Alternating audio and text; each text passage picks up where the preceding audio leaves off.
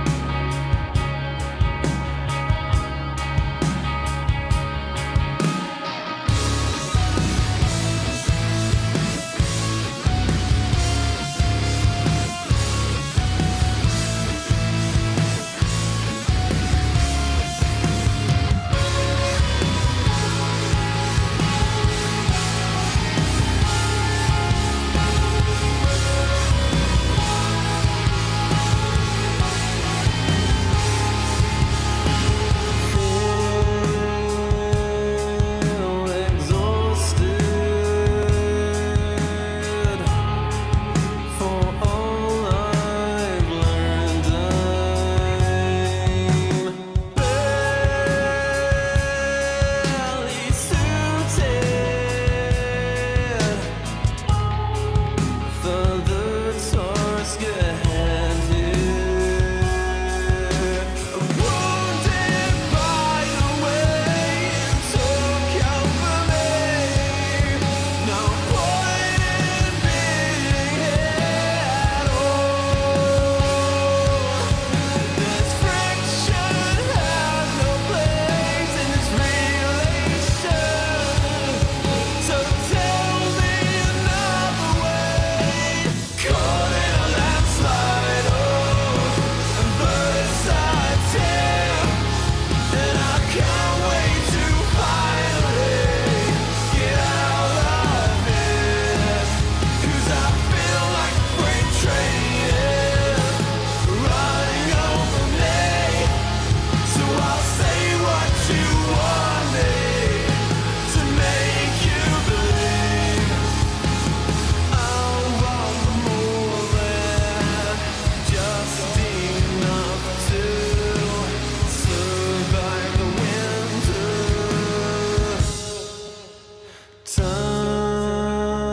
Time is elusive. Our days are getting shorter.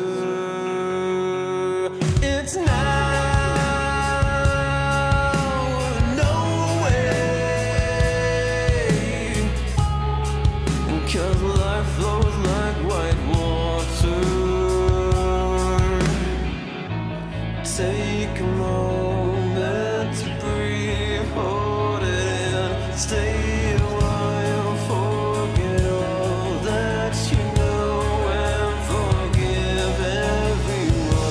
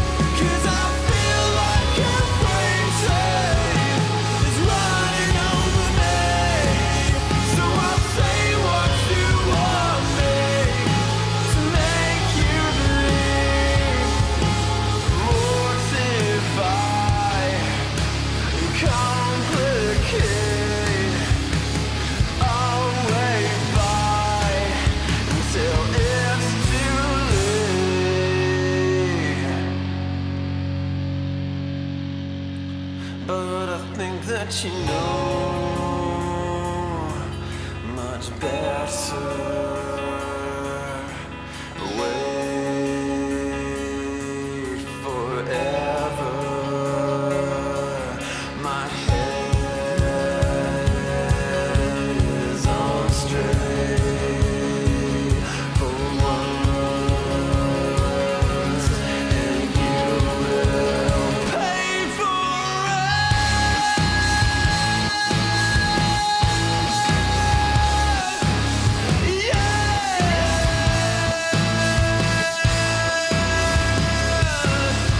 Caught in a landslide of first I take, and I can't wait to finally get out of here.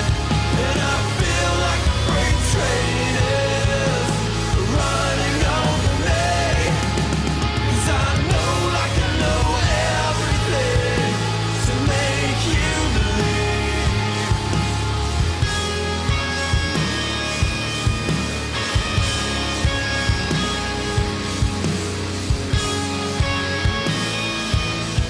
Take every piece of me, and don't be fine for a little while. Forget everything. You're making excuses.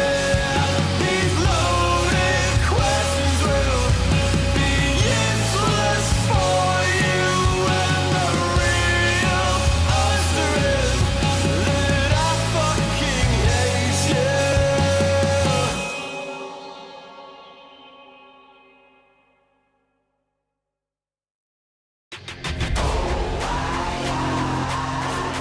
Never fall back.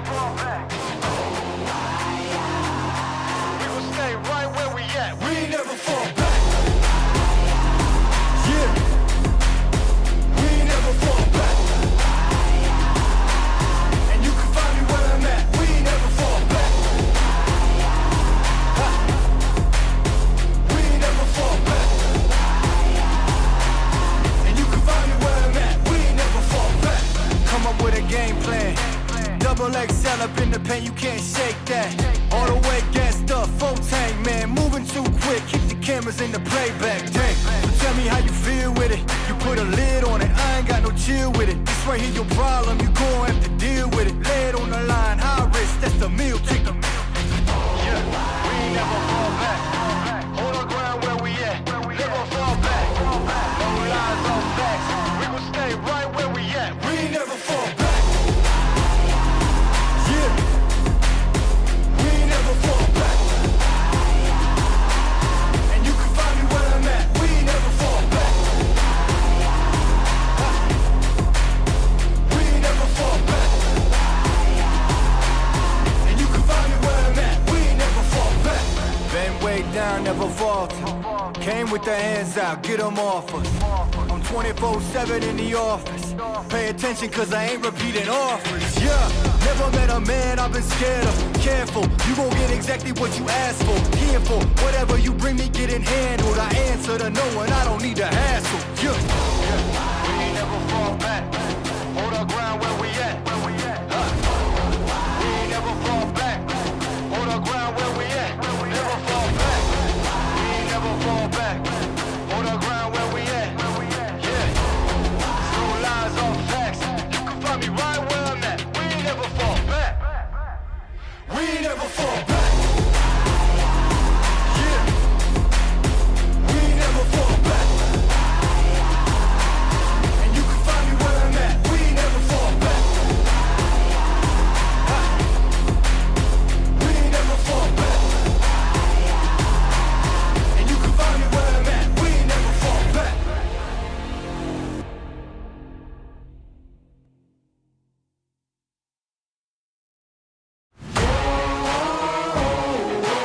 Man on a mission, I'ma get it. You know I be on a what? Yeah. You know I be on a what? Man on a mission, I'ma get it. You know I be on a what? Yeah. It's all hard, ain't no fear here. You ain't giving this, so all you steer clear. Never beat, I've been down and I reappear. You got some money on the line, you better put it here. Rolling in and doing that work. Check priorities, I'm doing that first. Checks big and I'm sure that hurts, but it's checkmate, we ain't selling short, know the work. Ain't nowhere to hide, you ain't gotta see me come and keep me on your mind, cause I be on the way. Yeah, you know I be on the way. Man on a mission, I'ma get it, you know I be on the way. Yeah, man we coming for them bags that they said I couldn't have, get the team. I got a vision for the things you ain't believe. And here's the motto, hard work, this over everything. It's that comeback. I'm calling plays, hit the pass, then the run back. Yeah, I'm far ahead and gotta run laps. But we ain't letting up, we never done that. Ain't nowhere to hide. You ain't gotta see me come and keep me on your mind, cause I be on the way. Yeah, you know I be on the way. I'ma get it, you know I be on the way. Yeah, I'm on the way. On the way. Yeah, on the way. I'm on the way. I'm on the way.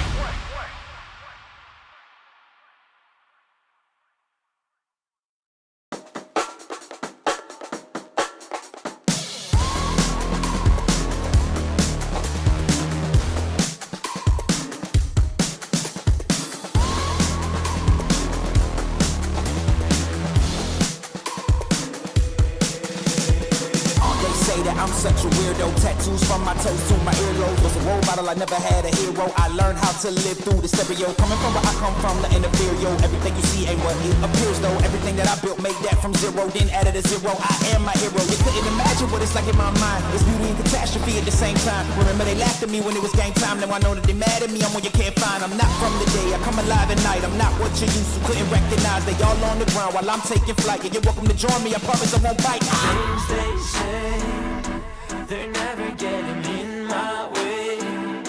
And even if I make mistakes, I will always see them through. Cause I don't wanna play your game. I had enough, I'm burning up so hot I just break your chain. You can never stop what's building up inside of me.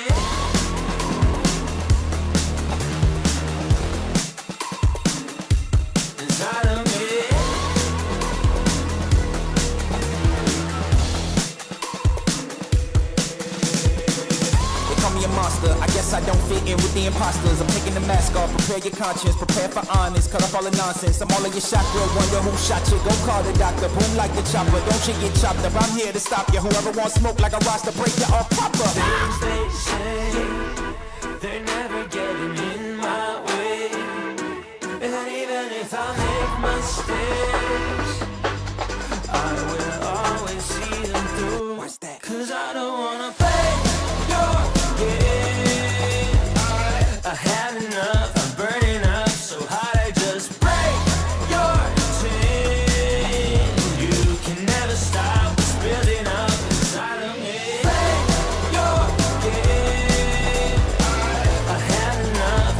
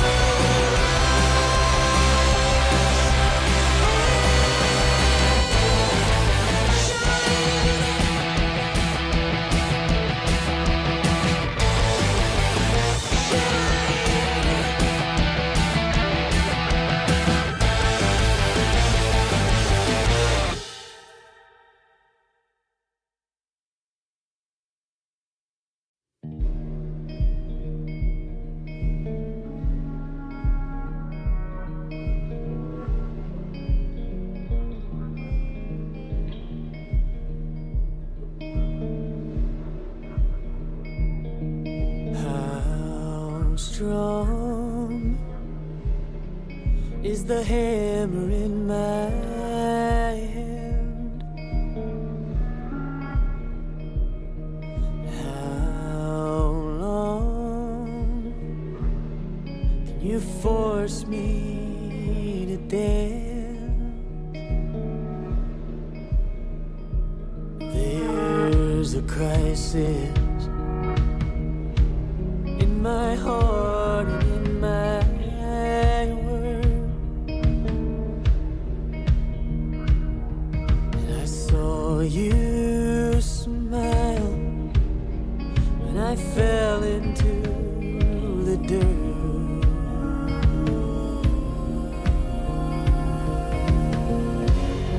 Oh, your fire,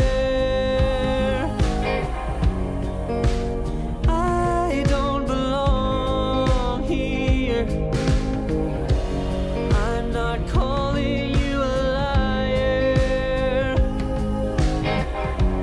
but I know you don't know me.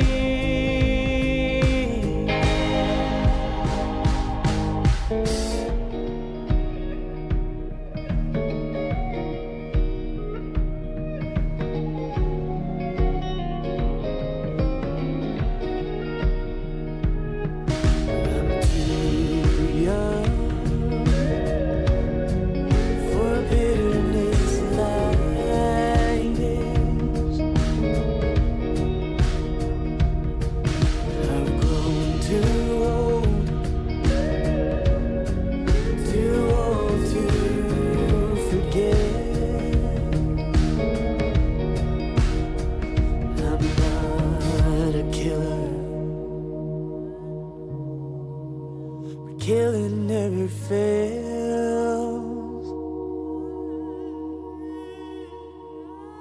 To a hammer, every problem's a goddamn nail.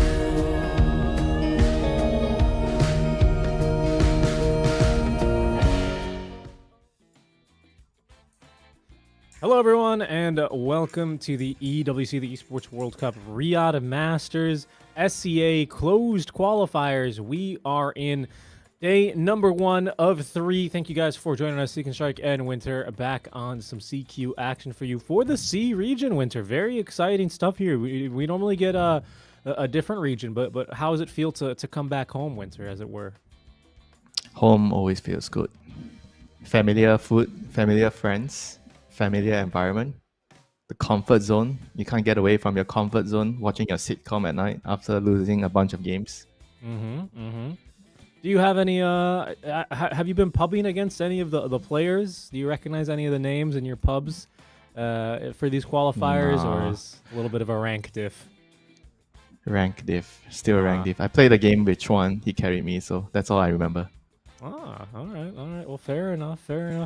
Well, I think first we're gonna take a look at our schedule for today, right? Just so we can get caught up and see what we have in store. Because we have, of course, 2 streams ongoing here, folks. We are going to be on bottom here for this stream. So if you're here for IHC versus Talon, you're in the right place. But if you're looking for the Blacklist Rivalry versus Bleed matchup, that one is going to be on a different channel. Now, we have a lot of channels live. That one's on EWC_Dota2_EN3. I believe we're on EN4, if I'm not mistaken. But that's going to be one heck of a game as well, so make sure you guys tune in for that. Following that, we go over to the Rambulan, while the newest Filipino team takes on Aurora. Probably the favorites overall, Winter. But we'll talk about that in just a moment. And then, of course, we have the lower bracket elimination matches at the end of the day. We have 4 hours between the start times, guys. And the way that ESL runs these, it's a not before. So we will not be starting before, well, 4 o'clock SGT. So make sure you guys check that out, and you've got everything set correctly.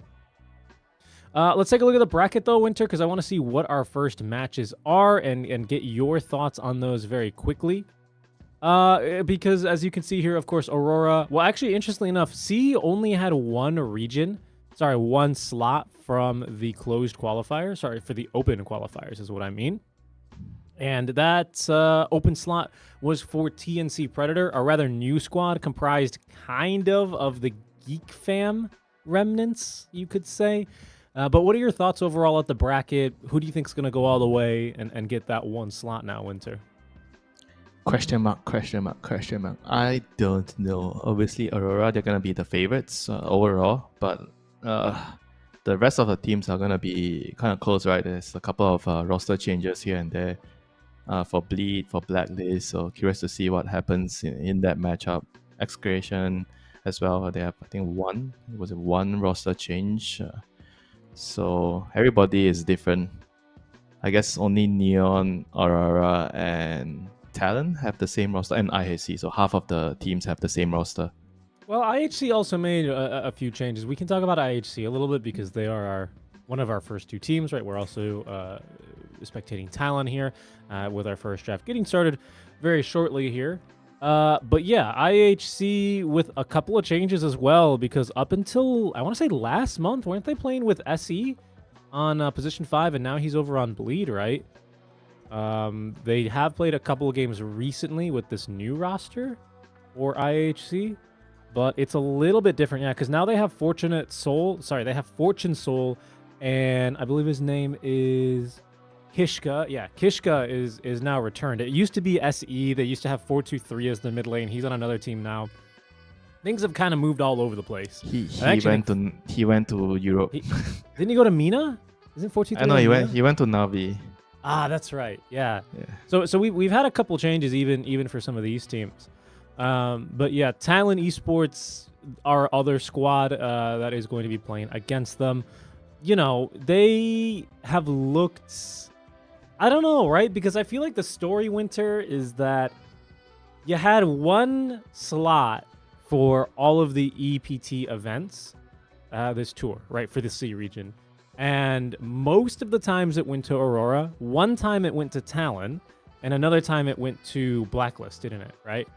And neither of the teams did too hot on LAN, which means that now there's only one slot, and you still have Aurora fighting for it.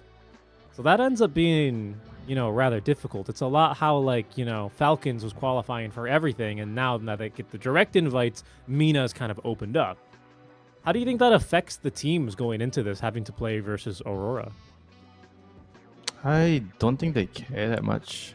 Aurora, they're not really in a very good state right now. If I'm one of the teams and I'm looking at their recent games, I feel like they're not that unstoppable juggernaut they were since last year. I guess even at the beginning of the year, they weren't really as good as last year. And I think the current patch right now, the new patch, doesn't really help them a lot, since their playstyle favors a lot on Jazz being like a huge driving force of the team. And right now, you kind of have to put a lot of prioritization on your mid laner. So I don't feel like they're on a very, very good patch at the moment. So I think they do have a pretty good chance of toppling the Giants, even though I still think that they are the favorites. Yeah, I see. Yeah, pretty big shakeup this patch, right? As we do jump into our very first draft of the day. Let's talk a little bit about this patch, Winter, right? It's going to be our first cast together on 736 now, Talon as it is. Esports, turn to ban. But before, you were always talking about Talon the 3 versus 3. Esports, We were to kind of ban. focused a little bit more about having cores to scale into, was kind of where we left Dire team 734 ban. off. How do you think things have adjusted here early on? Because I've heard a couple different, you know, theories personally, and I'm curious to hear yours. Remaining. Where's the meta stand now? I think the game, the way you 5 play the seconds game is remaining. similar to the previous patch, because they didn't really change much of the macro game stuff, the XP, the goal, and everything. They changed the glyphs, so it's easier to push high ground. So I think it incentivizes you to play more aggressive in the early game. But right now, because all the heroes got some changes, right? So it's very unclear what is going to be good moving forward. But right now, you have some kind of inkling about how teams are abusing certain hero combos together. I think namely yesterday I saw the game where you draft Warlock and Spirit Breaker on the same team, then you get Talon the Esports, XP, turn to ban. XP facet, and you just get level 6 on Warlock at minute 6 or minute 7. 10 seconds remaining. Yeah, because of the bull or the herd mentality or seconds something. remaining. Right, for the Yeah, you combine the Warlock XP facet with the herd mentality from Spirit Breaker, and you Talon you just Esports gotta turn bust to it. ban. level 6 Okay. support very early. And I want to get to these Dire bans, team but ban. let's come back to the mid discussion when that becomes relevant, because that's something you brought up that I don't know if we really focused that much on previously with 10 the mids. seconds So we'll come remaining. back to that, but first let's look at these first phase bans or first bans now for 5 both teams, seconds as remaining. it is IHC with what is it, 7th ban about to have 8th pick. Anything surprising here for you, Winter? Anything noteworthy, or are things as you kind of would have expected them to be? I am not very sure about what you're supposed to ban and pick early on, but I do feel like some heroes are definitely very useful at being open with drop. Like something like a Spirit Breaker, like I say, with the herd mentality helps the whole team a lot.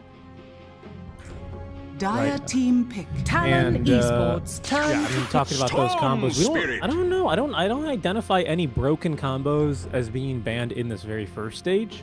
I have to say, I'm a little bit surprised on the ban to basically only DK is my biggest surprise. I think all the others have proven to be very 10 strong. seconds remaining. A lot of people's reactions upon DK's overall 5 nerfs, I would seconds say, he got remaining. nerfed pretty heavily, especially with the illusions no longer applying the debuffs, and the dragon doesn't level anymore. They removed the magic resist from the Ag Scepter. Dire team ban. I don't know. I'm just surprised he's a first phase ban. That's all. And he's really strong with the green dragon facet before. I mean, they kind of nerf it in the A patch. But still a very flexible hero. He can play in any lane, so it gives you a lot of advantage in the 10 draft seconds to open it. remaining. And we see Shaman here has a response to the Storm 5 Spirit. seconds remaining. Good hero to catch elusive hero like Storm Spirit, and you can kind of also save your team from the Dire Storm team Spirit back. initiations. Storm, a pretty snowball heavy hero now, right? His new innate, the what is it, galvanized something. I don't know all the names yet, but it gives you permanent regen and gives you a stack that you can lose upon death of increasing 10 mana seconds regen. remaining.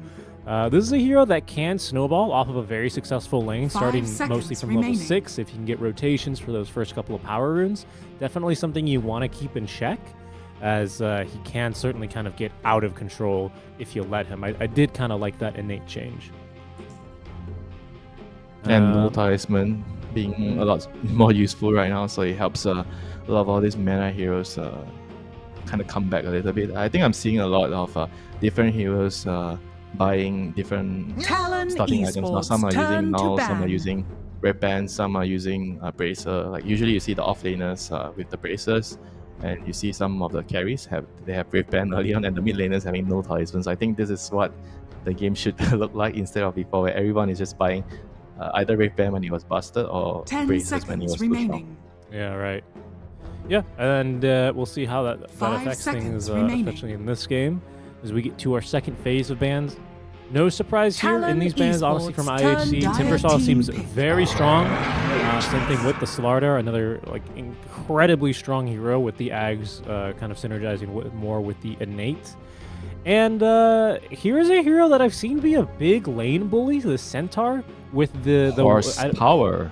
the 1 second facet. I don't know which 10 one it is, seconds left or remaining. right, but the 1 second facet can be really overwhelming depending 5 on the seconds lane. remaining. So I don't know how strong it is picked here when you don't know the lane yet, but that could be overwhelming. I mean, it's still good to always get the horsepower. I mean, the one that gives you move speed based on your strength. So you don't have to buy boost on this hero. So you just like stack braces in the early game with the blade mill, so it makes your early game a lot team better. pick. Even though they kind of nerf the HP regen, and they what was the other nerf? Was some cooldown or something.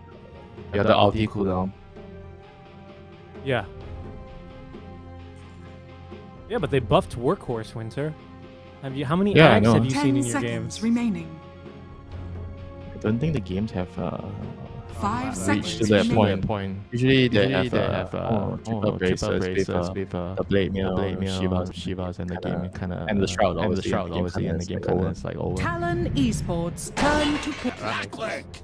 Wasn't really expecting that item to pop off too much.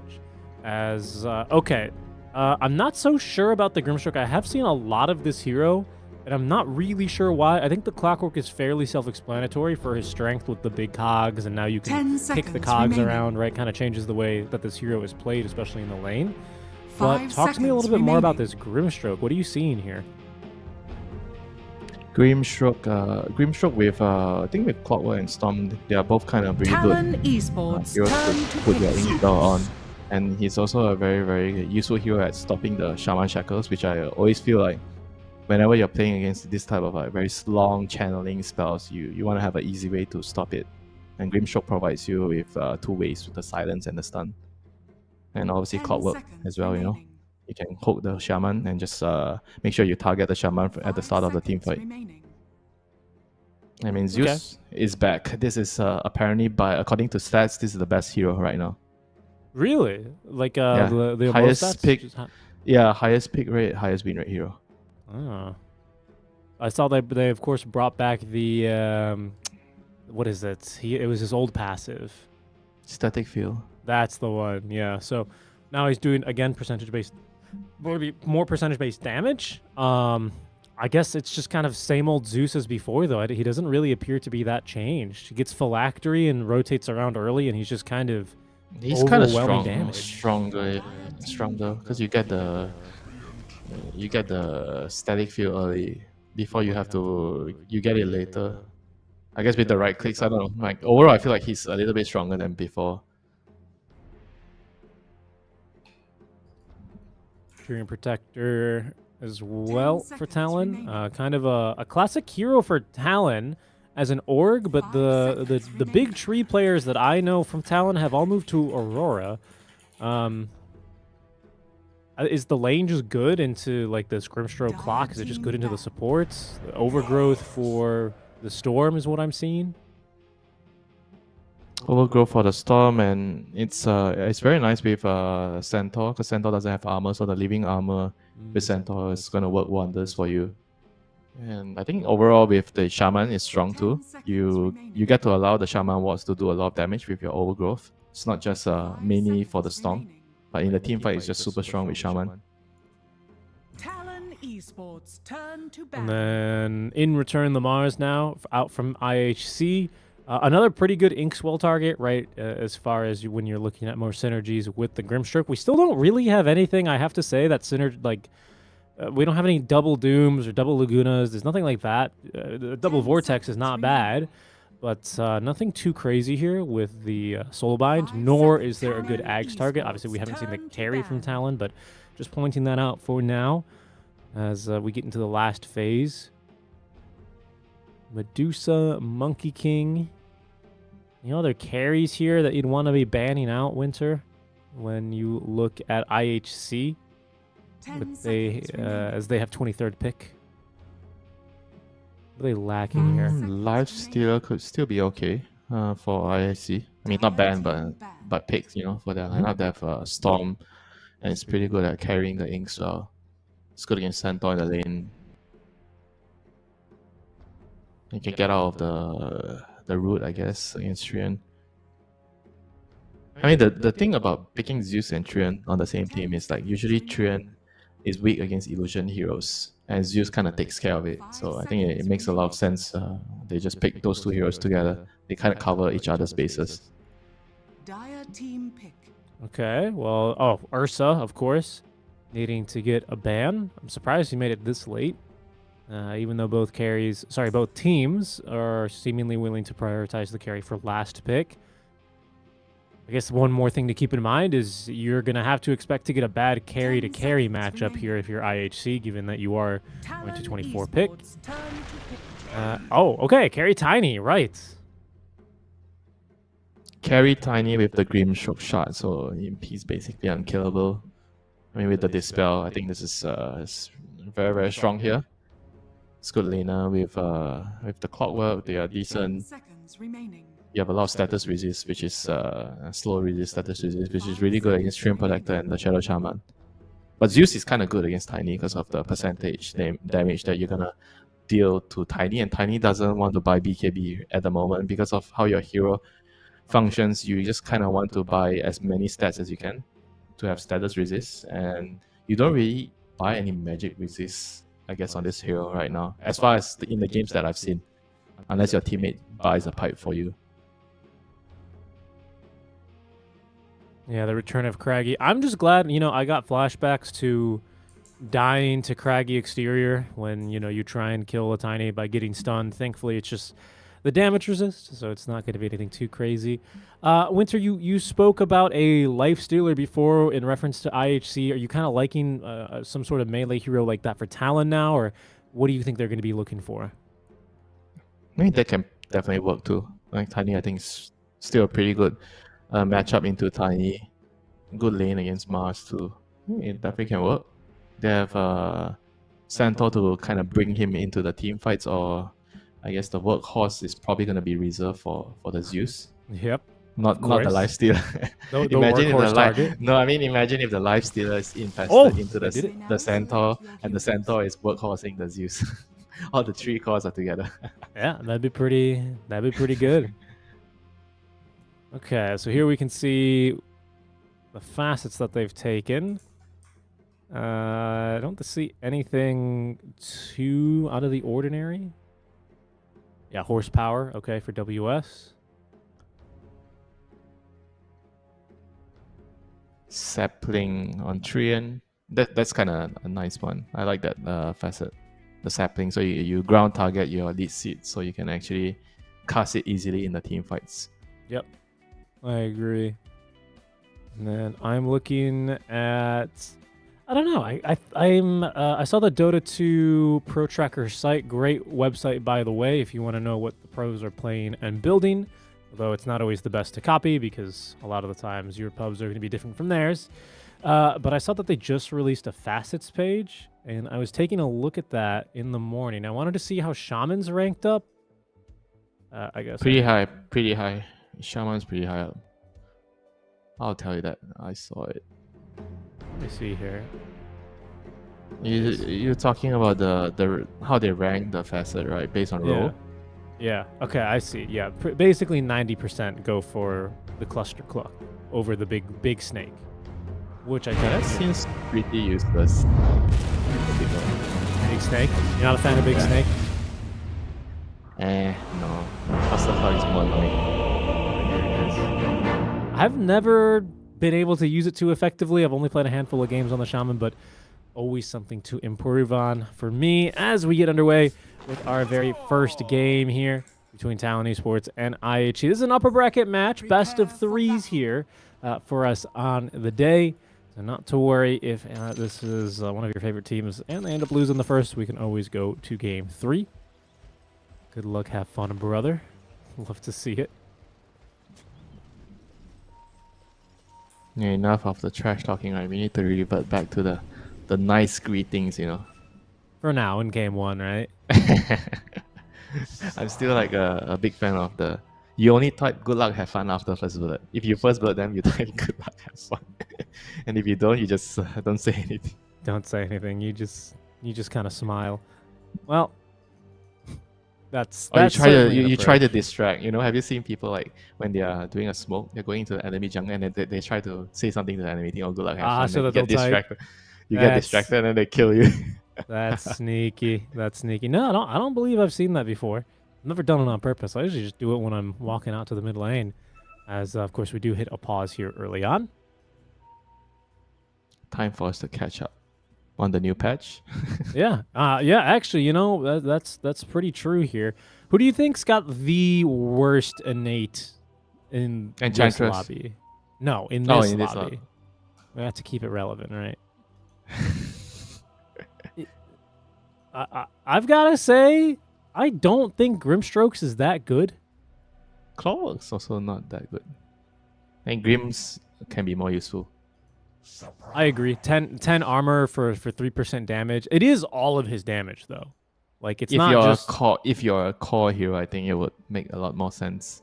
Well, I think even like a level 10 Clockwork with a Blade Mail, which isn't like a crazy amount of farm, you know, he still ends up getting something like But then you have 3.9. yeah, then you have to buy a blade meal on a support hero, right? I mean, if Yeah, you're okay. snowballing, sure, Oh, okay. your teammate's not gonna be too mad about it. But if the game is like a 50-50 contested game and you click on your support's queuing blade meal, you're gonna have some words to say about it. I have words. I see. Excuse me, sir. Would you please reconsider your item choice? Do you think Rawhide is any good?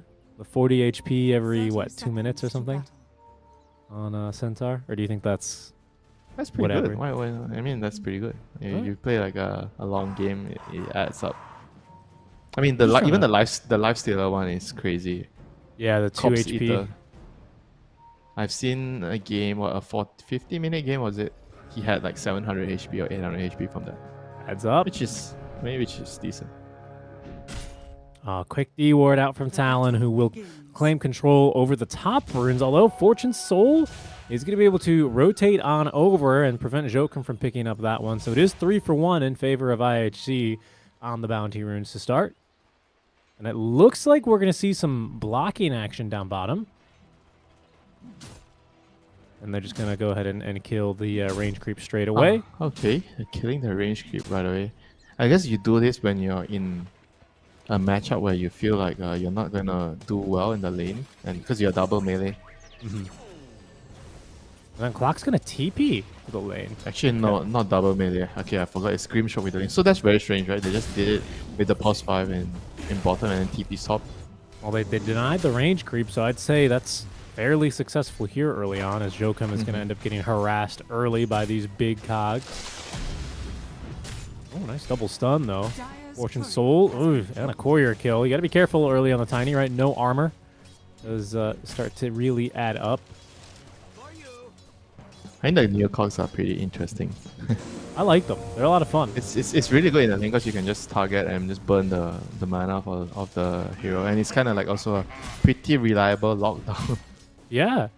No, it's tough because you can't, even if you get mana burned by one cog, you can't walk through it because the other cog will still hit you. So it's Yeah, and pretty bad.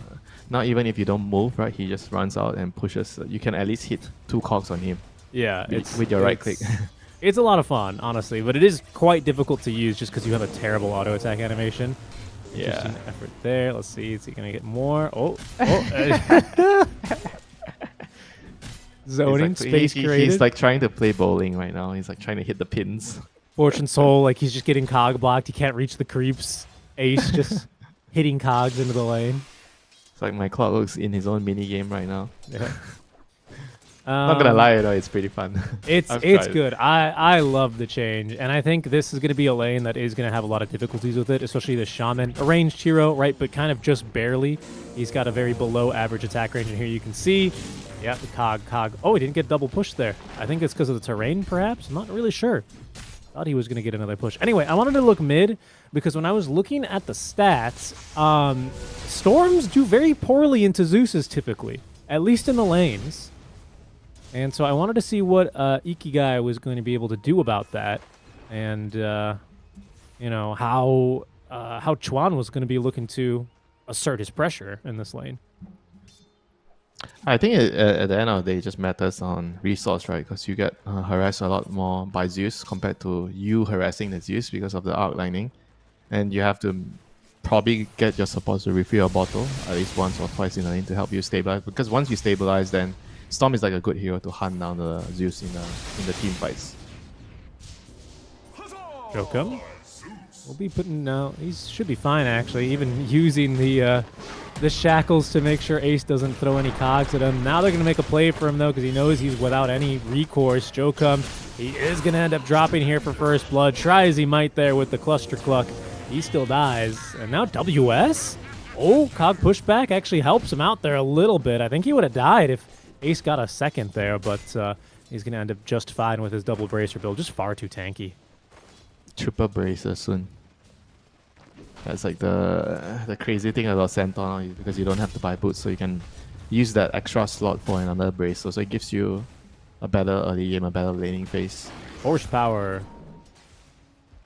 I think that's one of the coolest name for, in my opinion, in the new patch. Horsepower. Ponyo and Kishka kind of zoning each other away from assisting with the water rune fights. This is a big moment, though, right? I mean, you did get first blood top. However, like you were saying, Jokum, he TP'd mid to refill the bottle. He also stuck around just before the 4-minute power rune spawn. Sorry, the water rune spawns, and also denies Ikigai a refill. So big advantage now for Chuan in this lane, who can continue spamming away to his heart's content.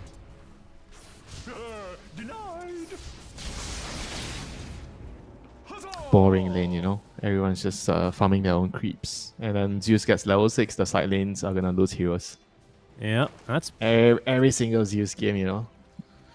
People are gonna die when Zeus gets level 6. It's so annoying to play against it. Sure, you can get a raindrop, but they can always play around it, right? Somebody just throws the spell, you break the raindrop, and then the Zeus ultis.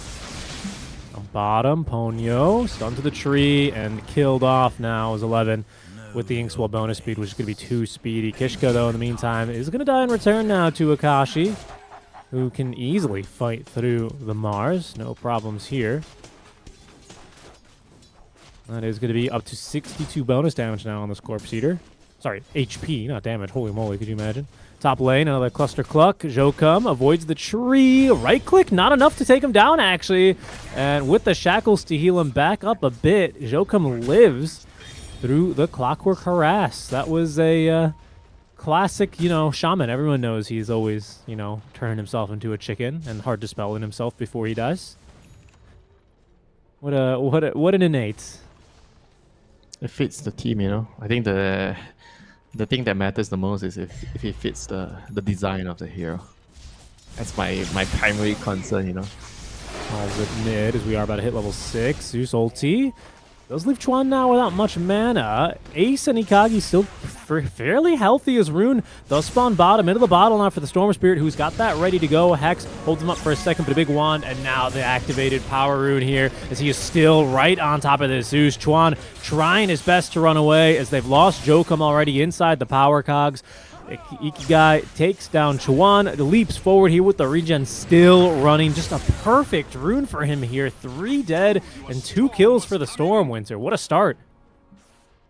What a start for the Storm. Like he was a little bit behind in terms of CS, but right now everything is just cancelled out, you know. He gets the kills, and now he's gonna get a lot of XP on top of it. And I think he's gonna try for a kill bottom too.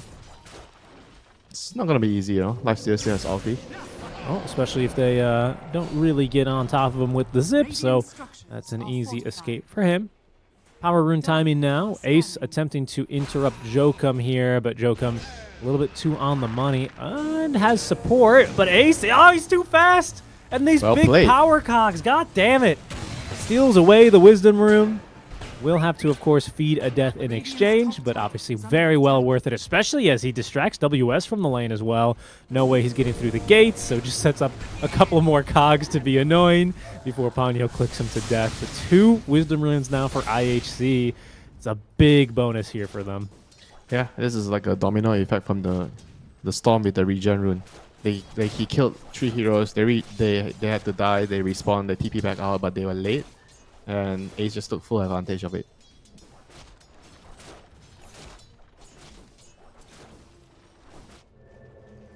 Bottle refill now for the Storm Spirit, as with that death, Ace is conveniently back actually in. maxing power cogs on Clockwork right now. So he's just gonna try to burn mana of the heroes right now in the team fights. That has been pretty common from what I've seen on Dota 2 Pro Tracker. Almost all the pro Clockworks, you know, people that have professional games on tickets, played TI, they almost always go for this build. A 1-3-1.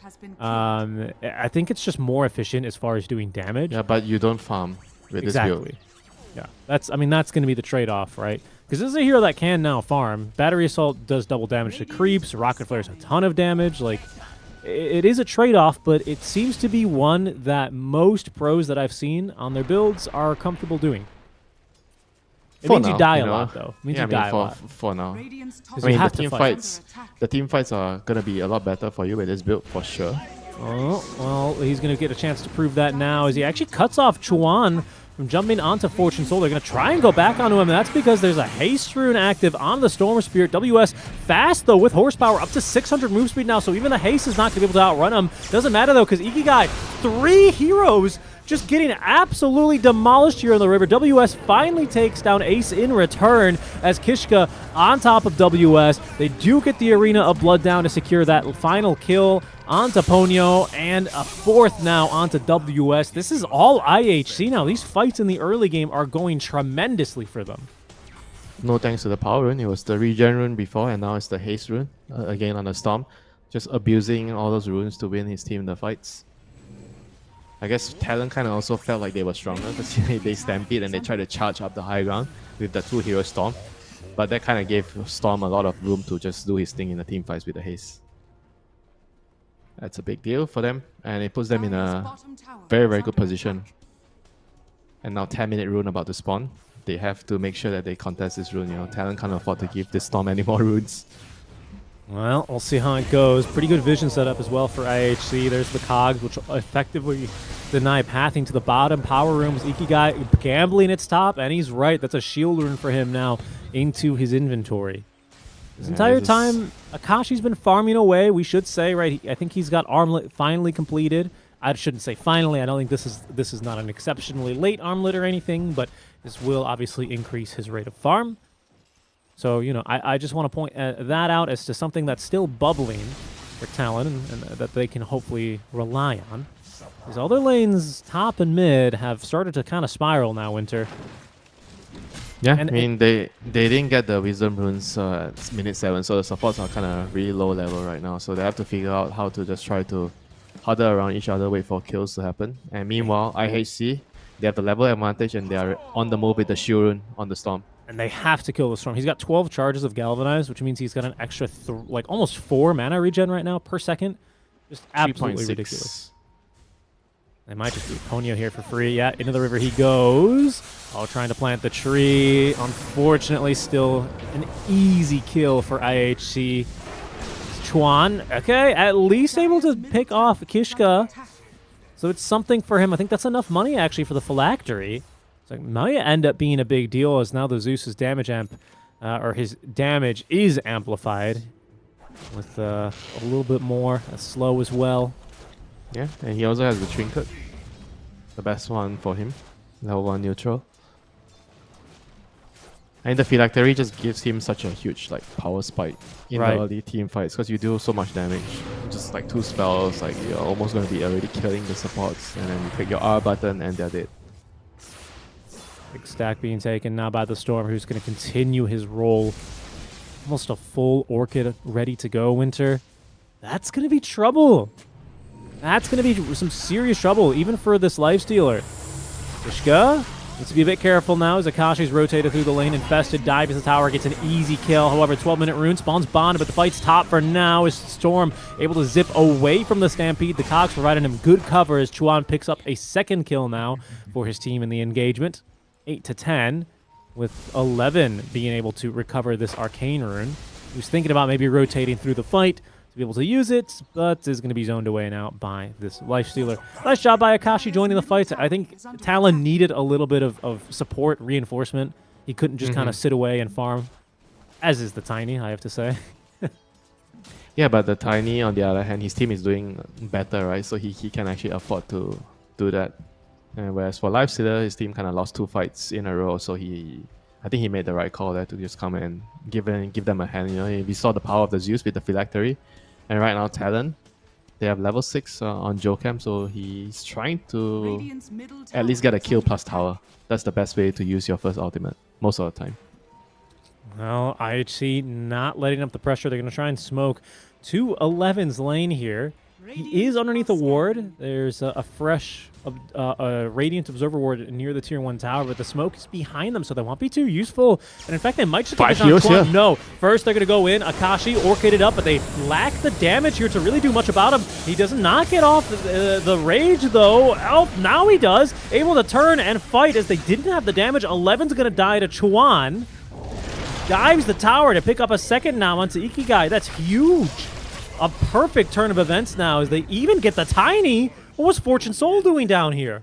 he came through the gate. He wanted to help his team take the fight. You know, I think they kind of were a little bit unlucky as well. They were not in the jungle at the same time. I think if Tiny he was already there a little bit faster, then I think the lifesteal would definitely not survive there. And that was like the huge difference maker. They couldn't burst Akashi, and he got his rage off, and that was it. After that, he invested into Ponyo on the Trian, and he just walked into the next fight. Had another round of spells, and if you don't kill him after all inning with your heroes like that, you're not winning the fights. Did you see? I couldn't tell, but it looked like that spear hit a cogs, right, and didn't actually pin him to the arena. So I don't know if he was taking damage from the urinal. I don't know if that really would have made the difference, but just a little small point of counter synergy between the two, right? Sometimes you see Clockwork as a counter to Mars for that reason. Mm-hmm. But either way, 14-minute power runes, both claimed by Talon. They win a big fight, get their cores involved, and they can rest a little bit easier now knowing that this game is not going to completely spiral out of control, but still the rune control has been overwhelmingly for IHC side, as there's a DD, well, an amplified damage rune in the bottle of the Storm. I mean, and Orchid is still going to be quite a scary item for every single Talon hero for a while. I mean, Yeah, but at the same time, without the Eternal Shroud, the Storm is going to be very easy to kill. Any stun or lockdown from the Shadow Shaman or the Centaur or even the Root, you know, from the Trian, the Storm is going to die to the Zeus. yeah, Pony has already picked up the shard, so he's got that Nature's Guy's Root ready to go. Able to sneak around the map here quite effectively. Plants that Observer Ward, I think, unseen. I don't know if Ace pinged it. I don't think they saw him, but they're going to see him now. Yeah. Now they'll see him. And they're going to rotate over to kill him. There's a Blink Dagger ready to go on the Mars. As hook shot in. Will kick things off now out from Ace. Ponyo trying to live a little bit longer. Plants himself a tree, but is going to find himself likely dead. I say likely because I'm surprised at the amount of healing Max Leech Seed is doing. Still not enough against 3 heroes, Winter. Okay. Ooh, amplified damage rune active. WS with the blink forward. They tried to juke him. Ikigai got a little too cute with it. He dies as a result. And that is going to be his tier 1 tower taken as well. Yeah, that is a very, very costly death for the Storm. I think he could have just zipped away instead of like doing a short one. I guess he just felt like he wouldn't die. But now he pays the price, loses the tower, and this is going to be very, very good for Talon. They are going to open up the map, and it's the Knight Roshan. I wonder if they're going to be considering going for the Rosh right now with the Shaman wards after they get the tower. Yeah, I mean, they've got the Deso now ready for Akashi, right? So they have that minus armor. They have the sustain on the Trinket Protector. No points in the living armor, by the way. So 3-4-0 build right now at level 8, with, of course, a point in the ultimate. Yeah, this is the pretty common build. I think it's just better to be able to max your 2 nukes so you're stronger in the team fights. You can push out waves. You're more useful. Hookshot's going to whiff. Ponyo tipped the Storm. I think he meant to tip the Clockwork. So a misclick on misclick action there. Yeah, how often do you see those, you know? A misclick on misclick action. Yeah, right. Misclick the... I guess he didn't really misclick the hookshot, did he? I might claim he did, but he just missed. As that's the tier 1 tower taken down. Mid lane, though, is there... Oh, a deep arena of blood behind the tier 1 tower where they've caught the Chuan and Zeus. Do they actually have enough damage from him? He's tanky. So tanky! The self-hex out from Jokum. They're going to turn, find the shackles, take down Ikigai. Akashi TPs to kill Kishka, and they defend the tier 1 tower and rebuke the dive against the Zeus. He's so tanky. It's so bullshit that a Zeus can tank a Mars Arena Inkswell Electric Vortex. Like 3 disables. With Orchid. He didn't cast any spells. He just tanked it. I mean, he had a illusion rune. Was it an illusion rune or was it the hex? No, he didn't have an illusion rune. They just didn't have enough damage for him to kill Ace in the triangle. He had an invis rune, but obviously that didn't help. They just used that for the regen. That's crazy. No, it was also the I guess it was the hex. The shaman hexed him to remove. Yeah, but the the shaman hexed debuff. him after the arena already ended. I don't know, how big of a difference that Yeah, made. yeah, it probably wouldn't. Yeah, okay, fine. I agree. The hex got him to safety faster, sure, but by then, I mean, you already got this life stealer on top of you. Like, that's not a one fight anymore from IHC. That's tough. Yeah, but that shows you like how deceptively tanky this hero is, right? He's like, oh, you think it's a Zeus, right? You catch him, you're gonna kill him no matter what. And now the guy, because of the build, he has so much HP, to close to 2k HP. Yeah, seriously. In the And jungle 11. here, they've caught 11. That might just be Roche, honestly. Without the arena to threaten even to contest, I don't really see IHC making a move towards the Roche pit. I mean, they are moving over with 4 heroes. We've got Ponyo up front, who is underneath a ward. Will be scouted now. Stampede, they want to try and find a jump in. As WS, he only blinks on the low messed up ground, the though. blink. Okay, but they still are in an overgrowth, holding back Double pull. 3, but not onto Ikigai, who jumps in. Ponyo's dead. Kishka is well taken down as Akashi's on top of Fortune Soul, running him out of the fight. I mean, it's just over for IHC already here. Chuan just how did they murders him. actually just lose the fight after the Centaur misclick his dagger onto the logo?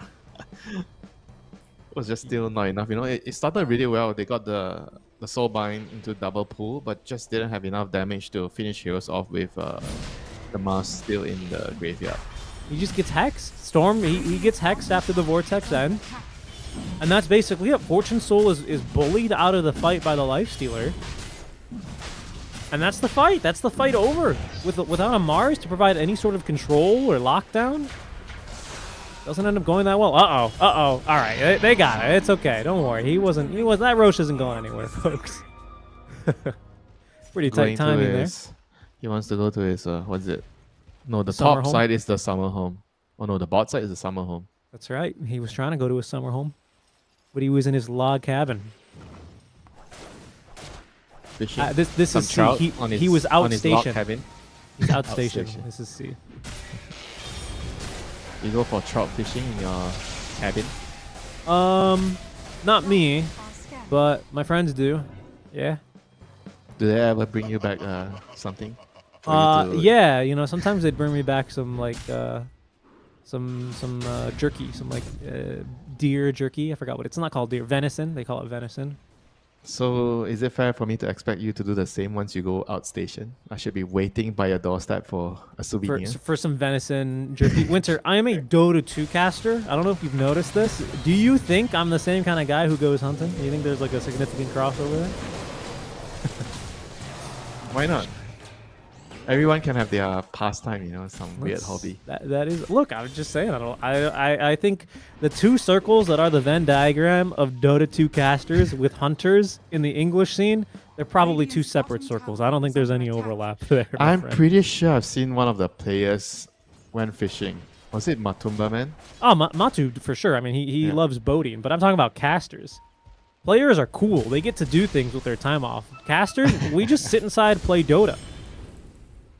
And we're not even that good at. We don't even win any money in winter. You know, that's the kind of the fucked up part. What is Ikigai doing here?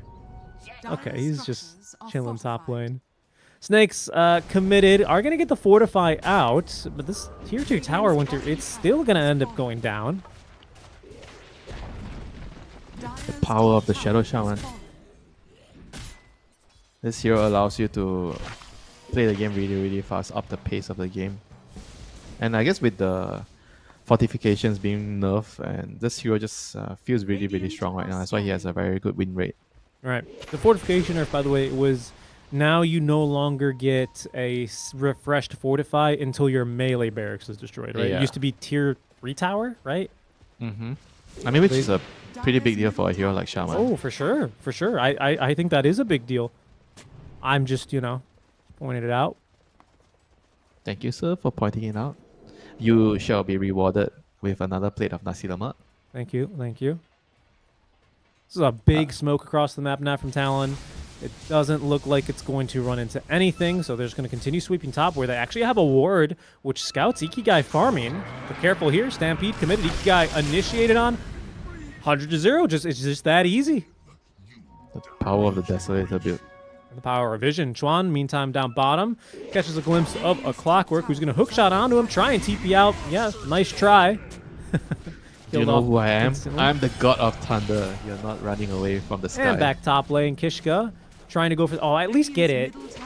At least get the. Okay, whatever. It expired. You're still gonna die, Kishka. I would have, I would have taken the ward with me. At least you get a little bit of golden experience, but a tough play there. Obviously, not wanting to feed any more deaths to the Lifestealer. He's already got 360 bonus HP, Winter. He's a big, meaty boy. Do you think it's OP for this Corpse Eater gaining HP? Did they nerf his strength gain in return? They must have, right? I can't imagine that they would have left. They would have left him at his normal strength gain on top of this. There is only one way to find out. Yeah, I'm checking the patch notes. They did not nerf his strength gain. They nerfed his damage. Yeah, they nerfed his damage, but they made him more tanky instead of. Yeah, I guess so. In the trading the damage for the Fortune Soul, he's going hunting and he sees Chuan, but can they really take him down? There's no Blink Dagger on this Tiny, so Chuan's going to be able to easily escape. And in fact, he's out for blood now. Pops the Amplify Damage Rune, scouts his man. BKB TP out from Fortune Soul is going to see him to safety. The Kishka, no way out for him because he's just TP'd down bottom. So Akashi still rewarded with a kill as his Aegis is 15 seconds to expiration. In the meantime, IHC doing whatever they can, starting to push the other lanes. Winter, how did this game end up so bad for IHC? Things were looking really great for them. Couple of bad fights. I think it started out really good with the runes. They got control of the first 3 runes, was it, with the storm, but then they made a dive to the Zeus in the mid lane with a smoke, and they couldn't kill him. They lost a couple of heroes. Actually, even before that, they lost a fight at top. They made a smoke move to top, and they lost that fight. I mean, it's the power of the Zeus, like this hero he didn't get runes, but he's still able to impact the game with getting kills with the Wrath, and he made a good rotation to help his team in the top side of the map. And that was still good enough, That's why this hero has such a high win rate. Rotation He's really, now. really strong. Talon, smoke breaks on the clockwork. Best outcome here for IHC. That is if everyone can get away, and it seems like now with everyone TPing back, that is going to be what happens. So minimal losses for IHC, who continue to push across on the other side of the map. But Talon not wanting to give up any pressure. You can see Chuan and WS immediately TPing down bottom, seeing if they can find anyone farming out too aggressively. But IHC, they might have read this. So they're going to smoke out of the base top as 4. They're not going to find anyone farming here, though. Talon, a little bit too disciplined to be playing this far away from each other. I mean, high ground wise, they have pretty decent high ground, I guess, with the toss back. But actually, you don't have dagger, so that's gonna be hard. Yep, that's what I was gonna say. You've got Arena for a spear back, potentially into toss. So I think there's still a combo there to execute. But I think it's hard. Talk to me a little bit about this carry Tiny, Winter. I'm not really seeing the impact of it. What's it supposed to be doing? What's the oh, hold on, he's been scouted. And there's a set vision here. The Dust, Ponyo trying to find him. But some nice footwork out from Fortune Soul. He's going to be able to evade capture this time. I mean, going back to your point, I think the carry Tiny does a couple of things. Like, firstly, he's really strong in the lane, and secondly, he doesn't have to usually buy BKB. But in this type of game, he feels like he needs to buy BKB, and you want to play like a really fast-paced game. I feel like with Tiny, with the early Shadow Blade, Echo Saber, you want to run around to get pickoffs, right? But because the game is going really bad for him, then he can't really go for those pickoffs that usually you want to do as Tiny, and he's just like farming. Right. It stacks, farming jungle with his shot. He'll die. Yeah, I was taking a look at that, and I actually think with Cluster Cluck, this is kind of hard. He doesn't really have like a good target to just 100 to 0, like casually, Like, because if you don't avalanche, you need to avalanche to stun, right, to lockdown. Otherwise, Joachim just hexes you and walks away. But if you don't save avalanche to hit him after, I guess you throw the tree. I don't know. It's been hard for him. He just hasn't, I don't think he's really connected to any of these fights. And yeah, and on top of that, he kind of doesn't have a good carry-to-carry matchup also against Lifestealer. Lifestealer is always going to be happy with this matchup, even the longer the game goes, right? Because you're going to have a lot of HP, so he does a lot of damage to you. Who had last pick in the draft? It was Lifestealer, right? It was Talon, I believe. Oh yeah, lifesteal. Yeah. I mean that makes sense. Do you think is that like an important thing for Tiny when you consider his tempo, his playstyle? Does he need a good carry to carry matchup? Because the way you described his playstyle, it Not sounded necessary. Right, I think yeah. if you're playing fast in the early game, you get pickups with your Shadow Blade reveal. I feel like even in a bad carry to carry matchup, you can slowly build up a lead and use the lead to deal with the bad matchup, right? Because usually Tiny doesn't need a lot to help your team. But in you this play game, more because tempo, you're saying. yeah, you play more tempo. But in this game, because of how badly the game became after the first 10 minutes, the first 10 minutes was great, for IHC. They got the runes, they got the wisdom runes, but after that, they took 2 bad fights in a row Radiant are into the scanning. Zeus, and they lost total control of the map. They lost the 14-minute wisdom rune, and the game just became really difficult for not Kishka. I mean for the Tiny, Fortune Soul. Fortune Soul. And shout outs to Talon, who have persevered through that really difficult stage. It's felt like ever since that phylactery went online, they've been playing a very different game. And now with vision from the ulti, they'll break their smoke with the kill onto Kishka. Looking for a second now onto Ace, who still has cogs. He's going to use hookshot in a defensive manner here to try and stun up Akashi, but there is just no running from this Lifestealer now. He's got a full Manta now, so he's not even scared of this silence. The tools that IHC have to get back into this game, Winter, I don't know. I mean, 11's got a BKB and a Deso. They have been farming. The BKB is ready for Fortune Soul. It's not impossible. It's just, it feels difficult. It feels very difficult here. You have to deal with the Lifestealer, you have to deal with the Zeus, and even like the Centaur is pretty strong, late game. He's got a shard too. With the shard, he does so much damage. Like BKB shard. I love getting BKB shard on Centaur, so that there's nothing stopping you from getting the double H stacks. He's so tanky now too. He's killing you. It's not just tanking, he's killing you because there's a slow and you're not running away from the shot spam from the double H. I'm trying to take a look here, right? So he gets 40 HP every 2 minutes. So he's gotten 40 by 15. So he's gotten 600 HP from Rawhide this game so far. So the rest is just normal Centaur things. And, the strength So of Eternal is Threat. that the strat? You draft Lifestealer and Centaur so everyone just becomes so tanky in a game? I mean, I guess, right? When you kind of have limited burst damage.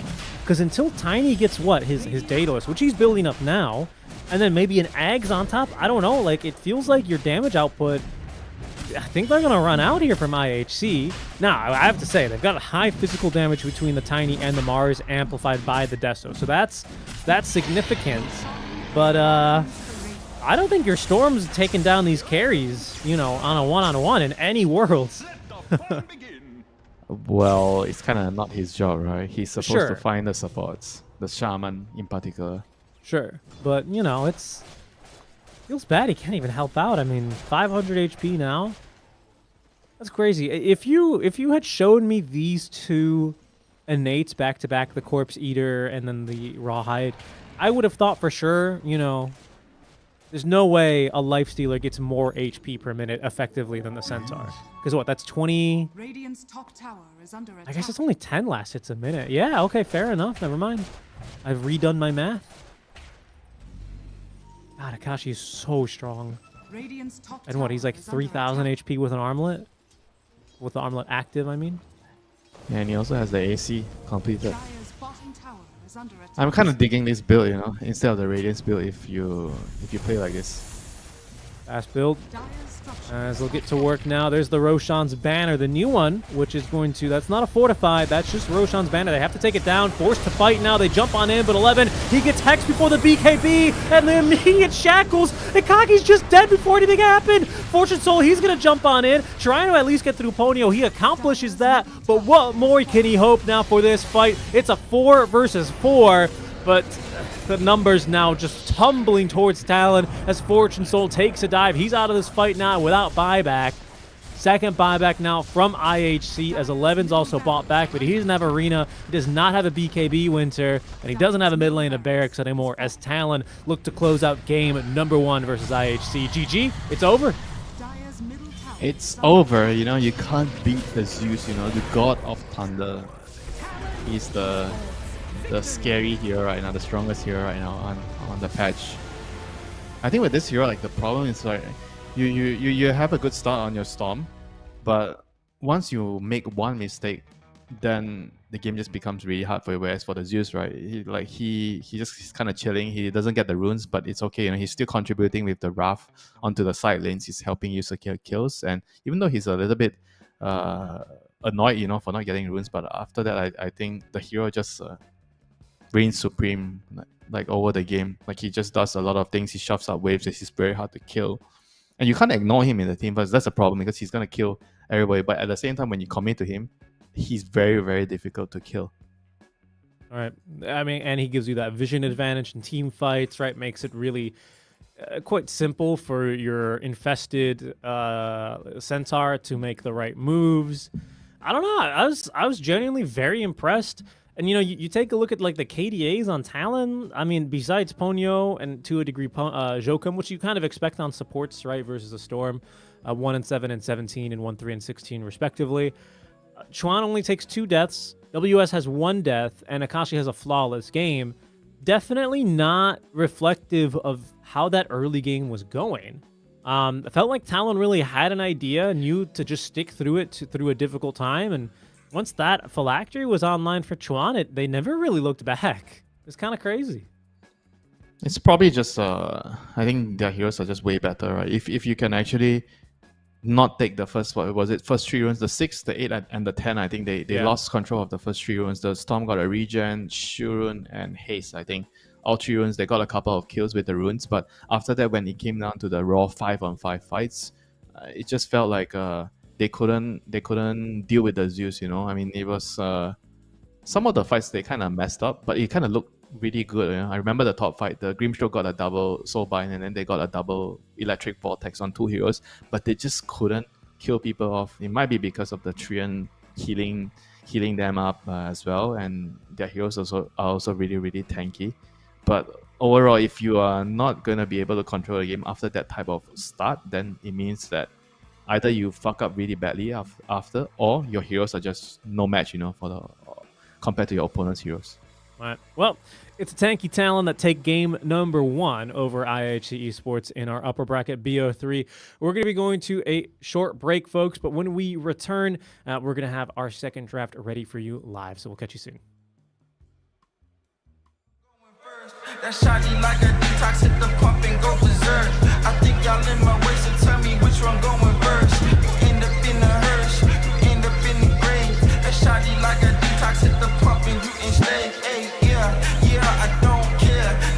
You might get found in the middle of nowhere. Yeah, that shotty like a detox, hit the pump and go berserk. I think y'all in my way, so tell me which one going first.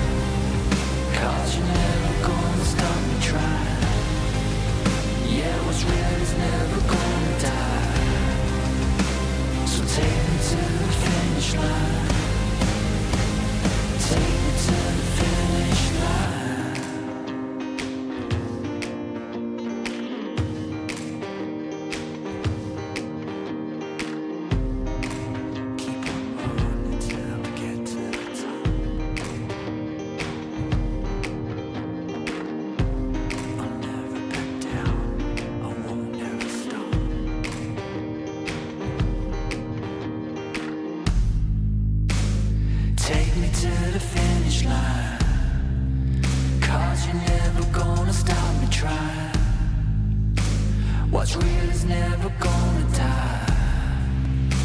So take me to the finish line. Take me to the finish line.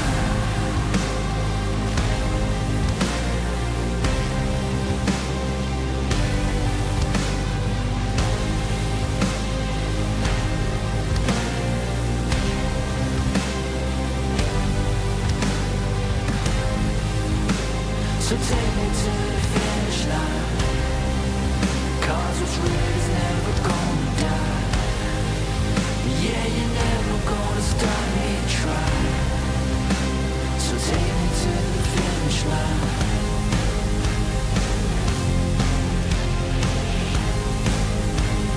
Take me to the finish line. Take me home.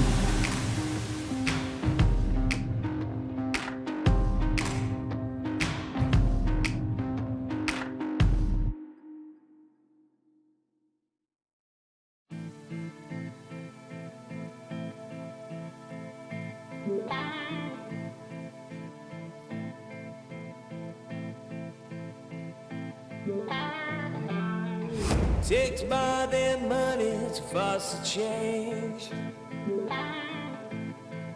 Takes by their time to heal the pain. Heartbreak will light the fire. Heartbreak will light the fire.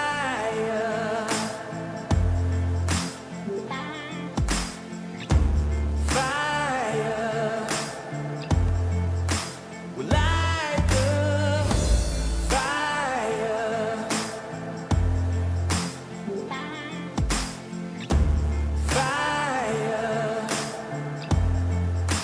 will light the fire.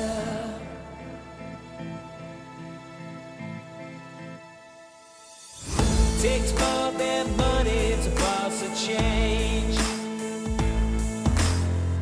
Takes more than time to heal pain.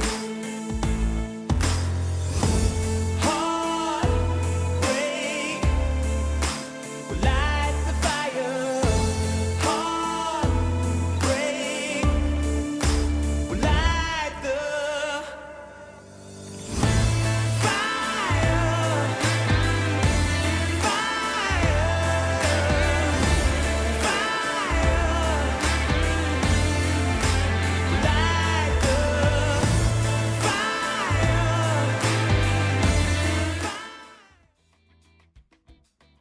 Hello, everyone, and welcome back to the Esports World Cup Riyadh Masters 2024 SCA closed qualifiers round number 1.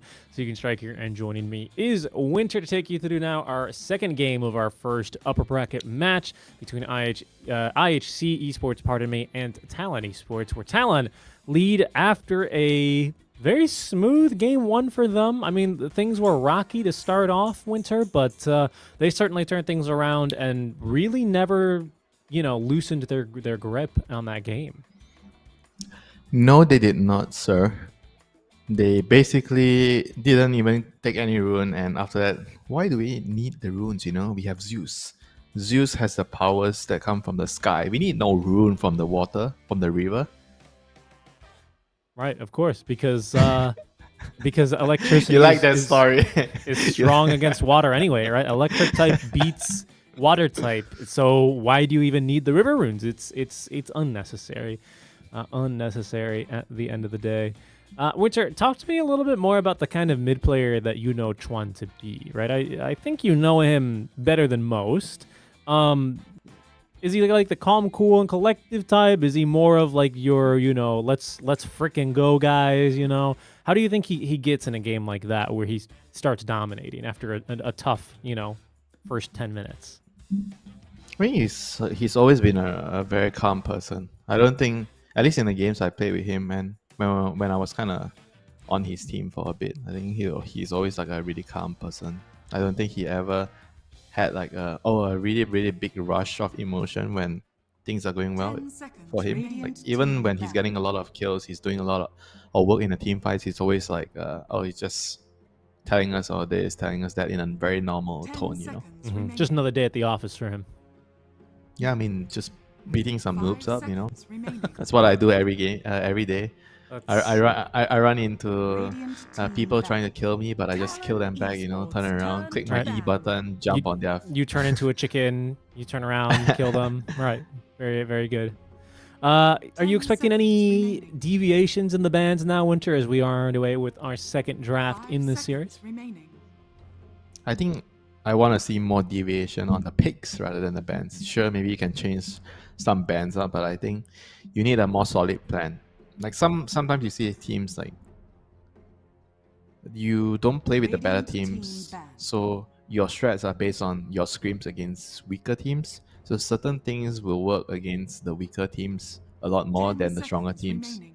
So you kind of have to adjust it on the fly when you're playing the 5 stronger teams. seconds Because if you don't get to scrim a lot against the better teams, then you wouldn't know, right, what would work and what wouldn't work. So you have to adjust and you have to figure out, okay, this clearly doesn't work against the stronger teams because they know how to do this, and this, and they are picking differently. So we have to try to broaden our hero pool and try to adjust certain things. You know, try not to go too all in, because the last draft from IHC, I felt like it was a little bit too much of an all-in draft where they Right. needed to do so well in the early game. You snowball so hard, and then it would only allow your lineup to be able to win the game. But if you Radiant don't team banned. have that momentum going on with you, they kind of had a little bit of it in the early game, but then they lost it, and after that they couldn't really regain 10 it. seconds remaining. Yeah, I'm wondering, like, you spoke about 5 scrims, and seconds I remaining. think before with our previous DPC system, the kind of quality of, or like the scrim pools, if we can call it that, the teams that would scrim each other and the teams that wouldn't, I think they were a little bit more clear to the outsider. Like, you know, you're probably in C, like your top 6 C teams were scrimming like all the time. I think like the middle between like Div 1 and 2 teams, like, you know, top 4 Div 1, sorry, bottom 4 Div 1, maybe top 3, top 4 Div 2 were scrimming. And then like anything else was a little bit of a crapshoot. But now that like Aurora is the only team that's consistently attending international events, yes, Talon have gone to 5 2. seconds remaining. Mostly you have like these smaller tournaments like the Relog series that had a couple here that Talon played in, and I believe they won. Even the latest one, if I'm not mistaken. IHC plays in those. There's a couple other, like, I do wonder what the scrim pools are. Like, it wouldn't surprise me very much if IHC were still scrimming Talon, to be honest. Because there's not Radiant much, team not really that many teams right now. Yeah, that's why you have to be like really flexible. Like the captain, you need to understand that you might not have a full idea on how well a certain strategy works, and you have to be really open to when it doesn't work. You have to be able to 10 seconds change things on the fly. You know, I think that's a very, very tough aspect for all these like tier 1.5 team, tier 2 teams to be able to learn. Because if you don't get a lot of the experience playing against the stronger teams, then it's very hard for you to develop this trait. Talon Esports. And last note here for IHC, this is the first time they've actually made it to the closed qualifiers level of any EPT event this year. They did get here by direct invite. I believe they were the 7th team to be direct invited, 7 out of 7. And obviously playing now versus Talon, certainly a tough seed here, but hey, only one slot, right, Winter? So you're going to have to beat 5 everyone seconds remaining. if you're going to make it to the main event. As we have our first bans now out of the way, IHC with a Storm ban, an earlier Timber ban, and Talon actually moving to ban out the Grimstroke, which is pretty interesting. Radiant team. They probably kind of feel like that's one of the heroes that would allow IHC's playstyle to work, because it's very, very potent with some of the heroes that are in the meta. Like any of the initiating heroes, I think work really well with Grimstroke, Centaur, Slada, Mars, And what else? Ursa, you know, these run at you heroes. Primal Beast, yeah. I think Grimstroke is 5 those seconds remaining. type of support hero where you won't really see him dominating a lot Radiant team in a pick. pub type of environment. But when it's at a team play game, like a high level game, then you see a lot of different combinations being used well. Then the hero becomes very scary. Yeah, I don't think Grimstroke's ever one of those heroes that necessarily on his 10 own is that seconds remaining. terrifying, like you say. I mean, I get that's the entire design behind the hero with an ulti such as Soulbind. But as you say, it's normally more of the combos that you can draft with it. I think the last time we saw this hero be really strong, didn't like Thompson play this guy like back when the Phantom's Embrace was stronger? He would like Phantom's Embrace E-Blade people, and then they would just like die to the Phantom. Am I crazy? Yeah, it was back then when I think it was the silence did more damage. Something like that. It was a lot more potent, I recall. But Talon Esports, yeah, I Talon agree. Okay, and a Spirit Breaker. There's another one of those run at you popular heroes. Warlock, come on. You think? Warlock. Are we gonna see the strat? It's legit. I tell you, it's Why are you so broken. convinced that it's such a broken strategy, Winter? Explain it to me. 10 seconds remaining. If you can get a support to level 6 at minute 7 before 5 picking up the Wisdom Rune, remaining. there's something wrong with it. And the Talon Warlock Esports didn't even get a turn. lot of kills in the lane, he just played the lane normally. Like, that doesn't sound right.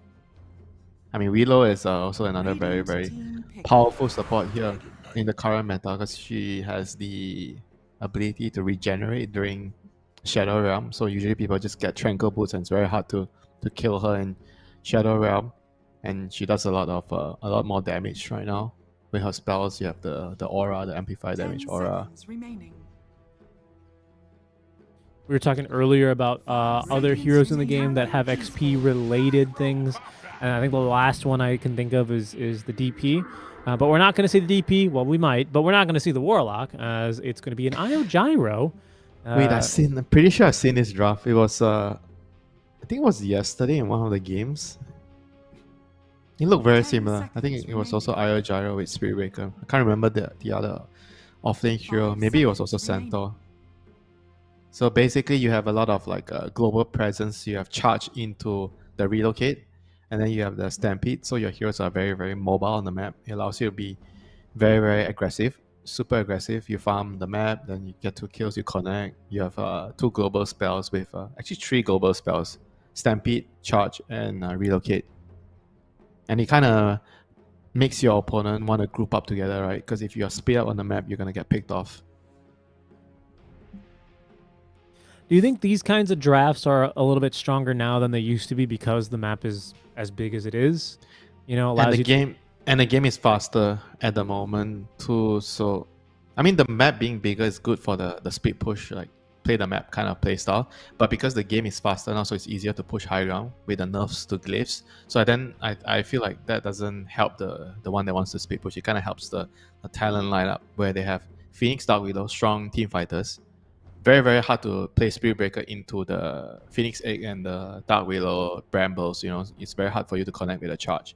And then on top of that, they have a Tower Sieger with the Talon DK Esports turn and Sunray purge. behind DK. It's a crazy thing, and you have to get through so much armor and so much heal. So what's the goal? Is this IHC lineup, are they playing more for like global pickoffs, or are they just trying to get into fights more Yeah, conveniently? they have to try to get into fights for sure. If you're not getting into fights, means you're just giving up your towers and the map. Then it will be not ideal for your lineup. I think at some point, if the Talon heroes hit a very, very strong 10 power spike, seconds remaining. then maybe you have to like dodge a little bit. But at the end of the day, after dodging, you have to figure out, okay, when is our timing? It's probably with the gyro, right? With the gyro timing, Mhm. you have to get enough items on the gyro so that the gyro can come to the fight with the IO and basically win the fight for you. But if you cannot actually accomplish that, then you're gonna lose your base, you know. Yeah. I mean, here it's probably still going to be. I think 10 almost seconds everyone I remaining. saw yesterday when I was doing some research was going for the poison dragon. I seconds don't know, remaining. corrosive dragon, whatever it's called. Yeah, corrosive dragon. And that's obviously going to really Talon aid the push a lot Esports more than the turn fire to dragon ban. would, for example, right? Which doesn't really cleave on towers or anything like that. So that is going to be significant. You know, you've got a good team fight, counter initiation, and the sustain, like you talked about, Winter. IHC, do you reckon that they just need to go in, you know, all in basically now for their fights? Pick, I mean, like the Zeus, 10 who I'm seconds surprised made it this remaining. far into the draft, but like a Zeus who either is global or 5 just able seconds to remaining. continuously assist in these early fights? Are you looking for a second carry kind of a mid? Second carry. Someone that can defend the towers, I think, and delay. Yeah, I'm thinking like something like a sniper actually. Ah, Hmm. he's- OD also seems Seems Esports okay against turn to DK, and you have the save for the X.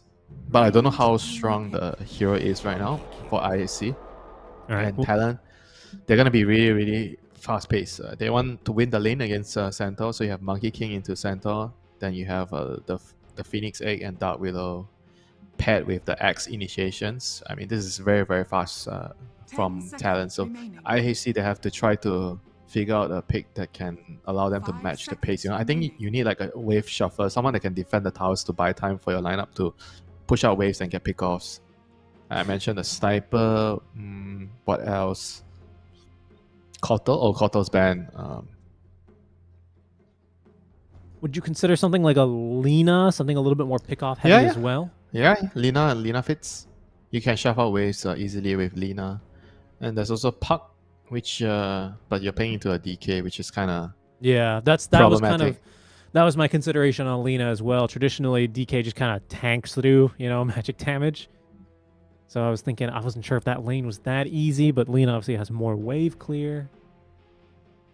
What else could you really consider? Alesh? I'm kind of thinking Bat Rider. Bat Rider mid. Oh, that's great. Your hero. Because Bat Rider kind of felt good against Call Bat against DK and Monkey. Feels good. But Spirit it is, so it is going to give them team fight. Kind of help them deal with the 5-man on Talon, but it's not going to be that strong in the early game. I feel against the DK. You can't really do much to DK until you get your Magnetize at level 6. But I think because you're going to lose your lane a little bit, the DK is going to get a little bit more denies. DK should get level 6 a little bit faster than you. Then your towers are going to get pressured, So I think the important thing right now for IHC is to try to get ES to a really good start, get his level 6 quickly, and the two supports need to really help him secure runes, help him kill the DK every time DK pops his dragon form to siege the tower. I think that's going to be really, really crucial for IHC. And for Talon, they're just playing very, very simple Dota. They have heroes that are really good in the lane, and they have a tower sieger, DK, and they have two supports that can play behind the DK. So everything is very simple. Do well in the lanes, you get dagger on your axe and DK, you initiate, you kill a hero, you take towers, and Monkey King is the best, so one of the best carries to be with this style of play, where he can always connect to the team fight. so some key changes here on talents. I just want to point them out. Sorry, not talents, facets. 11 is actually going for the Counter-Strike talent. It's facet, sorry. That's going to take some time to get used to. Compared to horsepower, which we saw last game. And I think it was Ponyo on the Phoenix. A lot of the Phoenixes kind of closer to 50-50, but it's closer to like 60-40 right now, according to Dota 2 Pro Tracker. Most of them prefer the Dying Light, which is the passive damage, right, and then an AoE. But he's actually gone for that the hotspot, which is going to be that sun ray heal at the end of the beam. This supports your theory, right, that you were kind of going on about. It's good with DK for sure. This facet. I think with the Centaur one you mentioned, he went for the Counter-Strike. Mm-hmm. You think that's just against the Monkey King kind of a thing? It does what, more damage? So it adds for every bit of damage you took in the last 6 seconds from enemy heroes, you add that damage up to your current level of damage of Double Edge. You add that to your next Double Edge, right? Does that make sense? Sounds confusing.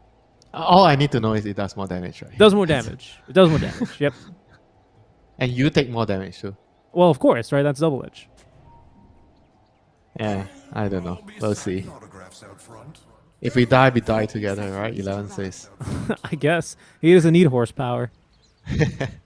So does that mean he's going to buy boots this game? Of course. Has to, right? Probably need at least the I swear I've armor. seen some players that get the horsepower and face boots together. Well, maybe if you still need armor, right? I think it can be good.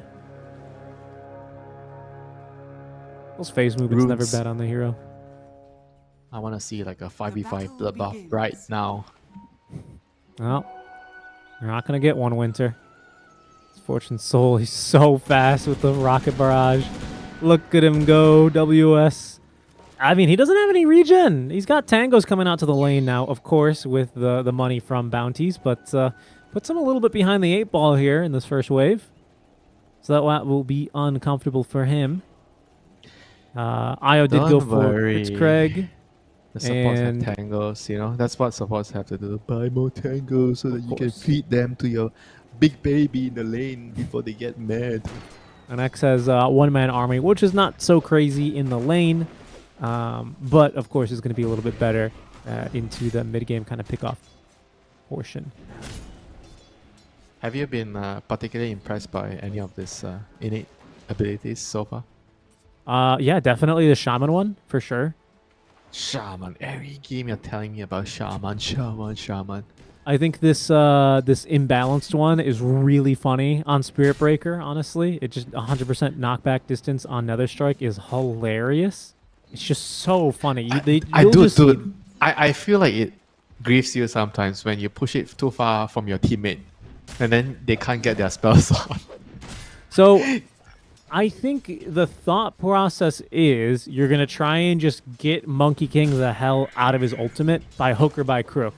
And really, in this game, I mean by Nether Strike or by Boulder Smash, right? You have two ways of Yeah, relocating him. but Monkey King has chosen the Wukong's Faithful, so he has Exactly. That's 3 seconds. So I don't know how successful that'll be, honestly. But I believe, Winter, that is the thought process behind it.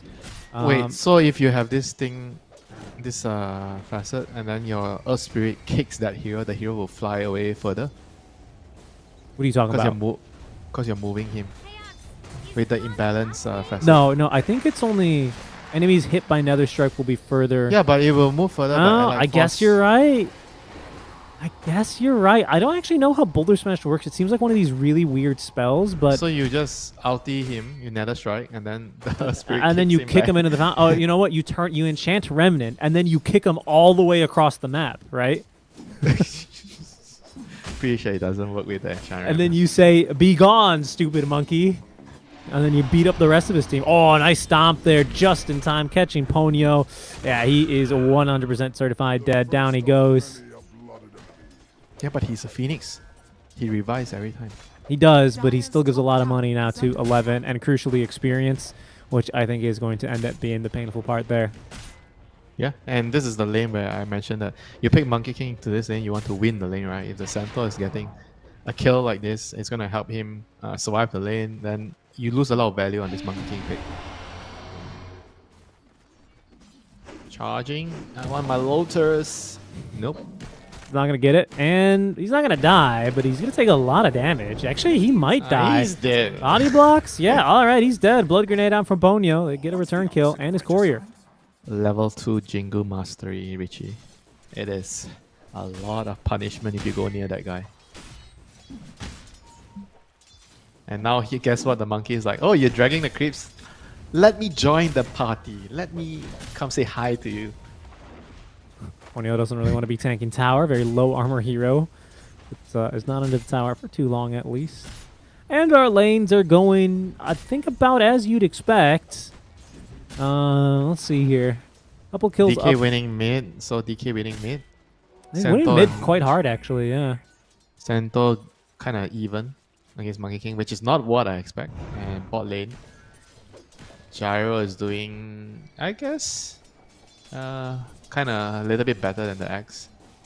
I didn't see when Chuan got his first points in Dragon Tail. I assume it was somewhat early, maybe like third or second point. Because he's got a lot of denies. Earth Spirit basically just last hits off of Boulder Smash, to be honest. It's just so much damage against creeps I as mean, well. Earth Spirit is not a good laner, I'll tell you that much. You're just waiting for level 3, so you have the level 3 Boulder Smash that can one-shot the range creep. Yeah. But before that, life kind of sucks for you in the lane. Yeah, he's kind of just getting his ass beat, honestly. 2-1-2 build on the DK as well, so he's got that Breathe Fire debuff. DK And has more armor than you, more regen than you, more base damage than you, and he's got more Riz. not to account the Breathe Fire reducing your damage. More race? Okay. Yeah, for sure. Especially with the anime skin. Come on, man. You know that. He might dive his tower. No, he's not going to dive his tower. Chuan's not that crazy. Not today. What's going on? Kishka gets the dive away. What is Akashi doing all the way over here? Excuse me? Akashi, you already... He's looking for some venison meat. He That's what he was doing. He got dragged like he had creep aggro or something like that. Level 2 Spirit Breaker dragging the wave all the way to the mid lane behind this tier 1 tower, pardon. but he will eventually succeed in his quest of pulling the wave, escaping the wave. Does leave Ponyo mid, and Kishka basically a full level behind, honestly. I mean, what can you do? Double melee lane against Phoenix, like Fire Spirits, you can't trade, and there's a Monkey King on the lane. I think this is as good as the lane can get for him. I mean, ideally you want to get a little bit more, but I think getting level 3 at 6 minutes is more than you can ask for, you know, on this lane. Oh, 6 minutes time now, Winter, and it's time to contest for the first power runes. Jokum gets a big old stack as Ikagi is just going to have to kind of back out of this one very early. So the Illusion Rune onto at least only the Phoenix, but they go dive underneath the tower now. Ikagi going for the TP out. Dragon Tail on cooldown for 10 seconds, so he is safely away. As WS taking a stroll towards the mid lane. He might end up dying for this one. Now he is level 5, gets the call off, has rotations from Chuan towards the mid lane, which is going to be sufficient to scare away Fortune Soul and the Wisp. Oh, they want to keep the siege alive. Nice. Yeah, and Chuan, I mean, with the illusions especially, they might get this tower, Winter. I don't know. That fortify, now it's going to boot him away. I mean, eventually they're going to get it. Like, with his next Dragon form, they're probably going to get it. And now with no Talisman, Bracer, Dragon Knight has everything he needs. Yeah, you have mana regen, you have HP regen. 7-minute point. Good Icarus dive, Ponyo. Tip him! He's going to die, but it's deserves the tip. well worth it there. Jokum is able to just casually stroll into the dire side and collect his Wisdom Rune, so, you know, it's still 1 for 1, unfortunately. So maybe in retrospect, you know, not the best play he could have made there, but it was really cool. What do you mean 1 for 1? They got both runes. Oh, they did get both runes. I'm looking at the wrong side. My bad. Don't worry. That's why they pay me here to correct you. Why he gets paid? Sure. I don't even get money. I get paid in winter exposure. I get paid in winter bucks. No, you get paid in X amount of nasi lemaks. Yeah, that's true. I get nasi lemaks. Sometimes, if I do a really good job, it's not even biasa, but usually it is.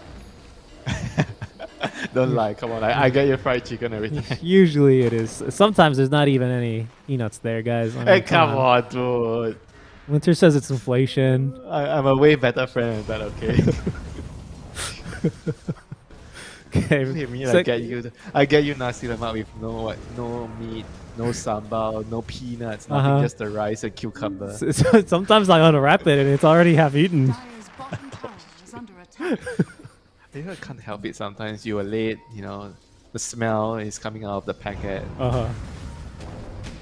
You're hungry. And Spirit, he finds a DK. He's hungry. He's hungry, but I think he's going to be the one doing the feeding. Okay, good interrupt onto Ponyo. Prevents that. That's really only a level 1 Sunray from doing much.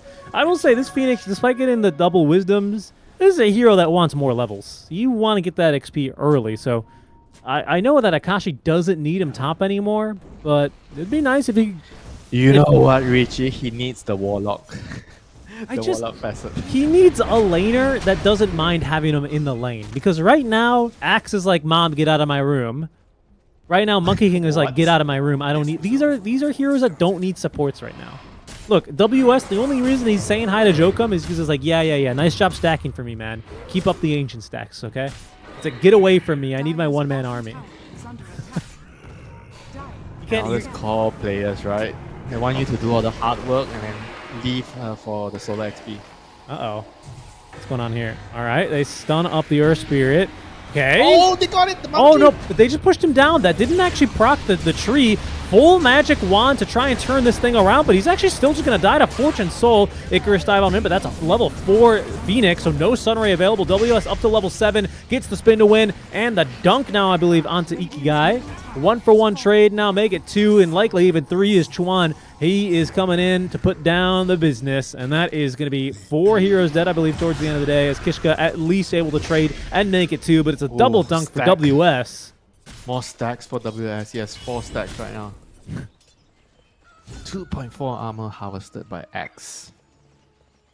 I mean, it looked like it was going to be like a one fight for IHC, you know, with the Magnetize just spreading the damage, killing everybody, but just couldn't do enough to kill all this tanky X and DK, you know. They just had enough to survive, enough regen and magic resist from the occult bracelet on Axe just gave him enough to survive. And I mean, look, now with this armor, he's just gonna freaking finish farming this big old Yeah, stack. yeah, Richie. I'm sure it's because of that 2 armor. 2.4 armor, Winter. Everyone like go a- on it's Axe. like an Axe- dude, it's I'm like an trying, Axe. but he's taking literally no damage. It's like an extra ring of protection for now. I mean, he's gonna be big. He's gonna be really, really big. And unfortunately, he does die in that last fight, Winter. But he's got his Crystallis online, so he's kind of punching slightly Yeah, above what his weight damage? class. What damage? 2.4 extra armor means it's no different. That's true. Yeah, against the 2.4 armor, that's not gonna be doing much of anything at all. Now the talent supports are up to level 6. Ace is just shy of level 6 himself, as is Kishka. So at least the IHC supports, despite losing out on the Wisdom Rune experience, they're getting close. But Chuan's going to be able to get even closer to his enemies now because he's about to show off his brand new Blink Dagger. Winter, let's see how that goes for him. Jump on in. Monkey King coming in to assist with the stun. No way out for 11 as Kishka TP's right into a Bramble. 10% additional spell up now as he gets a decent charge on through and will be able to get it outside the Wukong's command. Even the ulti as they're going to look to turn. Ikigai and Fortune Soul joining the fray. It's on a relocate though, so they need to make sure they get this kill fast, and they will. So Kishka kicking things off there ends up really getting a major assist, honestly. That's Akashi's second death, if I'm not mistaken. Yeah, he's playing quite aggressively, I have to say. As you should on a Monkey King. If you don't want to play aggressive on a Monkey King, please do not pick Monkey King. Fair enough. Fair enough.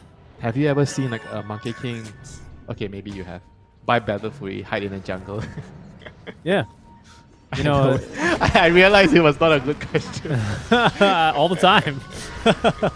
Kishka is going to be having probably gone a bit deep here. It's still only a level 1 Sunray, so he's just fine at the end of the day. I think, like, you know, I get what you mean, though. You know, those Monkey Kings that play a little bit like that. I think You know, they should change their name to Jungle King, not Monkey King. I was gonna. They can change it to Zoo King because it's like the monkeys you see in the zoo who kind of just sit there and don't do anything. Well, I'm not gonna go that far, you know. They just want to farm and eat all the creeps, you know. Eat It's like bananas. Journey to the West instead of, you know, him becoming the hero. He just goes to McDonald's, Dire's top tower you know, is to under eat. attack. The joke is that he eats. Which is so. Radiant's bottom tower He's going to get the aid of the Stampede. Kishka nearby, as is 11, so they're thinking about counter-initiating here. They've got a Blink Dagger on this Centaur. In fact, they got all the heroes here. There's the vision they were looking for onto the Monkey King. They don't have the catch, though. WS threatening to go back in. Only has a Blade Mail. No blink for the counter-initiation this early. So it's just a lot to do about nothing here with all 10 heroes just running around and waving their hands at each other. Top lane. Yeah, then they're not gonna give away their territory just for free, you know. Talon wants to fight for every bit of real Radiant's estate bottom on this tower map, you is know. under They're not just showing up to my tower, taking my tower, farming my jungle. No. I like that type of mentality. You don't just let people walk in and take your farm. Right. You run around and be angry in their face about it as Chuan takes the tower down bottom. No, it's not about being angry, you know, it's about stomping your authority. This is my home, this is my garden. You're not taking my cabbage. Ponyo. Top lane, he's in for some trouble and killed off 100-0. It just gets Yeah, jumped. you can have that egg, you know. It's fine, you know. That egg is whatever. Position They'll 5. even give it for free. Winter always makes me pay $250 whenever I get an egg from him. Tower is under attack. I do not do that. I do not recall. Maybe you're thinking of the wrong guy. I am Different Talor. person. $250. You know, I get the kampong ones, Dire's top the nicer tower ones, has fallen. most of the time. They taste a lot better. They come in a different colored tray. I didn't realize the trays were different because my wife would buy them, and I was like, "Oh, these eggs, they taste so good," you know. Then she will give me a look. Did you not see the color of the tray? It's a different color. It's the nicer egg. That's why it tastes better. Let's see. Like, how would I know? You know, it comes in a different color. Somewhat of a slow early game, but now the items are online. The Blink Dagger, the Spirit Vessel, the Blade Mail for Axe, and now, of course, his own Blink is going to be finished up right after this. This will, I mean, it's not like it's been an incredibly slow game, but 6-7, now 15 minutes in. It's only Who's a going 2K to net find worth lead. who, Richie? They're going to find something here. Well, I think Talon are going to end up finding IHC because this IHC smoke is already about halfway exhausted.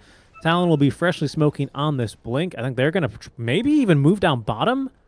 Yeah, look for Potentially the find the gyro. relocate. Look for the relocate. No, they're They're going to gonna be look for the alone. fight mid instead. He guy, his smoke expires, but he gets back onto the high ground, so they didn't actually end up seeing him here. Ishka, he might end up breaking WS's smoke. No, WS. Oh, Blink coming up to the high ground. They find the gyrocopter. Shoot! Reload. He got No shoot. time, but they prevent the dunk from coming through. And Fortune Soul, he's going to speed on out of here. Ah, but still gets caught now by the stun. No, there's that imbalance. Pushes Axe so far away. It's effectively a save. Fortune Soul, he's thinking about rejoining this fight as down goes to Supernova, trying to prevent WS from dying, but the homing missile, fire and forget. Down he goes. 11 drops to Akashi in return, so it's just an offlaner for offlaner, but Talon, the one slightly out of position here, but with better vision, will safely be able to leave after a little bit of a scrap. I can't believe the gyro lived. I can't believe it. I can't believe the Earth Spirit somehow picked up the shield and he just walked over in the middle of that initiate. He got jumped by DK and then nobody picked up the rune and he just ran over, picked up the shield. And then Talon's like, oh my god, the Earth Spirit has a shield, we're not killing him. But nobody took the oh my god. And then they just decided just go kill the gyro. Kill the gyro instead. And he's a tough target, that Earth Spirit. I think he has... I guess he's got to have one of the better strength gains in the game. I think he might be like third or fourth behind who? Primal and Centaur. Most likely. Yeah, he's got insane stat gain. That's why he scales so well. Yep, indeed. So and then on top of a shield rune, I mean, he's just not going to be that easy to take down, as you say. Are scanning. Gleipnir almost finished for Akashi. That was the Axe Blink reveal, which unfortunately for WS didn't really pan out. Radiant's middle He's tower still having a is pretty under solid attack. game overall, Winter. Wait, he's still on 2.4 armor. Unfortunately, yeah. I mean, that's why he died, right? If he had at least, I don't know, 2.8, he probably lives. Yeah, I mean, he was pretty close to living there with the sun ray, not gonna lie. Onyo might get jumped here in the mid lane. Kishka with the pub strat now, shadow emulating around. Got vision of him. They also see the gyro. Sorry, they see the willow and the axe. But it's just, punch after punch being thrown now by Talon Esports. As with Gleipnir finished, I suspect we might see another... Actually, they're probably going to wait for Chuan to finish up his BKB. I don't know if our observer has this as well, but there's quite the animation for Chuan right now on this DK. Yeah, that's what happens when you get bashed by Spirit Breaker. It is like indeed imbalanced. It's very true. Yes, very imbalanced. Kind of looks like he got hit by the new Brewmaster roll out the barrel. Just. I just wonder how they came up with a name for this passive. They always have a lot of fun. Okay, here's the Gleipnir reveal onto 11. Gets up the Stampede, but called down. He is as good as dead. How can you take his kill? He needs his stack. Well, me core. Radiant structures Me farm. are fortified. IHC, they'll look towards the mid lane in return for their tier 2 tower, but they're even a little bit nervous about this aspect now, as Kishka unfortunately gets his ward dewarded immediately. That'll basically be no tower, no kill, and no answer to this Talon early aggression. Man, even look at that dragon. Look at him go. Radiant's bottom tower Oh, is man. Look. It's like someone is tickling him, he's getting a massage. That's right. Oh, top. Oh, he's not getting tickled anymore as they have a good silence onto Akashi. The call two-man call. onto 3. Oh, it's huge with the Boundless Strike to follow suit. Chuan now coming in. He's tickling them all to death. Winter, as there's 2 down immediately. Double S with the double kill. A haste rune for Ikigai is going to see him to safety, but it seems like Kishka has been caught behind enemy lines. He's going to try and charge on through. No, he charges onto Akashi, and he gets the kill. What an absolute move out from the SB.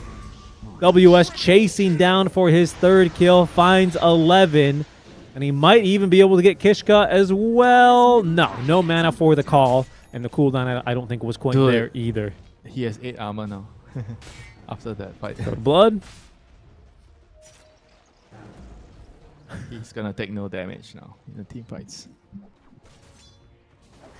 I can't take this dragon that seriously, man. Someone's got to kill him so he respawns normal again. I don't think he's gonna die. He looks like he's from like a 1950s cartoon, you know, like the way he's animated. Oh, there he goes again. Oh. This is how you win a Dota game. You Right. get stunned, you get bashed, you have a weird animation, you distract your enemy. Every time they go on you, they laugh, you know, they crack a joke. Yeah, they can't They take don't- you seriously. Yeah, they don't concentrate and they lose the team fight. It's a Uh-huh. legit strat. Radiant uh, are scanning. Quite the strategy for him, as there's the shard down bottom for Jokum. You know, now it makes me think back of one of my teammates before. He would always tell us about, oh, this guy has a really nice cosmetic. We are trying to play a serious game in a scrim. And he's always going all about, oh, this guy has really, really good cosmetic. He has really, really good taste, you know. I'm not going to kill him. I'm just gonna let him go, you know, and then he just tilts everybody. What? Are you serious? He didn't kill him because he had a nice skin? Well, Dude. I'm not gonna say names, but yeah. That's crazy. Did you hear about this new League of Legends $400 skin? No, do I look like I play League of Legends? No, but there's this $400 skin that they added for Faker, right? 500, thank you. And I assume your teammate wouldn't even ever, you know, touch that guy. He wouldn't even harass him in the lane. It's a $500 skin, bro. I'm not gonna scratch it. Yeah. I mean, if I have my new leather seat in my car and I pick you up, you better make sure you don't sit on it, you know. Yeah, true. I'll just sit in the boot. Okay, here's the jump as it's WS, who even with 8 armor, I mean, I say that, he's actually going to still be able to get off a call. My goodness, he is tanky. But no. He just guess TP'd what? out? Guess what? He survived because of the Because of the 8 blood. armor. The code of blood. That's actually, I can't believe he lived. They'll catch the Phoenix at least, so IHC not completely empty-handed, but are probably going to be a bit sore. They did not get that big prize axe. Yeah, but like you said, you know, Talon not afraid to give out some free eggs, you know. It's the Phoenix. Yep. I mean, I don't know. That was probably a compound quality egg, though, don't you think? What grade? Did you know they have grades? Usually they I don't. only eat eggs that get an A+ on their SPMs. All right, Roshan. Not much Talon can do. Yeah, it's going down a bit too fast, I reckon. Yep. They do have a BKB and an Elder Dragon form ready to go, but Kishka's out here breaking the smoke with the Shadow Blade. He's going to avoid the dust as the Roche falls. Scan is going to make it a little bit too obvious now to Talon. They've indeed lost this Roche, but they're still looking for a fight, Winter. Yep, their BKB on X, the BKB is coming soon on Monkey. He really wants to get that recipe before they run in for the fight. So a 50 goal shot. Triple BKB timing, you know, so they are not afraid of this Aegis gyrocopter. Oh yeah, by the way, we've watched this game for 24 minutes. We didn't even talk about Gyro being able to disassemble. Oh, of items. course, Chop Shop. Yeah. So good, right? I saw how people are making a spreadsheet about, oh, you should buy this item. There's like a formula, algebra formula, where you buy this, then you split this up, then you sell the recipe. You All right, lose hold only on. this much. While you remember the formula, we got to look at this team fight because WS has got quite the call. On top of this, Sunray, Egg. Yeah, that's one good Telor for Shara there as they've scrambled Ikagi now looking for more as they've even found two stuns onto the Fortress Soul. He just lost the agent. He just walks in. And Chuan, he's shuffling towards, Relocate. yep, Ace, there he goes. Prevents the reload from coming through. A second call, a good interrupt now from the Spear Breaker, but it's not nearly enough. Akashi on a triple kill now, looking for the ultra kill with the BKB active. Nothing to stop him. The amplified damage rune absolutely tears apart IHC. Ooh. Yeah, they were totally not ready for it. Like Earthspirit getting caught there. Like he probably felt like he was safe in a very safe area. He tried to like clear the creep wave, but just not respecting the fact that nobody was showing on the map, and just paid the price. You know, once he got jumped on, because he's like the majority amount of like the damage in the team fights. I mean, apart from the gyro, like he does so much. You know, once he's out, it means that Talon is free to just run in and kill everybody else. Yeah. And Monkey did 5,000, almost 6k damage in that last fight. is under Next attack. closest was the Centaur with 1,300, which was probably mostly on return. So that's not a very feels-good moment there for him. Yeah, tough fight there. As is Kishka really gonna go for this? I guess he is. He's been kited out quite a bit, and likely will die for this as Ponyo stunned up and killed on the other side of the screens. But back towards Kishka, WS waiting. And he's going to collect another coat of blood here. 9.6 armor on that dunk. He has a plate meal, basically. So back about this chop shop, you know who was really good at this kind of item build, shenanigans, disassembling and whatnot? The old name. I don't know if you remember AUI? him. No, actually, even better than him was this Chinese player. Remember God King Hualien? Oh. Old player. At this point, I guess. Not really that old. 2020 player. I thought you were going back to the Dexter's Laboratory anti-mage with Moonshot. CTY by Moonshot, he was like experimenting with items. It was like a really long game. He would buy these items, sell the item, change the item, change his build, sell better for you, rebuy better for you. Okay, not I haven't seen that one. No, Hualien was the guy who, for me, was like doing all these crazy things with rings, disassembling, building Battle Fury, going Sange, disassembling, you know, doing this, that. So what should you do as Gyro? Now I've seen one, you get Falcon Blade, then you disassemble the Falcon Blade to make the Crystallis. On bottom, quick free kill on the Kishka is going to be the 14th coat of blood for Axe.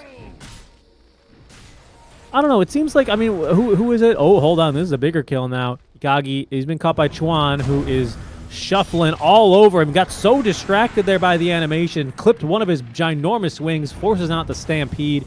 And he'll safely be able to roll away. You know who else I would have assumed would have had a little bit more fun, you know, time with items, but barely anyone uses it? It's the second Doom talent. What is it? The gold one. You get 90% on your sold items now. You sell Refresher, you buy Refresher, use it, sell it. Yeah. Buy Midas, use Midas, refresh it, use the Midas again, sell it. Pretty sure that one you're probably not going to see. But the Refresher play is legit. 11. He's going to die again. WS not within range to collect his coat of blood, but Akashi sure is, and that is going to be his 8th kill this game now, as we are starting to really ball out of control in favor of Talon. Yep, that's what happens when you lose control of the map. You lose team fights. You're not being able to like fight back for your real estate, and you're forced to split, right? And I mentioned this before the game started. Their draft is they're trying to play the map a lot more, play with their global presence from the charge, the relocate, the stampede. And if the game is not going well for you, you're gonna get picked off, right? Whenever you're doing that, and you're up against like Axe, Monkey King that can scout you out. Maybe Fortune Soul. I mean, he's not going to do it because he's already bought the second Claymore. But he could have disassembled the Crystallis and then instead just bought the Morbid Mask and had Satanic. But obviously he needs the damage, so... Radiant's top tower. You know, I think that's one way he could have used Chop Shop. Am I crazy? Tower is under attack. I don't know if that's one of those items that you can't disassemble because, of course, it says can't disassemble most items. What can't you disassemble? Just Rapier, right? It says Rapier and Hand of Radiant's top Midas. tower is under attack. Oh, okay. That makes sense. I wonder if we're going to see... well, they changed the recipe. Remember back in the day when you could disassemble Lotus and Arcanes with the point booster? Not the point booster, the Arcane booster, whatever the blue orb is called. I always... Energy booster. Thank you, Winter-chan. And you call yourself a support player. Don't even buy Arcane. Yeah, whatever. Blue orb. But you used to be able to disassemble your Arcanes, and you would just like kind of have brown boots and then build Lotus, and then you would just kind of Arcane boots and then reassemble a Lotus. Remember that? You buy Lotus. I buy Aether Lens with that most of the time. Oh yeah, true. But you couldn't disassemble Aether Lens. 11. Okay, Jokum breaks the smoke, but he actually thinks he's behind. I think 11's just gonna carefree go to the wave anyway. Oh, he blinks across the wave. I don't think they saw him. And just look at how confused this Chuan DK is. He can't even stand up straight. That's how hard his ankles got broken. How many ankles do you think a dragon has, Winter? Because right now... 4. Are liquefied. Action mid. Kishka caught again here by WS. So much damage. With the bulldoze active, can't even run away. That's 16 coats of blood now as Akashi nearly bursted, but they're going to be able to at least get off the BKB. and still try and turn this fight now, Winter. But once again, another call, this time onto Ikigai, and he might not be able to make it out alive as the Sun Ray out from the Supernova will stun him up. He's dead for 50 seconds. WO to the second dunk in this fight. Gleipnir on top of 2 as they do get the kill onto Jokum. Brief pause now in the fight is Talon with another big jump in from WS. They stun up onto 2, crucially the Gyro as well as 11. 2 kills for Akashi, 3 for WS, and make it 1 for Chuan to boot. That is going to be a full team wipe with a buyback out from Kishka and Winter. That just has to be the 2-0. Yep, there's no more resources for IAC right now. They ran out. Nobody has buyback. Can't even come back to defend the base. And your Gyro is just not going to be able to stand up in the team fights against this Monkey King, Axe, DK trio, of course. Like, the Gyro can't do it alone, you know. The Earth Spirit and the Centaur, they are falling very, very far behind compared to the Talon cores. Radiant's top tower is under attack. Radiant structures are fortified. And with one lane of barracks now destroyed, Talon will force the fortify for the top lane and retreat and continue building their net worth lead. But Winter, as you say, I don't know if this one is going to necessarily get any better. As I see well, this. you're gonna need 30 minutes. I don't know. Like, you need a long time. You know, they do have excellent scaling on their heroes. Or Spirit late game with Spirit Breaker, Gyro, Centaur. I kind of felt like the game was going okay for them. Then they lost that fight in the middle lane where they had Aegis. Then everything just became really hard. They're trying to go for a pick-off right now, but I think Kishka is going to be the one picked off. And Chuan is too strong. He's no longer off balance, Winter. Nothing's imbalanced about this other than the lead that WS now has over them all. Fortune Soul, he doesn't get dunked, but it doesn't last much longer anyway. And 11, you are nothing but another coat of blood armor. He's even doubled. A kill onto 11. He's got 22 coats of blood armor. How's that fair, Winter? I was gonna say, oh, the X say your X gonna say you're my 11th coat of blood, but he has 22. Yeah. We'll just run it right back into this bottom lane. They're not even going to stop and do Roche whatsoever. No time for that. 2 dead supports from Talon, but all the core is still alive. Crucially, this Monkey King as well with the Ag Scepter spawning in those soldiers, making this push even more trivial. DK, of course, still has that corrosive form, even in melee form with the new changes in 736. Doing a bit of shopping as well on the base as WS just completed a Bloodstone. Uh-oh. If you thought this game was hard enough, Winter. Yeah, I mean, I remember looking at some forum back in the day. I think it was the Dota forum, where somebody suggested DK to have 3 options of turning into each dragon. That was so many years ago, and now it finally happened. Like, somebody suggested that DK should have the option to choose which dragon he wants in that game. The green, the blue one, or the red one. I mean, this is crazy. Look at this. Look at these tier 4 towers melting. I mean, yeah. Minus 11 armor with the corrosive breath applied and that AC. It's huge. IHC, one more go for them is all they have in them before they are sent to the lower bracket. Still our first round here, folks, in the closed qualifiers as they're trying to jump the backlines quite effectively, but no, the egg still gets out and they just can't focus it down, Winter. They've already lost the Wisp. And Fortune Soul is going to follow suit, not too far behind. The buyback now as they're giving it everything they've got, but they know it's over. The Gyro's dead for a whole minute. Another huge call onto 2. Why not, WS? Pad the stats because you are going on to the second round, Talon. Well played, Talon. Yep, well played, Talon. Just a class above IHC is not able to match Talon's speed and Talon's aggression. And also, Talon in both games, I felt like kind of didn't really start the game perfectly, but they just showed that as the game progresses, they have more experience in terms of how to deal with deficits, how to move around the map, and just always getting the particular key pick-off that would allow them to get a tower, get Roshan, and just eventually overpower IEC. Yeah, and I don't know if it's particularly down to the draft specifically, or if it's just down to the team being a little bit coordinated. You know, Talon, correct me if I'm wrong, Winter, but they haven't made any roster changes this entire year, you know, compared to IHC, who just made a couple within the last month. But playing very well together. And by that, I mean on their timings and kind of coordinated about their ideas about their draft and playing it well. A few examples for me this game are going to be like those BKB timings, right? We had that triple BKB fight even into the Aegis. Like, Talon just didn't care. They knew they were stronger. They had their items. They hit their timings, and they were going to execute on them.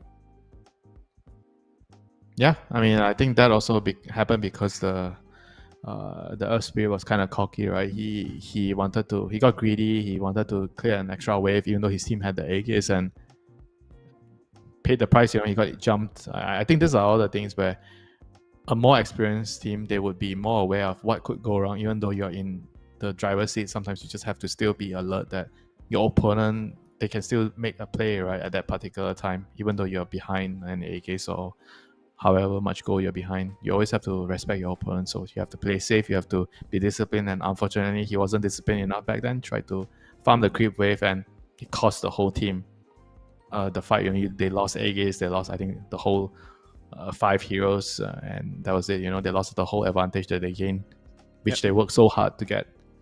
Ended up being a little bit tough and ultimately unsustainable for them, Winter, and that'll lead them to a 2-0 defeat.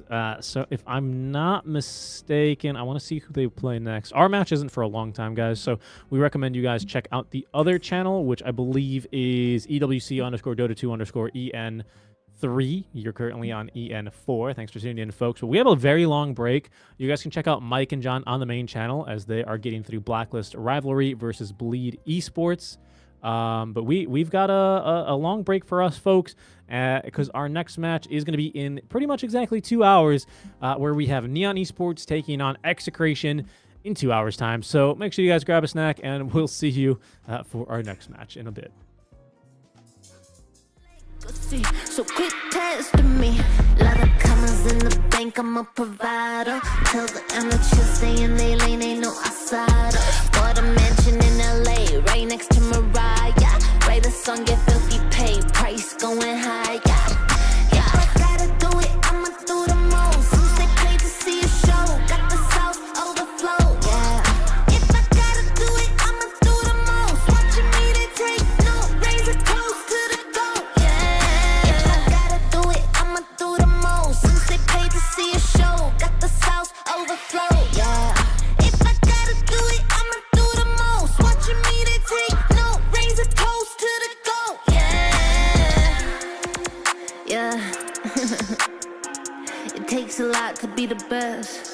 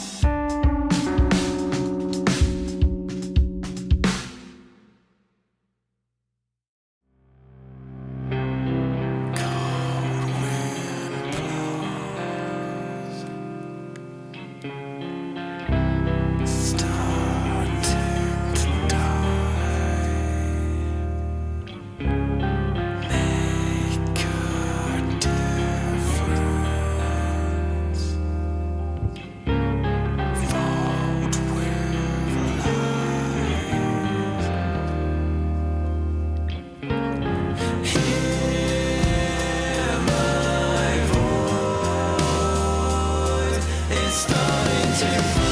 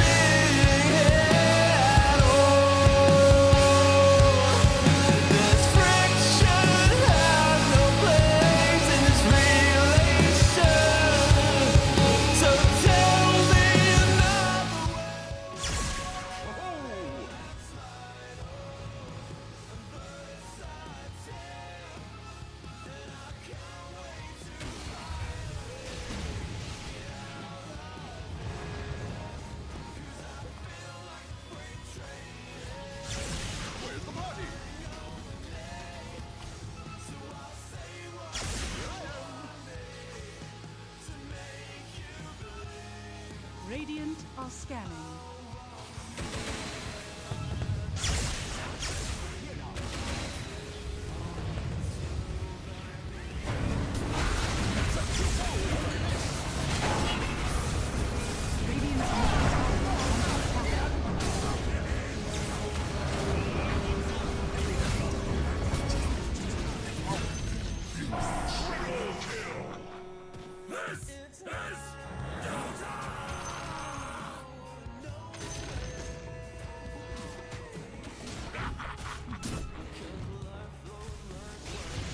Dire's bottom tower is under attack.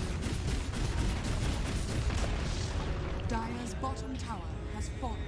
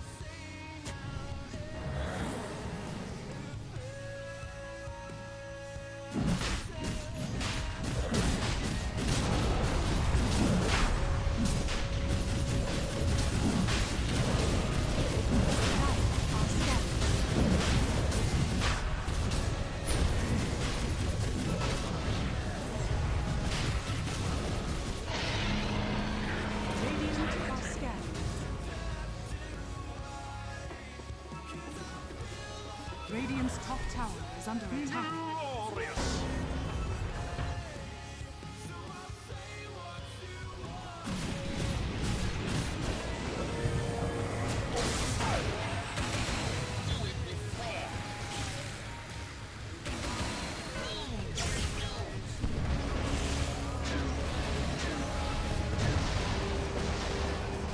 Radiant's top tower is under attack.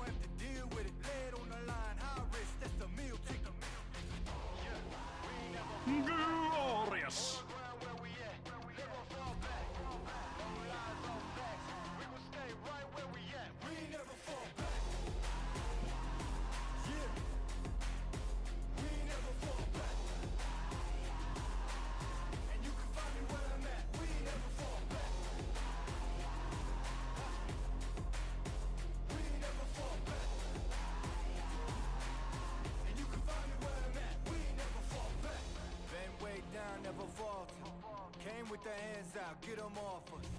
I'm 24/7 in the office. Pay attention cause I ain't repeating offers. Yeah, never met a man I've been scared of. Careful, you gon' get exactly what you asked for. Here for whatever you bring me getting handled. I answer to no one, I don't need to hassle. Yeah, we ain't never fall back. Hold our ground where we at. We ain't never fall back. Hold our ground where we at. Never fall back. We ain't never fall back. Hold our ground where we at. Yeah.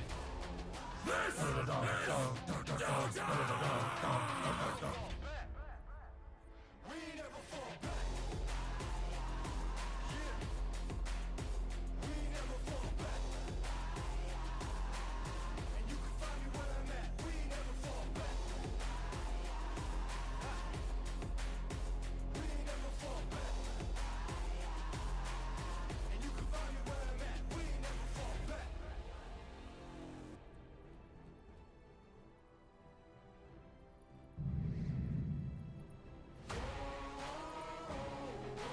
Man on a mission, I'ma get it. You know I be on a what? Yeah. You know I be on a what? Man on a mission, I'ma get it. You know I be on a what? Yeah. It's all hard, ain't no fear here. You ain't giving this at all, you steer clear. Never beat, I've been down and I reappear. You got some money on the line, you better put it here. Rolling in and doing that work. Check priorities, I'm doing that first. Checks big and I'm sure that hurts. But it's checkmate, we ain't selling short, know the work. Ain't nowhere to hide. You ain't gotta see me come and keep me on your mind. Cause I be on the way. Yeah. You know I be on the way. Dire's top barracks are under attack.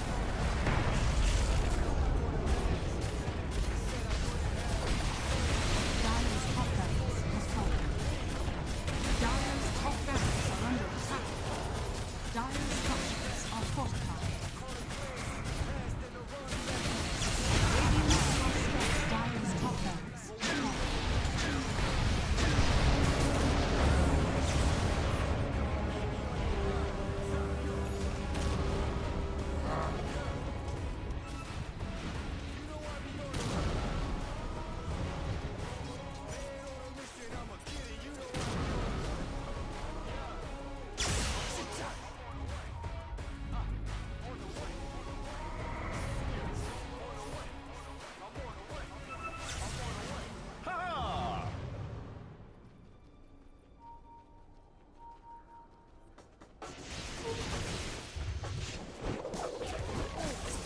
Always watch me walking.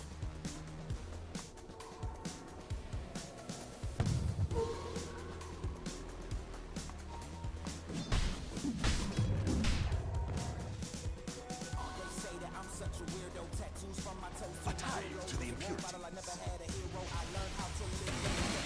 I come from the inferior. Everything you see ain't what you make that from zero, then added a zero. I am my hero. You couldn't imagine what it's like in my mind. It's beauty and catastrophe at the same time. Remember they laughed at me when it was game time. Now I know that they're mad at me. I'm wasting my time. I'm not from the day. I come alive at night. I'm not what you used to. Couldn't recognize. They all on the ground while I'm taking flight. You're welcome to join me. I'm following the light.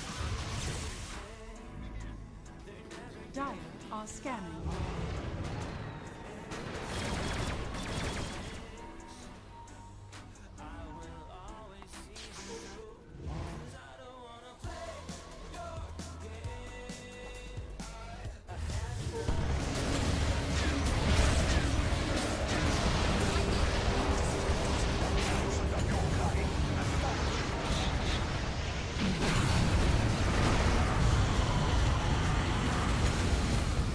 Reach out.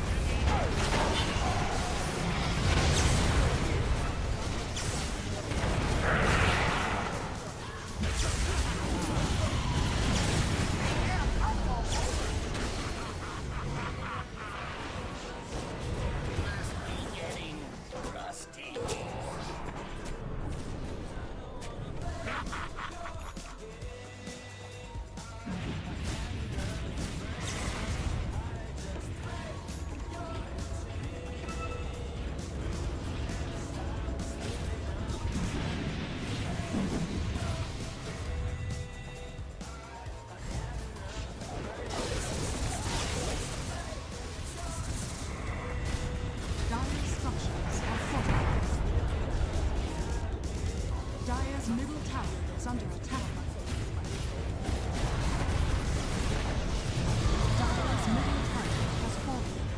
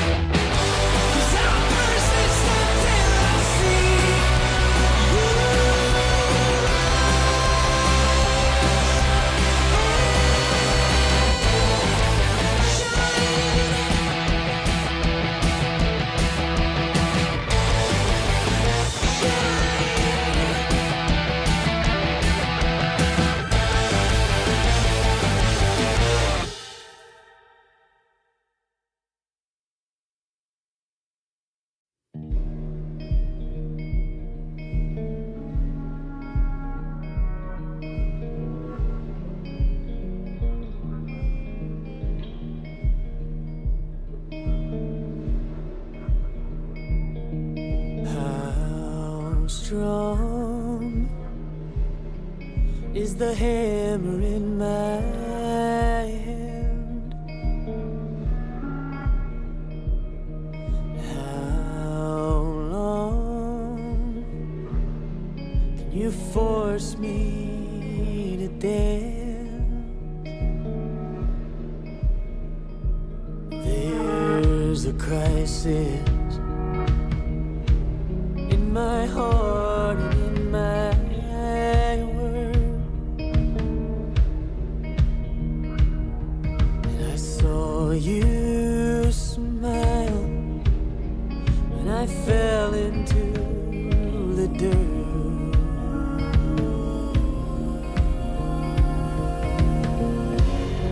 Oh, your fire, I don't belong here.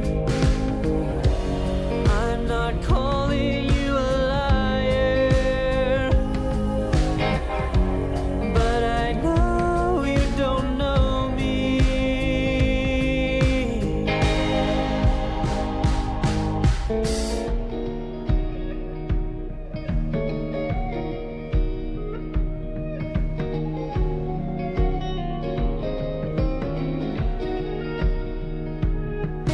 I'm too young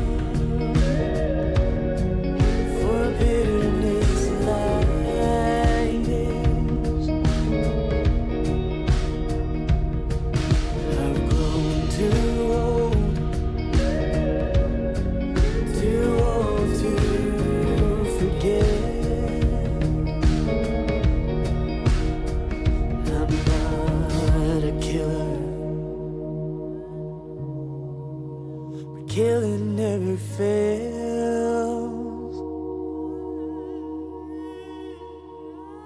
To a hammer, every problem's a goddamn nail.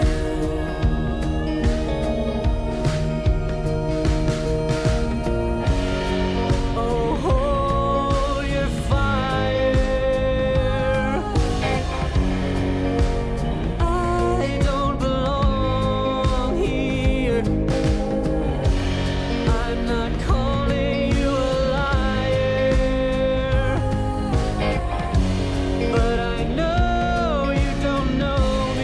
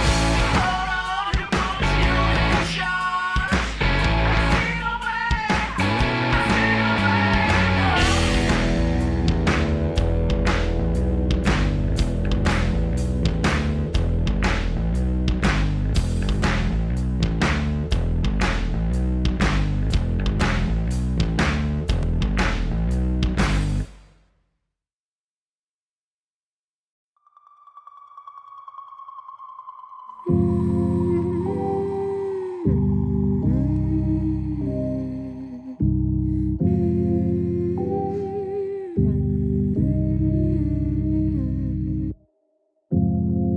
your eyes, what can you see around? Wind of the open sky, over the siren sounds. This is a dream, getting the royal scar, holding a diamond blade, throwing it far. Holding your breath still, you jump the fire. We'll just sit and wait till you see me fly. You know they'll never catch me for it. See me fly, the way I put my finger on it. See me fly, you got it, then try to tell me you got the wrong guy. See me fly, you know they'll never catch me for it. See me fly, the way I put my finger on it. See me fly, you got it, then try to tell me you got the wrong guy.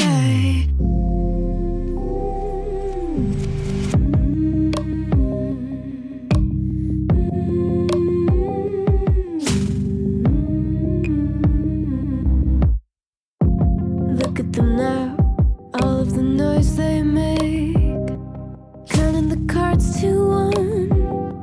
Queen of Hearts never breaks. Falling asleep, here might just take a while. Try not to grind your teeth, dreaming to touch my style. Well, can't say I blame you, trying to come close to, but all you can do. See me fly, you know they'll never catch me for it. See me fly, the way I put my finger on it. See me fly, you got it, then try to tell me you got the wrong guy. See me fly, you know they'll never catch me for it. See me fly, the way I put my finger on it. See me fly, you got it, then try to tell me you got the wrong guy.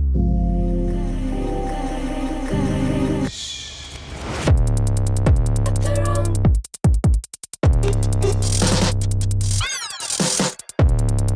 Got the wrong guy.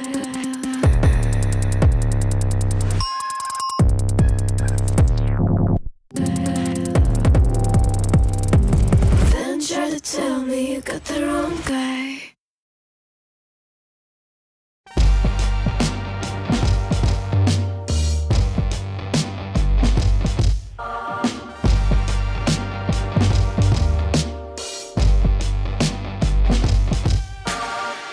Throw your uppercut, try to hit me in the gut, thinking that I won't react. You whispering my name, thinking I won't be the same. Turn fiction into fact. See what you didn't know, bruises that I'll never show, slipping on your every jab. So tighten up your fist, step into the ring with this. I hope your mama's got your back. First round, you thought you would've knocked me down. Fifth round, bleeding out the side of your mouth. Final round, holding the sound of my name in the crowd. You hit a bus. Oh, oh, oh, oh. You hit a bus. Oh, oh, oh, oh, oh. Just 'cause I took a break, you're making a huge mistake, thinking you can take the throne. Look at you trembling, step into the lion's den. Bet you wish you stayed at home.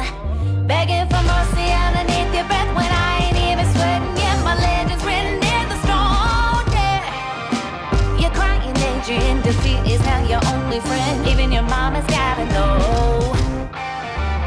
First round, you thought you would've knocked me down. Fifth round, bleeding out the side of your mouth. Final round, holding the sound of my name in the crowd. You hit a bus. Oh, oh, oh, oh.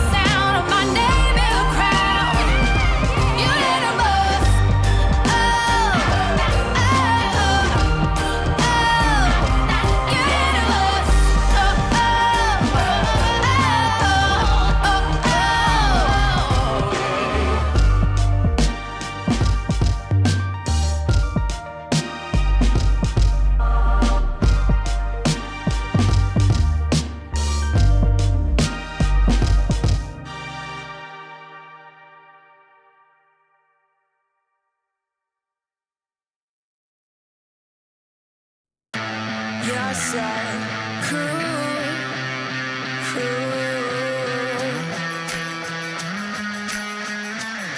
stick around. Yes,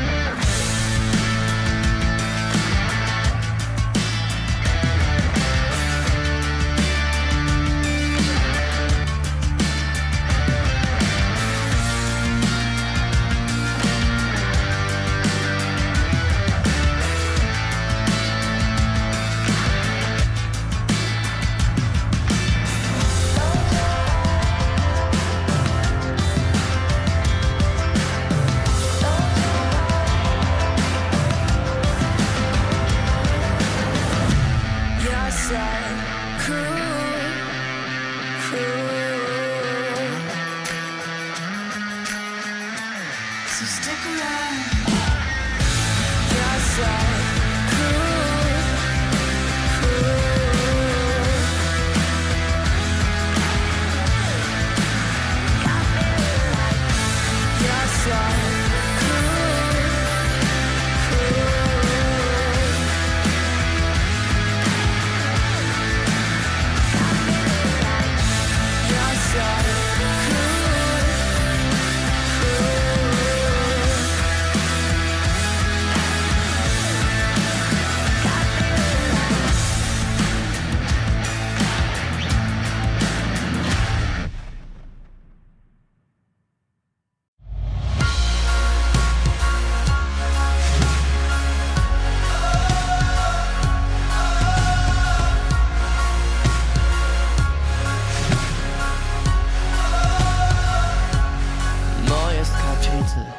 weißes Papier, Seite um Titel, Mitte 20 und hier Zeile für Zeile, offener Blick, find nur beim nach vorn sehen zu mir selber zurück.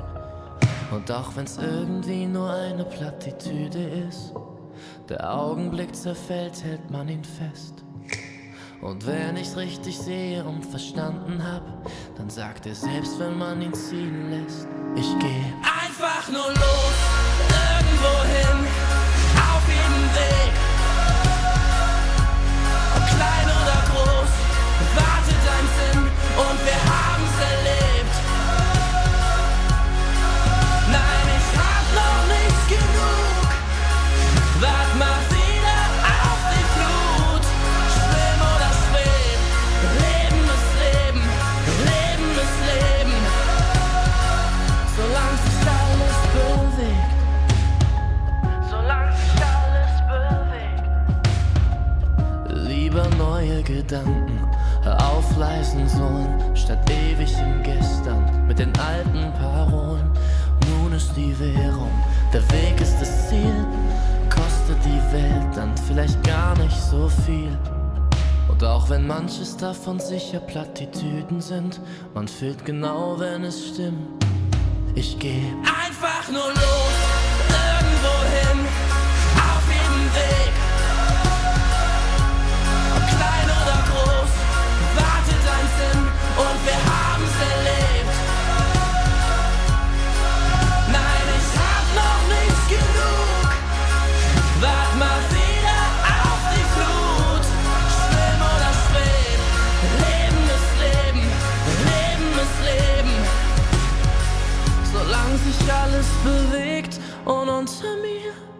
Da hör ich die Sirenen singen. Ein Teil von mir will gern gleich hier zu ihnen sinken. Doch ich widersteh, hör auf mein Herz, ich geh. Ich werd nur kurz zum Abschied winken. Und dann einfach nur los, irgendwo hin, auf jedem Weg. Ob klein oder groß, wartet am Sinn und wir haben's erlebt. Nein, ich hab noch nicht genug, wart mal wieder auf die Flut. Schwimm oder schweb, Leben ist Leben, Leben ist Leben. Solange sich alles bewegt.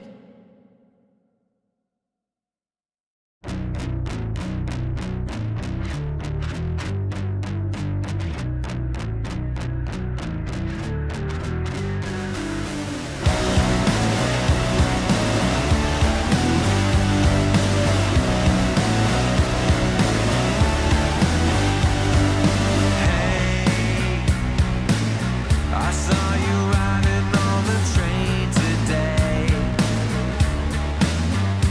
and I tried to figure out a way to stay close. I wanna see you again. I wanna be your friend. I wanna see you again, again,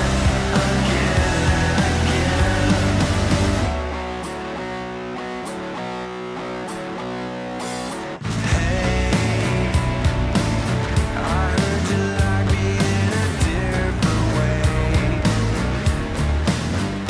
No way. There's nothing in the world that makes me stay away.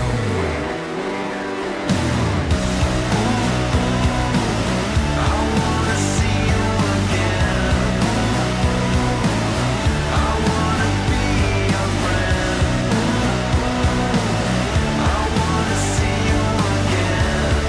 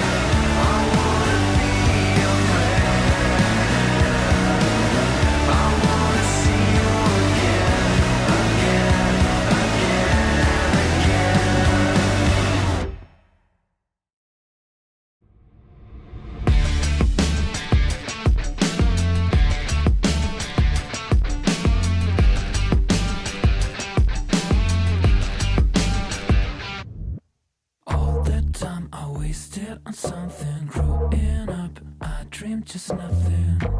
Ooh, what are you? People talk loud, I get what they're telling me. I fucked up, but I didn't give a bit. Ooh, what a true. Hey, I gotta say, something's going wrong, and everything's upside down. I'm falling. Hey, I gotta say, I'm always on a run. I'm getting closer to the light. By the time I'm changing my remedy, blowing up, I get sick and tired of this. Ooh,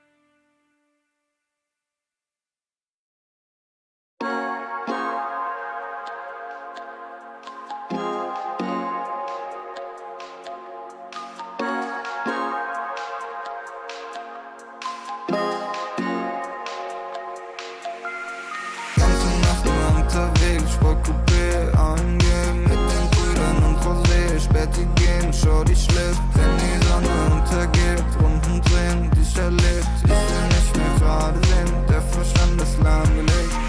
Im Coupé hinten links. Ich schreibe und ich trink. Mit den Brüdern und wir chillen. Heute Abend ohne Sinn. Sie will, dass ich sing. Doch ich mach mir noch einen Drink. Ich brauch nur die Klick. Und sie weiß, dass das stimmt. Die ganze Nacht nur. Die ganze Nacht nur. Die ganze Nacht nur. Die ganze Nacht nur. Die ganze Nacht nur. Die ganze Nacht nur. Die ganze Nacht nur. Die ganze Nacht nur unterwegs. Sportcoupé angehen. Mit den Brüdern und Rosé. Späti gehen, Shorty schläft. Wenn die Sonne untergeht. Runden drehen, die ich erlebt. Ich will nicht mehr gerade sehen. Der Verstand ist lahmgelegt. Der Kopf ist aus Gedanken leer. Die Musik laut, die Augen schwer. Ich hör nicht auf, will immer mehr. Der Wagen rollt über den Teer. Und wir fahren, cruisen langsam durch die Stadt. Ohne Plan, aber Kippe aus dem Fenster, ich erschaff. Wie gehabt, holen für den Body an der Tanke Saft. 808, ist so laut, dass du in der ganzen Stadt.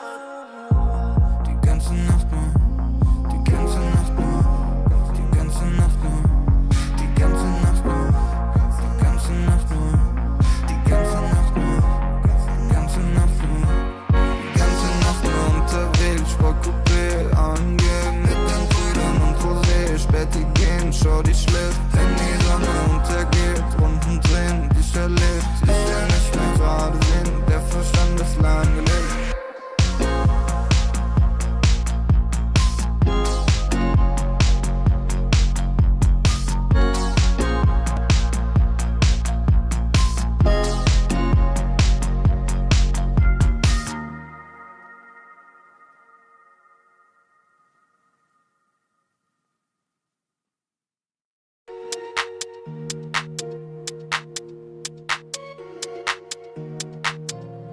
Ich sitz auf meiner Fensterbank, die Nacht zieht vorbei.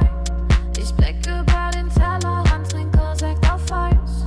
Ein Teufel und ein Engel tanzen auf dem Parkett. Vielleicht sind wir unsterblich, müssen nie wieder weg. Ich sitz auf meiner Fensterbank, die Nacht zieht vorbei. Ich blick über den Tellerrand, trinke Sekt auf Eis. Ein Teufel und ein Engel tanzen auf dem Parkett. Vielleicht sind wir unsterblich, müssen nie wieder weg. Backpack, Kippen und Drinks gegen Tristess. Großstadtbild, komm ich nicht weg. Kopf fragt, mach kein Pisstest, nein. Ich will nicht auf deine Party gehen, nein. Engel und Teufel tanzen Schwanensee.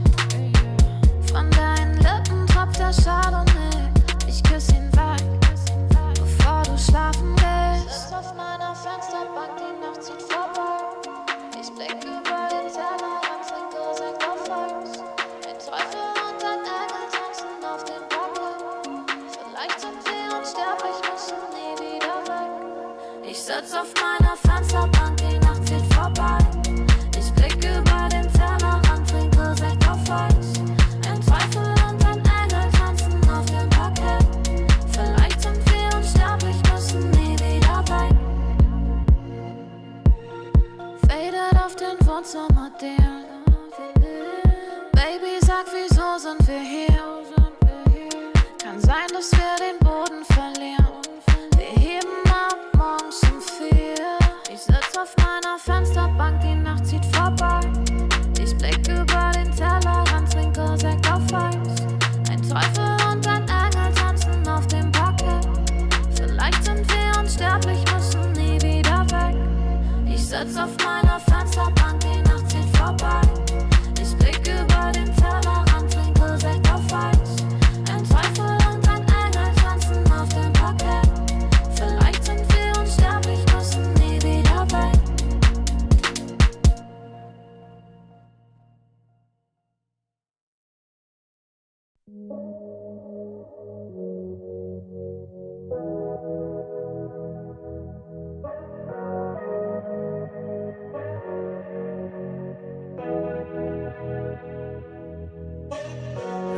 Straße in den Süden, Kickdown, Moto Guzzi, Sozius, Traumfrau, Monika Bellucci, High-Res, Roadtrip, Neapel, Rom, Overnight, Truck Stop, Insta, Snapshot, Polaroid, 40 Love, Korken knallen, Karte Door, Spa-Time, Bubble Bath, Aftershave, Miyake Sport, Private Coach, Crunches, Lunch Break, Yacht Club, Seafood, Aperol und Lachsteak, küsst den Ring. Wir haben Erfolg, Millionen Dinge und dein Lächeln spiegelt in meiner Persol, Pilotenbrille, Holz knackt im Kamin. Es werde hell, wir lieben uns die ganze Nacht, nackt auf dem Bärenfell, Wüstenstraße, weiter Himmel. Kawasaki, Speedboat, Karawane, F1, Abu Dhabi, bist meine Nummer 1 und nicht nur diese Nacht. Ich nehm dich zur Frau, trag dich die Marmortreppen zum Palast. Blaue Stunde, Promenade, Lippenstift an deinem Glas, Soda, Zitrone, Haut glänzt, Haare nass. Ich schenk dir nach, du sagst, wie schön ich bin. Ich küss deinen Hals und du lachst wie eine Königin. Leck die Lippen, ich bin dein bestes Pferd im Stall. Sind am Drippen, trinken Daiquiris aus nem Bergkristall. Schrimps und Limette, Monaco, Saint-Tropez, Dachterrasse, Whirlpool, Eiswürfel, Corbusier, Casino, Hopping. Die ganze Welt ist hier, Drinks für zwei, Champagner, Elixier, Traumpaar, Undercover, Americans, unsterblich, Grace Kelly, Cary Grant, allein unter Palmen und dazu kalter Cider, Sommerwind, Küstenstraße, Sonnenbrille, Alpha Spider, Hors d'oeuvre, schwerer Wein und klarer Kopf, Zigarren aus dem Humidor, Cohiba und Davidoff, Candlelight, sanftes Licht, Candelabra, deine Haut, China White, Seidenkleid, Valencia. Vergiss, was die Leute denken, wenn sie uns reden hören. Open Water, Seychellen, Hochseeangeln, Segeltörn. Du bist meine Nummer 1 und nicht nur diese Nacht. Ich nehm dich zur Frau, trag dich die Marmortreppen zum Palast. Blaue Stunde, Promenade, Lippenstift an deinem Glas, Soda, Zitrone, Haut glänzt, Haare nass. Ich schenk dir nach, du sagst, wie schön ich bin. Ich küss deinen Hals und du lachst wie eine Königin. Leck die Lippen, ich bin dein bestes Pferd im Stall. Sind am Drippen, trinken Daiquiris aus nem Bergkristall.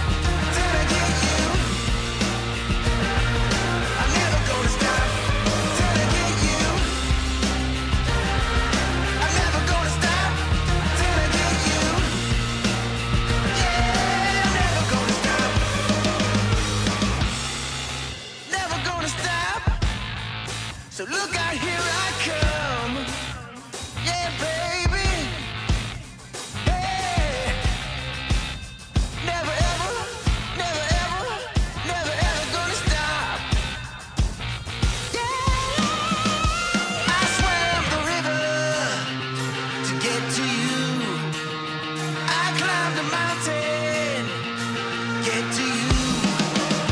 I call the preacher, get to you. I walk through fire, I see myself, get to you. Straight through hell.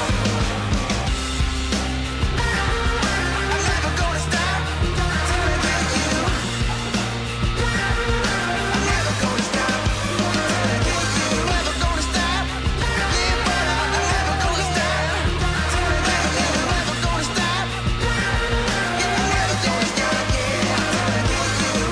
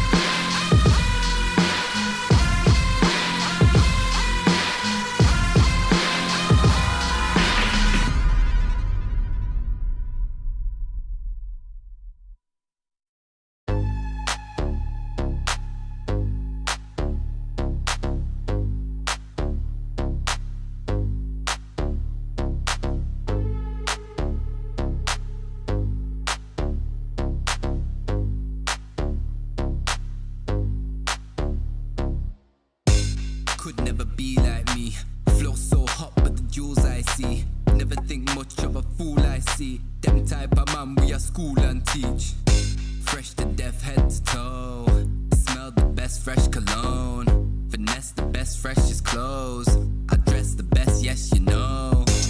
I'm that guy. Pose for the photo, never been shy. Drips in a chokehold and I got vibe. Wardrobe looking so cold, put it on ice. Yeah, I'm that guy. Pose for the photo, never been shy. Drips in a chokehold and I got vibe. Wardrobe looking so cold, put it on ice. Ice.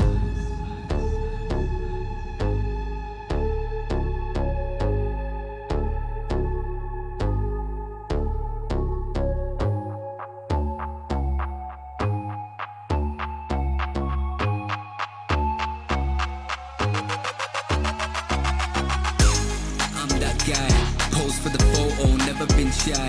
Drips in a chokehold and I got vibe. Wardrobe looking so cold, put it on ice. Yeah, I'm that guy. Pose for the photo, never been shy. Drips in a chokehold and I got vibe. Wardrobe looking so cold, put it on ice. Ice. I'm that guy. I'm that guy. I'm that guy. Put it on ice. I'm that guy. I'm that guy. I'm that guy.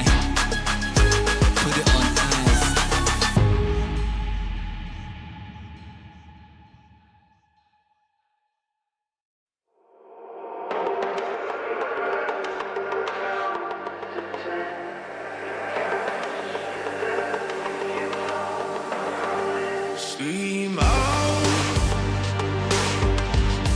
I see you turn around. Stay out. You shine the brightest now. There's no doubt. This current's changing, changing. Still about. There's danger waiting, waiting.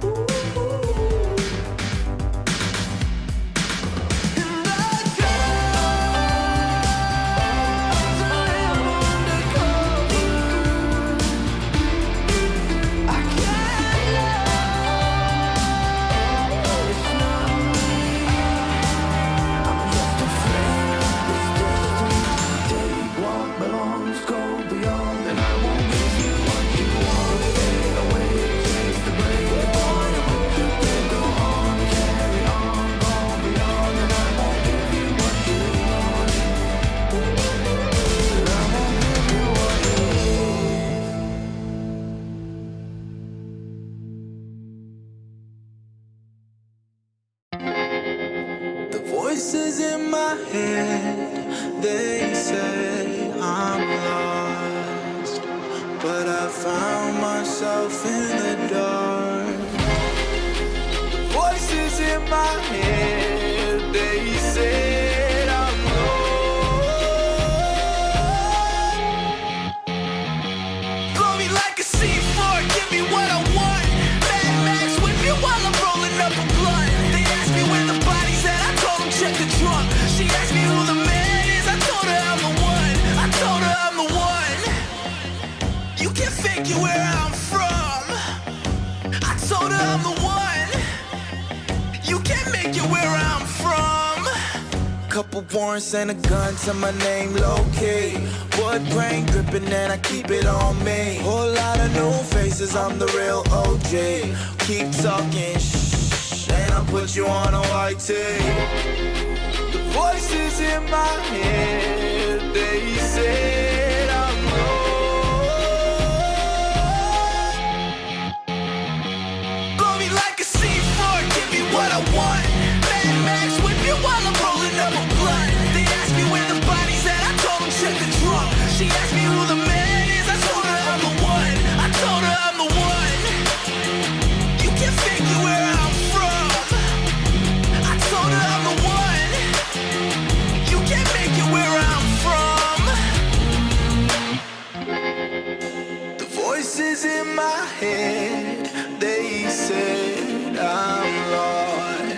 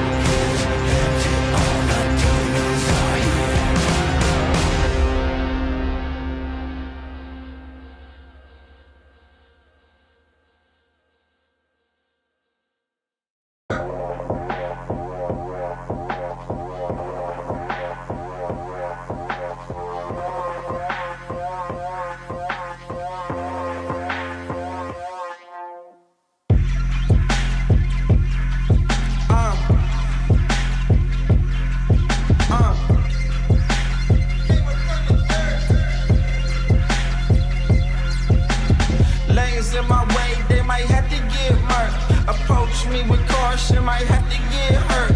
I tower from the treetop, but I came up from the dirt. That shotty like a detox, hit the pump and go berserk. Yeah, I don't care. You might get found in the middle of nowhere. Approach me with caution, might have to get hurt. That shotty like a detox, hit the pump and go berserk. That shotty like a detox, hit the pump and go berserk. I think y'all in my way, so tell me which one going first. You end up in the hearse, you end up in the grave. That shotty like a detox, hit the pump and you enslaved. Hey, yeah, I don't care. You might get found in the middle of nowhere. Yeah, that shotty like a detox, hit the pump and go berserk. I think y'all in my way, so tell me which one going first. Scroll through my living room, chosen the pinnacle. I jump into the spotlight ever since I seen the hidden view. Move how I move, I don't know who you approaching. I'm Jordan, less suggestion, I don't need nobody coaching. All these niggas frozen, that's unusual. Every space I go in, that's not unusual. Approach me with caution, might have to get hurt. That shotty like them Reeboks, hit the pump and go berserk. That shotty like a detox, hit the pump and go berserk. I think y'all in my way, so tell me which one going first. You end up in the hearse, you end up in the grave. That shotty like a detox, hit the pump and you enslaved. Hey, yeah, I don't care. You might get found in the middle of nowhere. Yeah, that shotty like a detox, hit the pump and go berserk. I think y'all in my way, so tell me which one going first. That shotty like a detox, hit the pump and go berserk. I think y'all in my way, so tell me which one going first. You end up in the hearse, you end up in the grave. That shotty like a detox, hit the pump and you enslaved. Hey, yeah, I don't care. You might get found in the middle of nowhere. Yeah, that shotty like a detox, hit the pump and go berserk. I think y'all in my way, so tell me which one going first.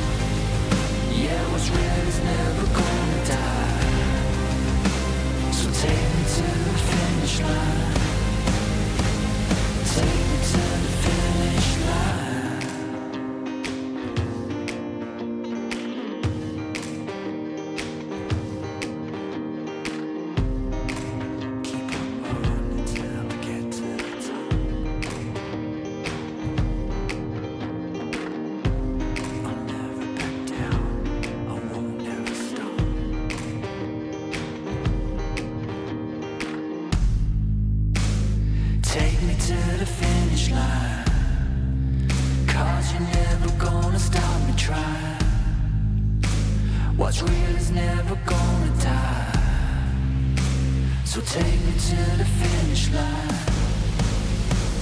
Take me to the finish line.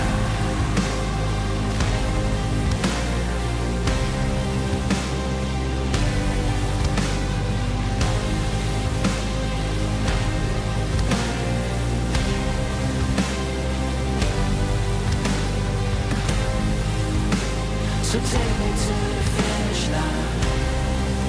'Cause what's red is never gonna die. Yeah, you're never gonna stop me trying. So take me to the finish line.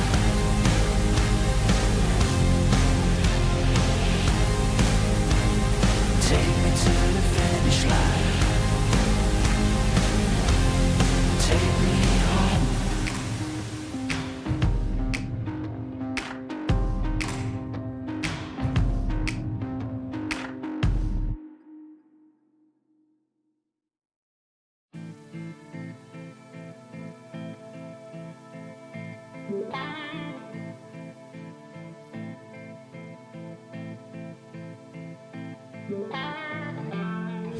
Takes more than money to foster change.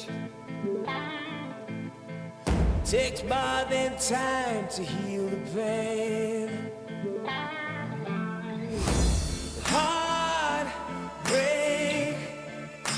will light the fire. Heartbreak will light the fire.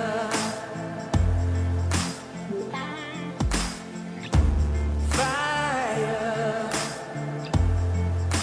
will light the fire.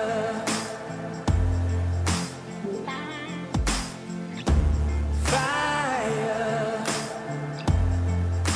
will light the fire.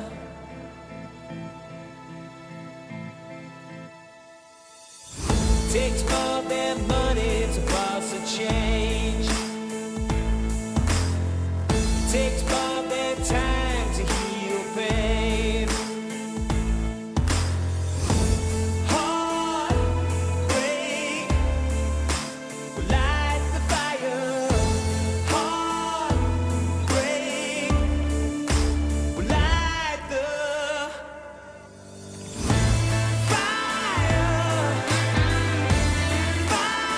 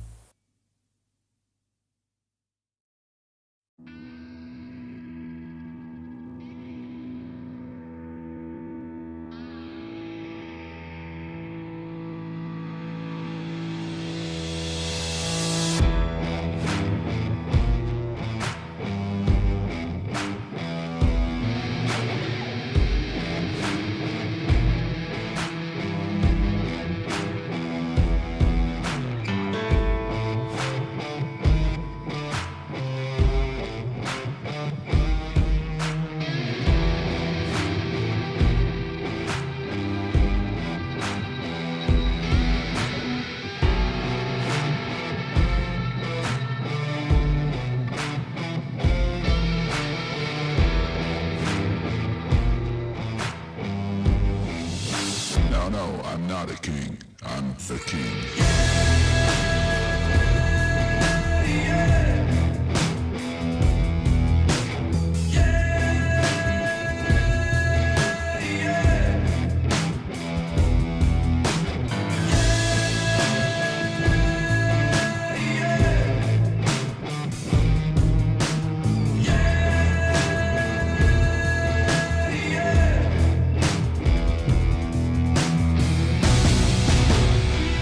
Just wait a minute.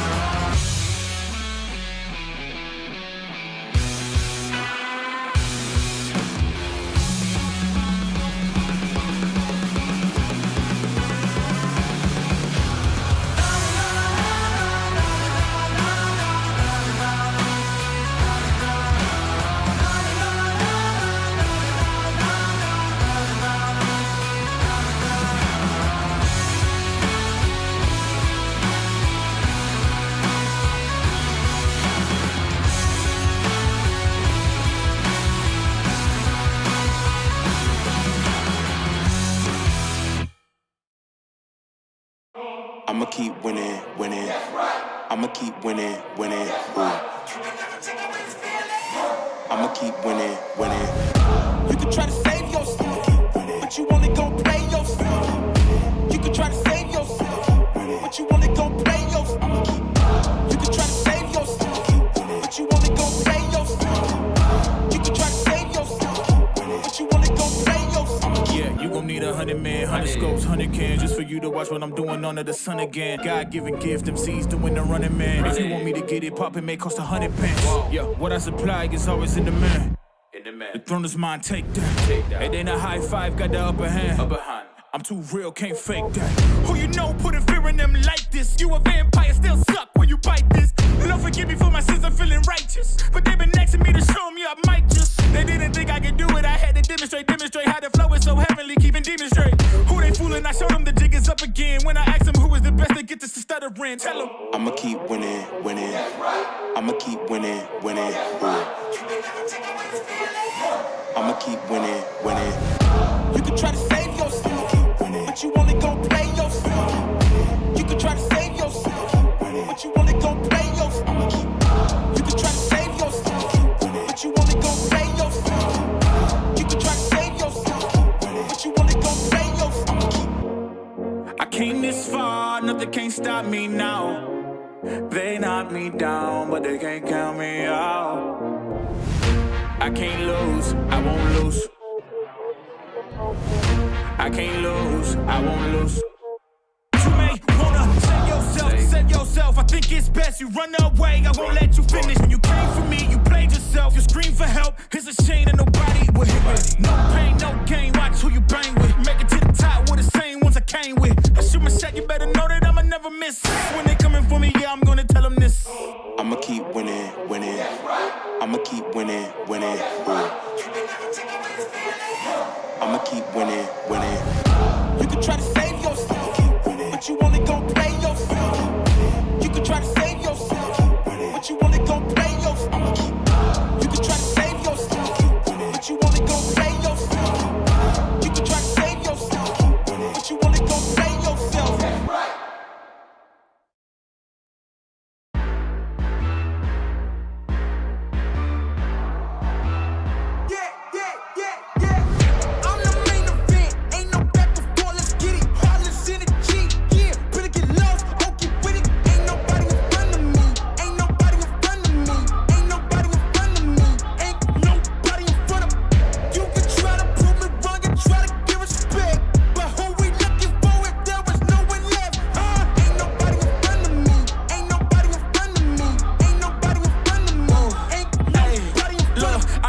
As the competition, but if you go against me, you the opposition. But if you wanna test to look like you can close the distance, I'ma give it A forever since you're so persistent. With you, I'm just practicing, cause I'm back to back, let's get back to winning. As a matter of fact, I'm not that forgiving, cause you did this to yourself, that's a bad decision. I don't see no one in front of me, you is a ghost, you ain't got a soul. Whoa, always say that they gon' come for me, knowing they won't, they doing the most. Whoa, chasing my, gotta get already, not selling my, you on the, y'all moving, ready to, whoa.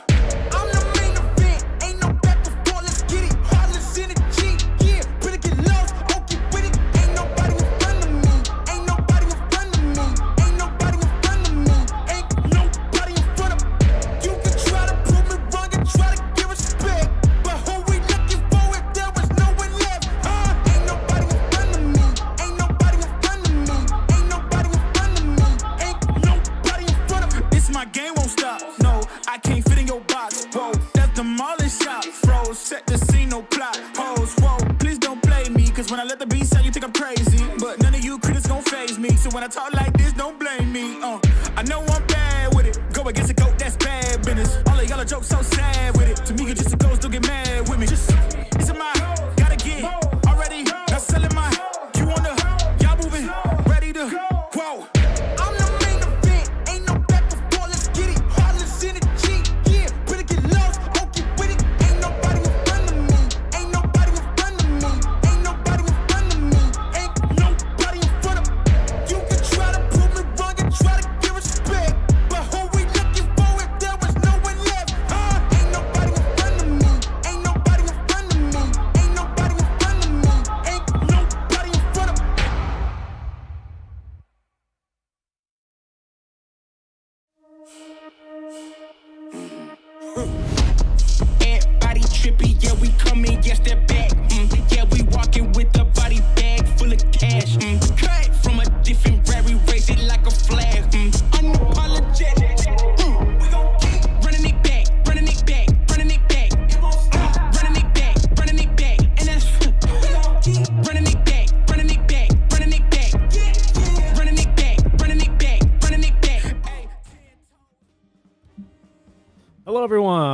And welcome back. Hopefully you enjoyed your break. Winter, what did you eat during your break? Overnight oats. Very tasty. Very tasty. Hopefully you guys had a nice snack as well, as we are now back for some more SCA closed qualifier actions for the Esports World Cup Riyadh Masters Dota 2 event. Thank you guys again for joining. We've had a long break across both streams as well, didn't we, Winter? As both our match as well as the match going on the main stream, or I guess the A stream, also had a 2-0. We'll take a look at our bracket just to get caught up with things and see where we lie. As you can see that Bleed Esports was able to find the 2-0 over Blacklist. Were you surprised by that result, Winter? I didn't know who was gonna win, so probably not. Yeah, me neither. But Bleed, they were kind of behind in the second game against Blacklist, and they somehow found a way back into the game, so that was kind of impressive. Mm-hmm. Well played. Yeah, I mean, I'm just shocked because I know Blacklist has been working a lot on their team fighting, so that's really surprising for me. But well played to Bleed, and they'll move on to play Talon, who dispatched very easily, I would say, IHC Esports. I suppose that makes sense, being a 2-7 seed round. And that means that the lower bracket match is already set. That's the match we're going to be covering later, so at 8 p.m. SGT, Blacklist Rivalry versus IHC Esports. Meanwhile, we move on into the second half of the upper bracket. You guys can see here, that's our match on bottom. So if you're here for the Rambulan, the Execration versus Neon Esports match, you're in the right place, as we are going to get started with that one here in just a couple of minutes. If you are looking for Aurora versus the brand new and revived TNC Predator, that is going to be on EWC_Dota2_EN3. Currently on EN4, so if you just delete that 3 and if you delete that 4, make it a 3, you'll find your way on over to that match. Both some pretty exciting matches, Winter, I have to say. I think this is obviously the Filipino matchup, now that Neon Esports have gone back to the full PH squad. 4-2-3 left. They also made another change, didn't they, to their mid laner? Who was it? Was it a bot before? No, that's their carry. Who was their old Bob? mid? Yeah, Bob, that's right. Now it's Lewis. I don't know of Lewis. Do you know of Lewis? I know Bob. I know Bob. No. I don't know Lewis, yeah. So I guess we're both in the same spot then. That was a recent change. But other than that, it's been kind of another rough year for Execration. Is kind of the story for seemingly, I would say, probably like the bottom half of the teams here that are seeded in these CQs. Because they're a noteworthy team, they have been directly invited to qualifiers before, but usually they are first round eliminations. Occasionally they've gotten like third, fourth finishes. And just earlier this month, I don't know if it was with their new roster or not, they did get a second place finish. Pardon me, that's a third, fourth finish in the Relog series. So, you know, a team that has been seeing some action, just not really finding the success. Yeah, it's hard, you know. It's very competitive. If you don't have a good momentum riding on the team morale is not good. You keep losing, you keep changing players. It's very difficult to keep the team spirits up high, which is especially important, you know, in a region like SEA where morale is very, very important because things are always changing all the time. You have a new teammate, so if you don't have a good morale among the players, then it's going to be hard to get the desired result. Yep. Meanwhile, for Neon Esports, again, in a very similar position, they also made a recent core change, Winter. They took out Chidori, and now they are playing with CJ, the Indonesian carry. So that was earlier this month, and I believe that's the biggest recent change. Neither team with a coach as far as I know, as well. So kind of just relying on Castaway, who is the South African player, and the position 5 captain for Neon. And I think it's then, who would that be for Execration? Probably CML, sometimes Shanks. I think he's always there. Who? Kimo. Ah. Yeah, he's kind of like the, I don't know, like his part owner maybe now. He used to be like an all-time Execration player. I mean, I see him last year at least, you know, during DPC, he was always drafting for the team. Right. I think for Neon it used to be Chuan, but I don't know if he's actually been still there right now. No, I don't think it's Chuan anymore. Liquipedia says he left earlier this year. Let me see if I can pull that up again right before we get started. But I know it was previously Chuan, but I believe he departed the team at the start of the year, basically. So I don't know if they're with a coach. We don't have the webcams, unfortunately. So I guess, it's Teehee. It is Teehee. Never mind, it's Teehee. Pardon me. Is the coach. But our first draft is ready to go. Let's see what our coaches and potentially part owners are going to cook up as we have our very first draft ready to go in this first round. Rambulan between Execration and Neon Esports. Execration over on this Radiant side with last pick. So 4 bans for Neon. All right, Last pick. 5 seconds I remaining. kind of like first pick more now. Wasn't Chen completely ignored in our first series? Yeah. I think Chen is not as popular as the previous patch right now. I kind of like the new, the innate, what's it called? I forgot, the summon creep. The summon creep, what's it called? Let me see. The Coven? The Convert. Oh, yeah. 10 seconds remaining.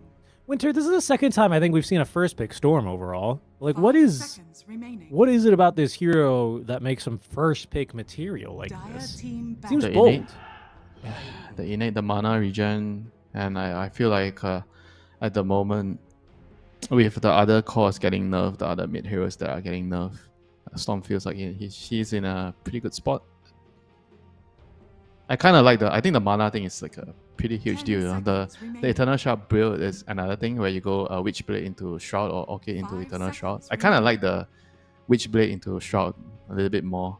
I think it gives you a lot more opportunities in the game to fight and to abuse the fact that you want to snowball, keep getting kills, and you keep getting the additional increase in mana. And Especially I feel like with that's rune control. Yeah, with rune control, with the bottle and everything, it just feels like it's very hard to deal with you. 10 seconds remaining. Well, they've got a Bane for control early on for 5 Execration, seconds remaining. who will get this last Oh yeah, ban. the other thing that's nice is the facet. I think the slide is actually really nice. Oh, on the static remnants, right? Being able to move them. Yeah. Yeah, I need to study that a little bit more. This is a hero that I've always wanted to be good at, but I just don't have the right... It's just a skill issue for me, unfortunately. As we'll take a look at our second phase of bans. So DK banned out by Execration. That was in the first phase, if I'm not mistaken. So that is going to be a popular enough counter pick to the Storm. We saw a Zeus, who is still uncontested, by the way. Kind of surprising. Is Zeus just not a hero you can pick early on in a draft, or what? It's easily countered. He's a very strong hero, but I think if you pick him out early, you need to ban a lot of I think mostly the mid hero. I think TA is the first one that comes to mind.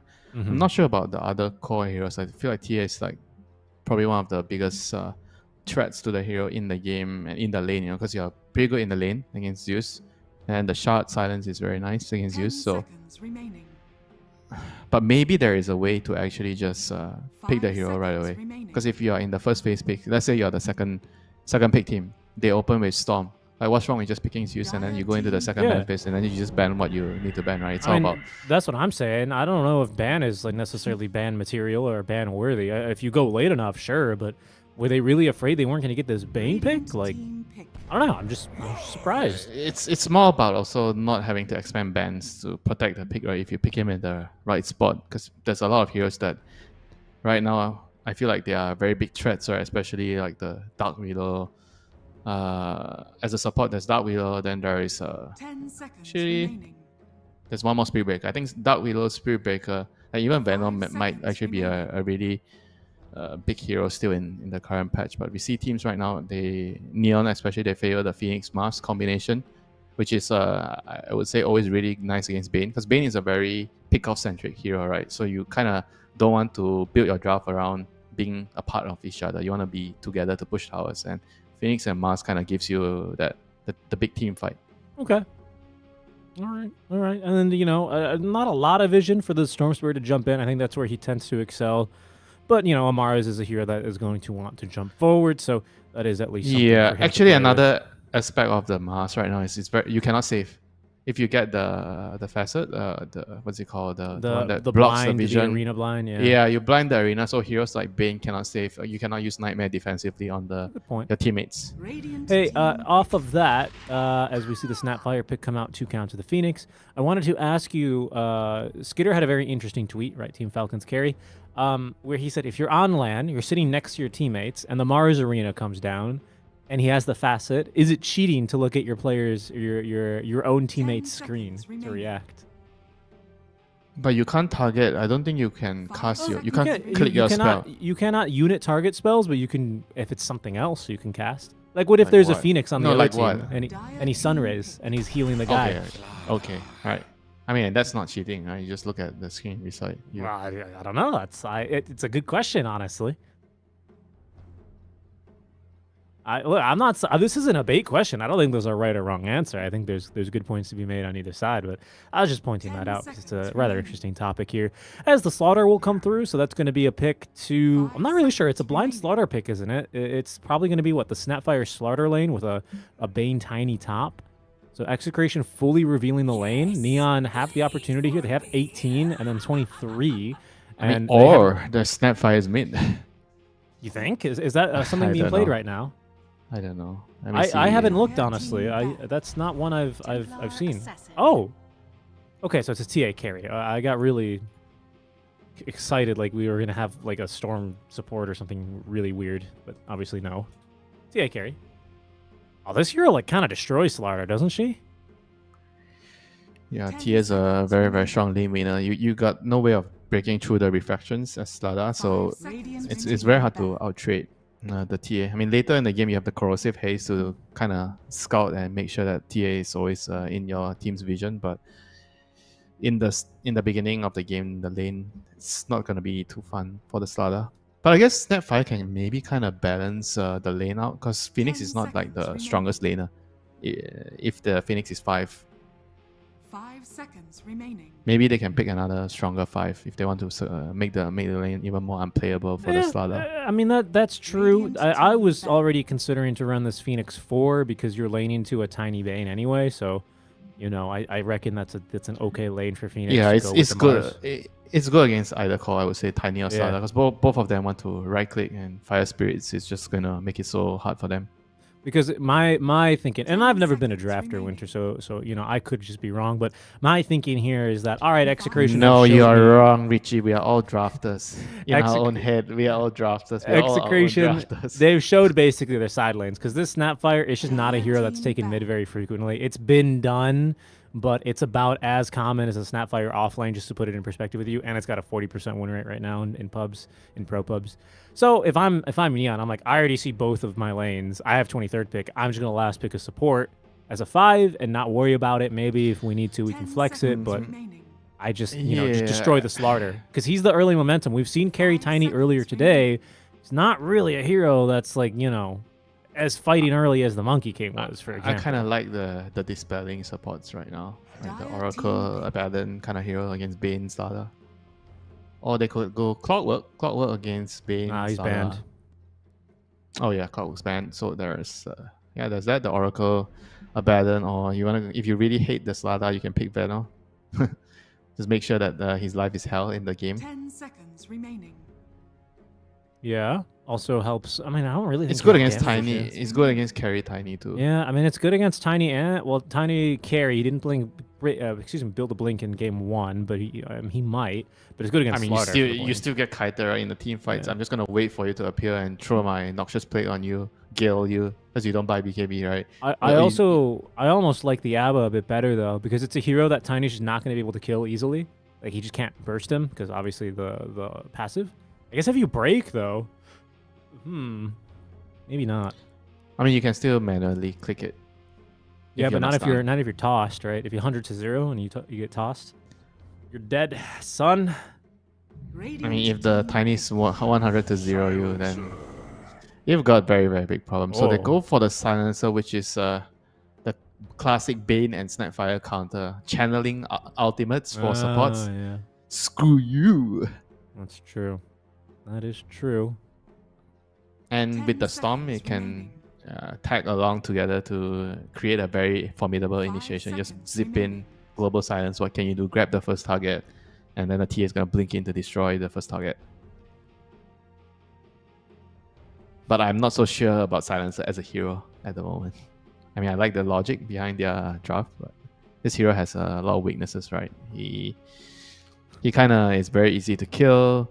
He is not that strong in the lane. He's okay. Yeah. Yeah, his new what is it? The passive seems a little weird. It's pretty useless. Yeah. They're talking about the last word, right? Yeah. Yeah. I don't really understand that one.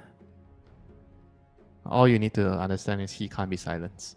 Yeah, he can't. Well, I don't think he's gonna take that one, right? He'll probably take reverberating strike, right? Or reverberating silence. Yeah. That one sounds a lot better. Because that one seems really good. Because that one to me sounds like if you use a BKB to dispel your global silence, you get silenced again.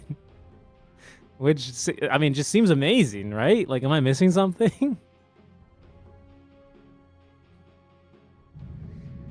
I mean, yeah, I think they'll probably end up going with that it's one. half the duration on the second time, but it's still good. around there. It is still good. It is definitely good. But this hero he has always been having the problem of I can only be useful when I have my R button. You know, when I don't have my R button, I'm like I can't even push out creep waves properly.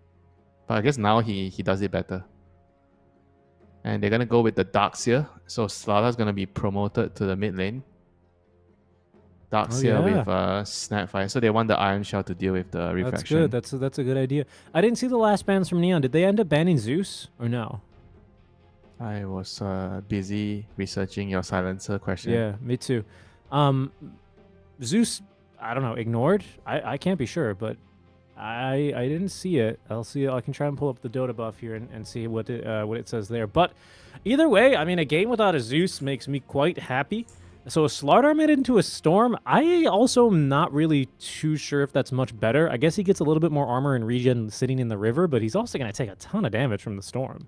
Yeah, I'm not a very big fan of it, but they are just trying to prioritize the offlaners lane matchup. You know, they want to win the off lane, so they're switching the lanes up, picking a Darkseer into the TA, which is I feel like it's definitely a very good lane.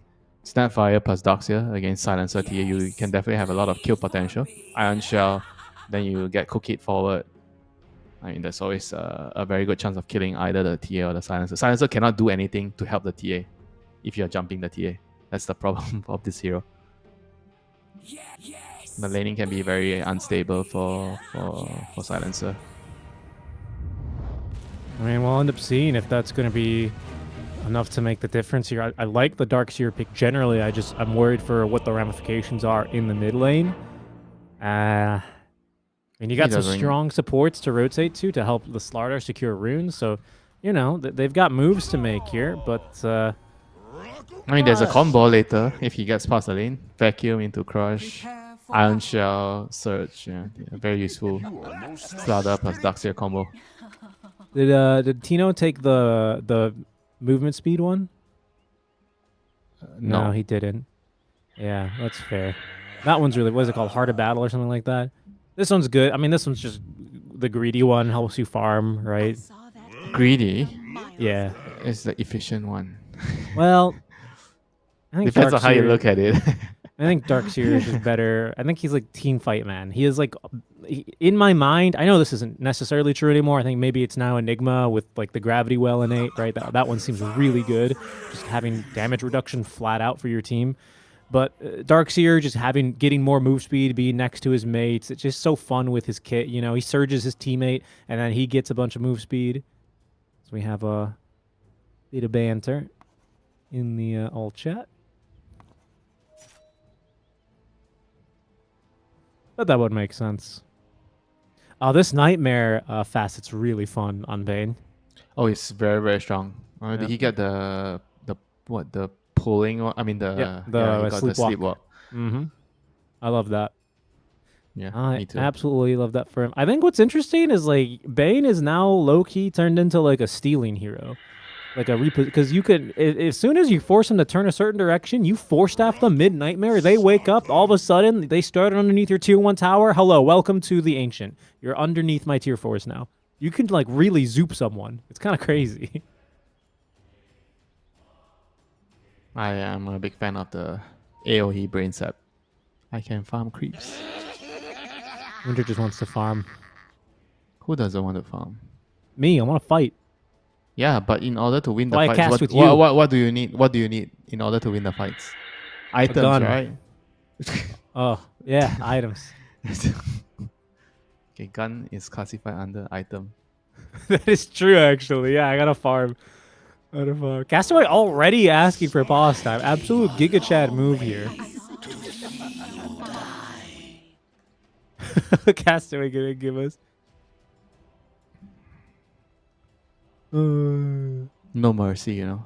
You know, this is an important tournament. Captain says no.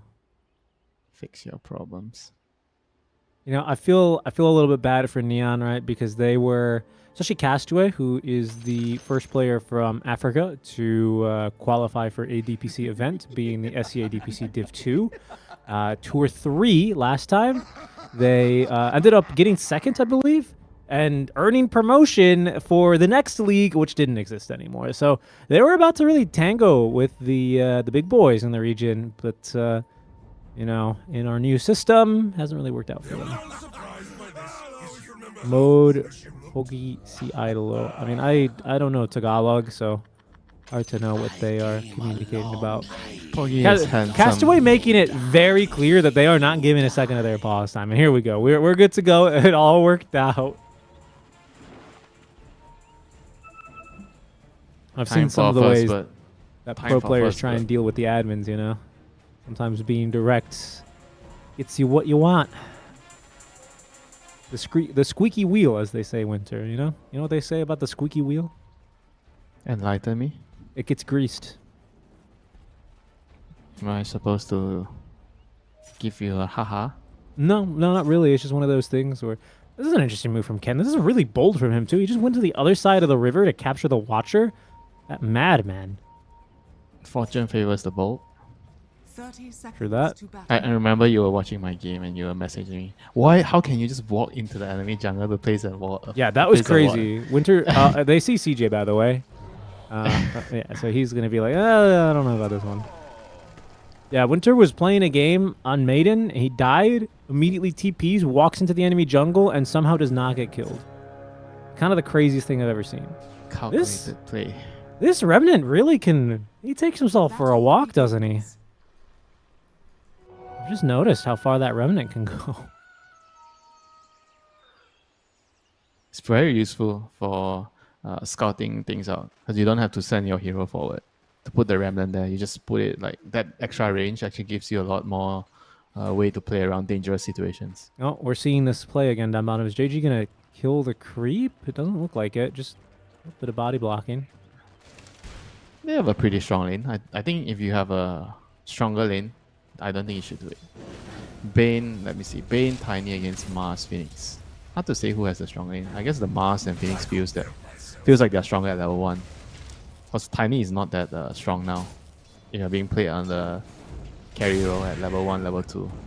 Even at level 3, because you get the second point in the tree. Taking Phoenix for a sleepwalk underneath the wave. They've even thrown the blood grenade here. Feels a little bit early. Good damage being dealt, but Bombi otherwise still healthy. Bombi who did go for the hotspot talent, so he doesn't have his... forgot what the other one is. The budget Radiance one. Budget Radiance. No, I'll give you the actual name. It is not Budget Radiance. It is... the Dying Light. Ah, that's right. Dying Light's a good one. Sounds like a star dying. Dying Light. Well, maybe that's the point. All right. Well, maybe we're going to see a star die now because first blood for Bombi.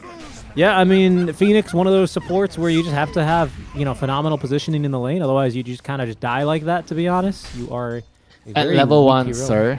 Only at level 1. At level 2, you can do whatever you want because you can fly. Well, a long cooldown, you know.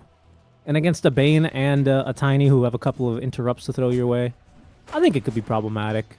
I get what you mean, though. I do. And I play a little bit of the Phoenix myself. Middle Yeah, lane, by the way, this is going pretty much how I thought it would. Ken is kind of dominating these first couple of waves. Yeah, Lewis melee hero into Storm. Yeah, I mean, this is what I was so confused by, right? Because this is a last pick Darkseer to try and, I guess, improve the Darkseer's lane. So maybe we should. It pay more tells attention you there. one thing, Richie. They prioritize the off laner a lot more than the mid laner. And remember what I tell you about the patch. I feel like the mid laner should get a lot more priority because of how the game is being played. The runes playing such a big factor in the game. Maybe this is like the new guy experience for Lewis, who's fresh to the team What? less than a month ago. So if you're the new guy, you get the shit treatment. Well, I mean, let's put it this way, Winter. Who's going to get priority on the team? The new guy or the guy that's been on the team for like 3 years? Well, I would say it depends on who's the new guy. All right. If the new guy is Amma, I'm like, okay. Yes, boss. Whatever you want, boss.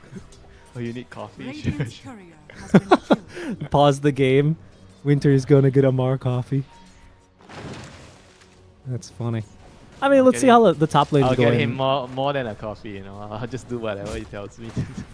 And the top lane, the Darkseer. How is he doing? He's going to surge in. He's going to pressure the TA. Yeah, Cookie. blood grenade toss. Blood grenade on blood grenade. A little duel now. But just not enough damage to really nuke to do the TA. If Amar is your mid laner and he pings you and he says, go die, I need bottle refill, are you just like, yes, sir? If he's the mid laner, Yeah. I'll think about it for sure. If my mid laner is Mushi? no. Why do you have to hurt my feelings like that? I'm not hurting your feelings. That's just, he's a guy you played with. Oh my god. I mean, this is why we cannot talk about my history, you know. It's not true. That's not true. This is They say it always hurts, you know, when you talk about the past, and it's always best to leave it in the past. I think that is not what they say. I think they specifically say you should talk it out, but I mean, I don't know. maybe that does work as we hit another pause. This time it's Castaway with the mic issues. I fully expect Execration to quickly ping the admin and ask how many minutes of pause time remain. I guess this gives us a moment quickly to check in on lanes. 9 denies for Ken. Again, kind of what we expected, and seemingly, at the sacrifice of Lewis, the Darkseer's doing just fine. Specifically, well, actually, he's doing just okay. For having What is a last pick into the what is TA. the bigger question? Was it worth it? Yeah, that's what I'm wondering. Because CJ's not doing amazing, but he's also like not doing poorly, right? So I don't know. The Stara is definitely not doing good right now. Is he asleep? Walk towards the tower. Yeah, JG, he's looks towards the light in his sleep, and will pay the price.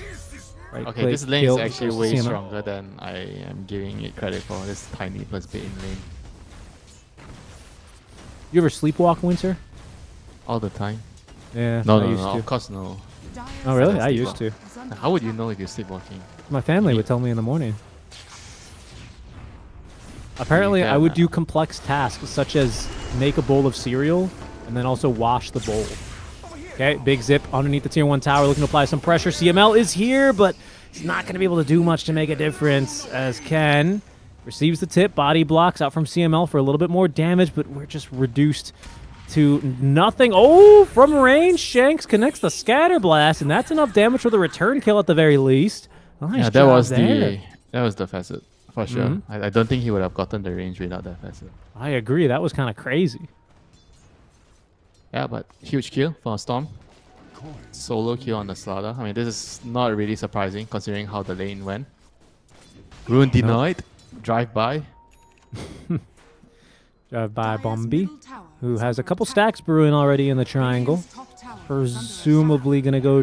I'll give you a tip, Richie, about the runes. Uh-huh.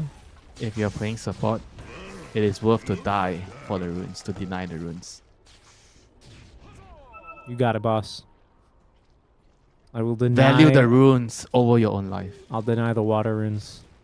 Not the water runes, bro. Oh. The power runes. Oh, okay. You didn't mean. Okay, got it. Sorry. You better make sure you don't deny the wisdom rune. You know. Instructions unclear. I denied my carry's pirate hat shovel, and now I'm minus 100 communication score. Only 100. You got away lucky. Well, I think he can kill him. He doesn't have a lot of you can mana definitely kill though. him.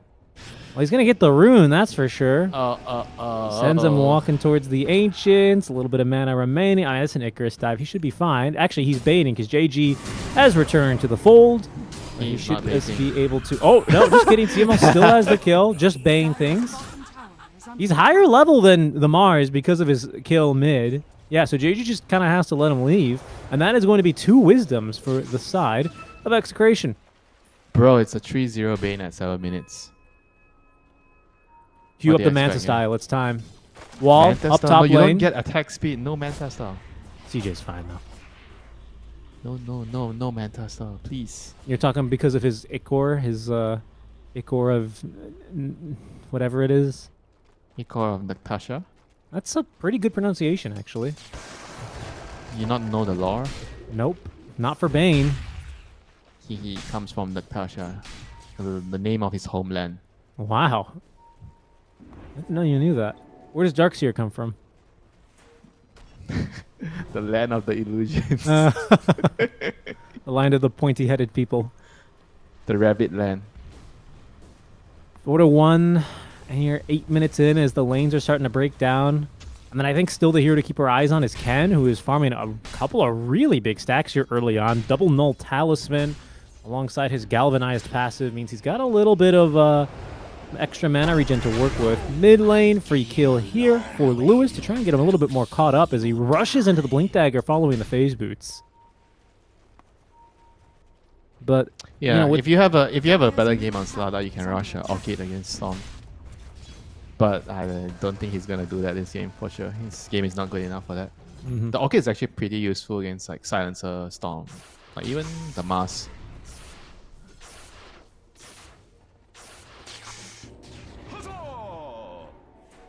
So a lot of stacks. I mean, there's a lot of attention mid by the Execration supports, which does relieve the pressure in the side lanes a bit. So you have JG continuing to farm very peacefully, CJ as well. I mean, the side lane cores for Neon have not moved from their lane all 9 minutes of play. You can see that they're doing just fine here in terms of network. JG's actually worst off overall with a single death.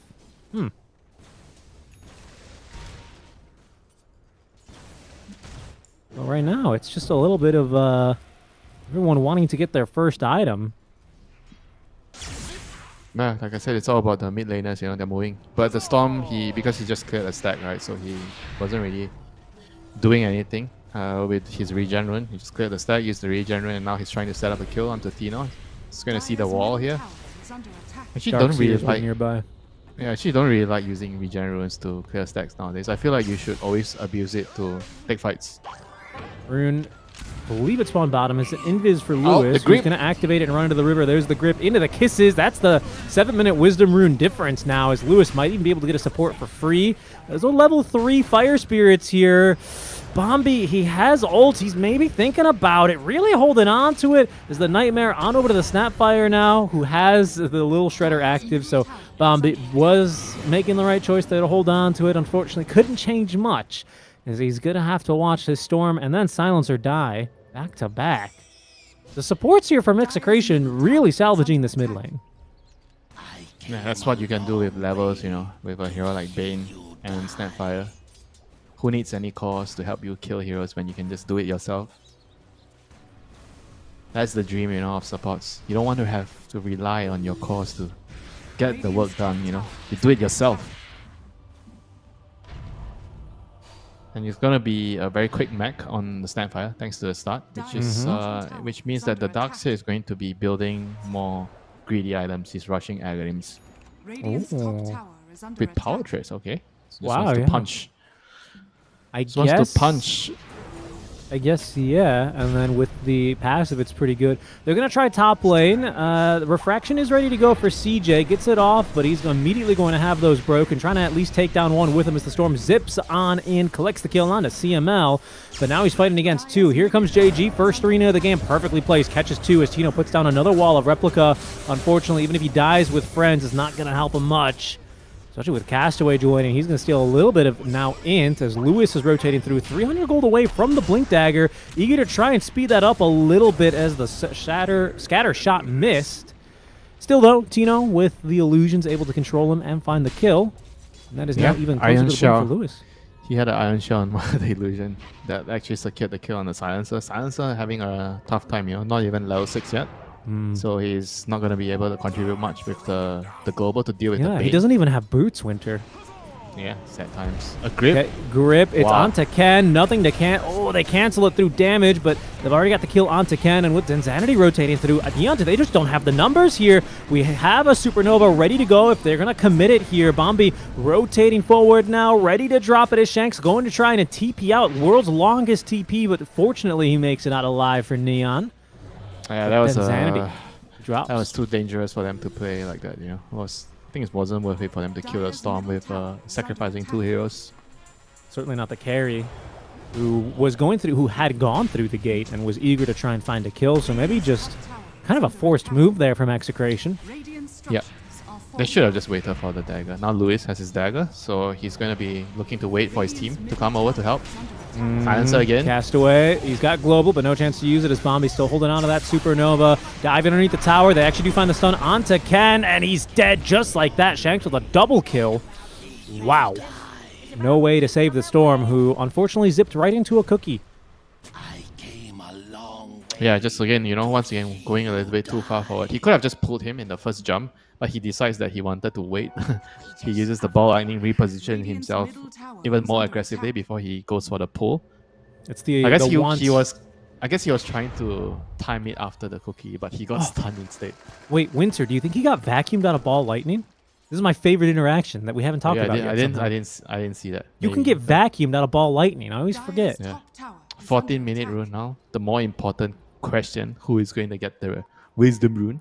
Don't deny the wisdom rune, Mr. Richie. Oh, maybe not, because Lewis is gonna die. No wisdom for him. So it's again 2 more wisdom runes for Execration. They bring the numbers, and the Bane is level 9.5.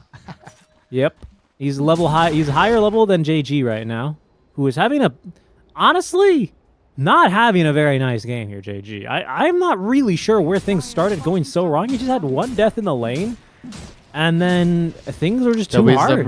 Wisdom rune when they lost the 7-minute wisdom rune and the Bane killed the Phoenix when they were 2v1 on the Bane.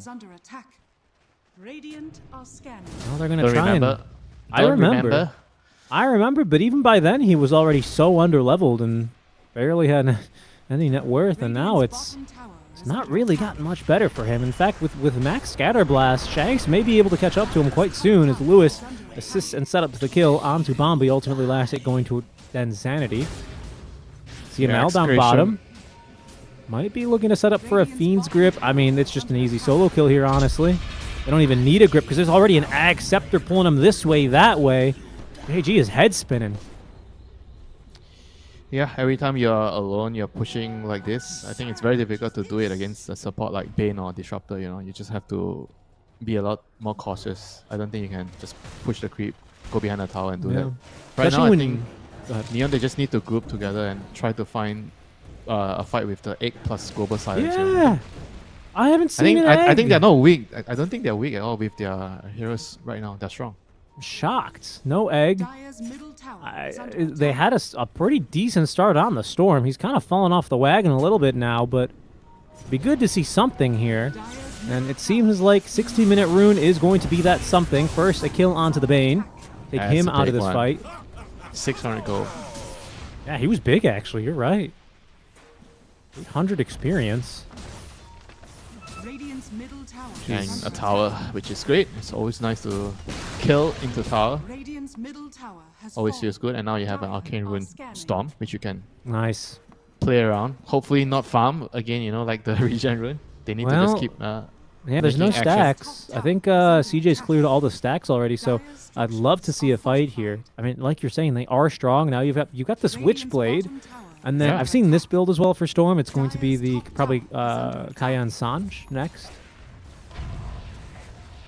which I don't believe includes an Eternal Shroud, but I might be wrong on that. It's still good, you know. Like, so still a lot of magic damage from like tiny Snapfire, Darkseer. Radiant's bottom tower is under attack. I agree. I'm just bringing up. Usually, we were talking about the Storms going for the Eternal Shroud. You know, that was a big reason why you're so confident for literally first picking this hero, right? Kind of crazy. First picking a mid, and you're not gaming Gladiators. First picking Lesh. You know, it's crazy. I mean, Who does that? Queen is that I don't care. This hero can't be countered. Just pick Exactly. my hero first. So Which it's is always nice for your teammates, you know, when somebody is already voluntarily telling the captain, you can always pick my hero first. You know, the confidence that you give your captain, you're gonna make a captain very happy. Right. Right. Dire's top tower is Here under in C, it's more of the Jabs effect, where Jab says, no, my hero's last. Why? I can't disagree. What do we AoE team fight? How about Naga Siren for myself, guys? All right. How smoke about play. Rubik offlane, you know? Okay, they're looking for TPs out. Oh no, the hesitation from Neon could have been a perfect fight for them. They will have to just kind of let them go. Their 2-2 tower goes down. They smoke up. They don't have a Blink Dagger on the Mars. It's only the Yule Scepter, so he wasn't confident making that, you know, kind of walk in play. And fair enough. His build really needs the Storm to be very fearless, you know, to go in and start the fight. I mean, they have global silence, you know, you can just go in and no matter what you see, there's always a global to make sure you get out. I mean, come on. You've got an Amplify damage and an Arcane active. I'm begging you, Neon. I'm begging you. Yes! Here they go! Into the Bane, blown up and killed without much as a thought as he's finally taken down. Jumping forward now a second time. They see Shanks. That's a dead Shanks with a Melt Strike as well. Insanity. Ooh, got an opportunity to counter initiate with the Vac Wall. It's a thing of beauty. Out comes the Global Silence, but it might be far too late. Bombi at least able to set up the Supernova inside the arena walls. That's a pretty good one there as they take down Tino. Supernova zoning away everyone else, and that is going to be basically a worthless buyback look out from CML. how easy that was, you know, if they just went in, cast the R buttons on the two supports, and fight is over. It's amazing. That was a good arena, trapping the heroes in is making it very difficult for Excretion to fight, you know, so props to JG there doing it without the dagger. But I still think he needs a dagger. Like, he needs to be able to jump first and give his team more options, you know. If he doesn't have a dagger, it means that if Storm doesn't find an angle to attack, then nobody can go, you know, they have to wait. And I'm wondering if the Eternal Shroud is really the solution in this game. No, for him. I kind of don't like the Shroud. I would have preferred like dagger into maybe Wingmaker. Wingmaker is actually very useful this game. Dagger, maybe Octarine Call first, then Wingmaker. You know, the utility build. Right, I see that. Yeah, I mean, I'm just... The reason I don't like BKB because of the Slardar Bash and the Bane, you know. Yeah, I mean, and it's just a lot of physical damage here between the Slardar and the tiny auto attacks, obviously, right? It's just... I don't know. We'll see how it turns out for him, though. I mean, he's the expert. CJ is getting ready to solo Tormentor. Maybe not solo. I don't know if TAs can solo it anymore. But, I mean, pretty much. AG's like, I'm not taking any of this damage. Thank you very much. Smoke play in the river. Execration looking for a pickoff here. Are there any major items that we're smoking on? Not really. Just a haste rune in the bottle for Slardar by the looks of things. They might get a perfect backstab here. CJ, he's going to walk out in the middle of the lane, and that sets them up for a perfect Fiend's Grip with the blink out in the nick of time. Denzanity destroys the tower. Lewis thought about going for more, but he's going to be recalled. Arena catches Arena. 3 into the trap silence as well. Bombi laying into them now with the Max Sunray as the Vac Wall pulling back JG, but they've already got the kill onto CML, and that's a dieback there. The global silence to prevent more follow-up because in comes the long-range zip from Ken. A second, now a third, really committing here, but Lewis, he is so fast. Finally, they catch up to him as CJ cleans up Shanks. Ken finds his man, and a huge get here for Neon Esports right into the hands of Roche.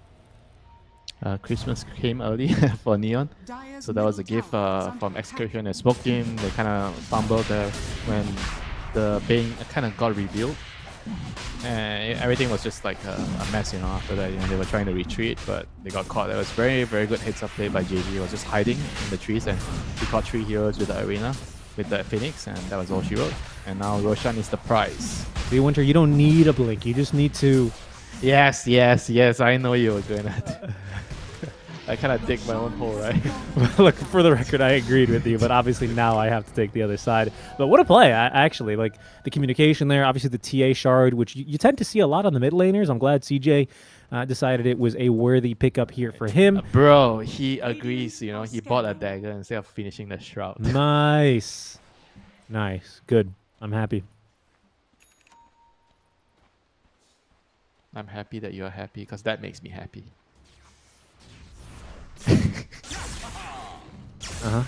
Over here now. Why? How come it also makes you happy when I'm sad? No, I mean, what? You're not sad. You just said you're happy. I'm just kidding. I just love the way you look when you're enjoying a plate of excellent dinner. Smoke. Oh, I thought they were going to smoke you with his ages, but not yet, apparently. Fresh Crystallis in the inventory for the TA. It really looks like they're going to smoke, but they just don't have one? I mean, they should be. I mean, they look at the creeps. You know, bot is already pushed out towards enemy territory. They should just play really aggressive, look for kills, and just try to abuse this A-gaze timer as much as possible. Well, Lewis is going to get the TP out. Shanks through the twin gate is safe and sound, so they're not going to find anything top, but they can continue pushing at least for that tier 1 tower. She's already two-shotting so strong. They're actually so strong. I think Excretion, they don't really have a lot of good tools right now to win the team fights. I mean, they have the Greaves on the Snapfire, which can kind of dispel the Silencer global, but outside of that... No, it can't, because then you get silenced again. Oh yeah, you get silence again. Yeah, with the reverberating silence, Winter. So you need Greaves and Lotus. Yep. Radiant structures are fortified. Oh, that's so annoying. Yeah, that's why I couldn't believe it. But at least it gives the hero some sort of relevance. All right, here we go. Oh, big ol' zip. Once again, they just find CML as JG gets an initiation. Arena onto 2, keeping Denzanity out of this fight. Down goes CML as the egg drops as well. Denzanity burning away to this one. No way he takes it down solo. And that is just going to put him in a nice fiery grave as the detection is there. That drops Denzanity. Ken looking for more now as Neon on the chase. Want to find another, and they'll get Shanks. Yule sceptered up, set down by the spear, and killed off another 3 for none trade. And CJ, he might even be looking for more here. I don't know. Can he solo Tino? He might be able to solo Lewis if he walks up like this. But he doesn't. Oh, maybe? He's thinking about it. No, he's not going to. He has backup now, so he's definitely going to be able to kill him if they find him. Yep, TA trap slowing in a brief silence. Surge again in another second as JG looking to close the door now. Yeah, Ken is Neon TP. in pursuit. Who can they find? No TP for 40 seconds. Oh, hiding away in the trees, but they've caught him here. Yule sceptered up. They have now the Storm here to boot. And an easy kill onto Tino. Things are absolutely falling apart here for Execration. Yeah, they have to find a way to take the team fights right now. I think with the BKB on Slaughter, that's going to give them away. And also the BKB on Tiny, he's going to need it. That's just way too much magic damage, you know, from the Phoenix, the Storm. The status resist is like not really working out too well, you know, in the team fights for him. Radiant's middle tower is under attack. Yeah, how much status resist does he have then? He's got like 15% status resist. Right, 1 to 10. And then the slow resist is a little bit better.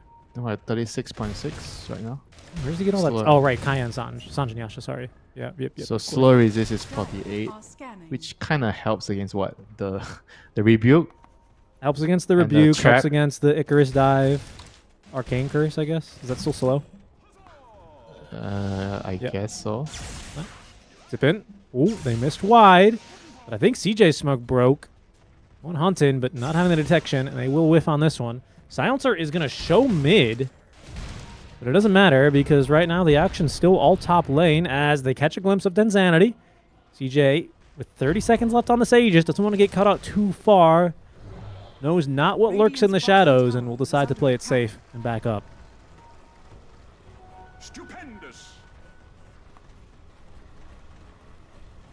Yeah, trying to use this BKB timing on Slada.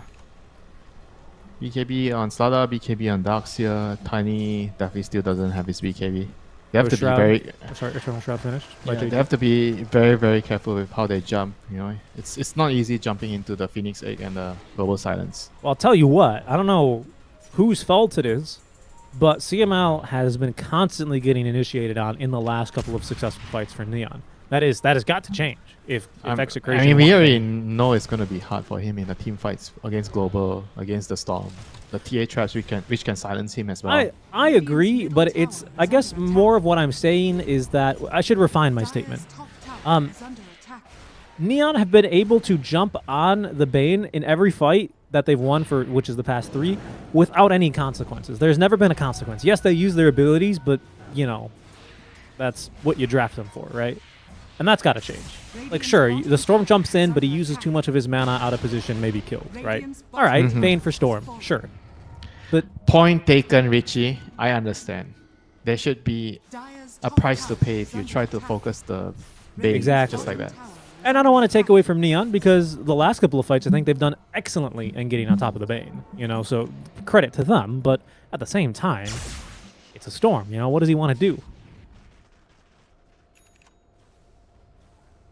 Radiant's middle tower is under attack. I mean, ideally, the team fight should be started by the Slada and the Tiny. They should just go in, just create chaos so that the Bane and the Snapfire has a lot of places to hide in the trees. Mm-hmm. And hopefully you kite out the Global and then you can cast your spells. Good news is Castaway's not rushing a refresher, at least. Rushing a refresher? That's the good news. He's not. He is not. Are you He telling me was. it's the right thing to do, rushing a refresher? Well, that's why it's good news for Execration, because they're not going to have 2 of them. And then, conversely, that's 4. Lewis, vision breaks. Who are they going to jump on? They see the Phoenix. Oh, but silenced up these TA traps. The Bane of Execration's existence. And I'm not talking no position 5.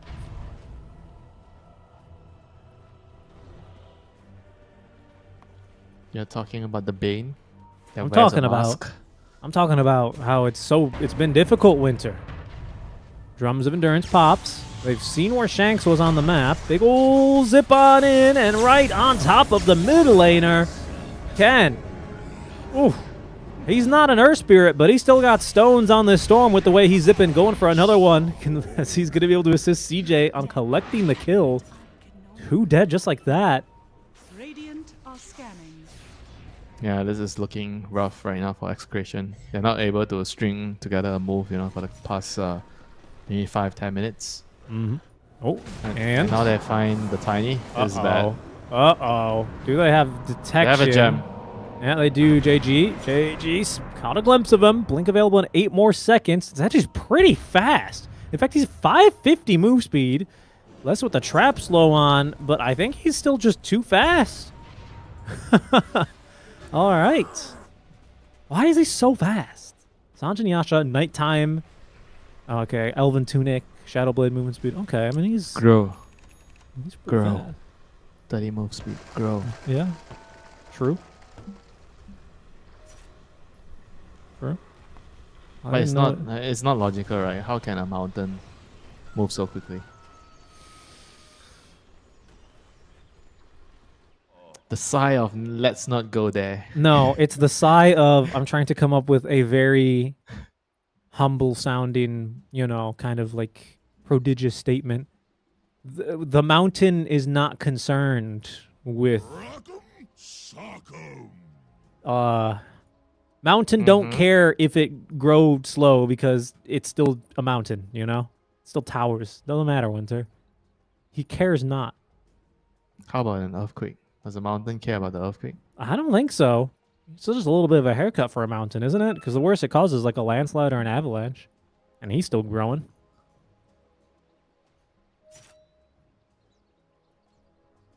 Get hit by another pause. State of the game. Pretty good right now for Neon. Up 11k, 16-18, just over 30 minutes now in our first game of this BO3 series in the upper bracket. Round 1 of the Rambulan. Yeah, Phoenix has a E-Blade completed, by the way. Yeah, I noticed that when he shot that at the Tiny, who then just continued to run away. Yeah, percentage base damage against Tiny. You may be a mountain, but I'm still taking you down. That's true. Percentage-based damage is historically very good against mountains. We all know that's what they do to take them down. I saw that ending from miles away. How do you actually take down an actual mountain? You have to be digging for 1,000 years. Erosion.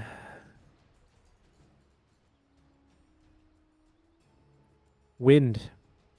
Fine grains of sand. Gale force. No, just regular wind will do it. That's the thing about a mountain, Winter, is eventually it can be whittled down. Just with a lot of time. Not on a time scale that we can really... I mean, with that logic, time just whittles down everything. It's true. It's true. Haven't you seen... I mean, you've played Dota games that have gone more than an hour long. How good are you in hour-long Dota games? Come on. Do you imagine, what was that game in Gladiators versus PSG Quest game at the Bali Major? 2 hours? Come on, man. You had like 3 Divine Rapiers on a Chen. That wasn't Dota. I don't know what that was. That was 10 carries. Yeah, true.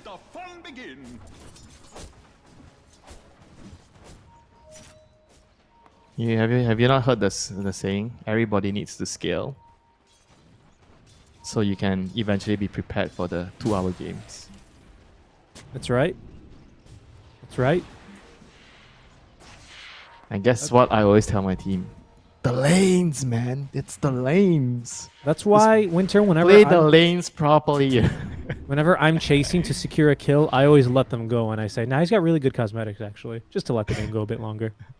JG, good position in here for him. Blink Dagger, ready to go on the counter initiation. He sees all of them. The Arena only catches the Tiny, but it's more about the zoning now with the Global Silence. They're on to CML, and actually Ken this time, he doesn't have a lot of support, so CML lives for now, but that second Global Silence on the Reverberation, putting him down.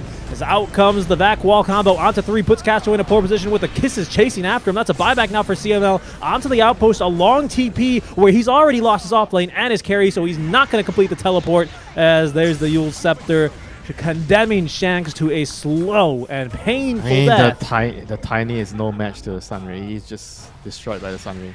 The mountain is gone, and the sun is staring at him. The mountain took 2,000 damage from Sunray.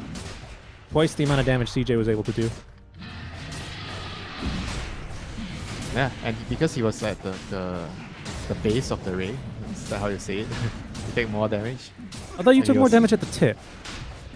Huh? Near the end of the beam. Isn't it the end of the beam? So the further away you are from Phoenix? Yeah, I think that's how it works, right? Deals more damage to units near the end of the beam. Which end? Good question. Which end? The end. The end, yes. No, the far side of the team. I would have to assume. I think there was a... Wasn't one of his shards like this a long time ago or something? Didn't he have a talent or... I don't know. I might be thinking of Ag's Lab. Honestly, half of the... Ag's Lab is basically just a testing ground for the future Dota patches, as it seems. Yeah, I mean, imagine you're Tiny. There's a Shiva's debuff on you. Right? You're E-bladed? And then you're E-bladed. Sunray is on you. You have no BKB. Mm-hmm. GG. I mean, if you don't have BKB against that, you're just dying. Yeah, it's been tough. It's been tough. I mean, it's kind of hard for him to play if he has to BKB when the sun is facing him.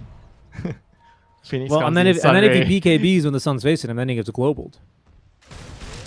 But even... I don't think he cares about the global. I think he cares a little bit. When Avatos amplifies damage, you know, I don't know. I think he cares a little bit. I don't think he's like... I don't think he's like, oh, I'm global silenced. Hooray. He just wants to right-click, my man. Well, he's going to have to BKB now. He's going to be pulled out and almost under to 0 again. BKB just to run as Ken chasing after him. Vac Wall connecting onto, I think, all 5 heroes here, Winter. What a Vac Wall, but just absolutely no follow-up. Yeah, the mountain is low. What can you do, you know? Your carry is running away. He's running to the mountain is heading back to the hills. I like it. I like it. That's a good one. That's a good one. The mountain is heading back to the hills.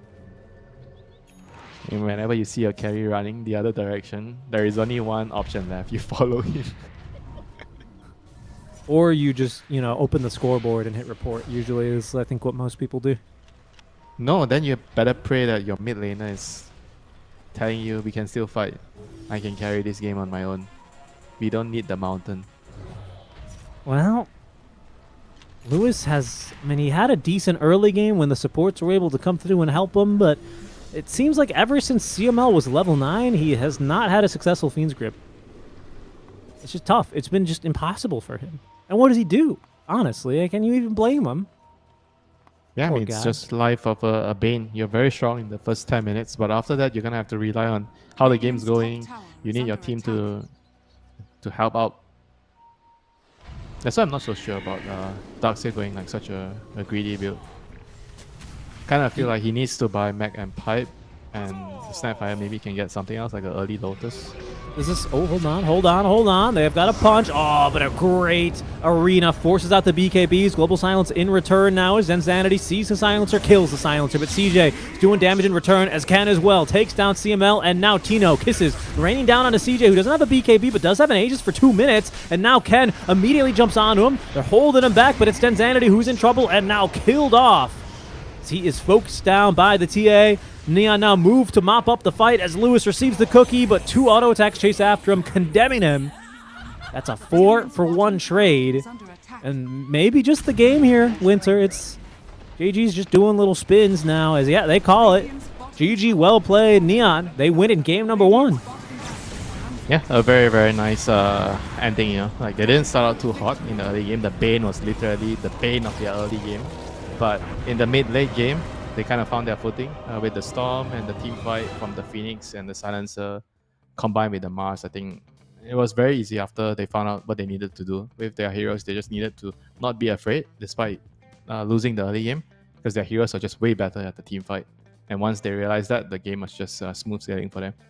Well, they sure did choose their moments. I mean, we were kind of getting a little bit, a little antsy to try and, make it happen a bit sooner. But at least they got there in the end now, didn't they? As we'll take a look at the scoreboard real quick. I mean, Ken also with quite the game. I think he had a difficult early game with the support-heavy rotations that Execration made. But, I mean, just phenomenal stuff, to be honest. And Execration, they do it right in the early game, and then it kind of falls apart later on. And I have to wonder, Winter, if this has a lot to do with the draft.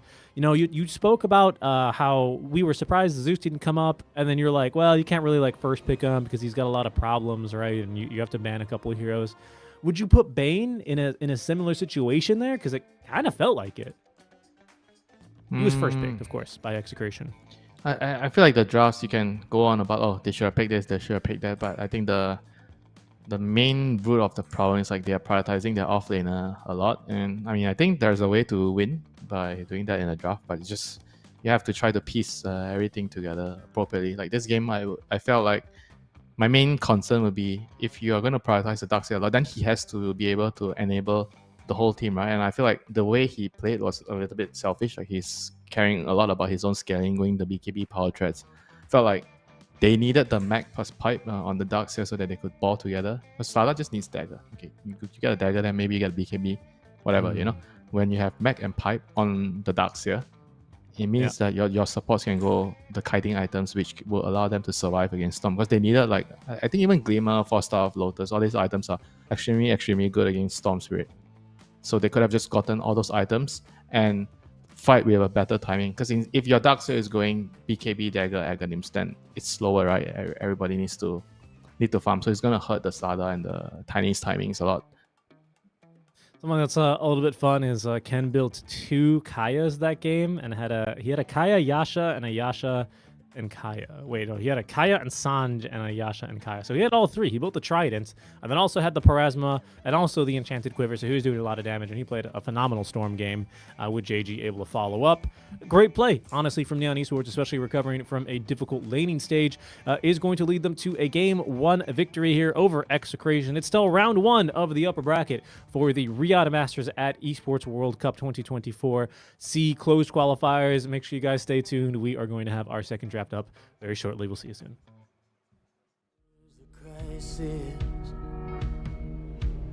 In my heart and in my world,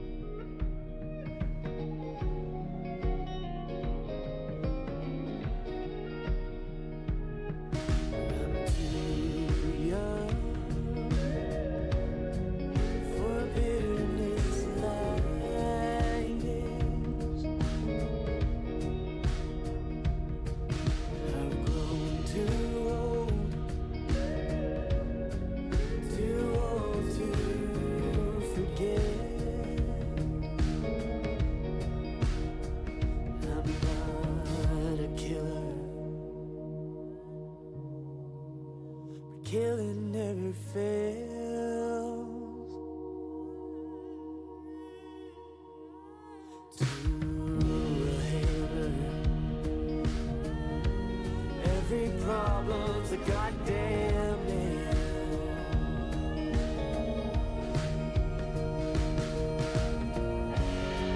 Oh, hold your fire. I don't belong here.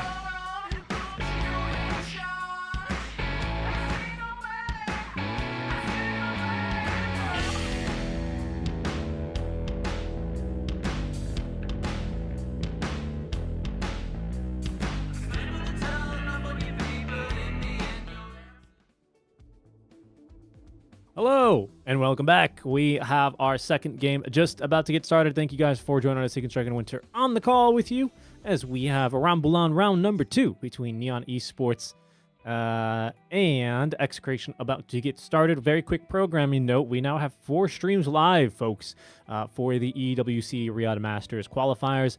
So there's this one, of course, which you know about. If you're here for Neon Execration, don't go anywhere. You're in the right place. If you're looking for Aurora versus TNC Predator, that is over on the sister channel on the C stream. Sorry, on the third stream, I should call it. But Eastern Europe has now just kicked off as well. You guys can catch Gareth and Lacoste on Virtus.pro versus Next Up. That is on, I'm trying to find it. Give me a moment. That is on the primary channel. So you can delete the EN and the underscore. So it's just EWC underscore Dota 2. Or alternatively, if you want an Amiga Gaming versus Liga team with Danog and Epi, that is on EWC Dota 2 underscore EN2. But for us, we have Neon Esports versus Execration. Game number 2, draft number 2 now underway and live on your screens, folks. And we have Neon with first pick on Radiant side, Execration last pick on Dire. Winter, I spoke a lot. I said a lot of good words and whatnot. What do you think? Draft? Good? Bad? How's it going to happen? Draft wasn't the problem, I think. Play was the problem. 5 seconds. Even though I wasn't very happy, or I wasn't really a big fan of how they prioritized the offlane, but I still felt like they definitely have ways and tools to win the game. They just didn't really play well enough to do it. They had a really good start with the Bane, you know, support at what minute was it? It was minute 8 or minute 9. He was already level 6. He was running around. He killed the Storm. I mean, the Storm kind of messed up. He died a couple of times. Felt like the game was in a good spot for them. They had a very early mech on the Snapfire. The game just felt good, you know, but then things just kind of didn't work out after that part. The team fights were hard. They were not doing really well when it comes to the engagements. I think it all started with the Storm, and one of the Storm kills where they dove really deep for it on top, where they committed the Bane and Tiny came through the gate to secure that kill, but they lost 2 heroes to get that kill. Then after that, it kind of gave the enemy supports the levels that they needed for their level 6, and after that sequence of event happened, the team fights just became harder and harder, and they couldn't find a solution. 5 seconds remaining. And here we are into the second phase of bans. Execration making some slight adjustments here, especially with that TA ban. Neon Esports ban into pick for them. Last time we saw the first pick Storm out from Wait, did they also have first pick last game? They must have, because it was Bane after the Storm. So we'll see. They swap sides. They basically only swap sides. Yep. We'll see what they want to do here. It's another first pick Storm. Ken was happy with the way that one was going. So what is the answer to counter the Storm here? There's Not a melee DK. mid. Not a melee mid. Except for DK. DK is the only one that can actually deal with Storm. How about a Zeus? And then you just ban. I mean, why not? Protect it. The only argument I would make for that is Storm is good at hunting Zeus. Hey, we're running it back. We are running it back. In comes the Bane. Again, for CML. He thinks that wasn't necessarily a problem, but we'll see how the rest of the draft now plays out, as the Willow Band is identical to the previous game. Strong hero. Very strong hero. Good at dealing with Storm. Like, you could just run in with the ball lightning, get caught by Bramble Mace, terrorize, and then you did. But I do think that Dark Willow is just a top priority pick for Post 4 right now. It's a very strong hero. Gyroban as well. More of a carry, I think. Are you seeing a lot of gyro support at all, or no? Not really. I played gyro support, but not anymore. Why not? What changed? Losing. Okay, that's fair. When you're not winning, you're not having fun, you know. It doesn't matter if you're playing a fun hero.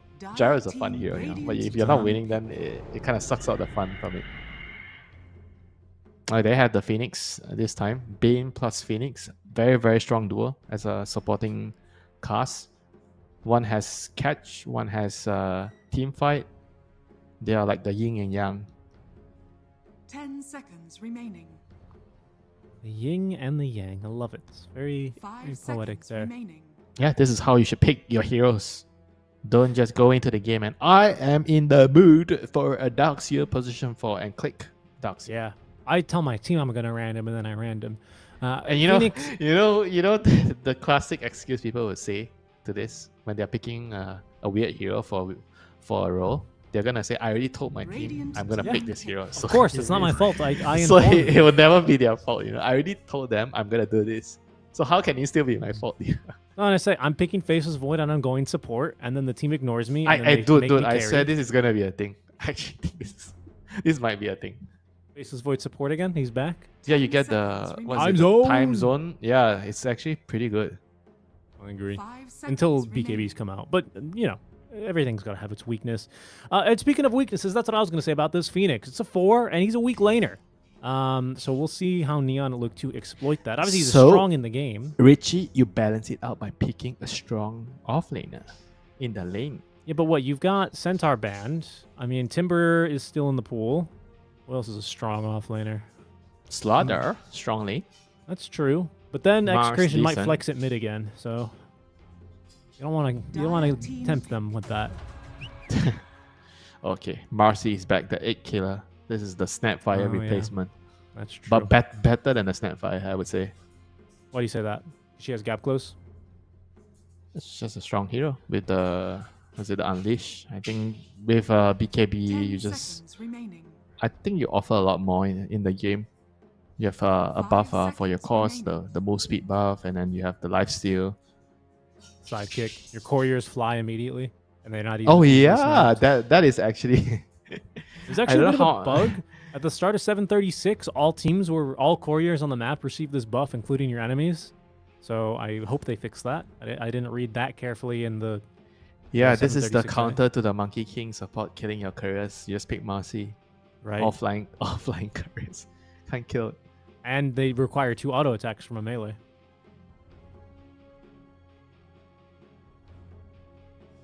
Okay, so that's definitely interesting for sure.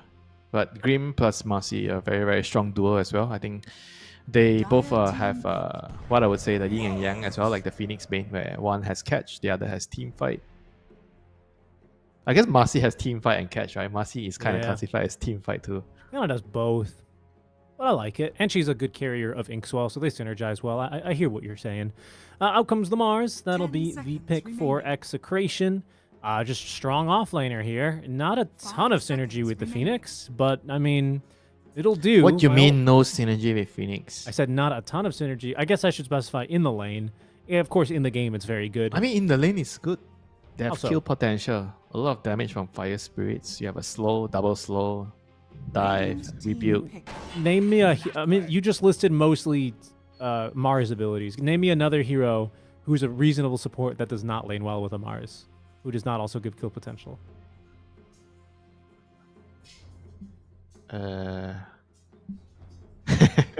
Right? I mean, he's just good. He's just a good hero, which is fine. But with the clock now, somebody is being promoted to a call. I think it's Clockwork, right? It's a Clockwork core. Clockwork call? Mm-hmm. Isn't it like? No, they're not going to do another melee. I tell you, Storm. it's a Mars mid and Bane call. No, I don't think anyone's doing Bane core anymore. Oh yeah, because you don't have attack speed. Then it's a Phoenix call. No, you think it's a Clockwork call? I mean, it has to be. Because it can't be a Bane or a Phoenix. You don't do Phoenix core into a hero that you've already been counterpicked by. No way you do that. Oh my god, there's no way you do it now. Right, this hero is very strong at the moment with the new facet, and I think this hero is just obnoxious to deal with right now. Good at killing the egg. Very difficult to kill him in the team fights with the Dig and the Mega Meeple. It works really well with Grimstroke. Are Execration going to have to run another melee mid into Storm? I mean, at least if it's Mars, you have some counterplay, just push him away. They need to just pick Elder Titan to counter the Meeple right now. Okay, but then what? You have ET core, Mars off, Clockwork mid? If they want to pick a carry, they need like something like a Sven. Even Sven doesn't feel that good. They removed what the else? strength bonus from God's strength. Sven, who Now else she's can do it? God's. Okay. Let me see which carry can deal with Meeple. Dire team ban. There's not many. I have no idea what you do here. Elder Titan. I swear, this hero. Maybe. Other than that, maybe you. It's just such a problem that it's Mars 10 and seconds Clockwork now. remaining. Yeah. I don't know. Neither of these heroes. You have to pick a safe laner. There's just. I don't think there's any way. And I guess ET can work.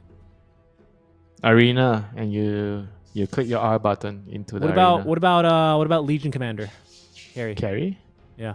It's not that bad. It's a strong hero. Yep. You're not a fan of the ET carry?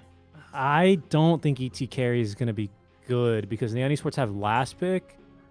And then what is there? An Yeah, but it's offlaner about with the- finding something that's good against Meepo, right? It's not just thinking about the carry role. Yeah, but what if he just doesn't get a start? I mean, this is not a hero that farms, so he needs a start, right?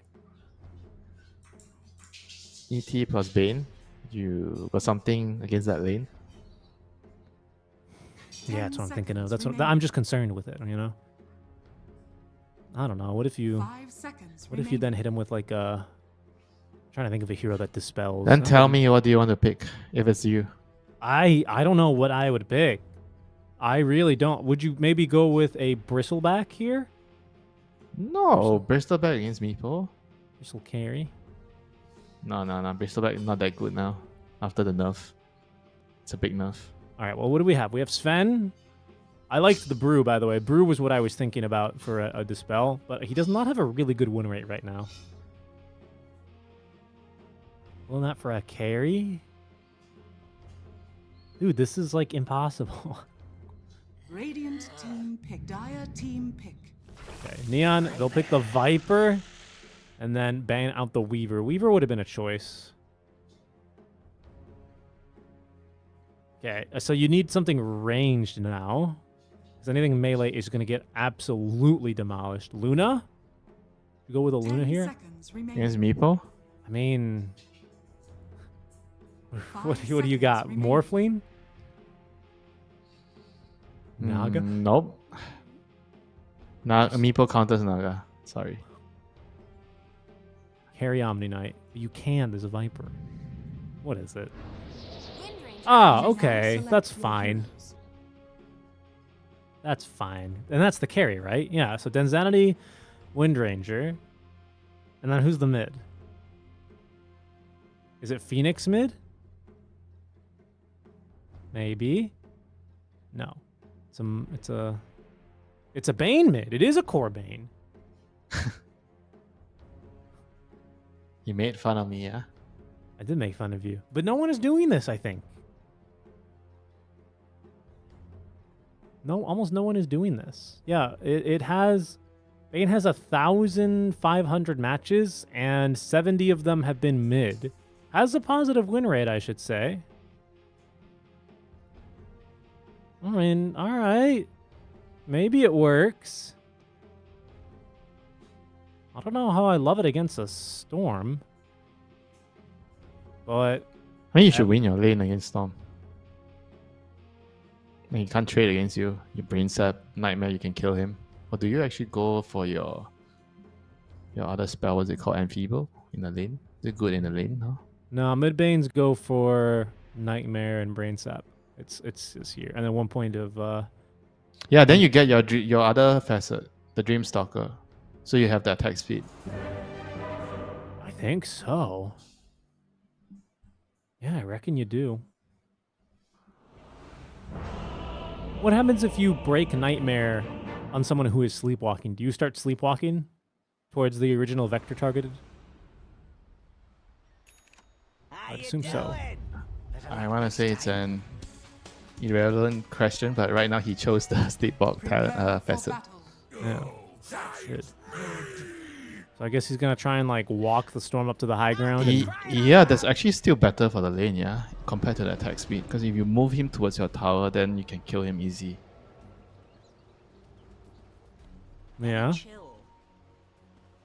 That's freaking Jenkins line. What a lad. All right, well, here we go on a game 2. It's a mid Bane into the Meepo for CJ. Carry Meepo It's the carry Windrunner. Support Marcy thrown into the mix. I have to say, I'm not really in love with the team fight that Neon have drafted themselves at the end of the day. Double Viper Strike's not half bad, but that's about it, alongside a double Vortex. Fighting into Fiend's Grip, fighting into Arena, Supernova, Clockwork. Good team fight for Execration. Gonna have to not get run over here. I mean, the Grim is going to be very crucial in the team fights. He needs to be able to silence the Bane. I mean, the Dispel is also nice, for sure. But you get a Soul Bind on the Bane, the Phoenix. I think those are the two key targets you want to silence. I mean, it's a strong Dispel, right? So you just use that against the Grip. Easy. That is true as well. Use that against the Grip, use that against the Mars Spear. Okay. I could see it working. I'm just, Bane Storm mid. We'll see how this one goes. Also, he's getting Null Talisman, so he gets the stats and the mana regen. Oh, I see. Yeah, that makes sense. Because, of course, we all know that Bane is from Nikatasha, right?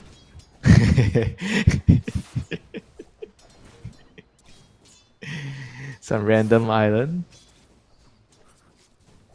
Home for him, though, Winter. That's what matters here. Yeah. Okay, I mean, so Brain Sap early on, right, of course, to secure the waves, and Lewis is going to end up... Dude, see, he's going Enfeeble. Did he go for Enfeeble? Not a lot of people do this. You told me I'm wrong. Well, that's what I would have thought here. Let me see if I can find him on Dota 2 Pro Tracker and see if this is a thing. I can't find him on Dota 2 Pro Tracker, so... I don't know. How much damage does it do? 90 or 100 plus damage? 108 damage, level 1. It's pure damage. Shanks played a game of mid Bane. So what's the plan? You just keep enfeebling him so he can't last hit? Yeah, so I guess... So this is why he didn't go for the Nightmare talent, because he's just going to go Brain Sap, Enfeeble, Brain Sap, Enfeeble, Brain Sap, Enfeeble, basically all the way. Max Brain Sap, I think... You're not going to have mana. Well, that's the build. Double Null Talisman into Mana Boots into Phylactery. And then Shard. All right. Sounds disgusting. I will say Shanks lost with it yesterday, but they try it. They do be trying it here. So that's the item build. A stick in this lane I think makes a lot of sense because he's just going to be spamming those static remnants at you. But let's take a look at other lanes because I think if there's going to be a kill here, it'll be pretty slow. We should be able to scout it in time. How is our Meepo doing? Oh, top cogs. Yeah. That's the cog magic right there, and that's why people max cogs. I kid you not. I think it's a terrible idea to max cogs on this hero. You think it's still? You can't farm. I think it's okay to get 1 or 2 points, but beyond that, I don't know. I think your other spells are just so valuable. And it's useful in the lane, I think, to be able to push and burn the mana of the offlaner, or even the position 4. Something in my brain broke. The freaking Hill Troll Berserker broke Bombi, and I went, wait, what? Does cogs break? But no, it was literally the Hill Troll. I mean, you're not wrong. Cogs do break. But right, exactly. Well, not if you're Clockwork. Look at this. Look at this, Winter. Is that balanced? How can you stop that? Bombi's half HP now. My goodness. Yeah, that was also probably due to the fact that he was right-clicking near the tower, you know? Yeah, I mean, that's true. That's a dangerous game to be playing, isn't it? What are you saving your skill points for here, Meepo? Oh, he's top lane. They're fighting. Richie, somebody's gonna die. Oh, Denzanity, he lives, dies immediately following. And CML, he's gonna go down as well, cogs or not. Bombi, the ultimate survivor, but first blood going the way of the Clockwork. This is really good for Marcy. Marcy is I would argue the best position for to be able to get solo kills like this. You don't share your XP and gold. I mean the XP with the core, and if you're getting solo XP, this is one of the better heroes to do it. If you get the head start with this hero, you're going to be able to do so much. Would you say that the best hero, best position for is actually a Spirit Breaker because of the herd mentality? Yeah, maybe you could argue. I'm just saying, because that just seems really strong. I don't know how long it'll stay in the game. Inkswell does connect onto Tino, but not a lot of follow-up damage. In fact, Castaway, he may have been on more than he could chew. That is going to be the stick charge is consumed, and he is otherwise fine. Scary moment for him, though. Let's check back in on mid real quick, because it is going to be this max and feeble brain stat build for our Bane. I mean, I guess if you're not taking Nightmare either way... So this is interesting. If you don't take Nightmare either way, and you're not taking the Sleepwalk for the lane, why not take the attack speed so eventually you do have it? I guess you just don't build stat items at all anymore? It might just mean that the other facet is just better. Yeah. Because you're moving people towards any force movement is always very valuable in a game like this. Right. Hey, the Storm is not even losing his lane that bad. Like, he's just a couple of CS behind. Actually, quite surprising. 5 denies is something, but I agree. I do agree. And we'll see how this works when the rotations come, because without Nightmare, wonder like how you work with a Clockwork, how you work with a Phoenix. I mean, the Clock's pretty good at rotating. A Phoenix, I mean, he provides damage. I don't know here. I'm really eager to see how things look. I mean, we're approaching minute 6, but we're still fighting top lane, where CML may have to take a death here. CJ, he sent a Meepo through the Twin Gate. That will assist with a kill here onto CML. Yeah, good use of the clone there. That's something Meepo can do. It's very, very hard to avoid. Especially you get it so early now. You kill him before the 6-minute rune, so he's not going to be able to help contest from mid. And Ken has level 6. Shanks is only level 3. Pretty low level here with a stick. They're going to make a jump onto him now, but he gets the jump away because there's no points in the vortex. But Ken, you madman, jumps in after him, goes diving, finds the kill. CML, what can he get in return? As he's going to trap Ken inside the shards. Oh, into the grip now from Lewis. Just hit level 6 in the middle of the lane, and there he goes. He played bowling with him, Winter. Knocked him this way, that way, and eventually into the dirt. Yeah, he was just a little bit too tentative there. He wasn't sure where he wanted to ball lightning to, and then just gave Lewis enough time to get there with the grip. Yeah, and that was a grip with Arcane, so he's going to have another one ready right before you even know it, which is a bit of a scary start here for the Storm of Spirit, especially because when you level up ball lightning each time, you gain those galvanized stacks, and when you die, you lose them. So he's going to have a knock-on effect here. He'd love to get a stack back, and he should here easily with the assist onto Tino. Well, you do get a permanent one every time you kill, so you don't lose that one. That's true. 0.1. I don't think you gain the stat. Oh, you gain 0.2 mana regen. Yeah, okay, I see. Yeah, I know, you're right. It is 0.1. Yes, 0.1. Yeah, okay. That's still pretty good. CJ? Oh, he poofs out just in time. Nice job there. The Phantom's Embrace silenced in CML, so we couldn't cancel that cast animation with the Battery Assault. Lewis, 15 seconds until his next Fiend's Grip, so it'll be up conveniently just before the next Power Rune spawns in. Maybe trouble for Neon Esports, as the supports from Execration are rotating over well in advance.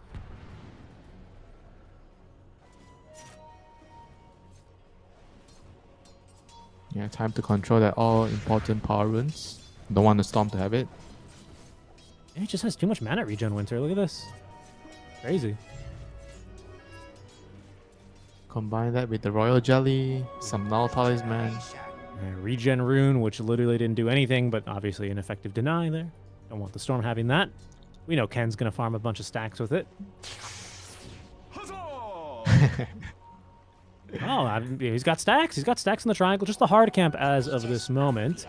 As the rotations now go top lane. Execration looking to try and shut down JG, but Bombi shadowed the move, is able to set up for the kill, at least on a CML, but JG may have overcommitted now with Denzanity laying into him now with the focus fire of Icarus dive from Shanks, TPing on in as the Inkswell, trying to get this Viper out of dodge. Able to do so successfully, no problems there. Cancel his own grip? Oh, he didn't get silence, right? He canceled his grip. I think he felt like he wouldn't be able to reach, and he decided to just use the stop or something. Yeah, unfortunate. Feels like a big, a little bit of a blunder, especially on like a mid lane Bane. You really will need to make those early ones count. I mean, it's not like he farms too slowly, but I think this just kind of unleashes Ken. Yeah, no fear when the Bane has no grip. No nightmare, no grip, no Yeah, stun. exactly right. What do you... Me too. And the cast range reduction is not going to really do anything against Ball Lightning. Like he has the point in Vortex anyway. Yeah, could be an opening here.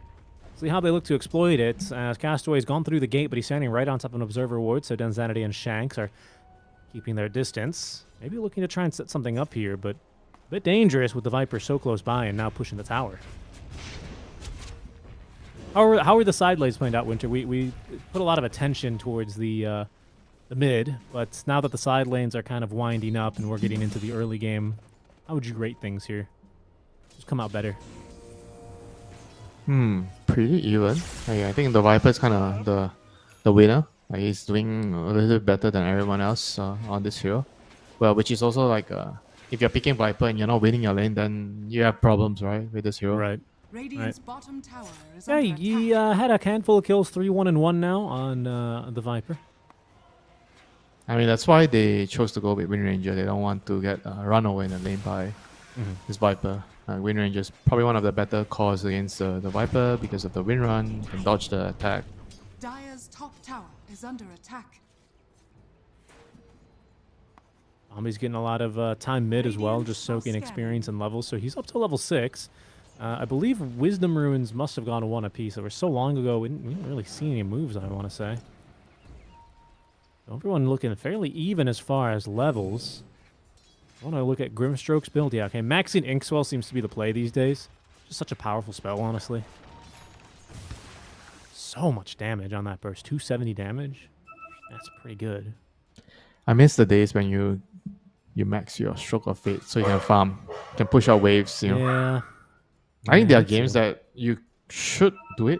Some of the games, depending on your support partner, what hero is being picked on your side of your team. Like if you actually lack a lot of wave clear on your draft, then I think it's okay for you to max the stroke.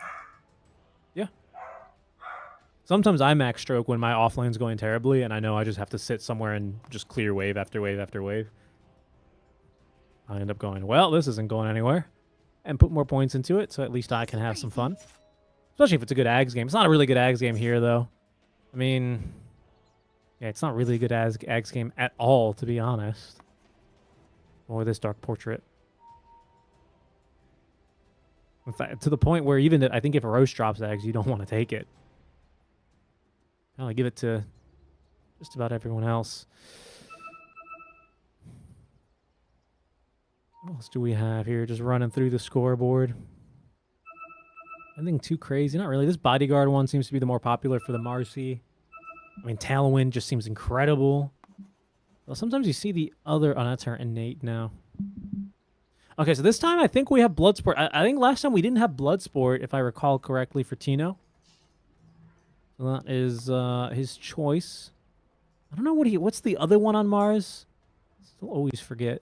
Let me see. He's got Bloodsport and he has got Victory Feast. Now he must have taken Bloodsport. Yeah, there's no way he took Victory Feast. That wouldn't have made any sense. That just doesn't seem good.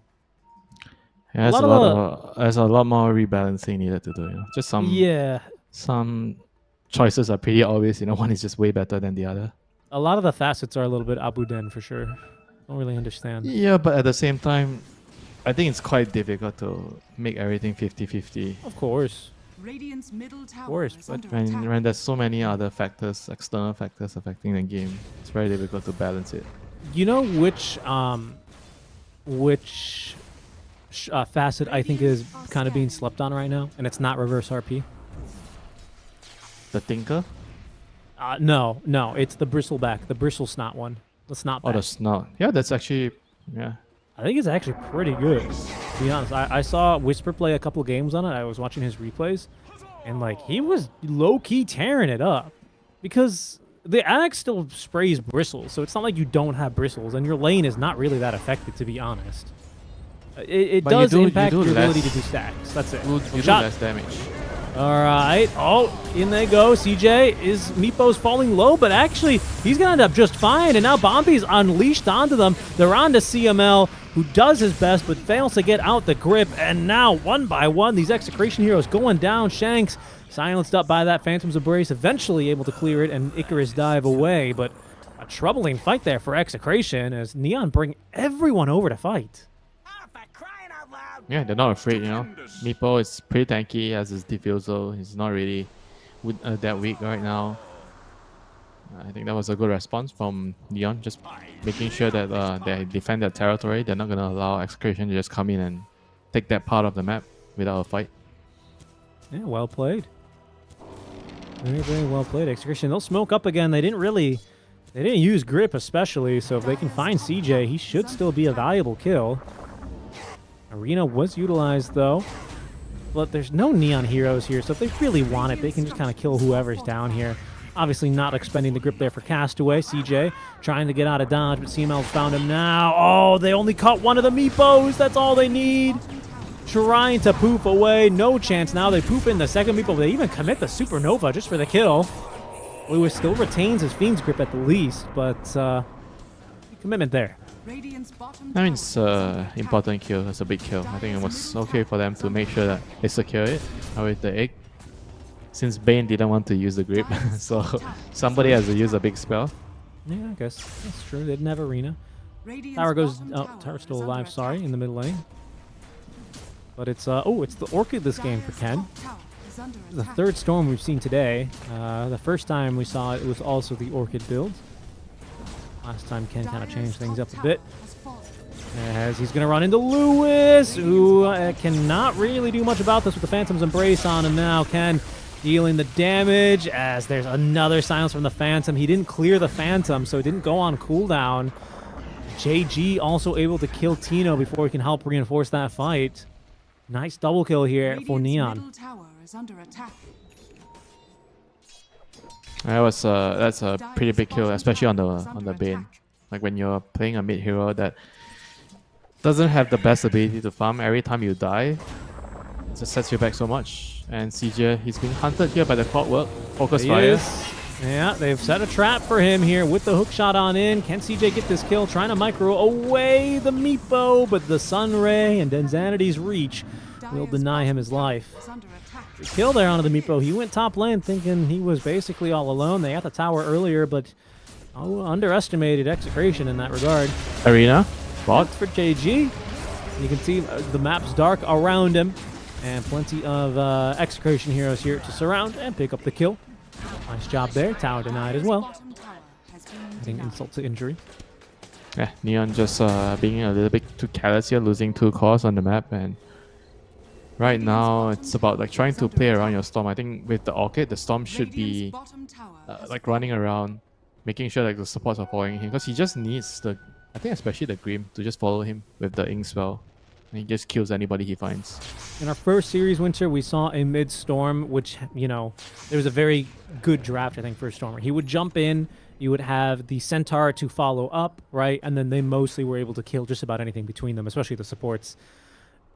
It doesn't seem as clear to me this game what the order is of like attacks, right? Like that order of operations here. Is that supposed to be JG going in? Is the Meepo supposed to be able to maneuver around the fight to support the Storm? Like, no, I think the Viper and the Meepo, they're going to just occupy the farm on the side lanes. You know, they're going to be like vacuuming the jungle, vacuuming the lane creeps, and it's all about the Storm with the supports, right? They have to walk with him and try to open up the map in different sections, you know, because it's easy to connect over to the fights with Meepo. Just need to send one of your clones over preemptively. Got it. So mostly just like Inkswell and then some Marcy Unleashed damage, yeah, right? Ideally the Viper's holding a position on the map, and then you're smoking with the supports and some towards that position. And All Meepo right, just now connects. Execration, they're the ones smoked up, moving towards a position down bottom, where Castaway is going to scout CML, Rocket Flare to give vision. Good job there on the Phantom's Embrace to at least interrupt, but he is still going to die for breaking the smoke. Yep, Ken doing the right thing here. Immediately balls middle, clears out that wave. So no siege tank for you. No catapult. No car. Yeah, no car. I don't know why I call it a siege tank, you know. It's a car. We all know that one too. Then Zanity had an amplified damage ring, so it's a good fight to avoid on the side of Neon Esports, who continue to just, farm up, as you say. I think they're happy to do so, Winter, because Lewis in the past 7 minutes has gone from the most farmed hero in the lobby. That's the almost tied for the least farmed hero alongside Tino. As there goes Ken. Oh, that's a 17 minutes. I guess it's not too early without any upgraded boots, but the Glimmer Cape's ready for CML. He's happy to have, he's happy to have that one. Yeah, he has an Arcane Ring so that he has some mana to spam the Glimmer around. True. I think especially for a hero like Clockwork, if you're rushing a Glimmer and you don't get a mana item on neutral, you're gonna have a hard time keeping up. Okay, Execration have a Gleipnir on Densanity. Phylactery, I suppose, for the Bane, who's going to go into the Ghost Shroud, and that's about it. On top of the Veil of Discord for Shanks. Are they really in fighting shape now? I mean, with this Blink Dagger on Tino, it feels like it's burning a hole in his pocket. Hasn't really been able to do much but just blink onto creeps to farm them.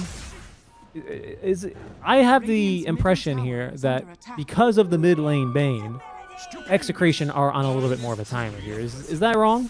Is this a hero that you think is going to scale comfortably late? I'm not sure. I feel like with the shot, he can actually be very strong late game, you know, plus his talents, and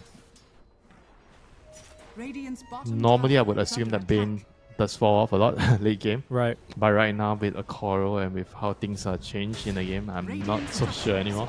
Well, he's not countered by a silence of this game at the very least, as the Gleipnir is going to draw first blood, or draw its first blood against Bombi, is what I meant to say. That might give enough space now for Execration to finally get the confidence to hit this tier 1 tower. CJ sending forward the Meepo clones. They got vision up here on the high ground, and with the detection, they take down CML. Now the jump forward here onto Tino as the spear does catch the Storm Spirit. All broken and killed off by that Viper Strike.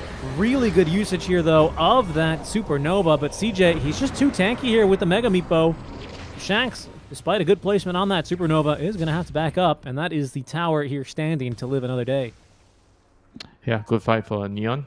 Just catching them off guard with the Storm and the Grimstroke with Soulbinder and 2 heroes. Just making them pay the price. And every time the egg is down, it means that the Meepo is going to have full reign on the map, like free reign on the map. You can play aggressive, you can push out the waves, and maybe even take Roche right now. I mean, it's going to move towards the bottom side. They're going to smoke instead. Maybe if they get a pick off, they can actually just get Roche after. Yeah, I think that'd be ideal for them. CML, by the way, he agrees with you this game, Winter. He's gone for Battery Assault maxed. Primarily, he did only put 2 points in the cogs. I'm just noticing this now because it has been a little bit of a slow game for Execration. I would have thought he would have been a little bit more aggressive, but that's just not how this one played out. As Ken, his smoke breaks. He's just going to go up to the high ground. Oh, he's going to come to regret that one. Winter taken down and killed as Bombi TPing away. Castaway is going to be left high and dry here as Bombi has no way out either. That was such a bold move from Neon. Holy moly. And what's even more surprising is like the Viper is standing mid.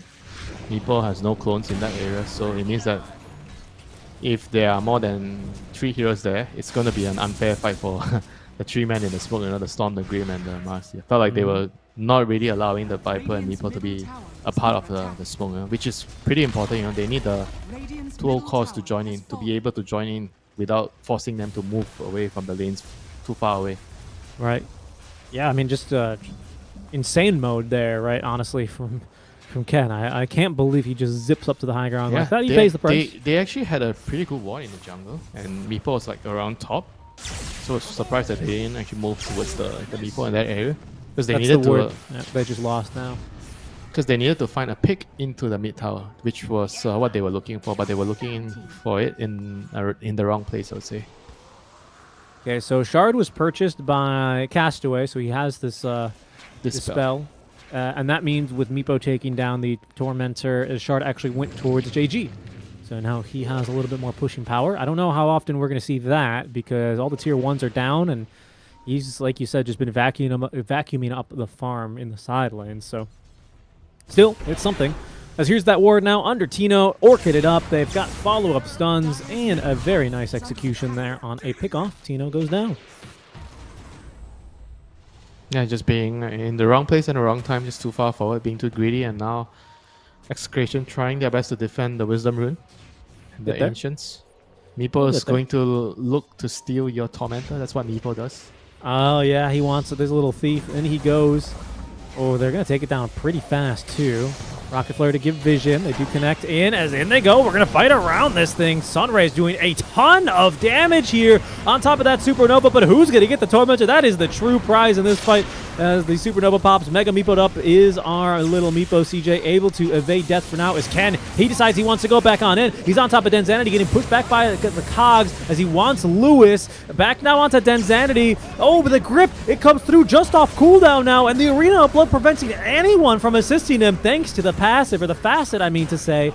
They get another kill. Castaway's down for the count. CJ has a disperser, so he's very speedy, trying to poof himself out of trouble. May have just gotten the opportunity, thankful of Tino's Spear of Mars.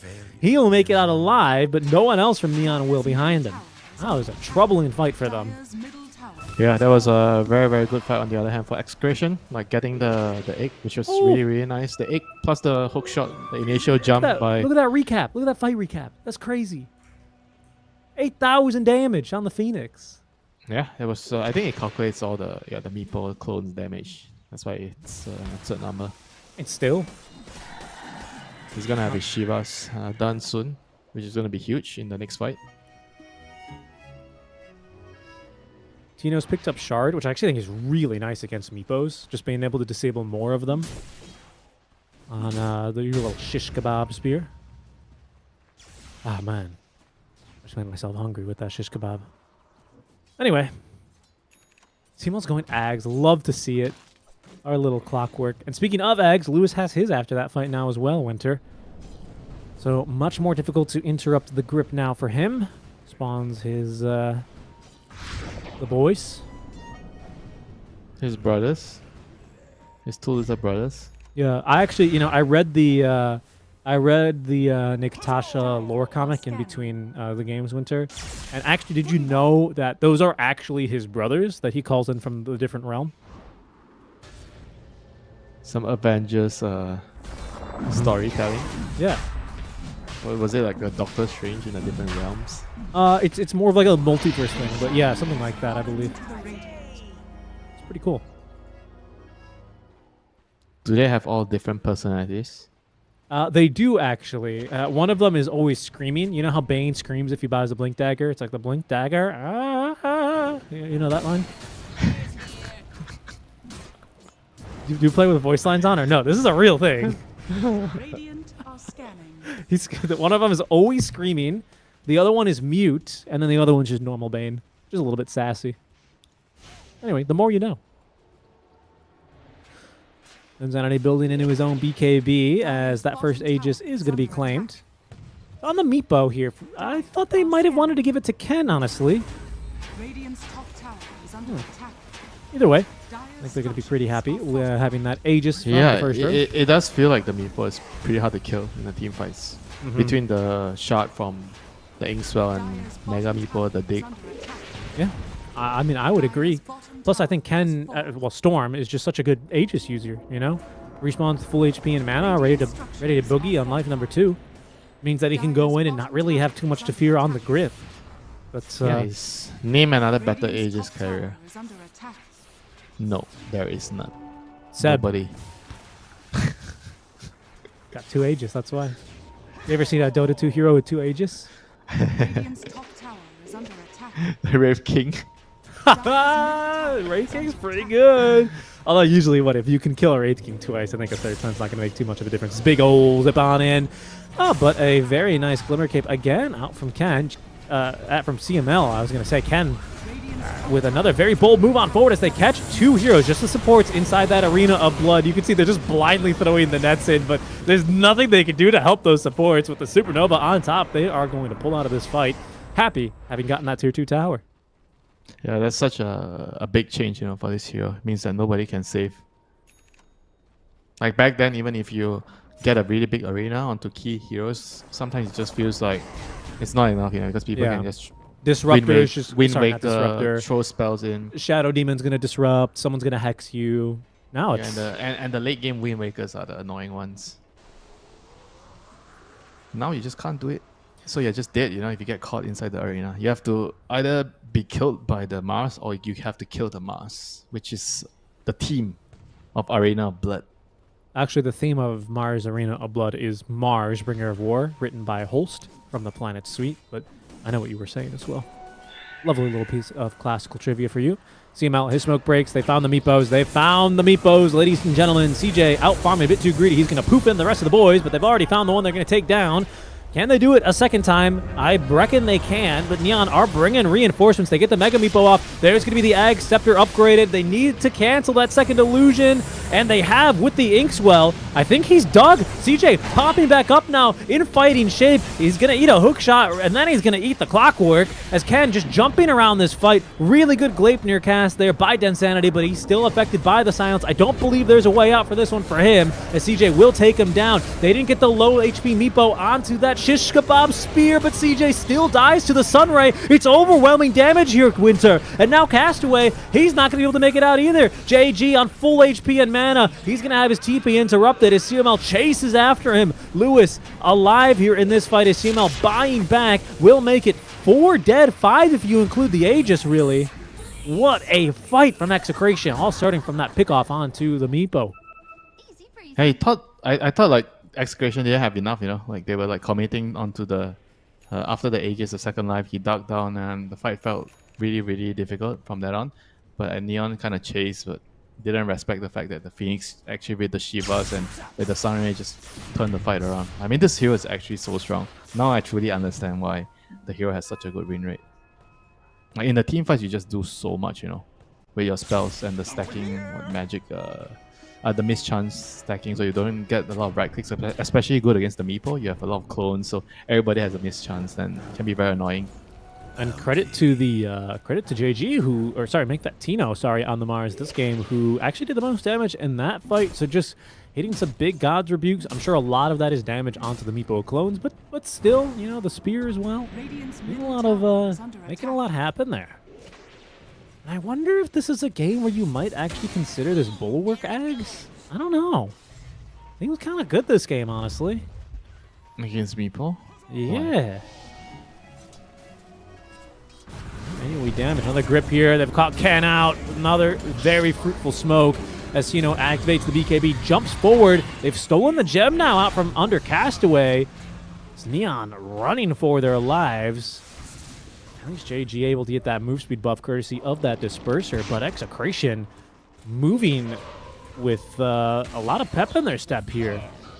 Yeah, this Meepo is just having trouble in the team fights right now. He's not going to be able to dish out a lot of damage against this Mars plus Phoenix Arena combo at the moment. This is a huge problem for him. They need to get the jump on the Storm, you know. He needs to find the Phoenix and kill the Phoenix first.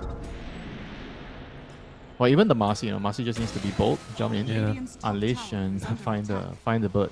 Well, Marcy now has a BKB. Bombi hasn't had an opportunity to use it in the past 2 fights, but I mean, he's got that key item, which has been. I mean, it's not enough, right? He still needs Basher. But the fact that they were losing the last couple of fights means that the Basher is like nowhere to be seen right now.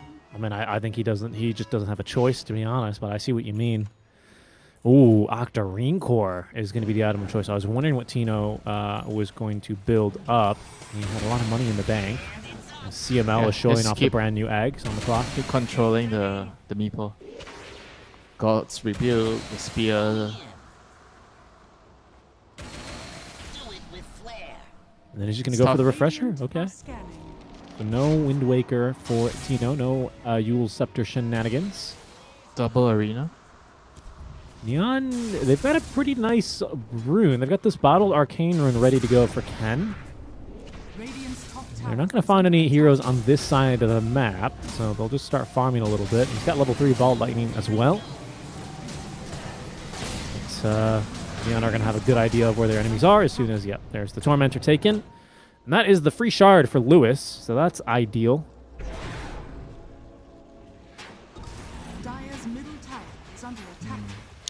Always nice to have a Brain Sap AoE. Mm-hmm. Okay, this Viper Shard is a lot better than I gave it credit for, honestly. You just attack the tower like 5 or 6 times, and it's already at 2,000 HP. It's actually pretty significant. I definitely undervalue that shard. Yeah, but the thing is that you're still going to want to get it from the Tormentor. You're not going to want to purchase it. Yeah, I definitely agree. It's not a problem. It's not a shard that completely solves his problem that he doesn't push very well. Ooh, Tino didn't get the BKB off, but that's a tanky target, not one that Ken can get through even with the Arcane Rune. JG caught by the hook shot and killed off inside the cogs. So now Neon in full retreat. Execration looking to chase, and there's the Arena of Blood only catching the Grimstroke, as I think Ken able to zip out in the nick of time. Close opportunity there, as I think they've caught Vision now on Bombi. Yeah, they certainly see him now.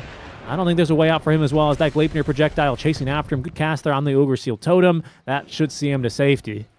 But 2 heroes dead, just like that for Neon Esports. Yeah, this game is slowly getting out of hand, you know, for Neon.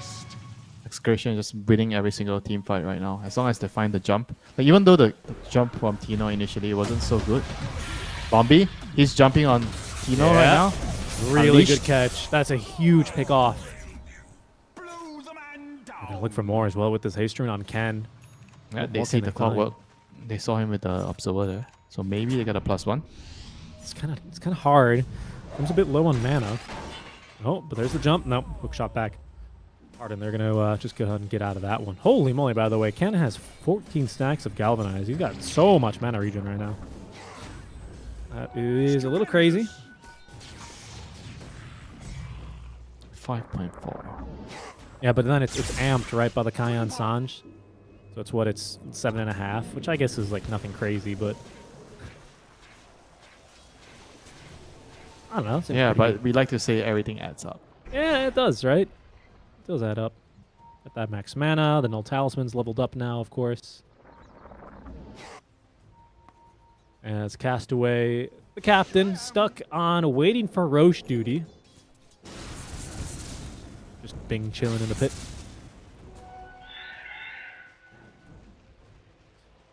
Lewis has picked up a lot more cast range improvements since the last time we've seen him. He's got Aether Lens and that Psychic Headband ready to go. On top of his Shadow Blade, he is fairly maneuverable in these fights. Might be tricky for Neon to get on top of. Oh, but there's a Scythe finished up. Holy. Okay, so CJ has the first Scythe of Ice this game. I assume we're going to get a couple more if this game plays out any later. He needs to scythe and kill the Phoenix. The Phoenix is the problem hero right now. Are there any saves on Neon? Not really, right? Not really. Just a Glimmer Cape is all that really will stop him. There's a gem in the inventory for Denzanity. That's originally Castaway's gem. As Execration, nice smoke bottom, checking for vision. Looking to try and find Roche, who is going to spawn bottom, but immediately move top. I think Execration realized this now, and they're going to about face and start heading toward this top part of the map. Tino's TP'd first. Roche will come through the gate. I think CJ's going to scout the gate popping off. Yeah, so they know Roche is coming. Execration also know Roche is coming. So with that rocket flare shot in now. Can Neon afford to give this up? They don't even have Ken nearby. It's low mana. He's regenerating the base. He's TPing in now, but they There's might, Tino. he might be too late. Walking in, finds 3, a huge Arena of Blood. The hook shot to follow up is the BKB popped by JG, but he's not doing any damage to the Arena. They're going to try and focus down the egg. Ken jumps on in. The egg, it's going to be scrambled. Instant nighttime, and night might be the sun setting on Execration's chances in this second game, as Neon will push back Execration here from this Roche fight. Now chasing after for more. Buyback triggered out from both supports, which died, but Execration, they used everything. They used BKB. They didn't use Grip. They still have a Grip to play with, but they used BKB on Denzanity. And Phoenix doesn't have an egg for 90 seconds. Arena back up in 35 thanks to the Octarine Core. So if they can just stall things out here, they might still be able to try and take a little bit of a lead. A phenomenal fight there for Neon. They need to find another brilliant jump like the previous one. Oh, and there they go. More? The Scythe of Ice onto CML. Now it's a 4 versus 5. He has buyback. He's going to use it. Long TP here to the outpost. But now Execration committing heavily for this second Roche. Moving on to that cheese. I mean, this clockwork 24. overclocking with the rocket spam is just so annoying to deal with when you have a Roche face off here. Gonna have another one in 10 seconds. CJ still lurking around, keeping the waves pushed out. As Neon looking to try and get a position here. There's another arena and a BKB ready for the Mars Supernova in still 40 seconds, though, as they see the Viper. They're going to jump back on in. No, into the arena. They're going to try and take this fight. JG doesn't have BKB for 10 more seconds as the Mega Meepo. CJ, I think he dug out of the arena. How the heck did he get Mega Meepo out of the arena? But they're on a Danzanity. Bombi just doing way too much damage. He's dead for 80 seconds. JG is bought back. Oh no, but now Lou is completely isolated and alone. He goes down. This is going to be a dieback as well as CML focused as CJ picks up the triple kill. Did he Mega Meepo out of the arena? CJ was definitely inside. How the hell? He grabbed him out somehow. That was amazing. That was so good. Dire's top tower is under attack. And now they're going to claim the spoils of war, Roshan. That's the first fight that Neon won for, I think, quite a while. Yeah? They lost the last, 3 fights? And this time they got the right jump with the Storm. They did. And especially if you find the Phoenix and the Bane, those are the two. I think the Phoenix is the biggest one. If you can find the Phoenix, then that's it. The fight is going to be very easy for you. I think Phoenix that was they kind of have to get a on this maybe on the Phoenix. The Phoenix needs to understand that he's the key target here, and they don't really have a very good way of protecting him in a team fight outside of arena. Right. And he's not going to be so reliable every time. Well, I think last time they didn't even kill him right in the fight. He was like 20 seconds off of having a supernova. So I mean, it really wasn't important. I mean, I think Execration, they had the Octarine on Mars, so Tino was in fighting condition right well. The other thing was also the arena was outside, so his egg was outside the arena, so the arena couldn't really protect the egg, and he got are you his talking egg got about killed. The first egg? Yeah, the first egg. Ah, yeah, near the Lotus Pool. Yes, definitely. Yeah, agreed there, right? Definitely agreed. And then JG kind of making the realization that they can kill the egg because Ken was going to be able to jump in as well from the tier 2 tower. Really heads up play. Really heads up play. Impressive fight there from Neon Esports, who find themselves up, like you say. They have another Aegis this time on CJ, which I agree with this one. And he's got now the -1 poof cast duration talent at 25. So this is what, a 0.5 second poof now? That's a speedy poof. Stupendous. Poof's fast, and then you can say Meepo. Zap. But not instant. Not instant. No, it's not instant, but it's pretty fast. I think if it was instant, I think it'd actually be harder to play Meepo, to be honest, because you need to like kind of, buffer your poofs, right, with a blink in, ideally. I don't know. I'm not really that good of a Meepo player. Yeah, most spells you would say it's better instant, but poof is probably like you say, it's better to have a slight delay, so you can control things better. You can tell the impact that Bombi's now having in these fights with the Basher. About to hit level 18 for that level 3 rebound. Has reclaimed that stolen gem. CJ is starting to do the Tormentor here, but careful hookshot. He actually hit the Tormentor, but it doesn't matter because Tino's in now. Now there is an Aegis here on top of CJ, so he is going to... No! He didn't even die. He gets off the Mega Meepo. He's somehow trapped inside the Tormentor as the grip ends up getting cancelled. I think it was the Inkswell, was it? The Inkswell, yeah. The Inkswell dispelled it. What an Inkswell dispel there, and they've taken down the Phoenix. He's bought back earlier winter, didn't get the chance to find a Supernova, and now he's not going to for another minute and a half. Tormentor still goes the way of Neon. It is bad news for Execration. Without the Phoenix, it's going to be really difficult for them to engage, but I guess Neon just decided that's enough. We need to go back and heal, reset. A great jump there. And yeah, that looked pretty difficult at the start, Remember we saw this happen in the previous Tormentor when the Meepo was hitting it, and then he got caught by CML with the clockwork, and the Sunray killed him. I think this time he had... I don't know if he Mega Meepo'd last time, but this time he Mega Meepo'd, and it was just like they were not killing that Meepo. Like, it was just so obvious to me. Even though he was like almost no HP on any of the boys, all of a sudden he's coming out here now. 5 Meepos as the company shutting down these buildings. Remember, they're going to get another fortify when these melee barracks go down, but not before, not on the tier 3 tower, as there's another jump in. They're going to look for Denzanity. The hookshot connects on all the Meepos. The grip now, and the arena onto Ken. This time, he's not in range. He's going to go down, not in range of the Inkswell save, is what I meant to say. Does that buyback. CML keeping them pretty close by as they're still trying to get through this shard. There's a Mega Meepo available here. They will Mega Meepo up as now Bombi makes the jump on in. He's actually just taking down Tino. This is the support, but he's now in core mode. And Danzanity, he's been hexed up and killed. Bombi on the double kill. Ken's bought back. He's right on top of Lewis, who's invis with the Shadow Blade, so will not be seen. Fortify comes through, but Winter, an absolute glorious fight here for Neon Esports, who do commit the buybacks. Bombi pops off. Phoenix is alive, but there are no buybacks remaining here for the side of Execration. 04 towers crumbling. In goes Ken. He's on top of the Bane. They need a little bit of detection, but it doesn't matter. They've taken down the Phoenix. There's your team fight Bane, and he is not doing it by himself. GG well played is called. Neon Esports, they make a comeback in game 2 and proceed on through the upper bracket. The Meepo finally prevails. They found a solution. They were able to target down the Phoenix in the team fights, and that was actually the key factor at the end of the day. If they can find the Phoenix, they find him in the back line, and they stop the Sunray, and the Meepo is going to be pretty much unkillable in the team fights. But it was really scary, at times. I felt like after losing that one critical team fight, and the Meepo kind of felt like he couldn't really do it on his own anymore. But at the end of the day, he got saved by the Grimstroke Inkswell, and then there's the initiation from Marcy jumping in, just provided them enough to win the subsequent team fights.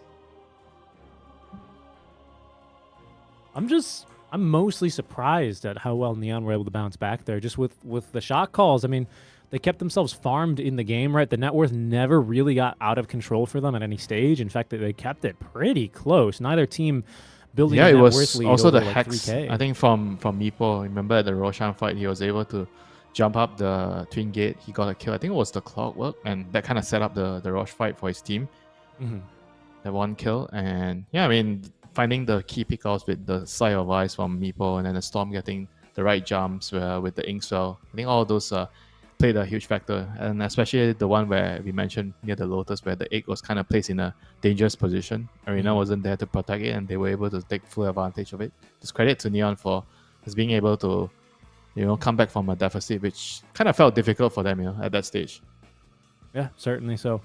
Ends up being just honestly difficult there for them, and that is going to allow Neon Esports to move forward in 2. We have their victor already. It's Aurora Esports, who do manage also to equalize in a 2-0. So the first round of the upper bracket, the quarterfinals, are all going to be 2-0s, Winter, which I don't know if I expected, especially for this match in particular. I felt like we were going to go to game 3. That means TNC Predator is going to be playing versus Neon Esports later on today. The next rounds for the C qualifiers are going to be in a bit of time, folks. We are going to proceed into... we go to the lower bracket now, actually, but not for another hour and 50 minutes. So we still have about 2 hours, guys. TNC Predator will be playing Execration. That's going to be on the 3rd channel. Here on the 4th channel, we are going to have Blacklist Rivalry versus IHC Esports. That will be in, again, an hour and 50 minutes.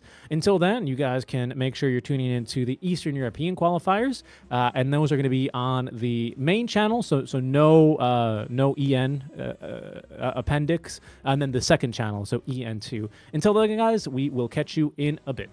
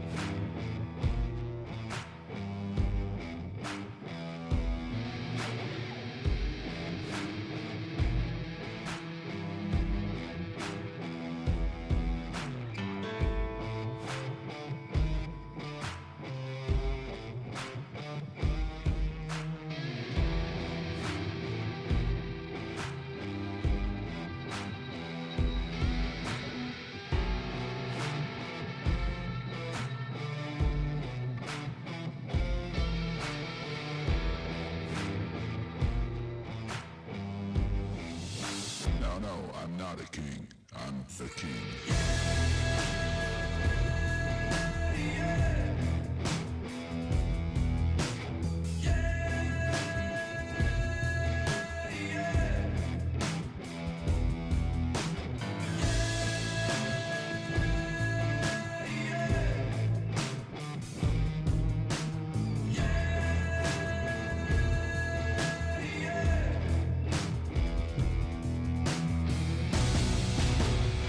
I'm just waiting.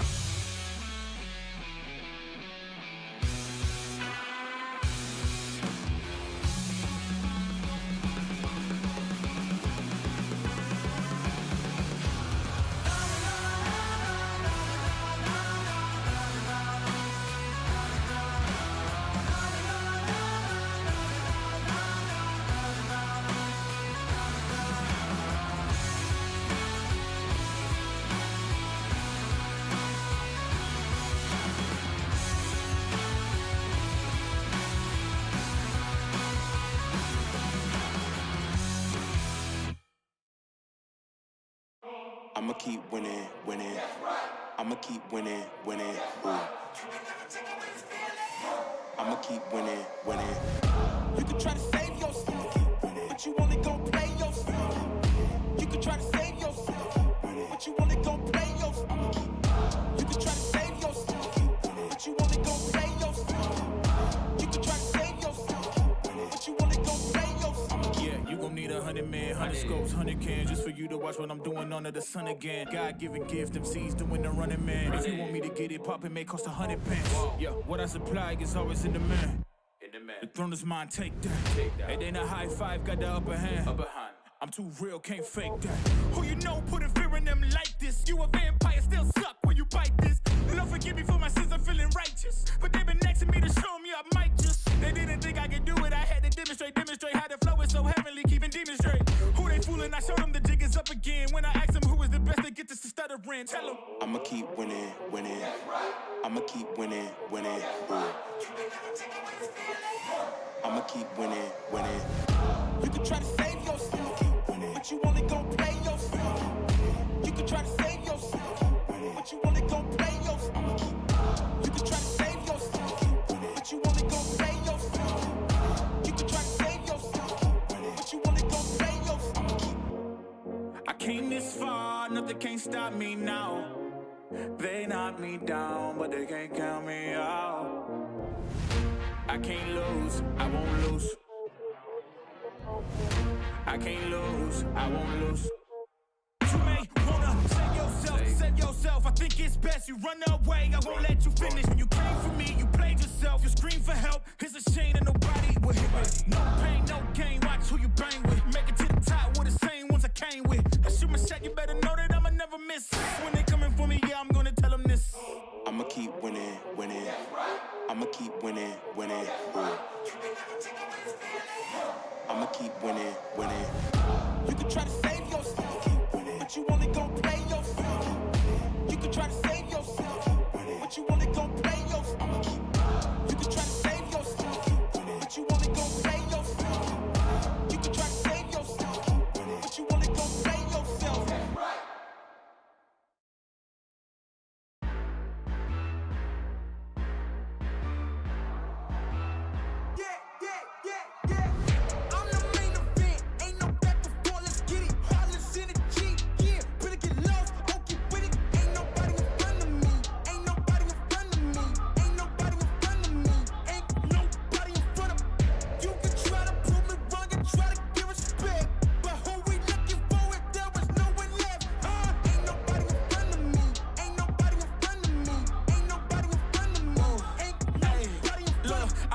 As the competition, but if you go against me, you the opposition. But if you wanna test to look like you could close the distance, I'ma give it A forever since you're so persistent. With you, I'm just practicing, cause I'm back to back, let's get back to winning. As a matter of fact, I'm not that forgiving, cause you did this to yourself, that's a bad decision. I don't see no one in front of me, you is a ghost, you ain't got a soul. Whoa, always say that they gon' come for me, knowing they won't, they doing the most. Whoa, chasing my, gotta get already, not selling my, you on the, y'all moving, ready to, whoa.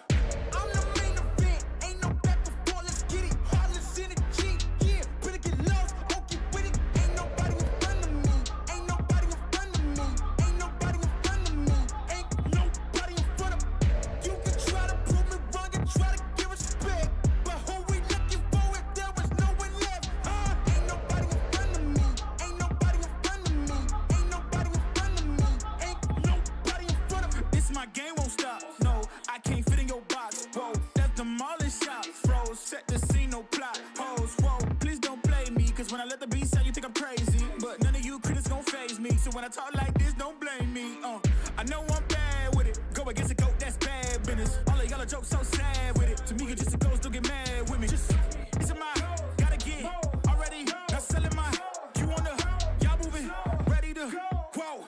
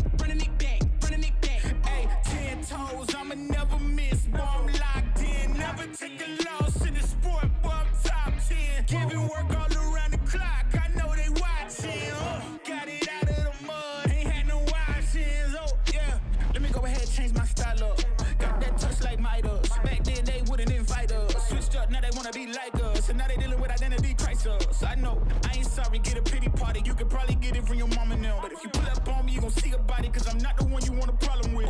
10 toes down, if I stumble, watch me stand up. When it goes down, get the doo-doo, tell your man's dog.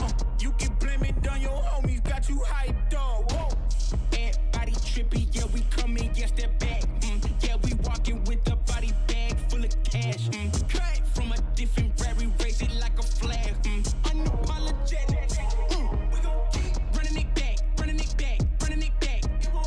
Running it back, running it back. And that's we gon' keep running it back, running it back, running it back. Running it back, running it back, running it back. Hey, look, hand me the ball, I'm running it back. Answer the call, I'm all in my bag. They want me to ball, I charge on the max. And then they promote cause they paying me tax. I'm the solution and I'm the problem. If it ain't profit, it ain't an option. If you try to play me, I'm gon' get you packed up. If it's something nasty up, nothing's getting passed up. No, we bout to act up. This whole game is wrapped up. Talk will get you smacked up. Refresh, you should back up. Hang it up, these blacks up, it's fast, bro. Know that I'm a menace, catch you lacking with your hands up. 10 toes down, if I stumble, watch me stand up. When it goes down, get the doo-doo, tell your man's dog. You can blame it on your homies, got you hyped up. Whoa. Everybody trippy, yeah, we coming, yes, they're back. Yeah, we walking with a body bag full of cash. Came from a different rary, raise it like a flag. Unapologetic. We gon' keep running it back, running it back, running it back. Running it back, running it back. And that's we gon' keep running it back, running it back, running it back. Running it back, running it back, running it back.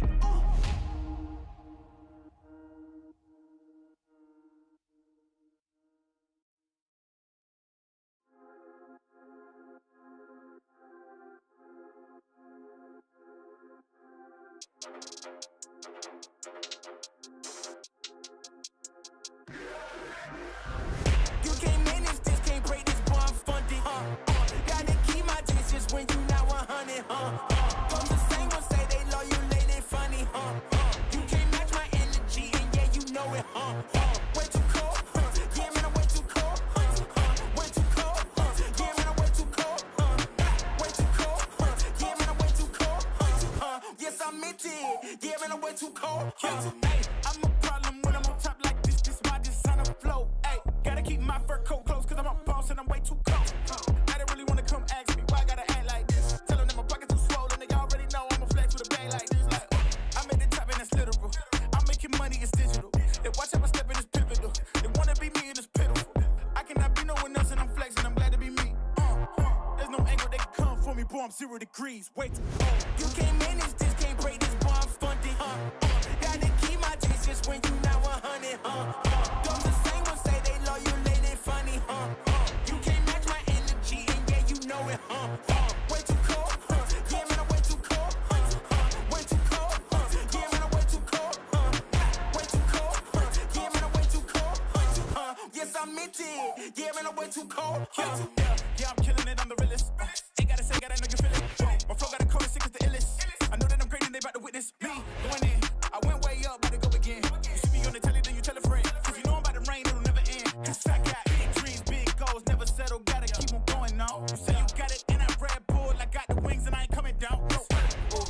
I keep it straight, every line is so intentional, this is your moment to let it go, you know that I'm into them way too cold, You can't manage this, can't break this, boy, I'm funded, Gotta keep my distance when you not 100, From the same one say they love you, lady, funny, You can't match my energy, and yeah, you know it, Way too cold, yeah, man, I'm way too cold, Way too cold, yeah, man, I'm way too cold, Way too cold, yeah, man, I'm way too cold, Yes, I meant it, yeah, man, I'm way too cold,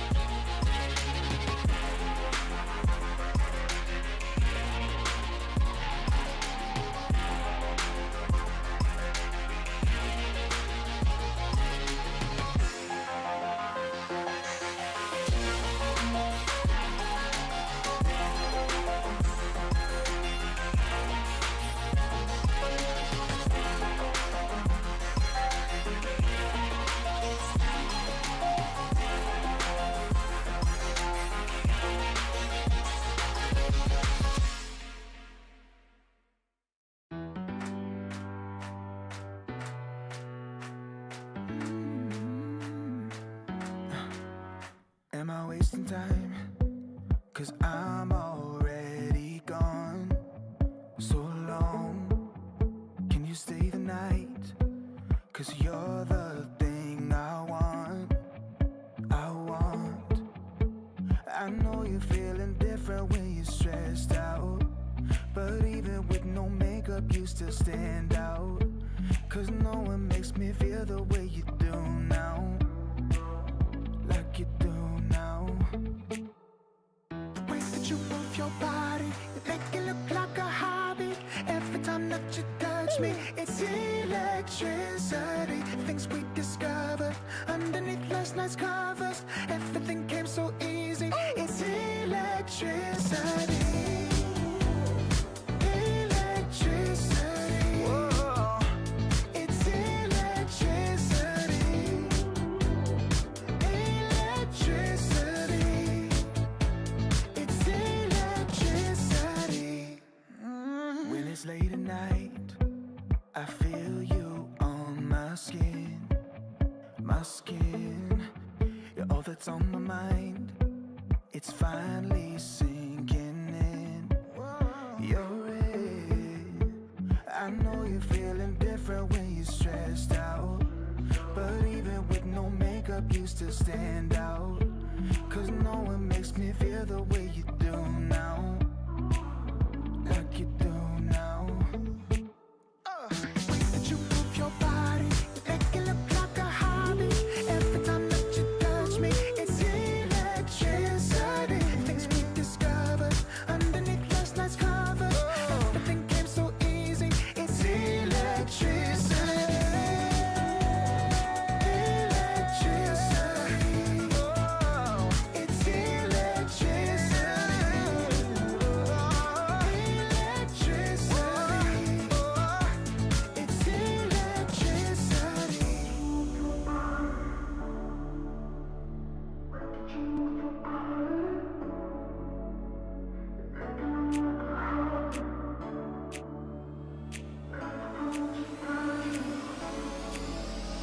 The way that you move your body, you make it look like a hobby.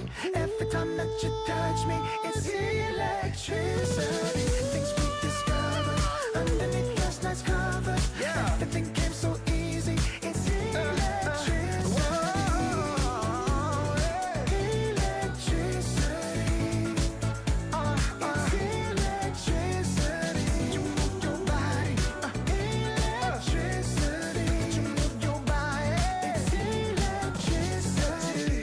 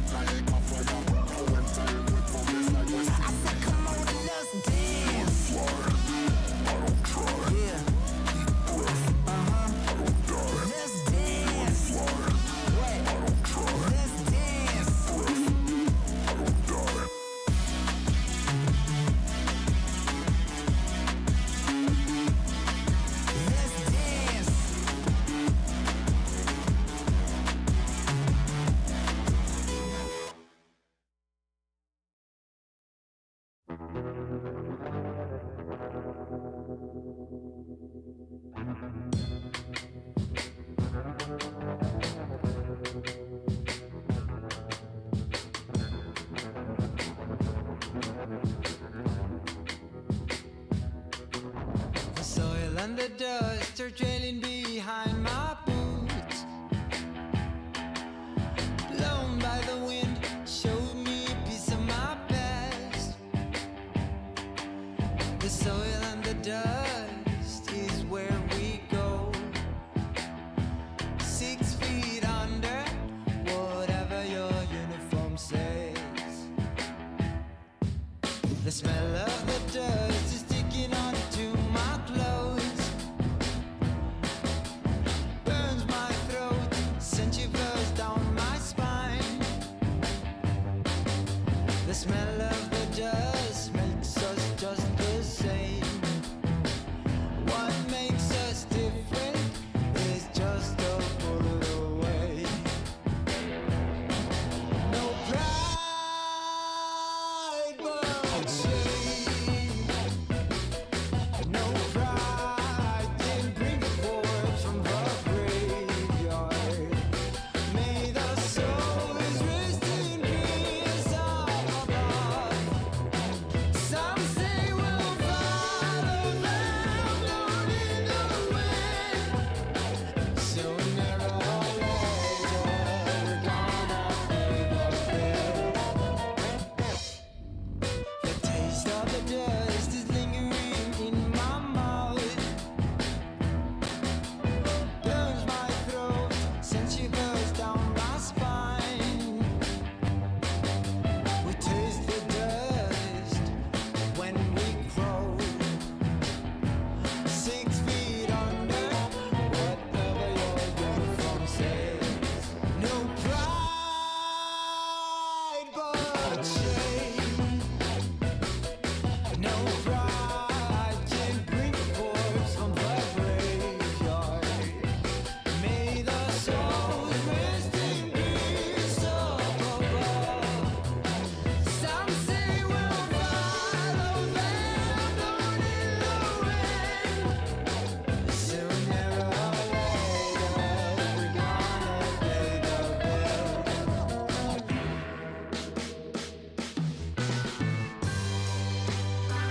We'll fly in the sky, blown like the dust, the soil and dust.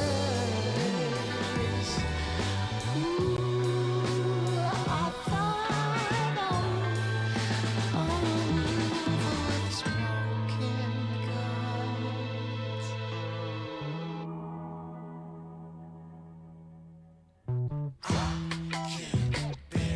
All this fuss around me, all this mess around me, makes me feel alone.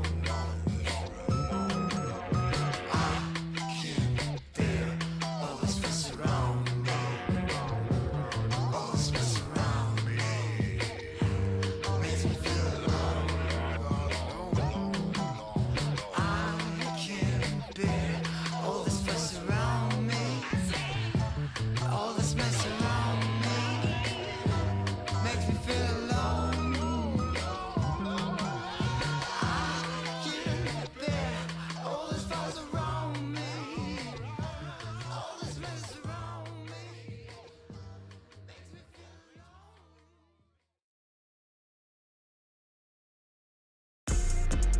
If I gotta do it, I'ma do the most. Since they paid to see a show, got the South overflow, yeah.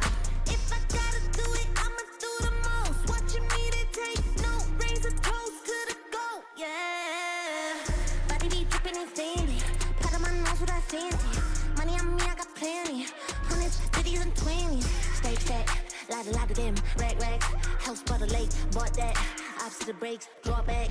Paddock on my wrist, I'ma hit 'em with a drip. They gon' pay the VIP to get a pic with me. I'm a star, brand new keys to the car. I'm the boss and the king and the czar.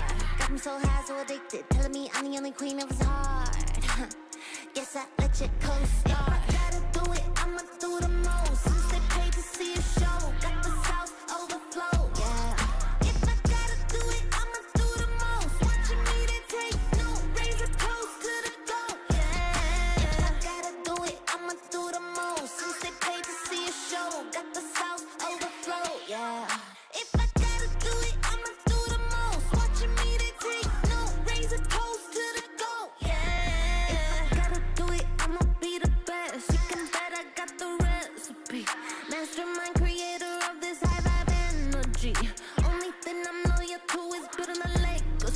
so quit testing me. Lot of commas in the bank, I'm a provider. Tell the amateurs stay in their lane, ain't no outsider.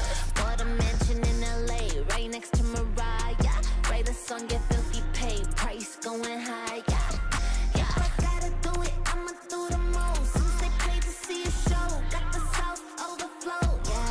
If I gotta do it, I'ma do the most. Watching me, they take no, raise a toast to the goat. If I gotta do it, I'ma do the most. Since they paid to see a show, got the South overflow. If I gotta do it, I'ma do the most. Watching me, they take no, raise a toast to the goat. Yeah. It takes a lot to be the best.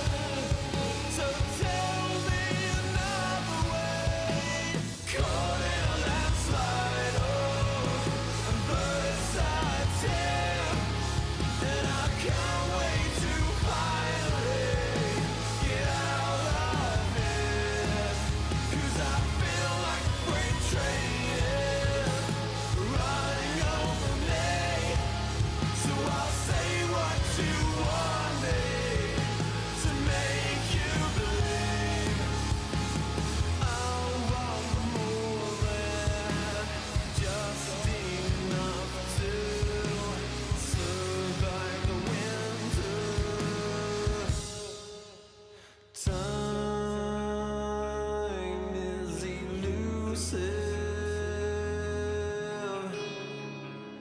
Our days are getting shorter. It's now.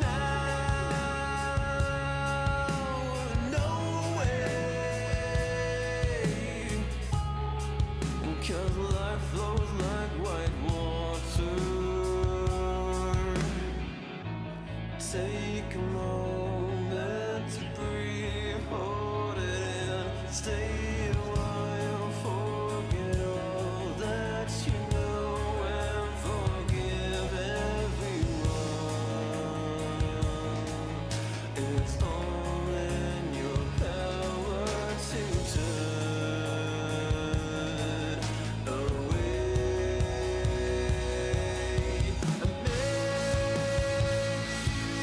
I've been blinded, 'cause all I see now is a fairy tale ending. It's not in our course at all. Make a change. Forget I wait for nothing. To death do I, 'cause I feel like a freight train is running over me. So I'll say what you want me to make you believe. Mortify, complicate. I'll wait by until it's too late.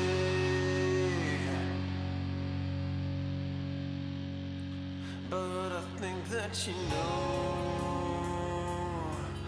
much better. Wait forever. My head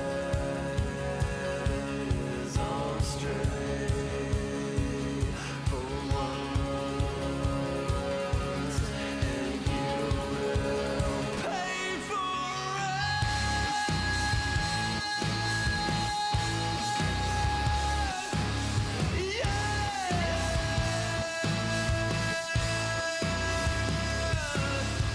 Caught in a landslide, first I take, and I can't wait to finally get out of here. And I feel like a freight train is running over me. 'Cause I know like I know everything to make you believe.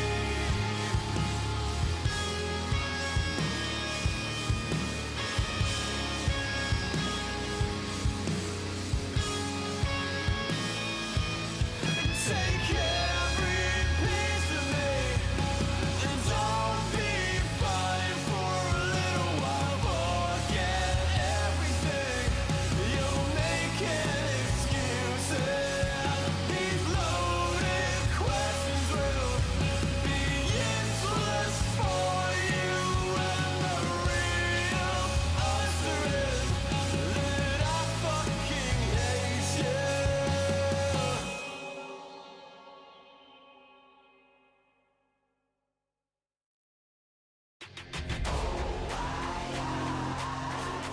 Never fall back. We will stay right where we at. We never fall back. Yeah. We never fall back. And you can find me where I'm at. We never fall back. Ha.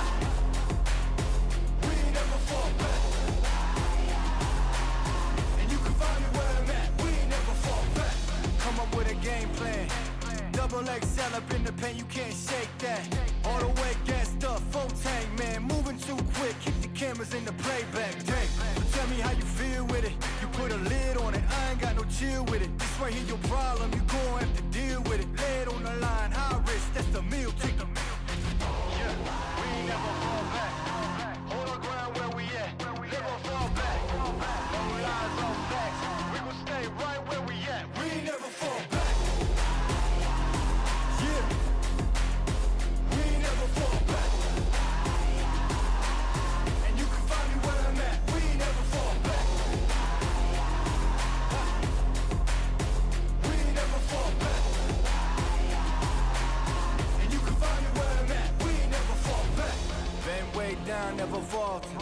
Came with the hands out, get them off us. I'm 24/7 in the office. Pay attention cause I ain't repeating offers. Yeah, never met a man I've been scared of. Careful, you gon' get exactly what you asked for. Careful, whatever you bring me getting handled. I answer to no one, I don't need to hassle. Yeah, we ain't never fall back. Hold our ground where we at. We ain't never fall back. Hold our ground where we at. Never fall back. We ain't never fall back. Hold our ground where we at. Yeah. No lies, all facts. You can find me right where I'm at. We ain't never fall back. We ain't never fall back. Yeah. We ain't never fall back. And you can find me where I'm at. We ain't never fall back. We ain't never fall back. And you can find me where I'm at. We ain't never fall back.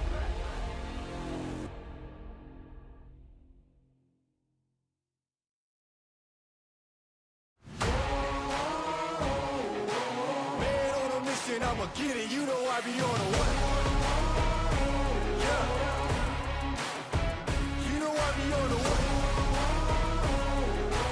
Man on a mission, I'ma get it. You know I be on a what? Yeah. It's all hard, ain't no fear here. You ain't giving this to all, you steer clear. Never beat, I've been down and I reappear. You got some money on the line, you better put it here. Rolling in and doing that work. Check priorities, I'm doing that first. Checks big and I'm sure that hurts. But it's checkmate, we ain't selling short, know the work. Ain't nowhere to hide.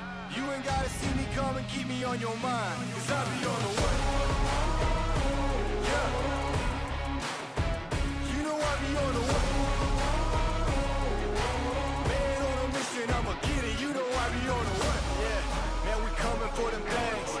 If they said I couldn't have, get the team. I got a vision for the things you ain't believe. And here's the motto, hard work, this over everything. It's that comeback. I'm calling plays, hit the pass, then the run back. Yeah, I'm far ahead and gotta run laps. But we ain't letting up, we never done that. Ain't nowhere to hide. You ain't gotta see me come and keep me on your mind. Cause I be on the way. Yeah. You know I be on the way. Man on a mission, I'ma get it. You know I be on the way. Yeah. I'm on the way. On the way. Yeah. On the way. I'm on the way. I'm on the way.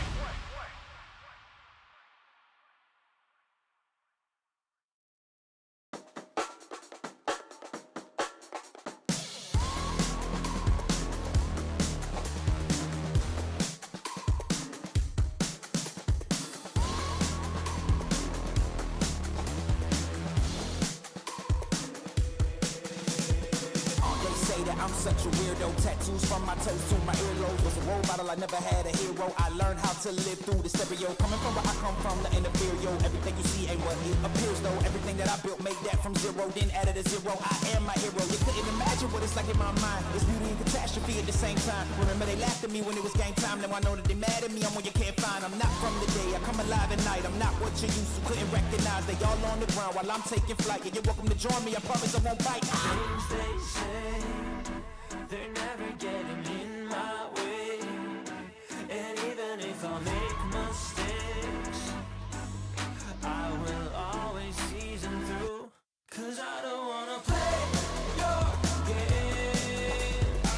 I had enough, I'm burning up so hot I just break your chain. You can never stop what's building up inside of me.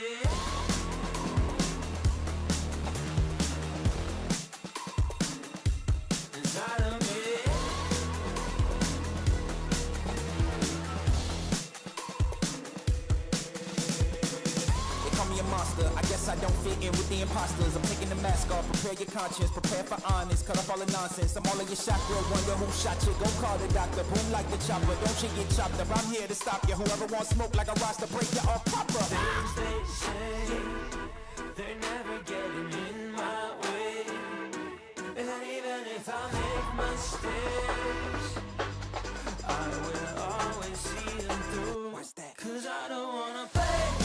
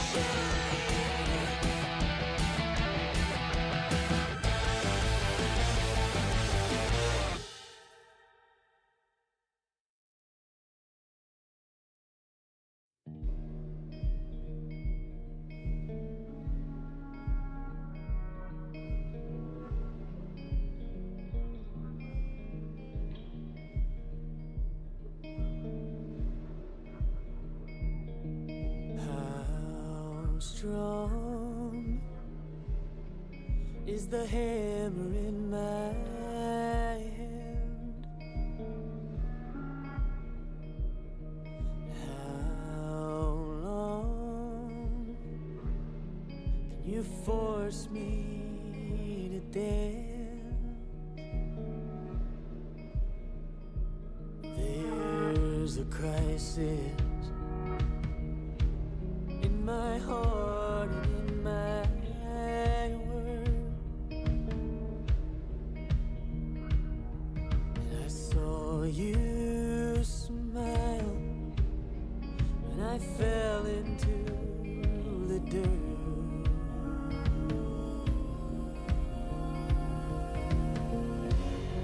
Oh, your fire, I don't belong here. I'm not calling you a liar, but I know you don't know me.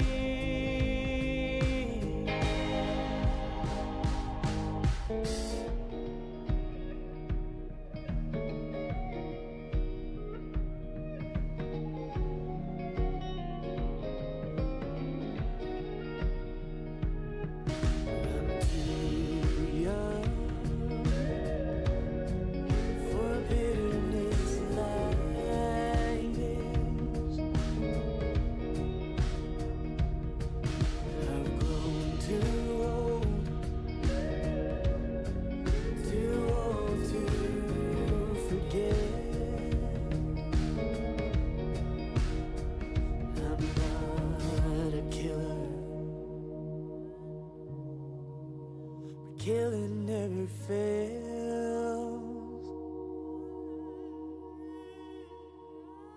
To a hammer, every problem's a goddamn nail.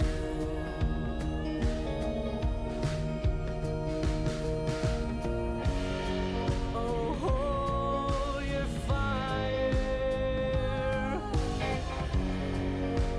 I don't belong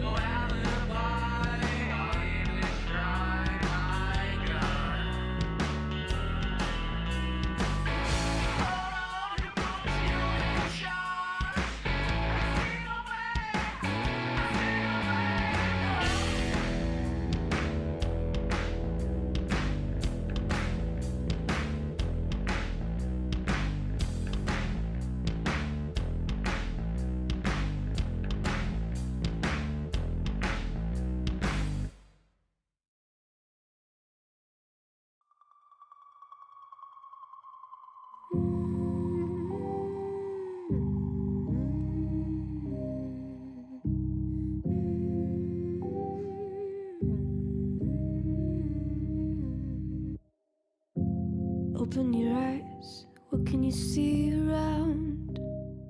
Wind of the open sky, over the siren sounds. This is a dream, getting the royal scar, holding a diamond blade, throwing it far. Holding your breath still, you jump the fire. We'll just sit and wait till you see me fly. You know they'll never catch me for it. See me fly, the way I put my finger on it. See me fly, you got it, then try to tell me you got the wrong guy. See me fly, you know they'll never catch me for it. See me fly, the way I put my finger on it. See me fly, you got it, then try to tell me you got the wrong guy.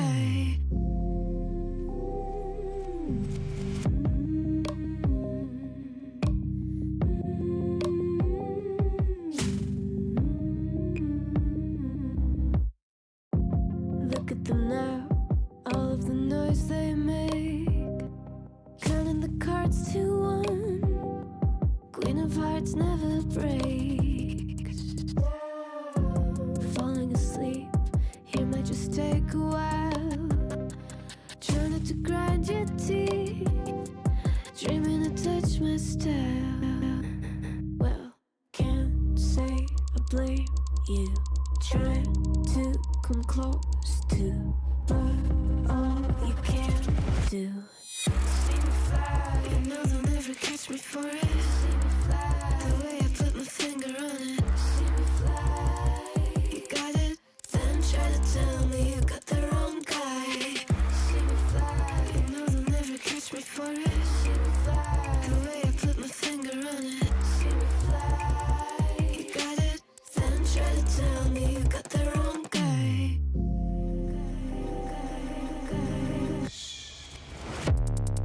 Got the wrong.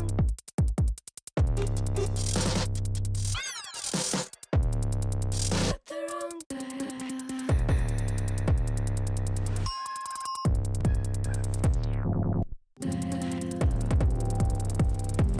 Then try to tell me you got the wrong guy.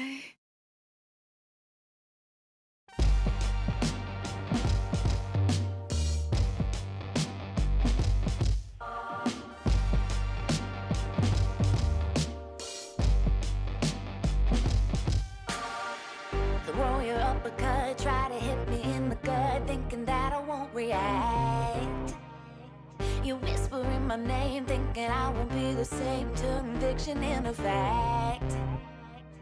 See what you didn't know, bruises that I'll never show, slipping on your every jab. So tighten up your fist, step into the ring with this. I hope your mama's got your back. First round, you thought you would've knocked me down. Fifth round, bleeding out the side of your mouth. Final round, holding the sound of my name in the crowd. You hit a bus. Oh, oh, oh, oh. You hit a bus.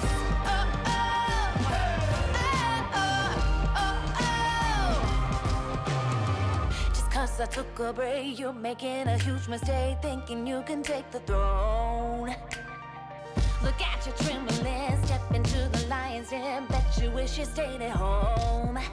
Begging for mercy underneath your breath when I ain't even sweating yet. My legend's written in the stone, yeah. You're crying, Adrian, defeat is now your only friend. Even your mama's gotta know. First round, you thought you would've knocked me down. Fifth round, bleeding out the side of your mouth. Final round, holding the sound of my name in the crowd. You hit a bus. Oh, oh, oh, oh.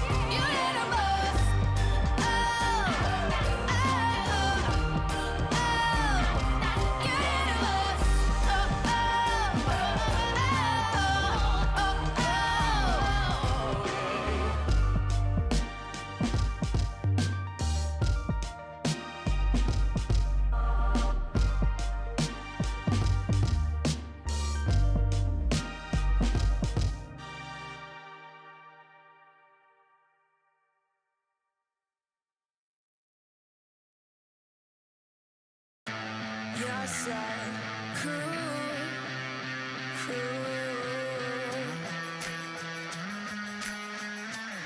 stick around.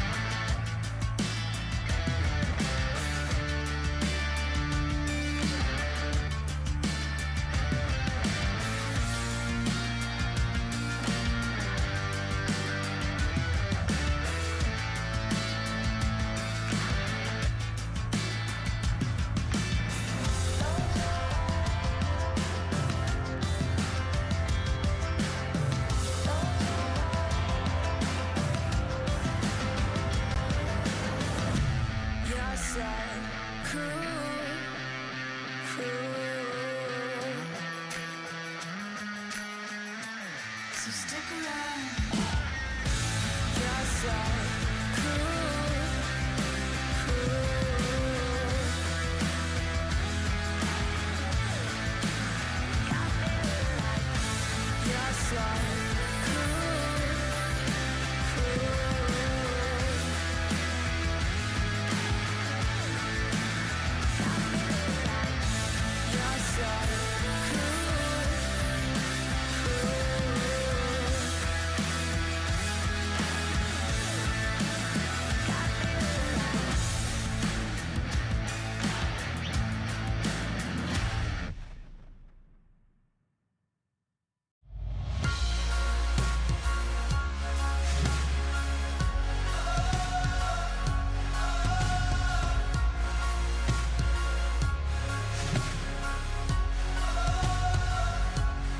Neues Kapitel, weißes Papier, Seite und Titel, Mitte 20 und hier, Zeile für Zeile, offener Blick, find nur beim nach vorn sehen zu mir selber zurück. Und auch wenn's irgendwie nur eine Plattitüde ist, der Augenblick zerfällt, hält man ihn fest. Und wenn ich's richtig sehe und verstanden hab, dann sagt er selbst, wenn man ihn ziehen lässt, ich geh einfach nur los.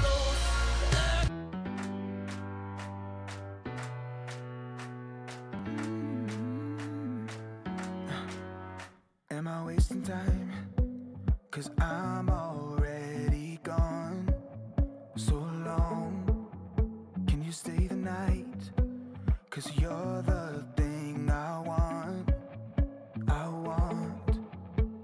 I know you're feeling different when you're stressed out, but even with no makeup you still stand out.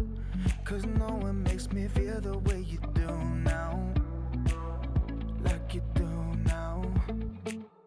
The way that you move your body, you make it look like a hobby. Every time that you touch me, it's electricity. Things we discovered underneath last night's covers, everything came so easy. It's electricity. Electricity. Whoa. It's electricity. Electricity. It's electricity. When it's late at night, I feel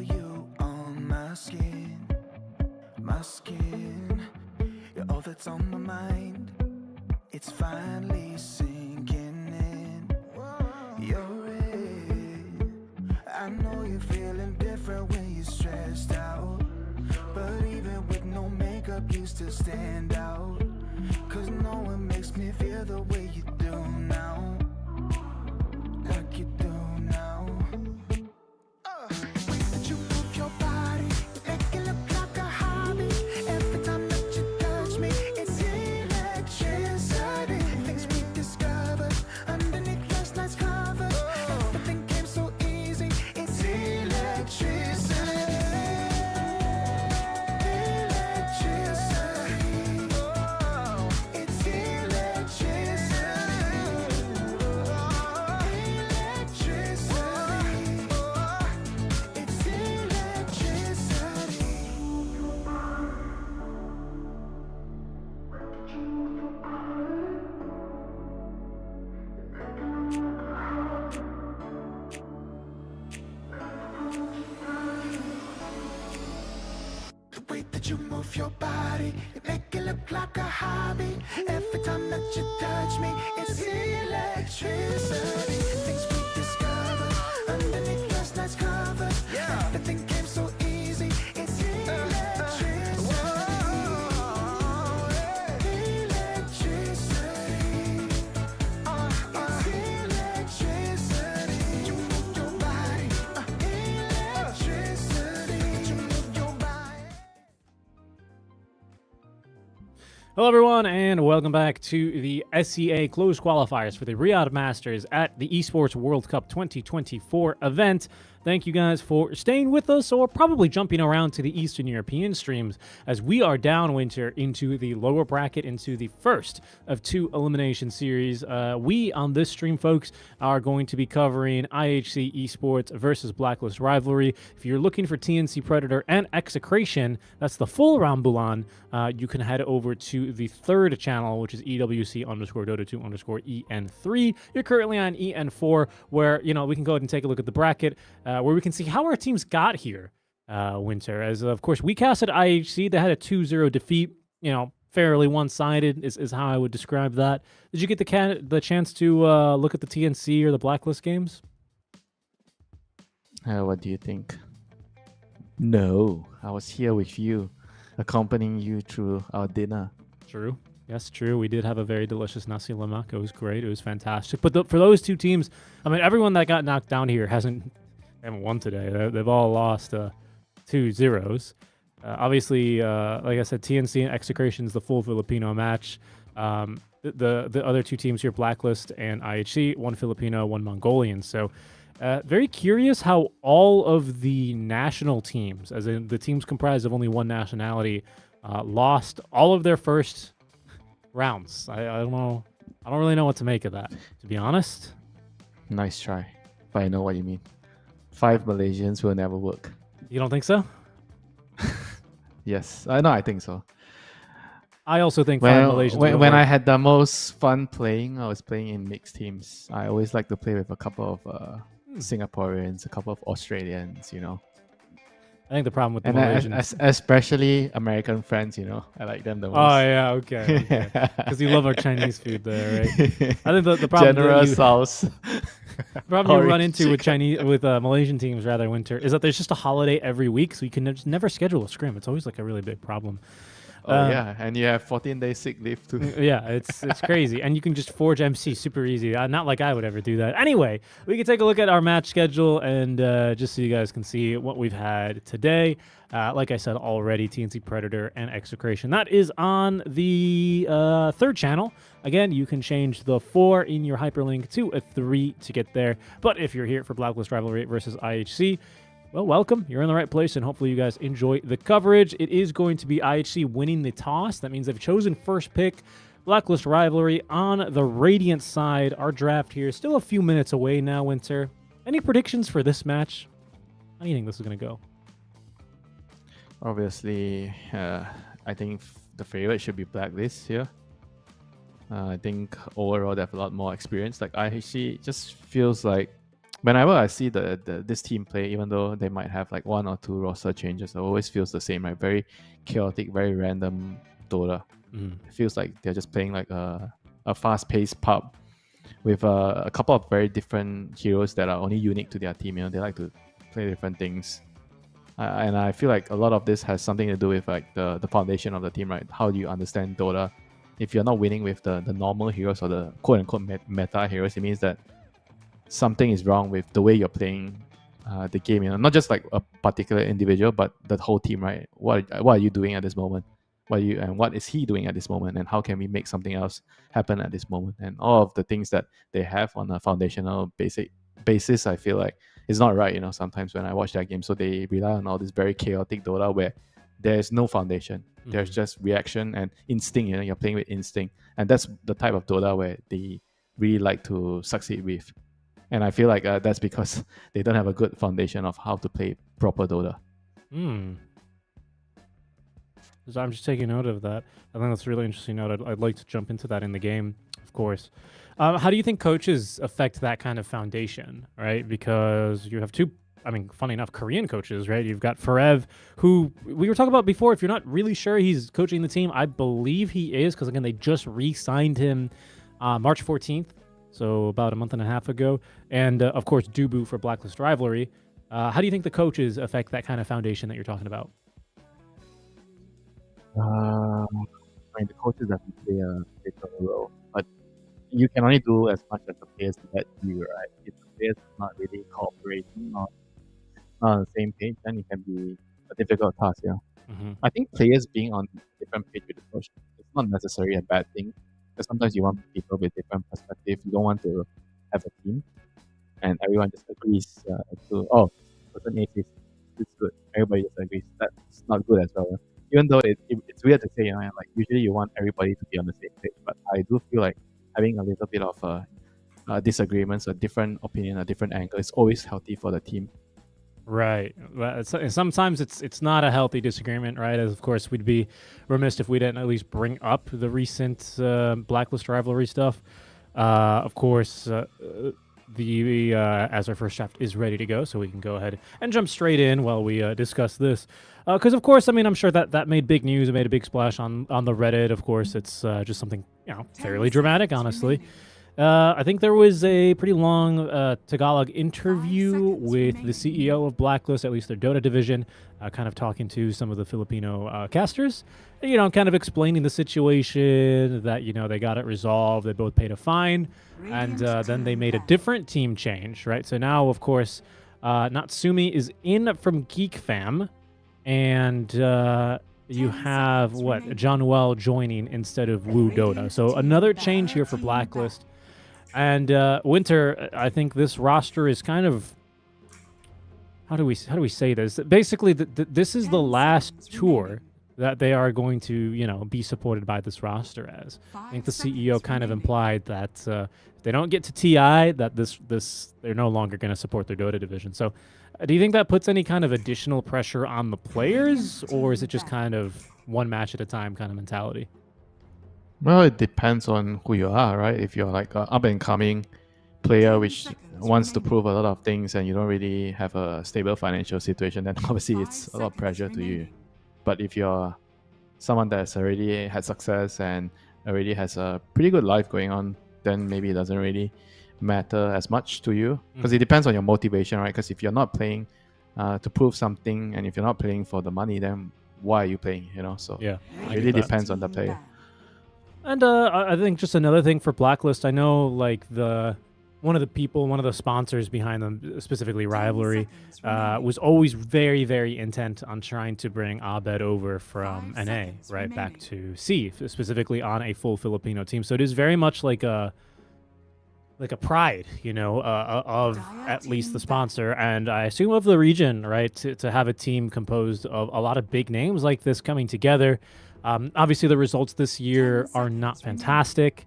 They went to, I think, where did they go? They go to the KL event, if I'm not mistaken, and then again had a group stage exit. I played in something recently, I know. Yeah, they had a 9th, 10th place finish, which is bottom 2 in groups, and that's about it. They were eliminated in the Swiss stage in the Elite League as well, and haven't really been able to find a whole lot of success in between. Yeah, they can't really find the chemistry. I think hopefully with this roster they can find it, finding the right balance, finding the right the touch, the team play, the coordination, and most importantly, I think the personalities have to match, right? If you absolutely have players that kind of like 10 seconds don't remaining. like the same food, don't like the same movies, then you're gonna have problems. I'm just kidding. Right, they don't like the same skins in game. Then Winter's gonna fight them. So yeah, Yeah, but you get the point, right? You want players that see the game, maybe not necessarily 100% similar, but you have to have certain areas of the game that you kind of agree on. Then certain areas of the game you kind of try to compromise certain things and try to make everything work together. absolutely. And again, like you say, a different roster. So we'll see how things are coming together because Wait, this is our discussion, Richie. Look at the draft. This is the discussion we had in the last series. Look. About what first pick Zeus? Yeah, we talk true. about second pick, right? You just pick Zeus and then you go into the ban list and you just ban the TA. But TA is already banned. Yeah, banned in the first phase. So the Zeus pick a little bit telegraphed here. I see actually choosing to go for the Phoenix. I mean, we've seen Zeus for a while. We've seen Zeus today. I think we're going to see Zeus more among the rest of the qualifiers. He's definitely not my most hated OP hero. There are a couple of others that I would like. I mean, and that's fine. Not want to see. You know? That's fine and good. I think what I'm most interested in discussing is this Phoenix overall as the first pick because we've seen Phoenix a lot, especially early. And never really considered, I think, banned twice. Is it 100% contested for us? I think it's been banned a couple times and picked the rest. So what is it about this hero right now that makes it so bonkers? Is it just the hero farms well because of the fire spirits and the new facets? No, good? the damage, I think the damage and the facet is really, really strong with the innate as well. You just do so much damage right now and you're playing with the Icarus dive instead of because the default build for Phoenix has always been the Sunray build. You have 1 point in dive to get in position for your egg or run away, and then a part of that you don't really use that spell. But right now everything's changed, right? With the level 10 Talon, you're getting the slow, so you get a 50% slow on the dive. So you are kind of like a reliable setup for your team. You just dive in, you hit a couple of heroes, then you have the debuff from them, and then they have a miss chance. So it's very good actually right now the way you're playing Phoenix, and I think that has a lot to do with why teams are just picking this hero a lot. Because when you're losing HP, you're also dealing like a mini radiance around you. Well, actually, I think the better facet is probably the Sunray one, don't you think? Is it really the mini? I kind of like the Dying Star a lot more. I feel like the damage you do is a lot more reliable. If you're maxing the dive build, I think this build is better. If you feel like you want to be setting up more, you want to dive and go in and play aggressive, I feel like this is the way to go. But if you're trying to play more like a backline build where your team's draft have a lot of heroes that want to go in and initiate, then I think maybe the Sunray build is better. But I kind of like the dive build a lot more right now. Okay. Well, luckily, it's something that they get to choose at the very end of the draft, right? These facets. So we'll see how the draft develops. I'm sure that is going to change it. But that's a good note. Depends on kind of the positioning and the play style of the Phoenix in the game. Sometimes you get to play a Phoenix game where you just Icarus dive in and egg, and the enemies just can't break it because they don't have a good draft. A lot of other times you have a bespoke Phoenix counter, like a Marcy and a Snapfire, both of those heroes still in the pool. We'll see if Blacklist make a move towards one of those, because neither a Zeus or a Clockwork are particularly great egg scramblers, in my opinion, Winter. But again, still a lot more room to grow here. Zeus, do not underestimate Zeus. Look, he's tanky, but look, it's not impossible. You're right, but I just don't think he's the best one either. As a tiny carry making another showing here. That'll be for. Could be a flex for him. It's true. You want to keep things open, but I do feel like tiny carry is just a lot stronger than tiny support, unless it's a terrible game. I've seen a couple of really good counters to tiny core. Such as? I think Lifestealer is the main one. Then there is I like the Necroforce one too. Because Necroforce is also like percentage based damage, right? You want to use percentage based damage against Tiny since he doesn't build BKB. Or he doesn't want to build BKB. Yeah, I understand that. Yeah, we've seen a high reluctance to build the BKB, kind of always opting for that Shadowblade build and being quite slippery. Here's a hero that We haven't seen it in a long time before 736.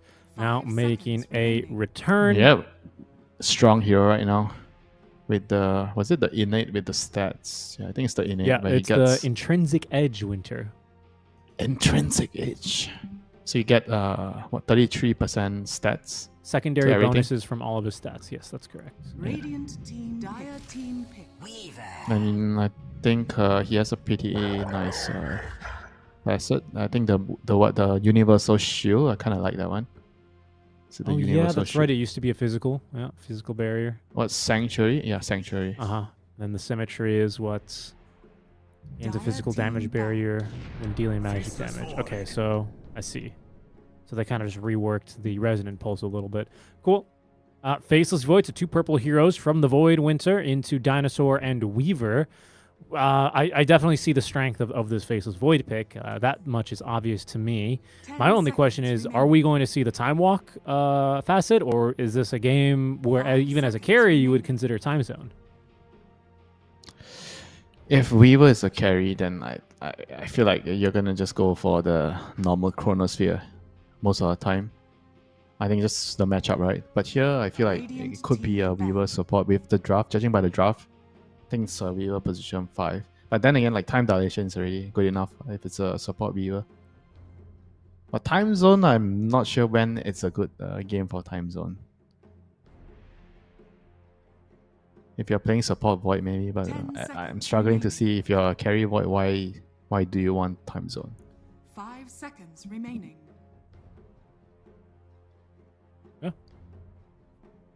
Final bans coming through. IHC banning out the Shaman, so they don't think this is a support Weaver. At least it's a support Weaver. What makes you think it's a support Weaver? Is it just, you said level 1, he's one of the better heroes in the game. Is that just being able to have Sakushi Probably and Geminate attack? Probably the best hero at level 1. I don't know, like best at trading. I don't know who else is stronger than Weaver right now at level 1. Right, because now you just the innate You have is 2 Geminate. spells. Yeah. Yeah, you have 2 spells at level 1. You know who else has 2 Fight spells me. at level 1? Who? Elder Titan has 2 spells at level 1 now as well. Yeah, sure. I mean, Venom has 2 spells at level 1. If you I mean, okay, fair enough. Fair enough. Dire team. Yeah, okay, so 2. I mean, two he's support bans. he's slow. What, the shot, the slow on the Shukuchi, I think is also a pretty good big change for support Weaver. So then you can actually do something in the team fight to allow your teammates to catch up.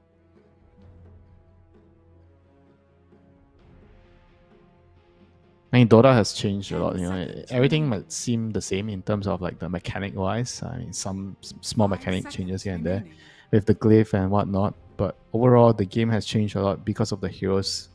Everything is different right now. So the game just every week you're gonna see like, oh, this is actually OP. Then the following week it's a different thing. You know, it just keeps changing, which is why the game is very interesting right now. Oh.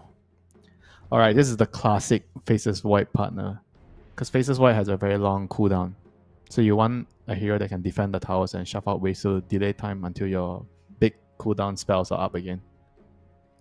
Yeah. And it's also very, very good against Weaver, the root. And the Primal 5 Beast. seconds remaining. Yeah, he's got this Abyssal Horde.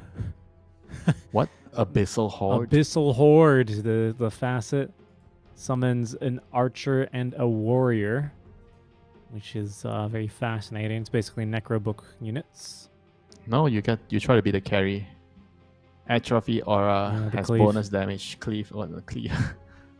Yeah, I don't know. They've keep giving him a bunch of bonuses for this. I remember for a while, like one of his earlier talents used to be something with like attack speed or something, and people were going like, Vanguard, Basher, Abyssal on him because that's when Vanguard was Echo actually Saber. good. Yeah, but that's been a long time, so I don't know. I mean, doesn't attack very quickly, farms very fast with the Firestorm. So I'm a little bit surprised that they want to push the hero in that direction. Let's go, Ursa. Let's go. Yep. Call. You may now select your heroes. Ursa against Faceless Void. I mean, the classic, good call to call matchup.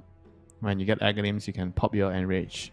In Chrono, good against Underlord in the lane, and you can kill Egg. He kind of does a lot against the IHC heroes here. Yeah, and I mean, that- Blacklist calling the bluff, right? They were like, you think we won't run this Weaver? out of position, like they'll absolutely do it here. I think it's going to be John Well on the Weaver. Yeah, buy the Aghanim's and counter the Faces Void.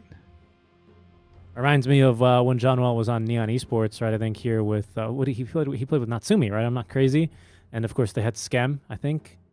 Skem as that was when Skem was the quote unquote carry, but he was picking things like Chen and I guess Dazzle was actually a real thing, but he was picking like these weird heroes before he just He was decided trying to support.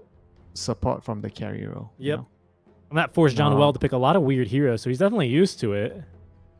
What is going on with very fun. Thank you. When you change the facet, it actually changes the animation of see. the portrait. Wait, so he's going to go for this Abyssal Horde then? I thought it was going to be the Cleave, to be honest. So he's like some mini Beastmaster. Yeah, so after he goes through Fiend's Gate, he brings forth a warrior or an archer to aid him every 2 seconds. That lasts for the duration of the Fiend's Gate. What does that mean? So every 2 seconds you spawn one of these? I'm a little bit No unsure. idea. I didn't test this one. But I'm sure we'll see it in action here soon enough. Either way, it means when he rotates through the gate, he is going to be bringing some reinforcements with him. A little bit more AoE. Okay. I feel like they're trying to make him more like some Beastmaster type of hero right now. Push kind of a thing. Well, he has always been kind of like a split push hero, right? With how he has the global presence and he can shove out creep waves from the fog. But I think he's a little bit more like, for me, he's always been the guy that plays a little bit more like a Spectre or like a Nature's Prophet. No, So he not buys like all a the Nature's team. Prophet. He plays more like a Dawnbreaker, like those heroes that Dawnbreaker. they Yes. push waves on the other side, but they don't really build like Necro Book. They don't really like go for AC for the minus tower armor. Like that. This isn't like what they've done. Like yes, naturally by existing, that is what they do. They do push waves. But whereas the NP, like he summons the boys, they start hitting the tower. He TPs all around. It's a little bit different. But I agree with you in principle. He seems to be going in that direction. And I love the cosmetics, honestly. So you're not allowed to kill Gabby this game. That is a little. What have I done? Look, honestly, it's hilarious. That's such a good story.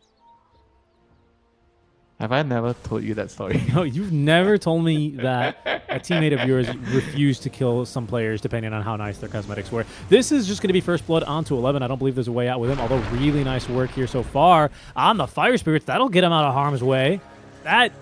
Wow. Nice job, Ace. That's that innate certainly doing something. They might want to make that level up a little bit with like Supernova or something. I guess it's only like 5%. I don't know. It was pretty good. I mean, the hero's pretty good now, so I don't know what you want. Yeah.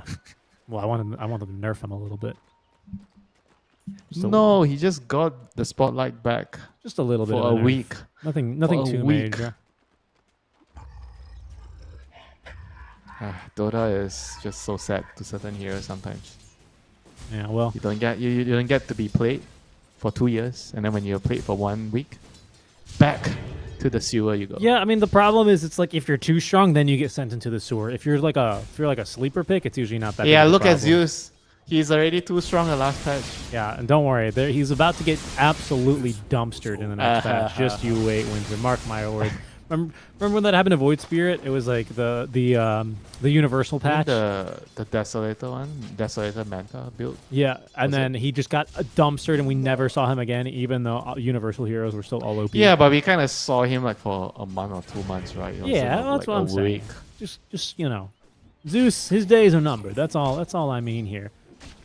This Phoenix pick actually, with the way that Clockwork plays with the cogs now, trying to deny them quote unquote and go bowling, the Fire Spirits end up being really strong. Funnily enough. Yeah. Yeah, that's always been very annoying playing Clockwork into Phoenix. Because whenever you trap someone, the old Clockwork, and you're trying to bust yourself out of the cogs, you just can't. Yeah, that's true. It's so stupid. Look at him. Half his mana burned. It's so funny, man. It's actually a pretty big deal. You always burn 100 mana if you do it correctly. Yep. Sometimes more if they misposition themselves and get pushed off of even more cogs, but you don't always see that. And I think the interesting pick and the pick that's doing a lot of work right now, seemingly, is John Wells Weaver. who may just be able to now... Ooh, they're going to need to chase after Kishka more, but he can't quite find him. Oh, good toss back. Jean-Well's fine. What makes this hero so strong, Winter, as a support?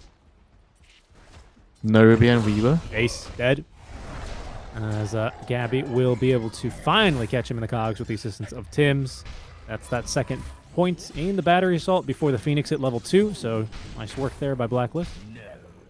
I think just the trading ability of the hero at level 1, level 2, like nobody can really fight him because you get 2 spells with the Shukuchi and Gemini attack, and then after that your facet. Oh, I don't you think get a slow. He doesn't make it out of this one. That's a pretty big kill actually, because Kishka committed the salve, didn't know Jean-Well was stalking him, and Jean-Well killed him. So he's gonna come back to lane with not a lot of regen, basically nothing, and no money either. Yeah, this lane is gonna be tough here. Underlord absolutely needs to get this Lotus. Alright, you shouldn't be moving. I'll give you a tip. You need to stop your hero so that you instantly get the channel off. You shouldn't move. I've learned this the hard way. Wait. So you're saying that when there's another hero trying to get the Lotus, you cancel. Stand still. Don't move first, and just keep spamming on the pool. I see. You see some people like what the Underlord did just now. I think a lot of players do that. They run around in circles before they start channeling. That slows you down a little bit. Because you need to be facing to channel it? Yes, correct. I see. So click it once, and then just be ready. Yeah. As long as the other guy can't really stun you, then you can do this. Yeah, Fortune Soul tried to take the Lotus top lane, but there was a Clockwork next to him, battery assaulting, so that was just, no way. That's not going to happen, yeah. That was mid lane going 22-3 to the 21-3. Oh, what facet did the Void Spirit go for? So he did go for the all barrier damage one, I think, yeah, is always going to be the best. Oh, hold on here. Ace. That jumped into the cogs to fight versus him. Ace, I don't believe he has a way out of this one. It'll be a slow, painful death for him. So Abed, yep, is going to be able to reach him for the kill. Yeah, keeping back to base just to regen. I think that's the right thing to do here. Ishka, oof. So painful on this hero against a hero like Ursa. They've done a good job to at least pull the creep wave behind the tower. Yeah, skip the wave is the better term to use here. Also, what is going on top? 14 denies? What? It's out of control. It's not even 5 minutes in. Dire's bottom tower is under attack. I guess because the Phoenix, he was kind of busy playing with the Clockwork. I guess. So he wasn't tossing his Fire Spirit on the Primal. It's just like the lane mechanics. Yeah. I mean, Primal does have a little bit more base damage than Faceless Void. Right. Wouldn't say the animation's much better though, nor do you have like a casual... Nah, it's not the animation. It's just being able to utilize the up roll. I suppose. Yeah, it's got a 20 damage advantage. Yeah, okay. It's just, I don't know. I just don't think I've seen it. I mean, and his build, right? Because you're going double bracer. Faceless Void is not... Usually you don't get double roll. Double very stats. manually. Right. Yeah. Yeah, no, I mean, I see it. It's oppressive. The only hero that I would expect to see this high up in denies is something like an Underlord who only has 2. Usually with the Atrophiora, you become this kind of bit of a monster. But, I mean, this is how the lane's been going. Not necessarily the Clockwork. Tim's is just free to rotate around now, and he's causing havoc here in the triangle. Zeus ulti, because, of course, why not? Not enough damage for Kishka, however. Jean-Noel with the move speed. Ooh, cuts him off. Does he have the damage? The bonus armor now being removed by the Swarm, and with the vision, he has the kill. Nicely played to Jean-Noel. Nicely played. Mid lane, the catapult wave, so they've already controlled the rune. Zeus has the amplified damage rune, and now Void is gonna... He's struggling. He's trying to just kill off the catapult. Once the catapult is done, he's probably gonna have to wait for a water refill. He's gonna get one. What's the build on the support Weaver, Winters? Is it still Earn? Do you just go for the Earn? I think you buy Earn, and some games I've seen people get Gleipnir. Some games I've seen people get Solar Crest. Sometimes you get a Earn, but you don't upgrade the vessel. You get Aghanim's. I think in this game, because you're playing against Faceless Void, you can definitely consider. Yeah, you can definitely consider that. Pretty good vessel, including against Sunray. Ace trying to juke out here. Did Icarus dive back into the lane where Gabby is going to punch him just the once, just to, you know, give him a little reminder. Wisdom runes will be one apiece.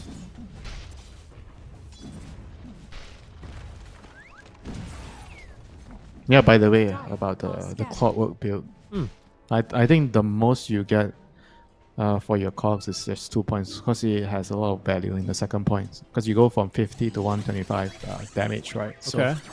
I think you only get the second point. After that, you have to just max your other spells, your rocket and your battery. So otherwise, you just fall off too much because you can't farm with the power cogs. I think it's only good for the lane. I want to see. Look, I believe you, but I want to check the WC Pro tracker again. Because you told me it was like max cogs. That's what I was seeing across like professional players. They were all maxing cogs. Now that was only like 3 or 4 days. Excuse me, 3 or 4 days ago. So you know that obviously things change, right? But I don't know. A little bit of fighting action Rune? now for the power rune, which is going to spawn top ultimately. Illusion rune, not the most useful one. Unless you already have lightning hands on Zeus. Yeah, Dubu, for example, he gets max cogs at level 7. So does FNG. Dire's bottom tower. Yeah, but I'm telling you, it's not very good. Oh, look, I'm just pointing it out. Whitemon does it as well. Yeah, Not I mean, Pablo, people try not it. Pablo though, not your mate, Kagi. It's a kill there on a Tim's. Up to level 7 now, so it does have those 2 Astral Steps to play with. I mean, look, you make a lot of sense to me. I would tend to agree. I think there are very few games where I would maybe consider, you know, taking more points in the cogs. As Gabby is going to slam this bird onto the ground. There's no Icarus dive here, so he should have the kill, especially aided by the Zeus ulti from a triangle. Did you think it was yours? Kill secured. Always nice to have that extra influx of gold on a hero like Zeus. It's like just a better version of Sunstrike right now. Well, yeah, of course, because it doesn't fucking miss. Oh, could you imagine? I've never had a Zeus ult miss. I've never flamed my Zeus. I've never spam pinged my Zeus for a miss ult. Well, do you consider not getting the kill a miss? No, because that's my Like fault. if he 'cause I didn't do didn't enough get damage. if he didn't get the, no, I mean he didn't get the KS because he's supposed to get the KS, so it's better for the whole team in general. No, not at all. It's better that you get the kill in the first place. If he's only ulting to try and get a kill streak or whatever, then yes. But under most circumstances, it's almost always useful to secure the kill and get out of harm's way. 11. early. Oh no, a Weaver. He's running away from a position 5 Weaver. Oh, he lived. He lived on a hair of HP. That is a position 5 Weaver, who, by the way, is not going for the urn because Tim's is building the urn as the clockwork. So what is he going on the Weaver? Did he tell you? No, he didn't tell me. He did not tell me. Yeah, you know, I've got a secret telecommunication line set up between me and Jean-Noel. It's a string with 2 cups all the way from here to, I presume, Manila from KL. No, he does not tell me what he's building. Oh, look at that cog! Look at that cog Oh action, my Winter. God. How do you not want to put more points in that? He just burned his raindrop charges. Yeah, it's definitely good if you can use it like that. But if the game is not going well for you and you have to jungle or push out waves, then you're gonna like, Well, oh, so what do I do now? He's got 3 points in it, so Tim's is going to go. Even though it's a position 4 clockwork, I disagree with this, especially for position 4. I think position 5, whatever, especially if you have, like, you know, a Marcy or like some other greedy hero, right? I don't know, maybe John Wall's going to be that greedy hero. He's going for a Rod of Atos. Yeah, Teams has always struck me as a 5 from the 4 row. Like he likes to play around his team. He's very sacrificial. He does a lot of things to make the game easier for his cause, and he's generally not really that greedy. So, and Janro, on the other hand, he's a pretty greedy position 5 thanks to Scam. Yeah, the training him to farm creeps. Yeah, definitely. I don't know, bro. You get the last hit. I'm busy, bro. You know, I don't have time for those creeps.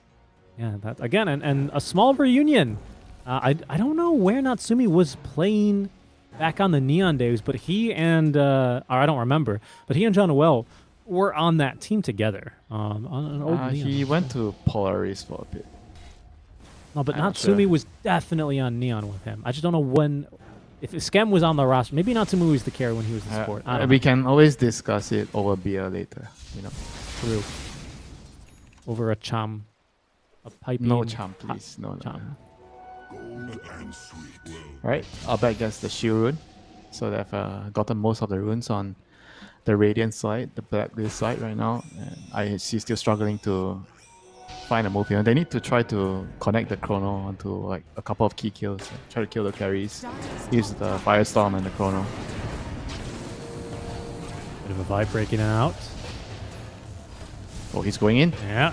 Oh, commits the Holy second shit. astral step, and he gets the kill, but Abed letting loose on the damage. Chrono catching the Gabby Primal Beast Where's the damage? mid-charge, but they do lack the damage, and now IHG reinforcing through the gate. Come the Warriors. Look at 11 go onto Abed. There's your damage. Kishka dies right before Abed goes down.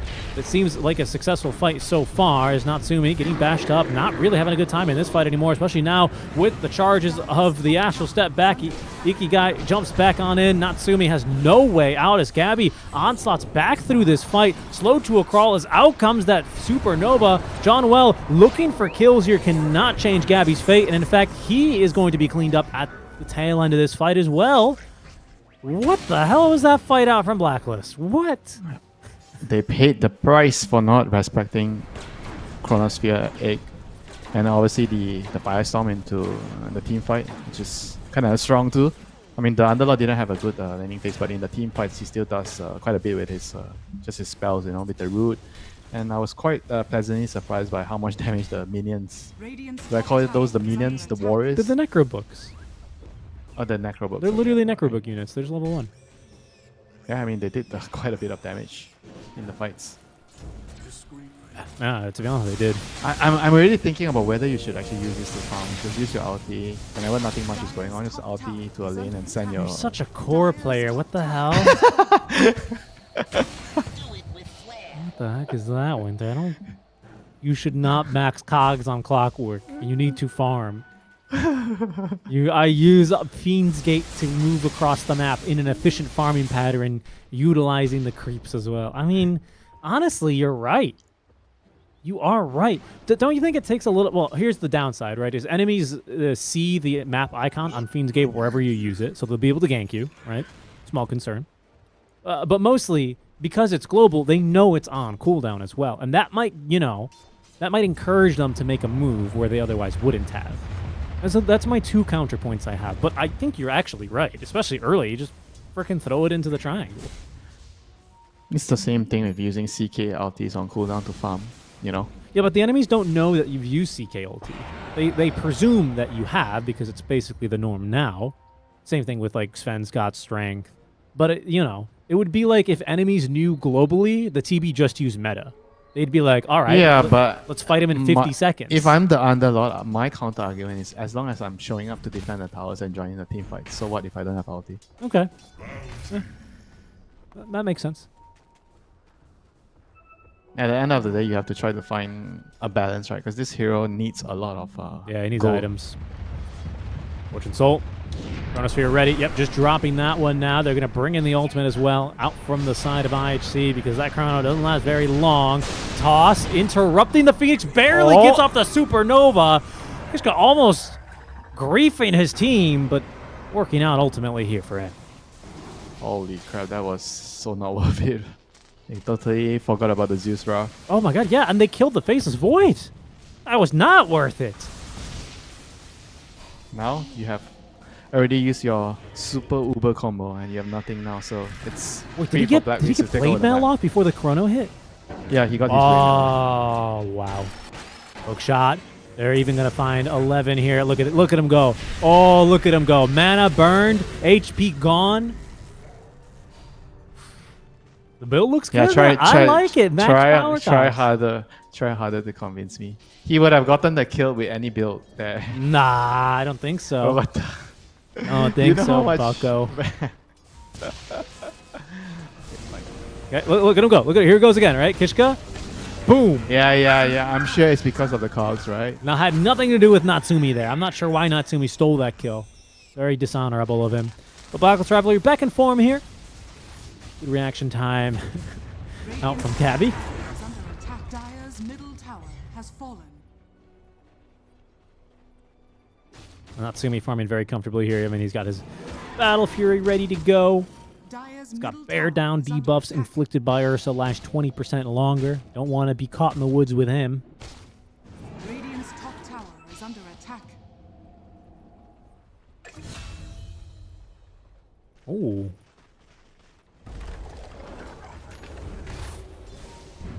Yeah, just jumping on in. Are fortified. Careful here down bottom 11. He's got a Yule Scepter. He's going to get another latch onto Natsumi here. Is that going to buy him enough time? It appears not. Trying his best, going through the trees, slowed by the Sakuchi. Juking them on through, buying time, TPing in the trees, but I think the battery assault catches him before they even knew he was there. Good movement by Tims. Good thing he had those points in Power Cogs, Winter.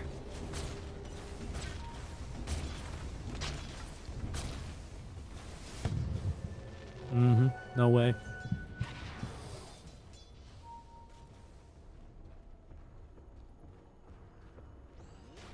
Dire's bottom tower is under attack.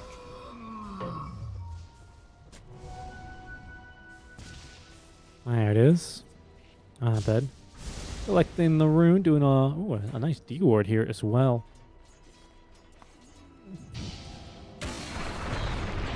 So, hook shot in. Here he goes. Here we go again. Okay, good toss out. Oh, but guess what? You're in the cog zone now, motherfucker. Look at him. He's dead. Cog jail.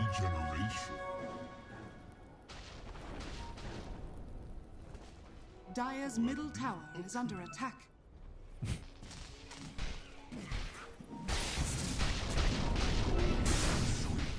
Radiant's top tower is under attack. We can try it. There's another place I want to try with you in Heart's We'll try it later. Gabby, he's going hunting once again. Sees Ace. Ace, who has Icarus Dive, will use it now. Oh, but he's landed in the trough. Okay, yeah, good movement here, Ace. He's going to be able to sneak away with that Sunray movement. Well played, well played. Gabby doesn't grab him soon enough with the Pulverize. Scanning.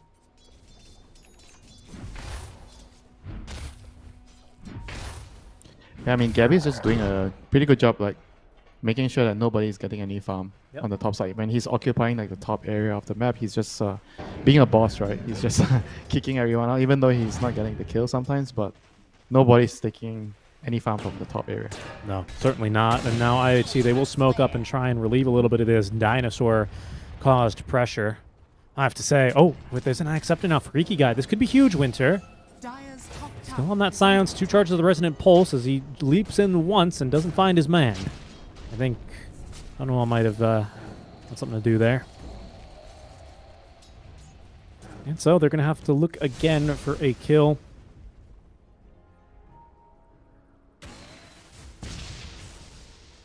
Fortune Soul, MOM into Maelstrom, into BKB straight away for him is going to be his item choice. Look at John Well. Such a little cheeky bugger. He's like the cockroaches that keep sneaking into my room. Oh, there he goes. Trying to get away. Silence up the one, silence the second time, and I believe there's no way out for him this time around. Or is there? No. I thought there was. I thought wrong. Space. It's all just space. Check this out, though. Blacklist, I think they're going to go and contest the 21-minute rune. At least they're thinking about it. I'd like to see them make the move. The warding is really going to allow them to do that because they have like one line of wards. Seeing everything. True. That's crazy. From the Mighty Mines all the way to the Spooky Skeletons. They're actually not going to go. I'm shocked. They're just going to go Roche instead. Oh, I mean, I think it's sensible. Yeah. You don't have your Weaver. He's pretty strong. So you don't want to take any risk there. Just go for the safe play. Get Roche.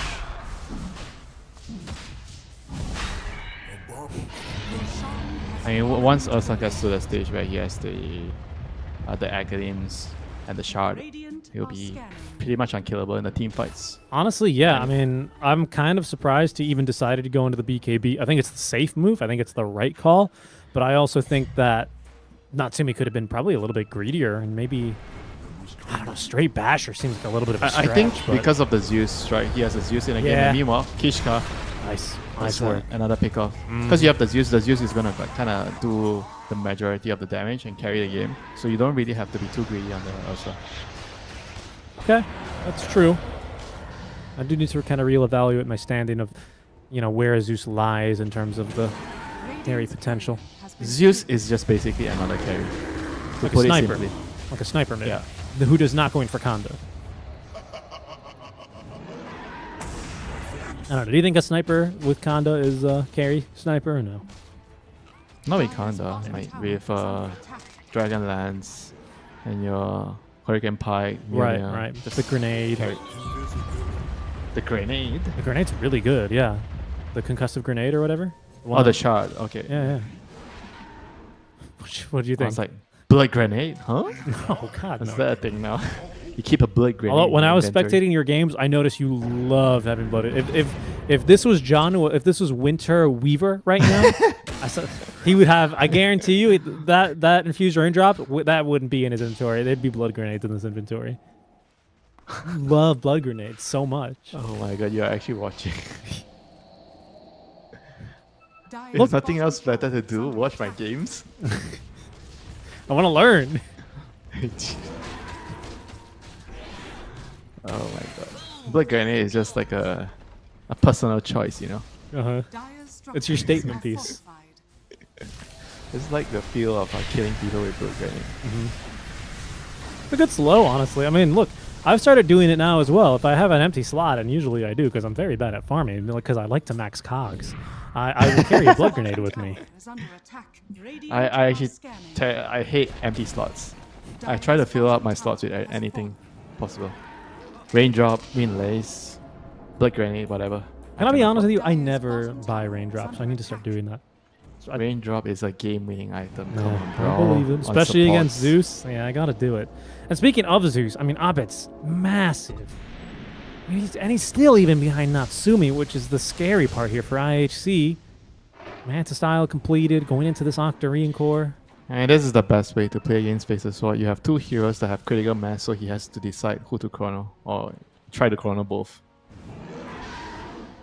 I think Faces Void Chronos is always very deadly to a lineup where you only Ulti? have one core. There's the vision. That's dead. Tiny. I mean, it's only a support, but an easy kill for them. And now Natsumi, I mean, with Basher, no getting away from him. Yeah, he has to chrono Natsumi, he has to chrono Abed. And then you have to worry about, I guess at some point, the Weaver with Axe. Oh, hook shot. Here we go, Winter. Here we go. Where you going, 11? That's right. Burning your pipe of He's not insight. running. He's not running. He's fighting. At least he's trying because Ace is here. They have the opportunity to go for a supernova. Oh, no, they do not. Absolutely murdered 11. Did he cancel? He didn't cancel his TP. It was on cooldown. Unlucky. Unlucky. Blacklist Rivalry Toss. show up in force. They found the Zeus. Oh, they did? Oh no. Yep. He's on the sky. He's in the heavens. He's in the heavens, and he's gonna come back to Earth. Oh, such a painful death for him. Nice catch there. How can the Faces Void right click something on the air? That's not melee range. True. Valve, please fix. A good catch, though. I mean, that certainly softens the blow of what has been, you know, team fight loss after loss after loss. Finally finding a very important pickoff. How much money was that even? 785 gold for Fortune Soul. That's a much needed injection right there. Especially because they've blocked his freaking camp. I mean, come on. So rude, Blacklist. Hook shot. Yep. Oh, wow. Nice jump in from Tim.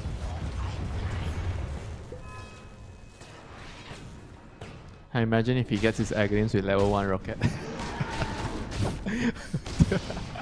It'll probably be level 2 or something by then. That's Yeah, fine. I'm It's what does it do to your cogs again? Cogs bonus attack speed? Yeah, he'll just be destroying. You're gonna cogs. stay in the cogs and right click the Faces Void, right? Yeah, he's gonna man fight him inside the cogs. Oh boy. So whatever, it doesn't matter. I mean, rocket flares for vision anyway, Winter. What? Are you serious? No. Have you played the hero? I love killing supports across the map with rocket flare. You like see them under a ward, you're just like, all right. It's like playing AA. Just trying to snipe people all game. I mean, at level 10, he even got the cogs cooldown reduction. Do everyone just go for that with the max power cogs build? Yeah, let me check. I still have the Dota 2 Pro Because tracker normally open. you go for the rocket flare cooldown because it's just more reliable. You know, you're doing a lot more reliable damage.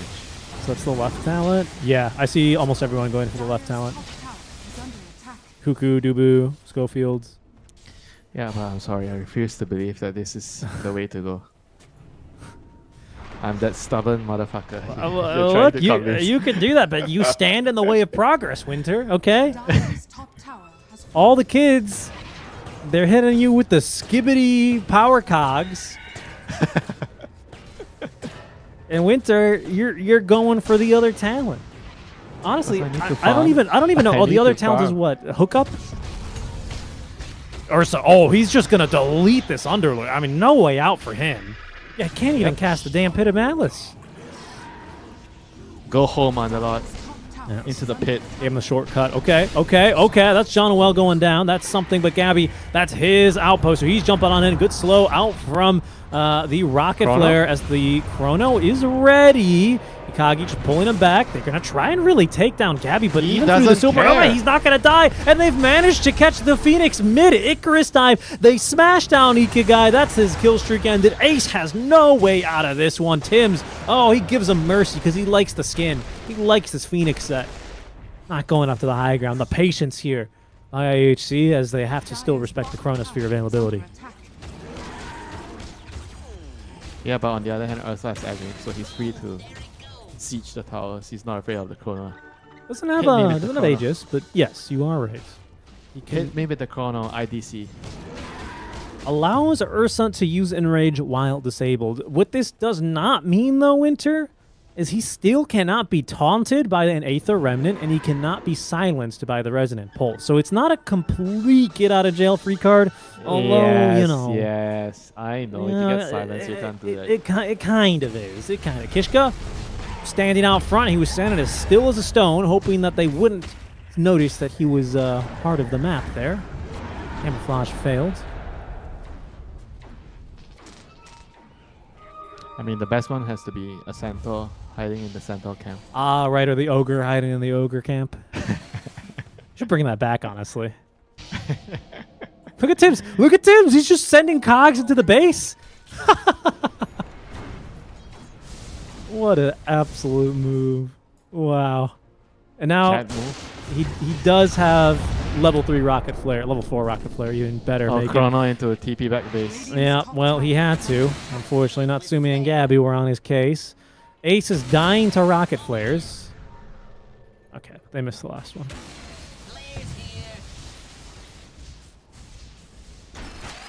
Hook shot. Tim's is just going in, and why not when you can get the kills this easily? Unfortunately, that's a case of big cogs ruining your team a little bit there. Yeah. I think he went into... It's a lot harder.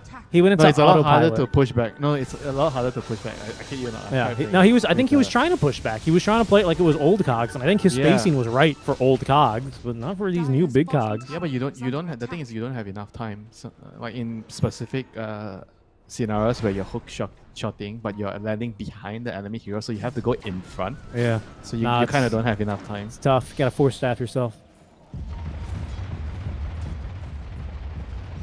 I mean, that's the downside of this new power cogs. But otherwise, I think it's still fairly good in a lot of different scenarios because you have further range to catch the enemy hero. Yeah, and you can harass even more effectively. It's only bad when you're trying to hookshot and push the guy back because it takes more time. It's only bad if they already have movement. It's better early game because it doesn't lock in your cores. It doesn't mess with your team's pathing. Sorry. And you can walk out of your. You can walk out without breaking them. Yeah, exactly. So I agree though. As soon as oh, hold on, we're going through some wild goose chase down bottom. Ikagi. Oh, they're gonna get vision. Just after he TPs away. That was close, but not Natsumi. While he's down here, might as well have a snack. He's gonna take down Roche, who first hit bashes him. Are you calling Roshan a snack right now? For Ursa? Yeah, man. He's got this Maul active. Look, and Gabby's... I mean, they're just fighting up here. Done well. Yeah, he'll show and run away from the Necrobook Archers, but it's 11 who has found his man. Gabby popping the BKB as there's going to be the Zeus ulti. They're still just kind of fighting over this top area, but honestly, IHC, they just can't catch anyone. Is Roche dead? They can't catch their main course, which is the Ursa. No, they want him in the bubble. Yeah, I mean, well, they need him in the bubble, but at the edge of the bubble where Ikigai can still silence him or taunt him with Aether Remnant. How long is his taunt duration? 1.2? It's really hard. It's really hard. Maybe they kill him once, but And guess what? Look at General. What does he have? he's got an Ag Scepter. Yeah, well, maybe he gets silenced too. Look at the short cast range. Where they nerf the cast range on this thing? Oh yeah, okay, fine. Well, it's possible. Look, I You're know. just rebuking. You're just like rebuking everything Blacklist can do to save in the chrono. No, he's going. I'm just saying there's a path through this for IHC and Winter. It's a twisty, windy path that at times, it has sheer cliffs and there's stiff winds blowing on over. You got to watch out for the avalanches above, There's bears on that path. But it's the only way out of this game here for IHC is they get a pick off now onto Tim's. Abed's starting to flex into luxury items now. He's got a damn Ag Scepter ready to go. Not really a core item that you see all that much anymore, but it is good against a Phoenix. Throw that thing on top of him, stop him from Icarus diving around. Heavy. Okay, speaking of Phoenix, he's just dead. Natsumi looking for more Blink Dagger in 8 seconds. Ikigai getting caught now by Gabby as Natsumi jumping on in with the bash. Easy kill there. Monster kill streak now for Natsumi. 8-1-3 wins her on the Ursa Warrior. Yeah, tough one to deal with this bear right now. They just have to run. Like even the chrono is just not enough to scare the bear away. Going to the high ground. Gabby just jumps on up there with the Ogre Seal Totem. Good Yule Scepter and Pit of Malice, at least saving the life of 11 for the time being. They're going to have the vision. Gabby with the Uproar Ags as well. Has such a huge, 20k, 33k, 33 minutes in. This is looking really dark for IHC. Fortune Soul. He's going to be ran down. Gabby trying to reach him. Out of Atos hits. But the onslaught is going to be into the triangle. He needs a 5-man chrono at this point. Maybe not 5, but at least 3 to 4 heroes in the chrono. Who can he afford to not catch in chrono? Weaver has to be in the chrono. Weaver has to, yeah. Weaver Abed has to be in the chrono. Otherwise, I think he just kills everyone in the fight. I guess Clockwork can be outside of it. No, whatever. Yeah, Clockwork you ignore. Yeah. You try to corner the Zeus and the Weaver, I think. Or so you sadly have to ignore now. Yeah. So I think a 2-hero chrono is what we're looking my conclusion is you need another chrono. Yeah, that'd be good.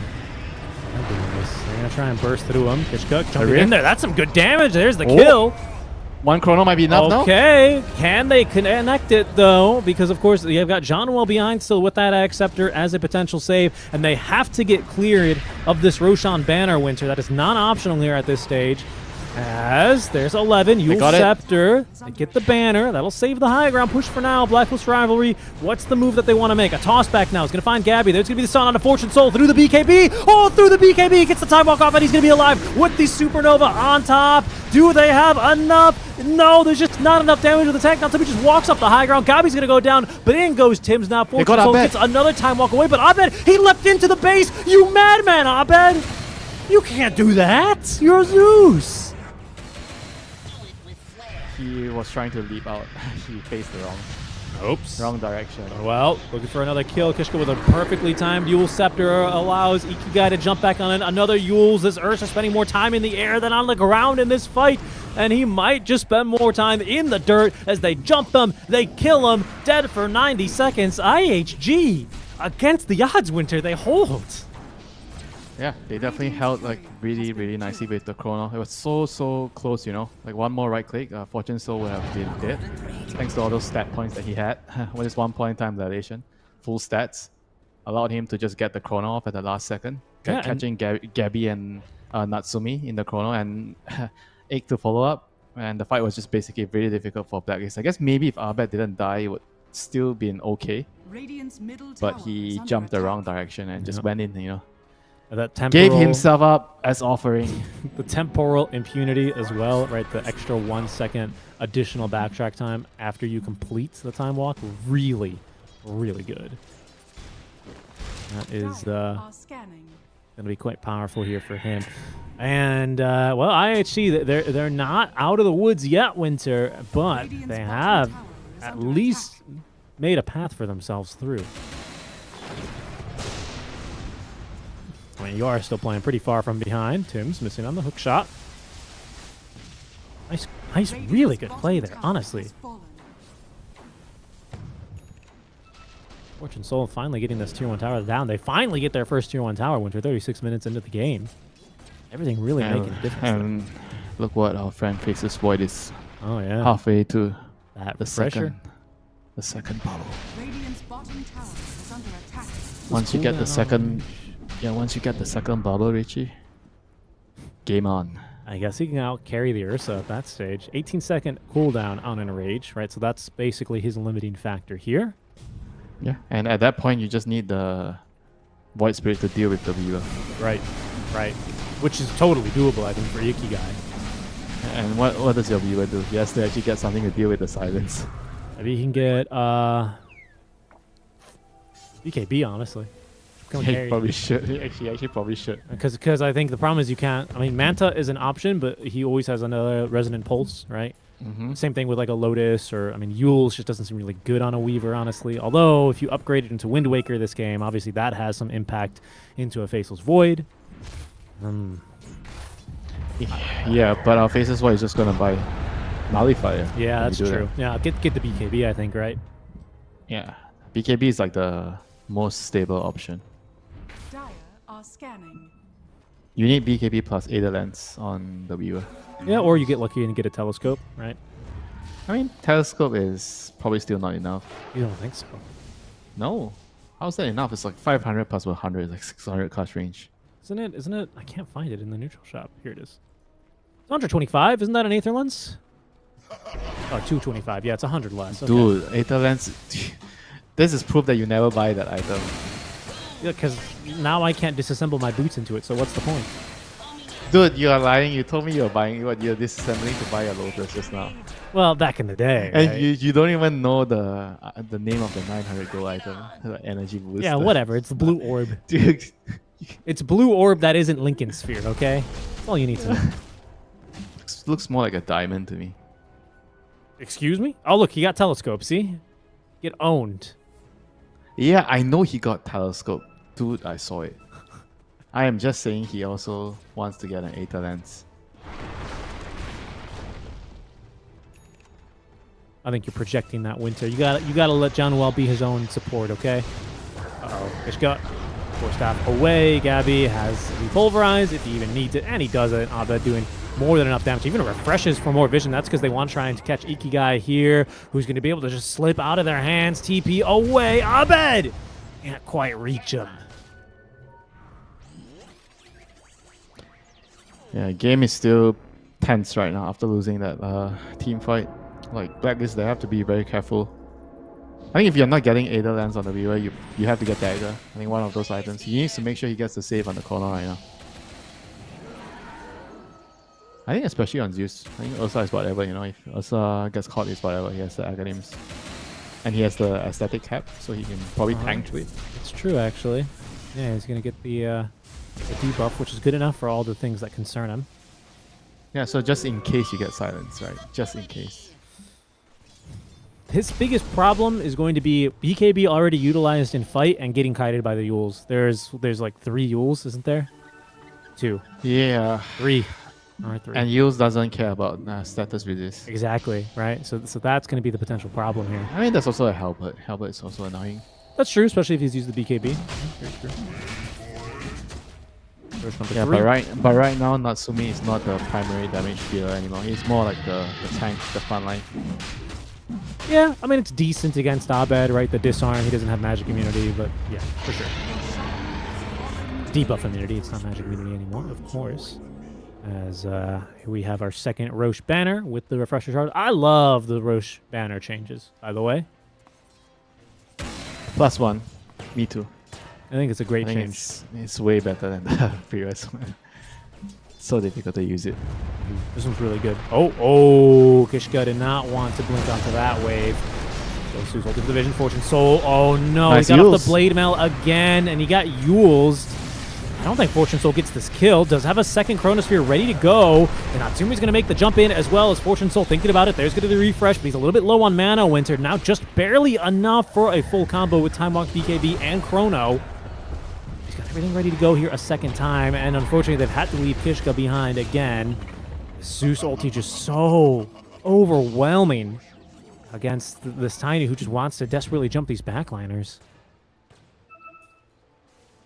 Yeah, once they see the heroes, the backliners, then it makes it very, very easy for the Ursa to jump them out, even the Primal to find them with the onslaught. It's very difficult to play support against something that can scout you all the time. Yeah, Night Stalker, Zeus, all this type of vision spells late game. Clockwork now with Ags especially. You have nowhere to hide. You just have to pray that you get lucky and they don't Problematic. They're going to try again back down bottom. They've got a Roche banner ready to go now for Gabby. He's going to plant it. Trying to bait anyone forward, and Natsumi is on the other side of that bait. Natsumi trying to make the jump in. Does get ulted once. 11, though, just held down in place and killed off. Does have buyback. Will commit it as out goes the Fortify. Ace is dying to Clockwork. Fortune Rocket Soul. Flares from behind. He's Fortune backstabbing. Soul. Yeah, He's he's behind. going for it with the ninja gear. He's the creep wave. Makes it into his own ancient area. It's a sneaky move here, Winter.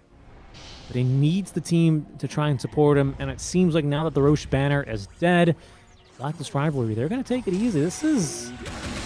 surprised that they're playing it this patiently. I know they've made a mistake in this game so far, Winter, and I've commended their patience before, but this has reminded me a little bit of the Blacklist Rivalry we saw during our SEA DPC.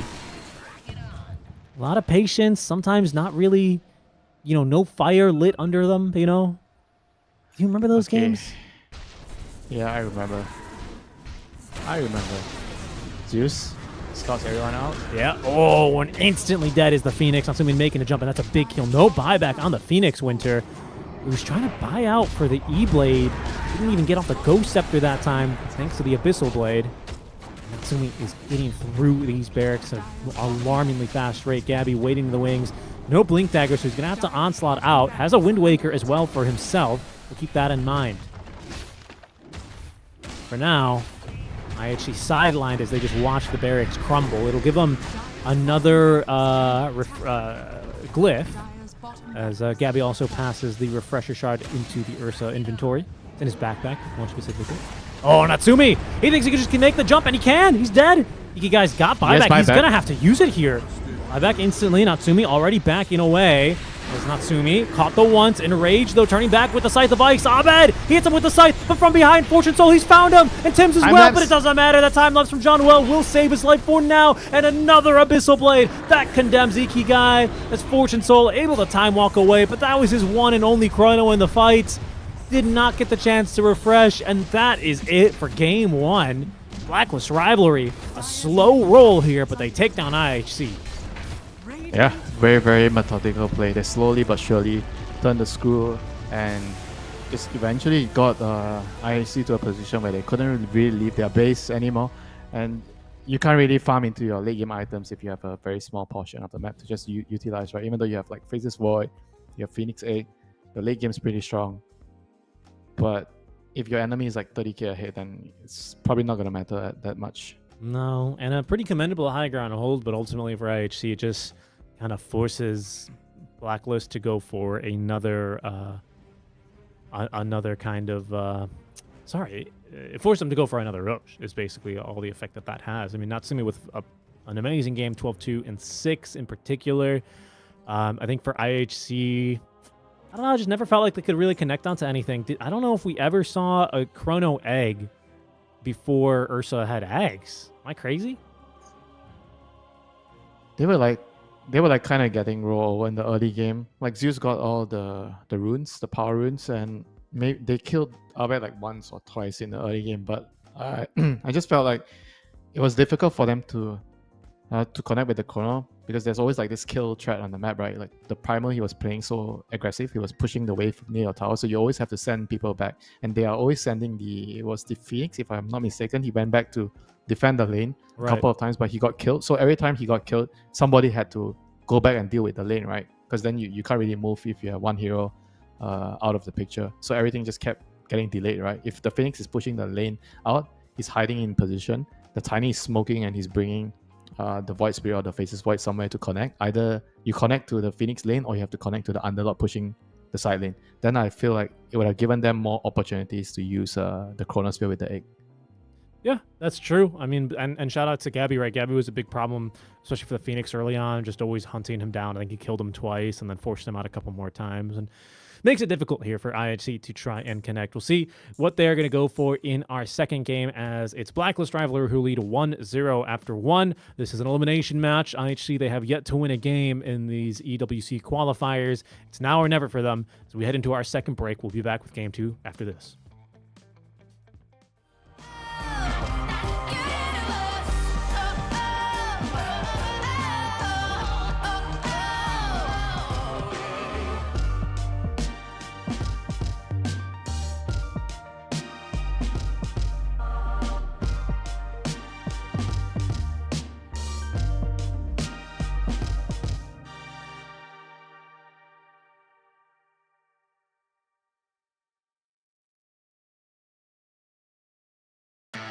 Yes, I could.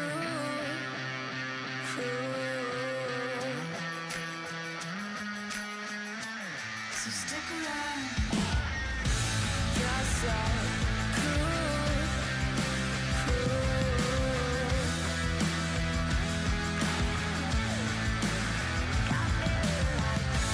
Yes, I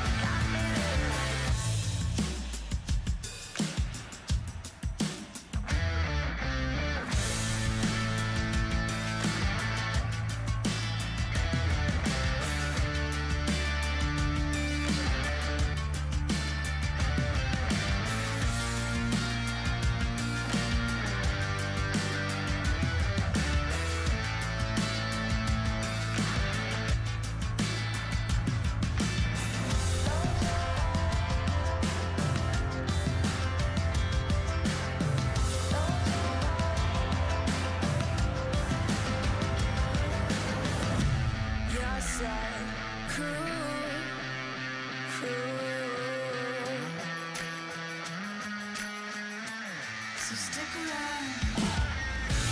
Yes, I could.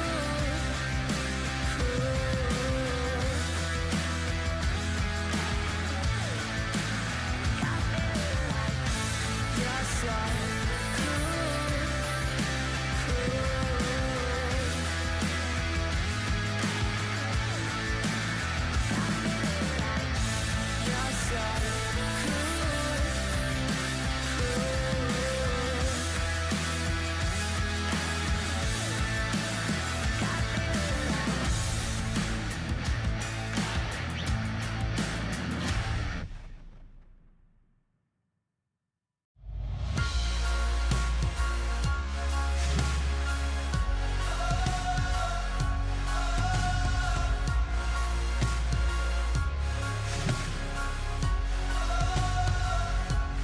Neues Kapitel, weißes Papier, Seite und Titel, Mitte 20 und hier, Zeile für Zeile, offener Blick, find nur beim nach vorn sehen zu mir selber zurück. Und auch wenn's irgendwie nur eine Plattitüde ist, der Augenblick zerfällt, hält man ihn fest. Und wenn ich's richtig sehe und verstanden hab, dann sagt er selbst, wenn man ihn ziehen lässt, ich geh einfach nur los, irgendwo hin, auf jeden Weg. Ob klein oder groß, wartet ein Sinn und wir haben's erlebt. Nein, ich hab noch nicht genug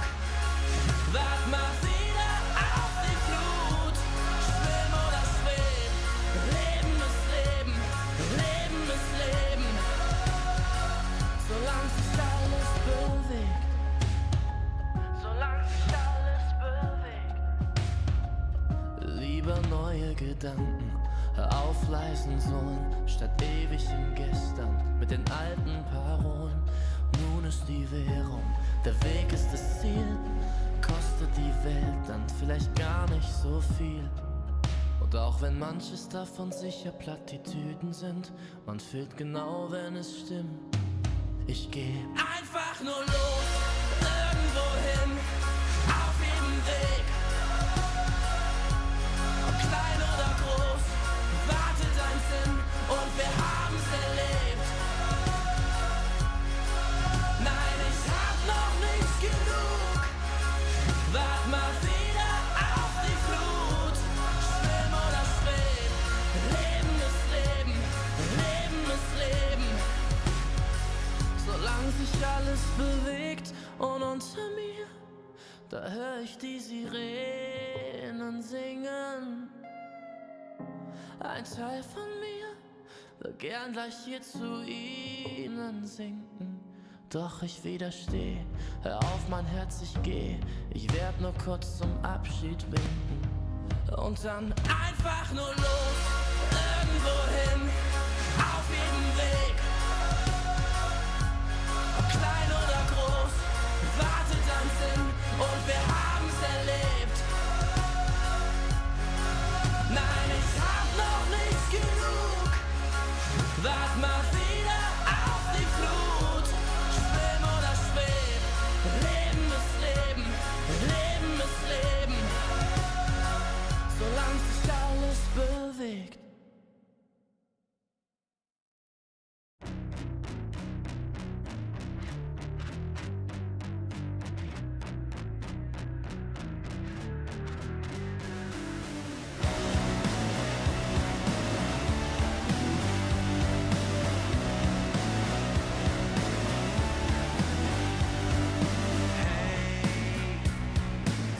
I saw you riding on the train today,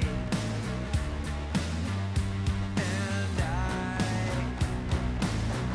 tried to figure out a way to stay close.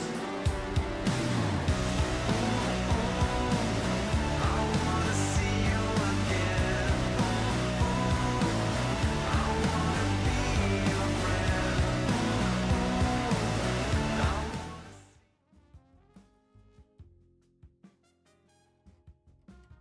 For the Riyadh Masters at Esports World Cup 2024 event taking place later, I believe in August, we are about to get underway with our elimination match, at least a resume is probably a better word. Thank you guys for joining us, Seeking Truck and Winter on the call. And Winter, pretty impressive performance from Blacklist Rivalry, I would have to say. Do you agree?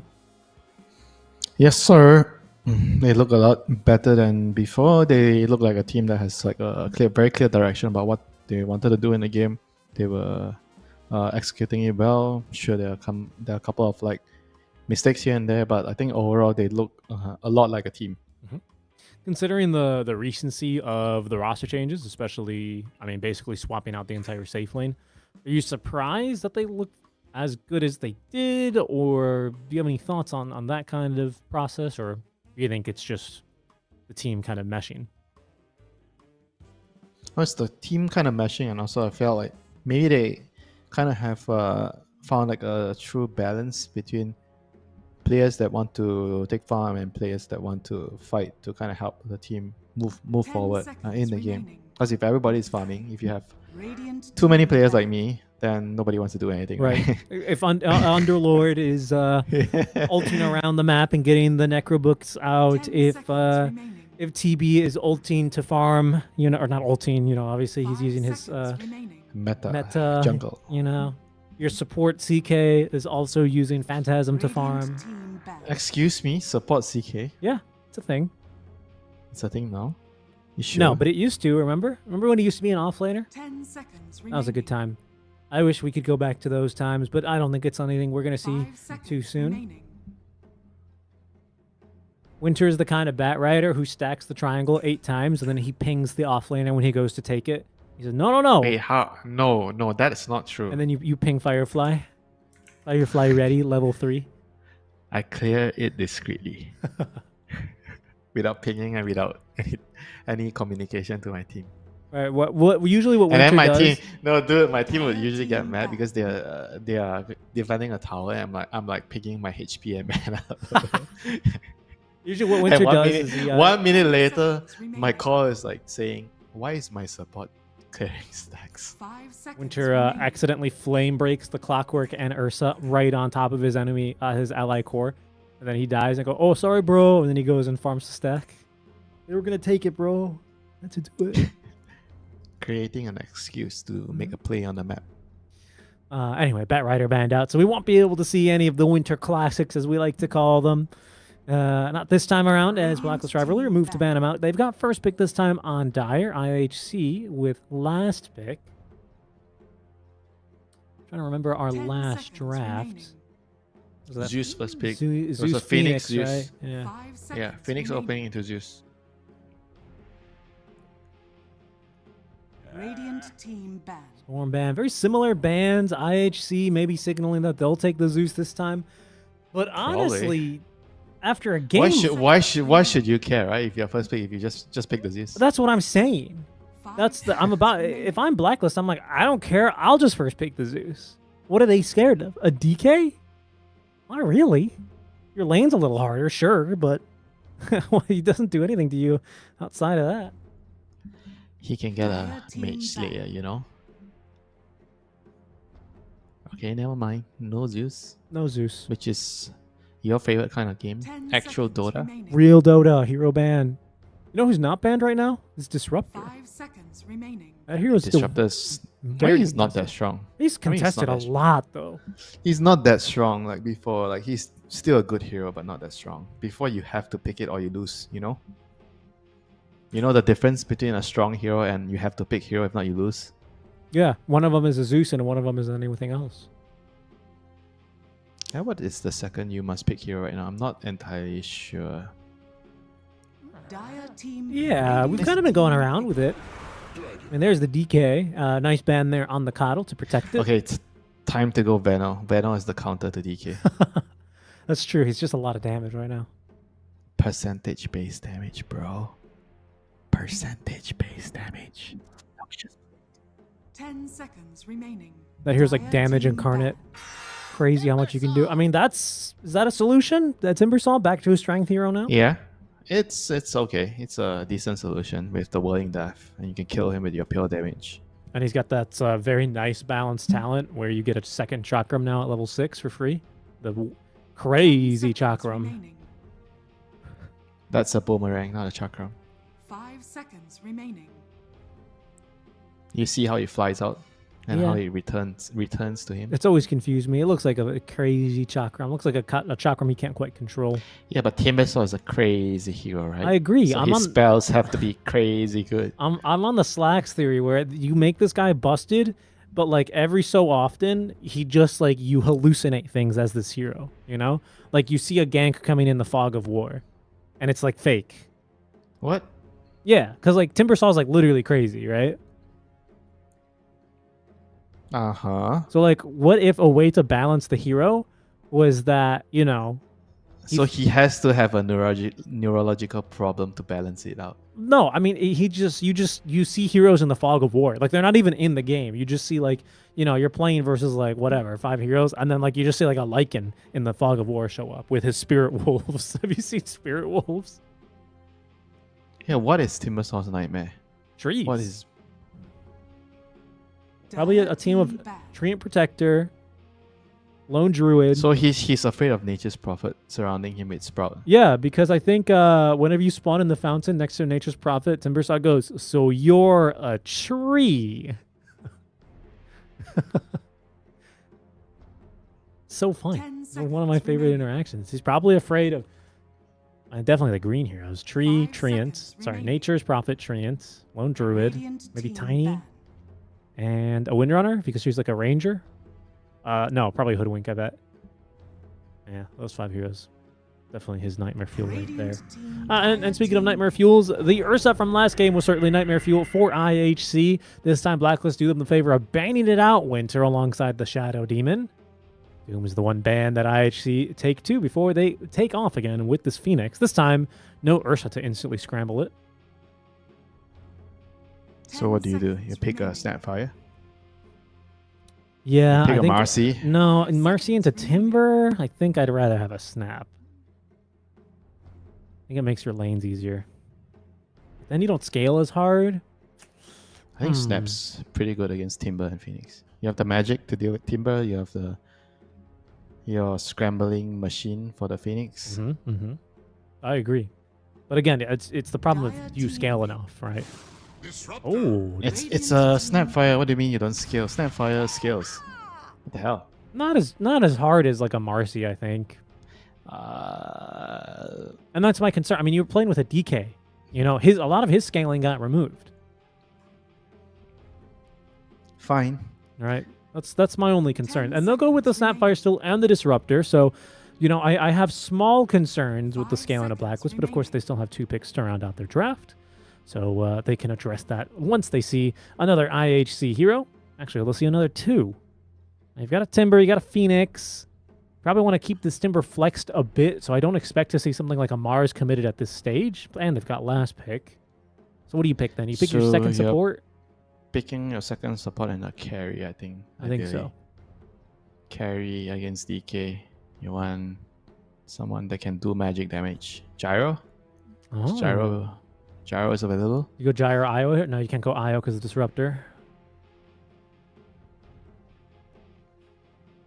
Then you can go maybe... If you want to enable your Phoenix, you need like some Chaos Knight Wraith King type of hero. Oh, I love Chaos Knight right now. It's got such a good win rate right now in Immortal Pubs too. Not banned. It's fine. I'm fine with that. I would go with the CK. I think it complements you got pure damage on Timber, you got magic damage on Phoenix, and then you're gonna have a lot of high physical damage. Is that how you draft? Okay, we have pure. Now we need magic. You should have, yeah, I think it's not crazy talk. I think you should have a fairly balanced damage output. Otherwise, you can just get countered. And then what do you need after you have pure magic and physical? Stun and lockdown. And then you need mental damage. So when you take techies against them. And then Techies has 3 neutrals in his backpack and another neutral in his item slot with the talent. And then he's unstoppable. Because he gets 4 items for free. 3, I guess. Have you played into that yet, Windsor? The backpack Techies? Not yet. Games are a lot quicker nowadays. That's true. But the thought process is, because you can use items that are in your backpack, right? But you can backpack neutrals. And those count. Those count. The Willow's nice as well. It's going to be able to amp the magic damage output that Primal and Phoenix have with the... I'm presuming she's going to go for the Bramble, whatever the Bramble... You're forgetting one important job that she has this game. The Terrorize. No, I don't know what her job is. Egg Protector. The Egg Guardian. Oh yeah, that's true. She's the Egg Guardian. And there's the Egg Scrambler out from Blacklist Rivalry. They'll go for a... Too much... Do you know what I always say about too much of the same thing? Ain't good. It's a bad thing. Yeah. It's a bad thing, Winter. Too much Nasi Lemak, not a good thing. I mean, I think it's primarily picked for the lane here. They want to have like a good lane. Because with Disruptor, you always want to have like a core in the lane which can kind of help you get your levels and get kills. Otherwise, your hero feels kind of bad when you fall behind. So Weaver can do that for Disruptor.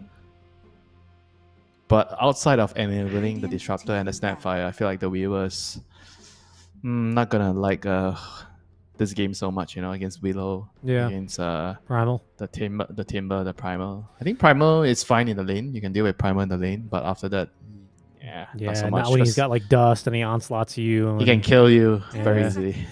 No, I think Blacklist with some heads up bans, right? They have 23 into IHC last pick. So I think getting rid of some illusion heroes is very good right now, especially something that just mass spawns illusion so that Disruptor isn't able to just, you know, remove them. Feel like they need like a Viper in this game. They being IHC or Blacklist? No, Blacklist. They Okay. need like something that has a lot of damage. They don't have enough damage with Weaver and DK. Well, what if they picked a Veno? On who? On IHC? Yeah, no, for Blacklist. If they pick a Venom, it means the Snapfire is mid. Yeah? Don't like it so much. Okay. With their lineup. You I don't- think they need another. I think they need another beefcake, like tank hero in front, because you have too many backliners. Weaver, Snapfire, I Disruptor. see. So So you you're- you need more. You need more punch in front. I see. Kunkka's kind of unpickable. I mean, No Kunkka, no Kunkka. what about an LC? But if you went for LC, lock down either the Could work. Wheeler or the Willow or the Phoenix, right? Could work, could work. Gives you some good laning pressure. The problem is you don't know your lane. But they have banned the troll. Okay, wow, that's Holy not crap, what I. That is not a pudgy hero at all. That's a paper hero. What is this draft? Paper everywhere. Well, except for the DK, but yes. Yeah, definitely lots of paper. Okay, this is our first game 3 of the day. I'm calling it. You're convinced, even before seeing the last pick. I actually could pick a Wisp, and you'd be like, yeah, game 3. Yeah, my friends call me a judgy person. Now you know why. Wow, I've just, Winter, after knowing you for 4 years, I now just realized you're right. Okay, Draw Ranger, silence the viewer. Nope, next back to the silence. gyro still comes. The gyro. Dude. Okay, gyro. I like their lineup. Like, just based on lineup, IAC's lineup looks a lot more appetizing for me. Douglas looks more like we're all 5 players in a pub. I want to play DK. I want to play Disruptor. I want to play Snapfly. I want to play Weaver. I want to play SF. If you're 4 of you are having fun, I'm having fun too. So last pick SF. Click. IDC. Is this you just SF. not believing in SF still? You're just an SF doubter, an SF hater, as the kids say. This hero seems a lot better now. Yeah, he's a lot better now, but he still has the same problems, right? He's very easy to kill. You have a Dark Wheeler roaming around the map. You have a Primal. And I just don't like it when they have so many backline heroes, like too many heroes like cowering, hiding behind the dragon, which, you know, his wingspan, you can only cover 2 heroes in one of your wingspans each, right? That's right. So where is the Weaver and Shadowfiend going to hide? You're going to be guarding the Disruptor and a Snapfire on your left and on your right. Well, I think Snapfire is probably going to have to fend for herself. But yeah, agreed. When we're not going for static fence, I was really hoping we would see static fence, but no. No, that one's stock shit. What? No, I don't. I disagree. I think you are just used to seeing Disruptor make circle, and if he does not make circle, you don't like it.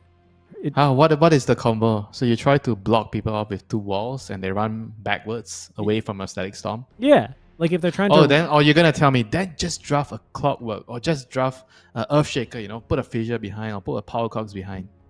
No, I think you have to use it much more situationally, you know? For example, if you pick it, I mean, it seems bad if you pick it with a Phoenix, but, you know, you build like a V around the egg so that the melee heroes cannot reach the egg, right? Like you block. So what's the difference between putting a kinetic field when It's there bigger. are melee heroes around the egg? It's bigger. Bigger than a circle.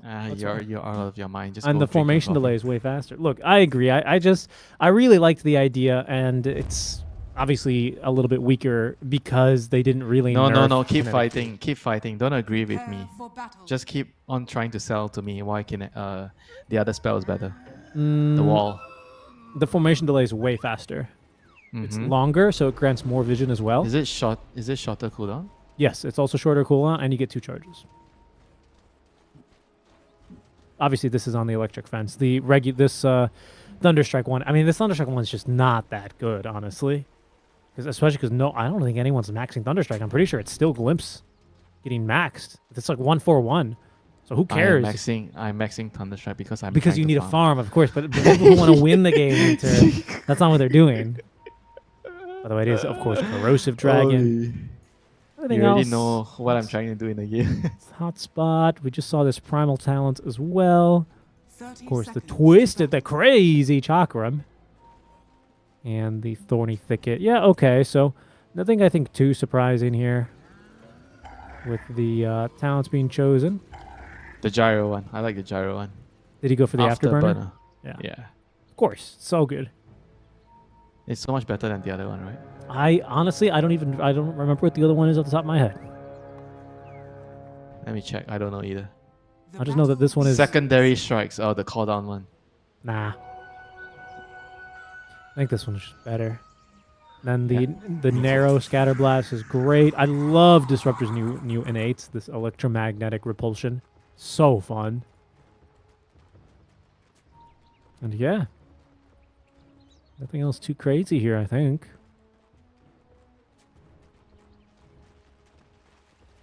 Abed has Shadow Rays early on, so of course he's going to do his best to secure this first range creep. Icky guys, I think, just going to let him have it here. Can I just get double creeps denied, though? All right, well, fine. He just didn't want to get 3 stacks, I think, of the Rays up. Kind of a... Honestly, I hate laning versus SFs. They are some of the most mechanically talented players that I've ever run into. Give me any SF? hero but a mid SF. Yeah, like mid SF players, I can't deal with it. They're just so good, like mechanically. I hate the mid morphing players, the mid meeple players more. I can't kill them, you know, as if I can kill them. Yeah, I guess. I love seeing SF on the enemy team. I'm not gonna lie.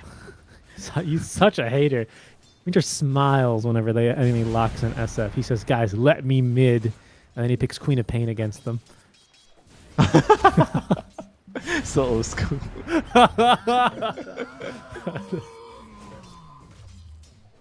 Glimpse, soon, 11. Trying to run away. Trying. They've got Glimpse ready for him, as you say. And all he can do is simply try and walk that wand. Oh, the wand keeps him alive alongside the reactive armor stacks. Doesn't have a lot left in terms of regen, but it won't matter because it seems like Jean-Noel, he should end up dropping first, and that's first blood for Kishka for the side of IHC, who will force back Natsumi.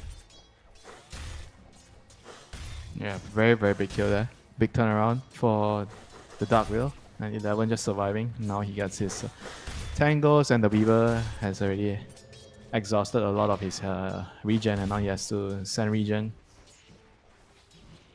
I mean, I think once Timber gets to level 3, this lane is going to be very, very easy for him.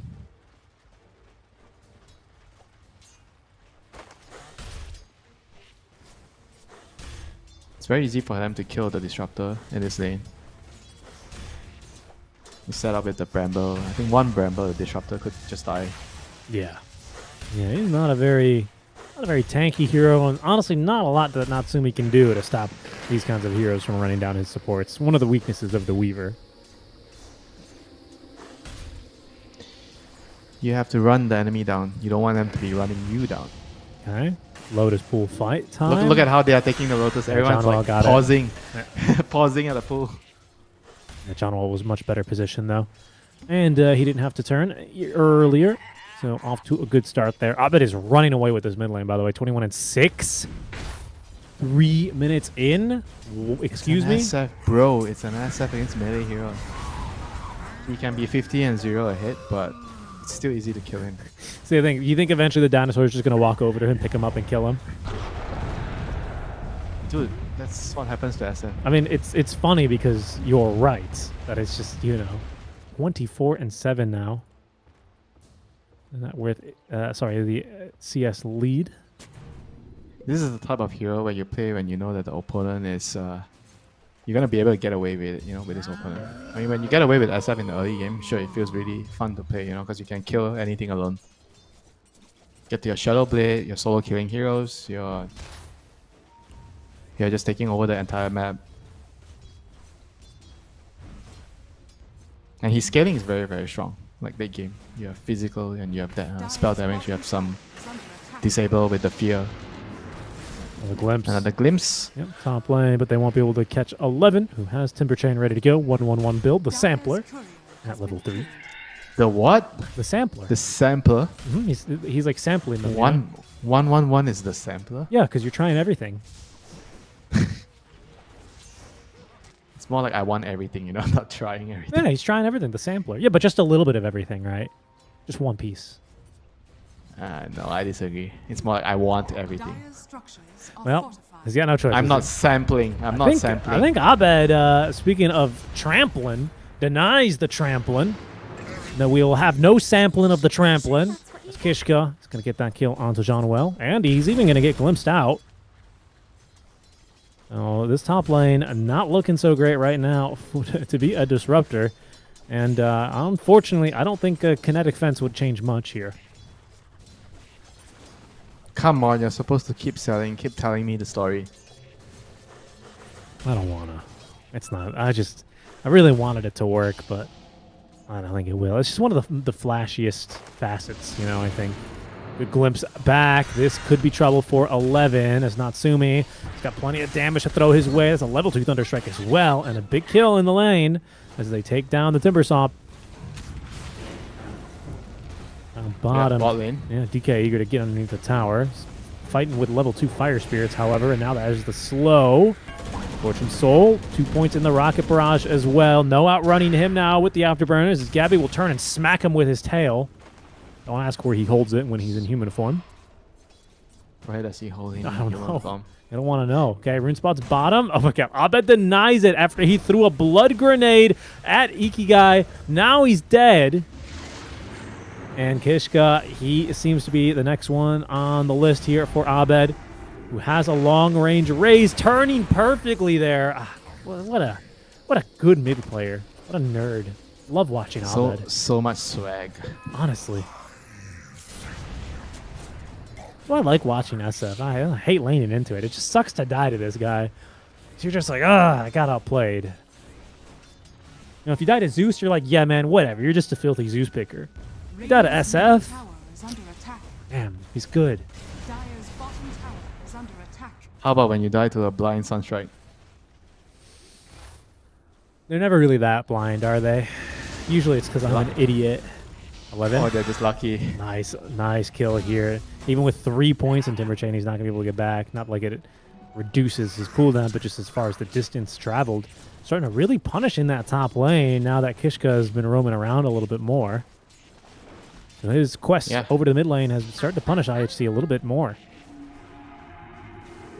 They have another glimpse ready, but I think he's too far. Oh, they'll still get him near out from the tower. Kinetic field set up. That's a rotation come through from the Timber, who's just respawned, but Natsumi, is he going to dive? Doesn't seem like it. Abed is here, though. Natsumi taking a lot of damage. Will time-lapse back to full HP, but otherwise unable to continue on for the kill. Careful, though. Ikigai, he wants to keep fighting here. Level 6, has Pulverize ready, and there's only Natsumi here without a time-lapse, without any teammates. He doesn't want to play that far forward. So, good game sense from him. Back to the rune we go. 8 minutes rune. You're telling me looking for a haste rune. Is there a hero in the game that you like when you die to, you're not mad? You're like, man, they got me. Sunstrike. Invoker, really? Yeah. I mean, if he got me blind, he deserved the kill. Okay. Are you the same with AA Blast? If he gets you blind? No. I would say lucky bastard. That Invoker, though, damn skilled. Damn skilled this guy. Yeah, no, again, for me, it's just SF. I mean, the hero hasn't been strong for so long. The last time I felt like this hero was strong, he was building Yule Scepters. And, well, lo and behold, he's building a Yule Scepter right now, Winter. Okay. Yule Scepter, Boost of Travel, that was the build before. Was it? I also seem to remember. I mean, this is. Wait, what's the build now? Do you go mech? No, I don't think so. Kill onto Ace, as Gabby is going to receive some assistance out from Natsumi through the gate. This is a classic like SCA. I think I see Natsumi do this a lot as well. Goes through the gate, gets a quick kill, runs back through the gate top lane after he shoves the wave in. Doesn't really miss out on anything, and he enables and he opens Gabby's game. This is a really, really good play from him.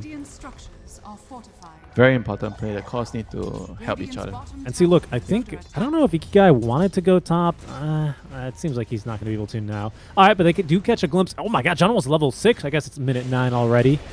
And that means they have a lot of damage now onto 11, who has a Timber Chain away, but Natsumi giving chase, really persisting for the kill as the crazy Chakram is not going to be able to kill Natsumi. Does force him back enough. Ikigai diving the tower, wants his kill onto Johnuel, who breaks the vision, running underneath the trees. Ikigai being juked here, especially with the slows on the Sakuchi. Oh my god. Johnuel, no mana, no HP, but just barely enough for that last kinetic field. He's going to try and play on the lip here. No, he's going to deny himself to Roche. Ikigai trying to go as well, and it'll be 2 before Roche says, you know what, I'm out of here. This neighborhood's too damn loud, and we'll move to his summer home.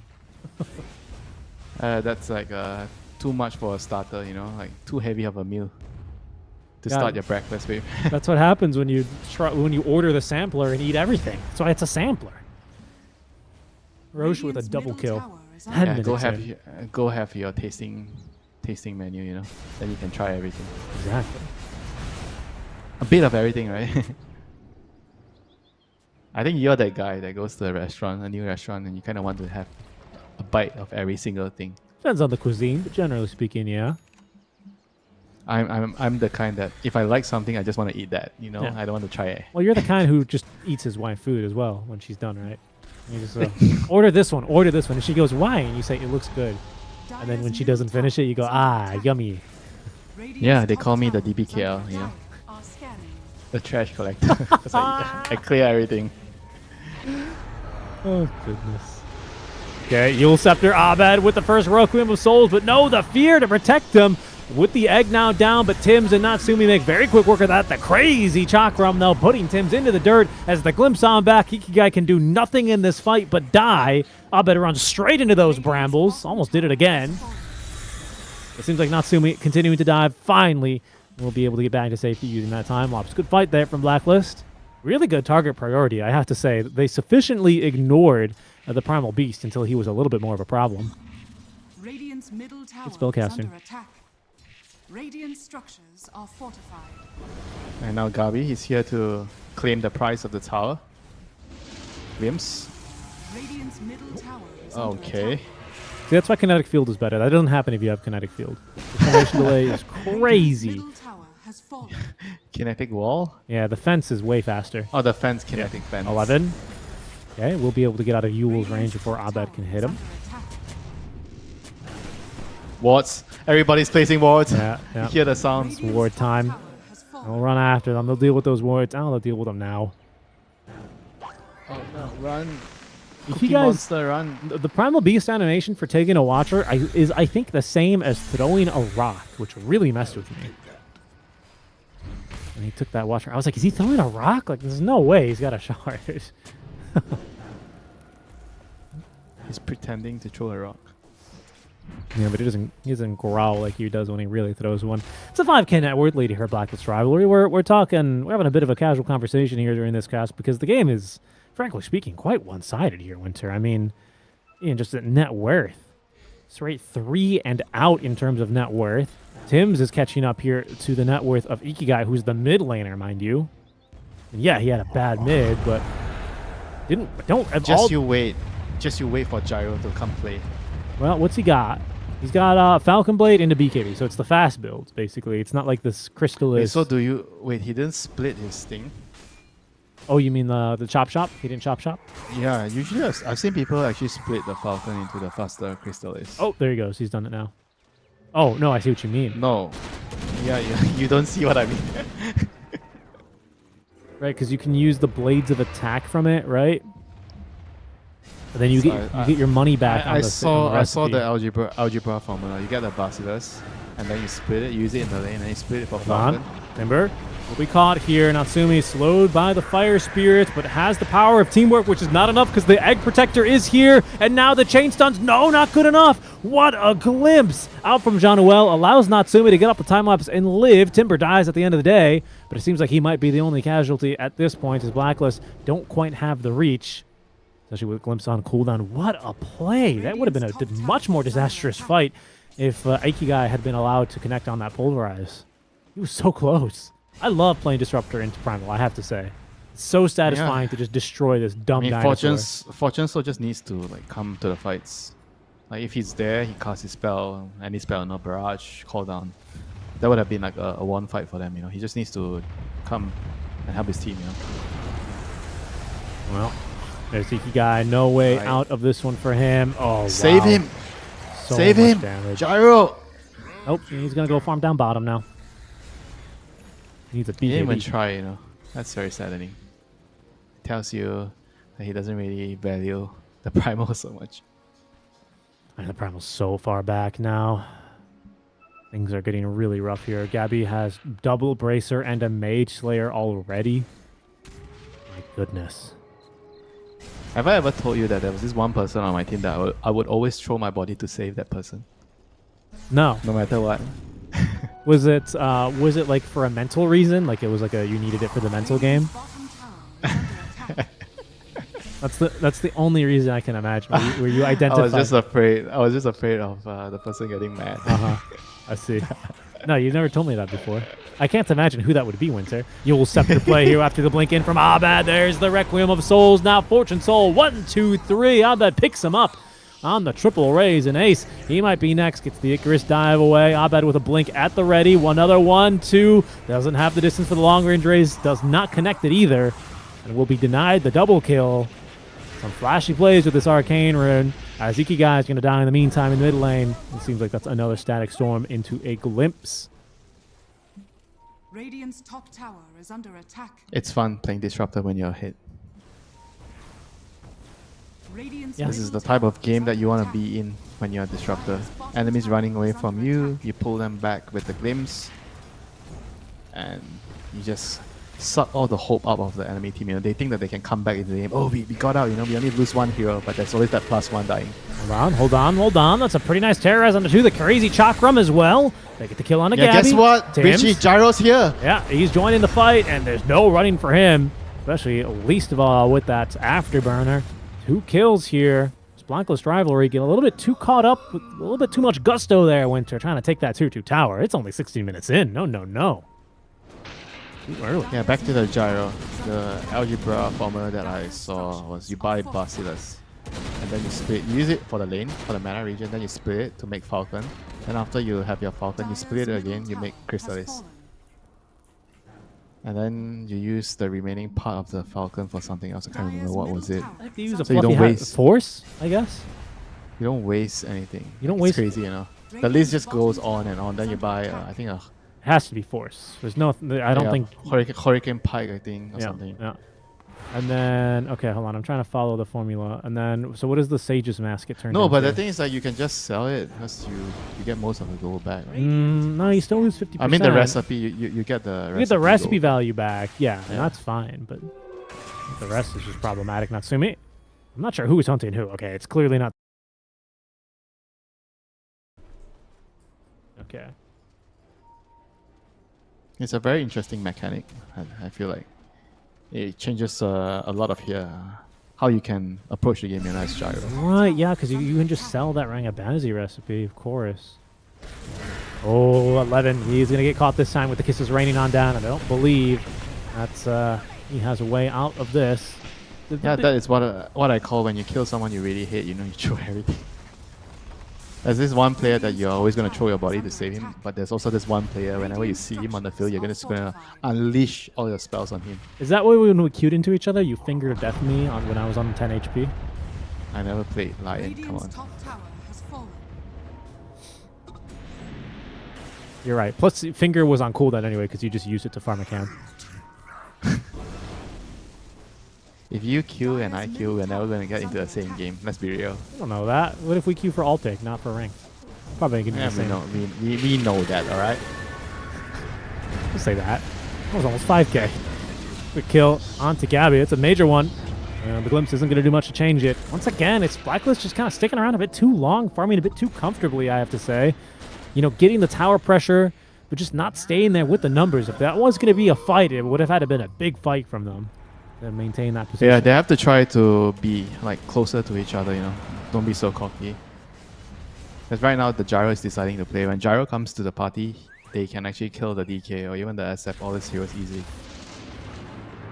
Like it's the damage that they were lacking in the last couple of team fights. And right now with the Gyro showing up, if you are IHC, you see the ray of sunlight, you know, at the end of the tunnel. When the Gyro is appearing in the team fights, oh, we have a chance now. Boss is here. The boss is here. Of course, I will die for you. Don't worry, Mushi. I go. Oh, Mushi. Oh, sorry. I don't know. Sorry, Fortune Soul. Fortune Soul. Picking him. You get jumped by Natsumi. Little fight kicking off here. Ikagi just blinking onto the other side as they want to take down John Well. The crazy Chakram's not enough damage, but they did kind of force him to blow the Static Storm. We got this kill onto Kishka, though, as Abed waiting. Requiem with Soul's time, releasing now, trying to burst through the Timber Saw on Hazem, easily dead to rights. The blink out and to TP in time here is going to save the Gyrocopter as Ace. He is not going to be as lucky. Caught by the Dragon Tail. That's 4 dead, as this time Blacklist Rivalry, they bring all 5 heroes to the fight. Yeah, IC also kind of just ran into the fight there. I think they needed to maintain formation, stay around the Gyrocopter. If they're split up, it's going to be bad for them because the SF, the Weaver, and the Disruptor Glimpse is going to be like really difficult for them. The way they need to play the team fight is Gyro is sieging the tower, Primer's waiting on the side just in case you get anyone, and Timber's in front is throwing his spells. And then whenever the enemy goes on your Gyro or the Timber, then you put an egg behind it and you take the fight with the Terrorize. But if you dive in and everything becomes very chaotic, then you're giving the SF and the Disruptor, Weaver, all this type of heroes this is a lot bold. of chances. Tim's, oh God, wow, what a blink away. What a blink away. He'll be denied the Wisdom Rune, but he is happy to have his own life, as John Well, of course, has a glimpse. Was that one crazy Chakram? What? You see that damage? He's dead. Oh my Nothing to see. lord. That is 155 pass damage. So if he passes you twice, it's 310 damage pure. Yeah, that's pretty sick and twisted, honestly. Okay. Oh, I don't think, to be honest, I think, when I was looking at the things that Timber saw was lacking, I did not think about, oh, you know what he needs? He needs another 220 damage to nuke at level 6. He doesn't do enough, Winter. So what do you think Timbersaw needs? To be removed from the game. I don't really hate the hero that much. I'll tell you what I think he needs. He needs reactive armor to give magic resist as well. Yeah, see, I'm kind of interested about that, actually. I was kind of going in that direction, because that's the only thing he lacks, right, is magic resist. Okay, you give him like half the values of the armor, and then you give him some magic resist. What if you could, like, what if it was like an active, right, where you activated the reactive Can armor? toggle the magic resist and armor? Yes, that, or I was going to say, but while you have the magic resist active for, like, I don't know, 5, 6, 7 seconds, whatever, it slows you by, like, 50% or something. Obviously, only your move speed. You can still Timber Chain or whatever. What do you think about that? It's like bulk up or whatever. That's better than my idea. Yeah, I mean, I think being able to toggle between might be too good. Remember, what was the Ame game we were casting, right? Where they immediately nerfed the item. Now no one buys it again. I don't even remember the name. The Revenant's Brooch, right? Where you could swap physical, magical. Like, that just seemed too strong, so I can imagine the resist being too strong as well. Some kind of, like, small temporary boost, I think, could be an interesting idea. A barrier. You can click it for barrier. Yeah. Just like the eggs. Just like the eggs, exactly. Just give him his eggs at level 1. I know what can go wrong. So don't play here from IHC. No, Richie. Make it an innate ability. Yeah, that's what he needs. He needs more actives. Timber needs more actives. He doesn't have enough. But here's the smoke play. It's a BKB timing off of the Primal Beast. 11 has Akaya and not much else. And he's been brewing as of late. But Blacklist Rivalry, they're going to take this time to move back and a little rendezvous to take down the Tormentor, whose shard goes to Gabby.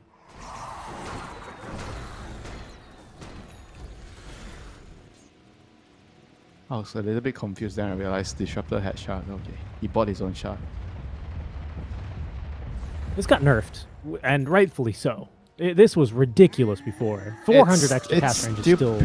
It's still pretty good, yeah, I reckon. I would agree. I would agree, but it used to literally double the cast range. I mean, that's just... There was something wrong with that. Abed from the trees, let's loose with the Requiem of Soul on the Ag Scepter. Flashy as ever, Mr. Abed, as he takes him down, and he's kicking off the fight. It's just him and Natsumi, and they're beating the back as 5. Now he's got a little bit of support as he brings back Fortune Soul. The Terrorize does connect onto him. Fortune Soul laying in the damage. His own self-fuel scepter. The kiss is coming down, and Gabby coming in to save the day. No! Abed still drops. but they will end up claiming all 5 heroes as a result. As Blacklist Rivalry, they'll lose the mid laner. But Gabby coming in to try and save his mate. What a bro. That's what I call mission accomplished after you kill the SF. Right. If you're the Phoenix, you still tip him, is what you're saying? Radiant's middle tower is under attack. Depends who's playing the SF. I'll tell you that much. Radiant's middle tower Why are you is under making me reveal so many things? The secret toxicity, the secret life of Winter and his pubs. IHC doing their best to defend, but they might have just lost their mid laner again. Winter, Ikagi, he BKB too. Oh, yo, John Well. Dropping a tip there, very quick on that one, and this might just turn into a little bit of a chain feed fiesta, but for which team? Because Gabby gets absolutely exploded by that crazy chakram. Even glimpsed 11 all the way back to the fountain. They'll get the barrack, so mission accomplished. You're literally making me believe it's called Crazy Chakra. Well, because doesn't it seem like it's a crazy chakra? They probably should do that. What, Crazy Chakra. I mean, I like Twisted because it makes him sound like he's the Joker, you know? He's like, look at what you made me do to my second chakram.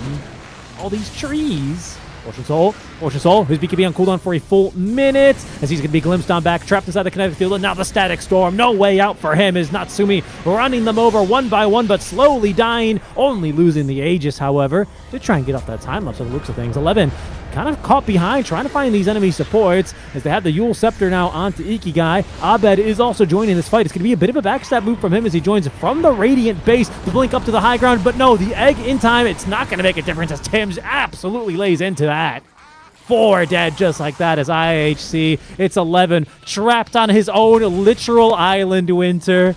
Oh, no, he missed the tree. Oh, no. Oh, God, I can't bear to look. They call it? It's over? I forgot, this isn't a pub. That's a real GG well-played call. As Blacklist Rivalry, 2 and outs for them on the day, will continue to make the lower bracket run.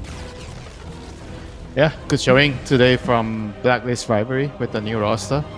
Looking good, but we're gonna have to see if they can actually continue doing this. You know, I mean, they lost one series earlier today to Aurora, right? That is correct. They lost 2-0.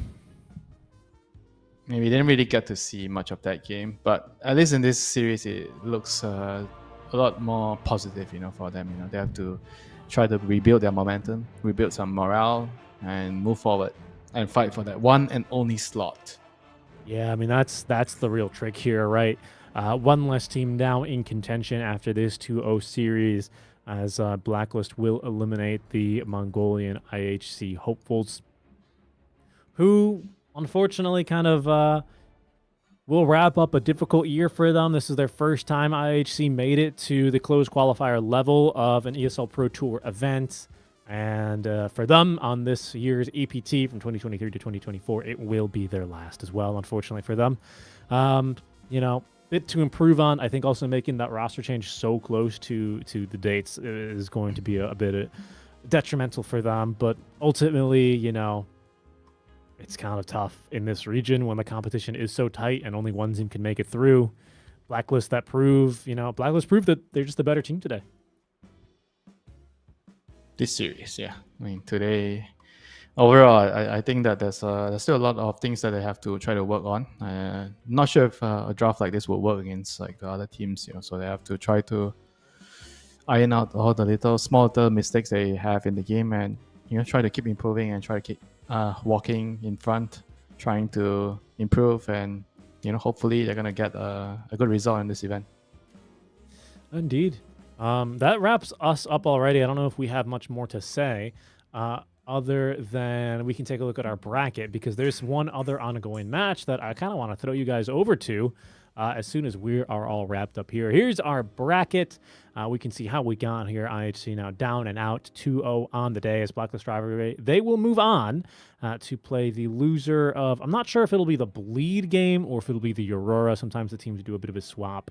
But live on the other channel. Oh, did that game already end? Oh yeah, it seems like this game just ended.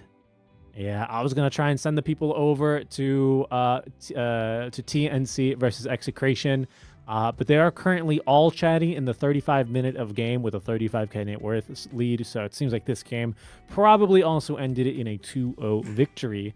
So Execration and IHC Esports will be 7th and 8th place finishers here.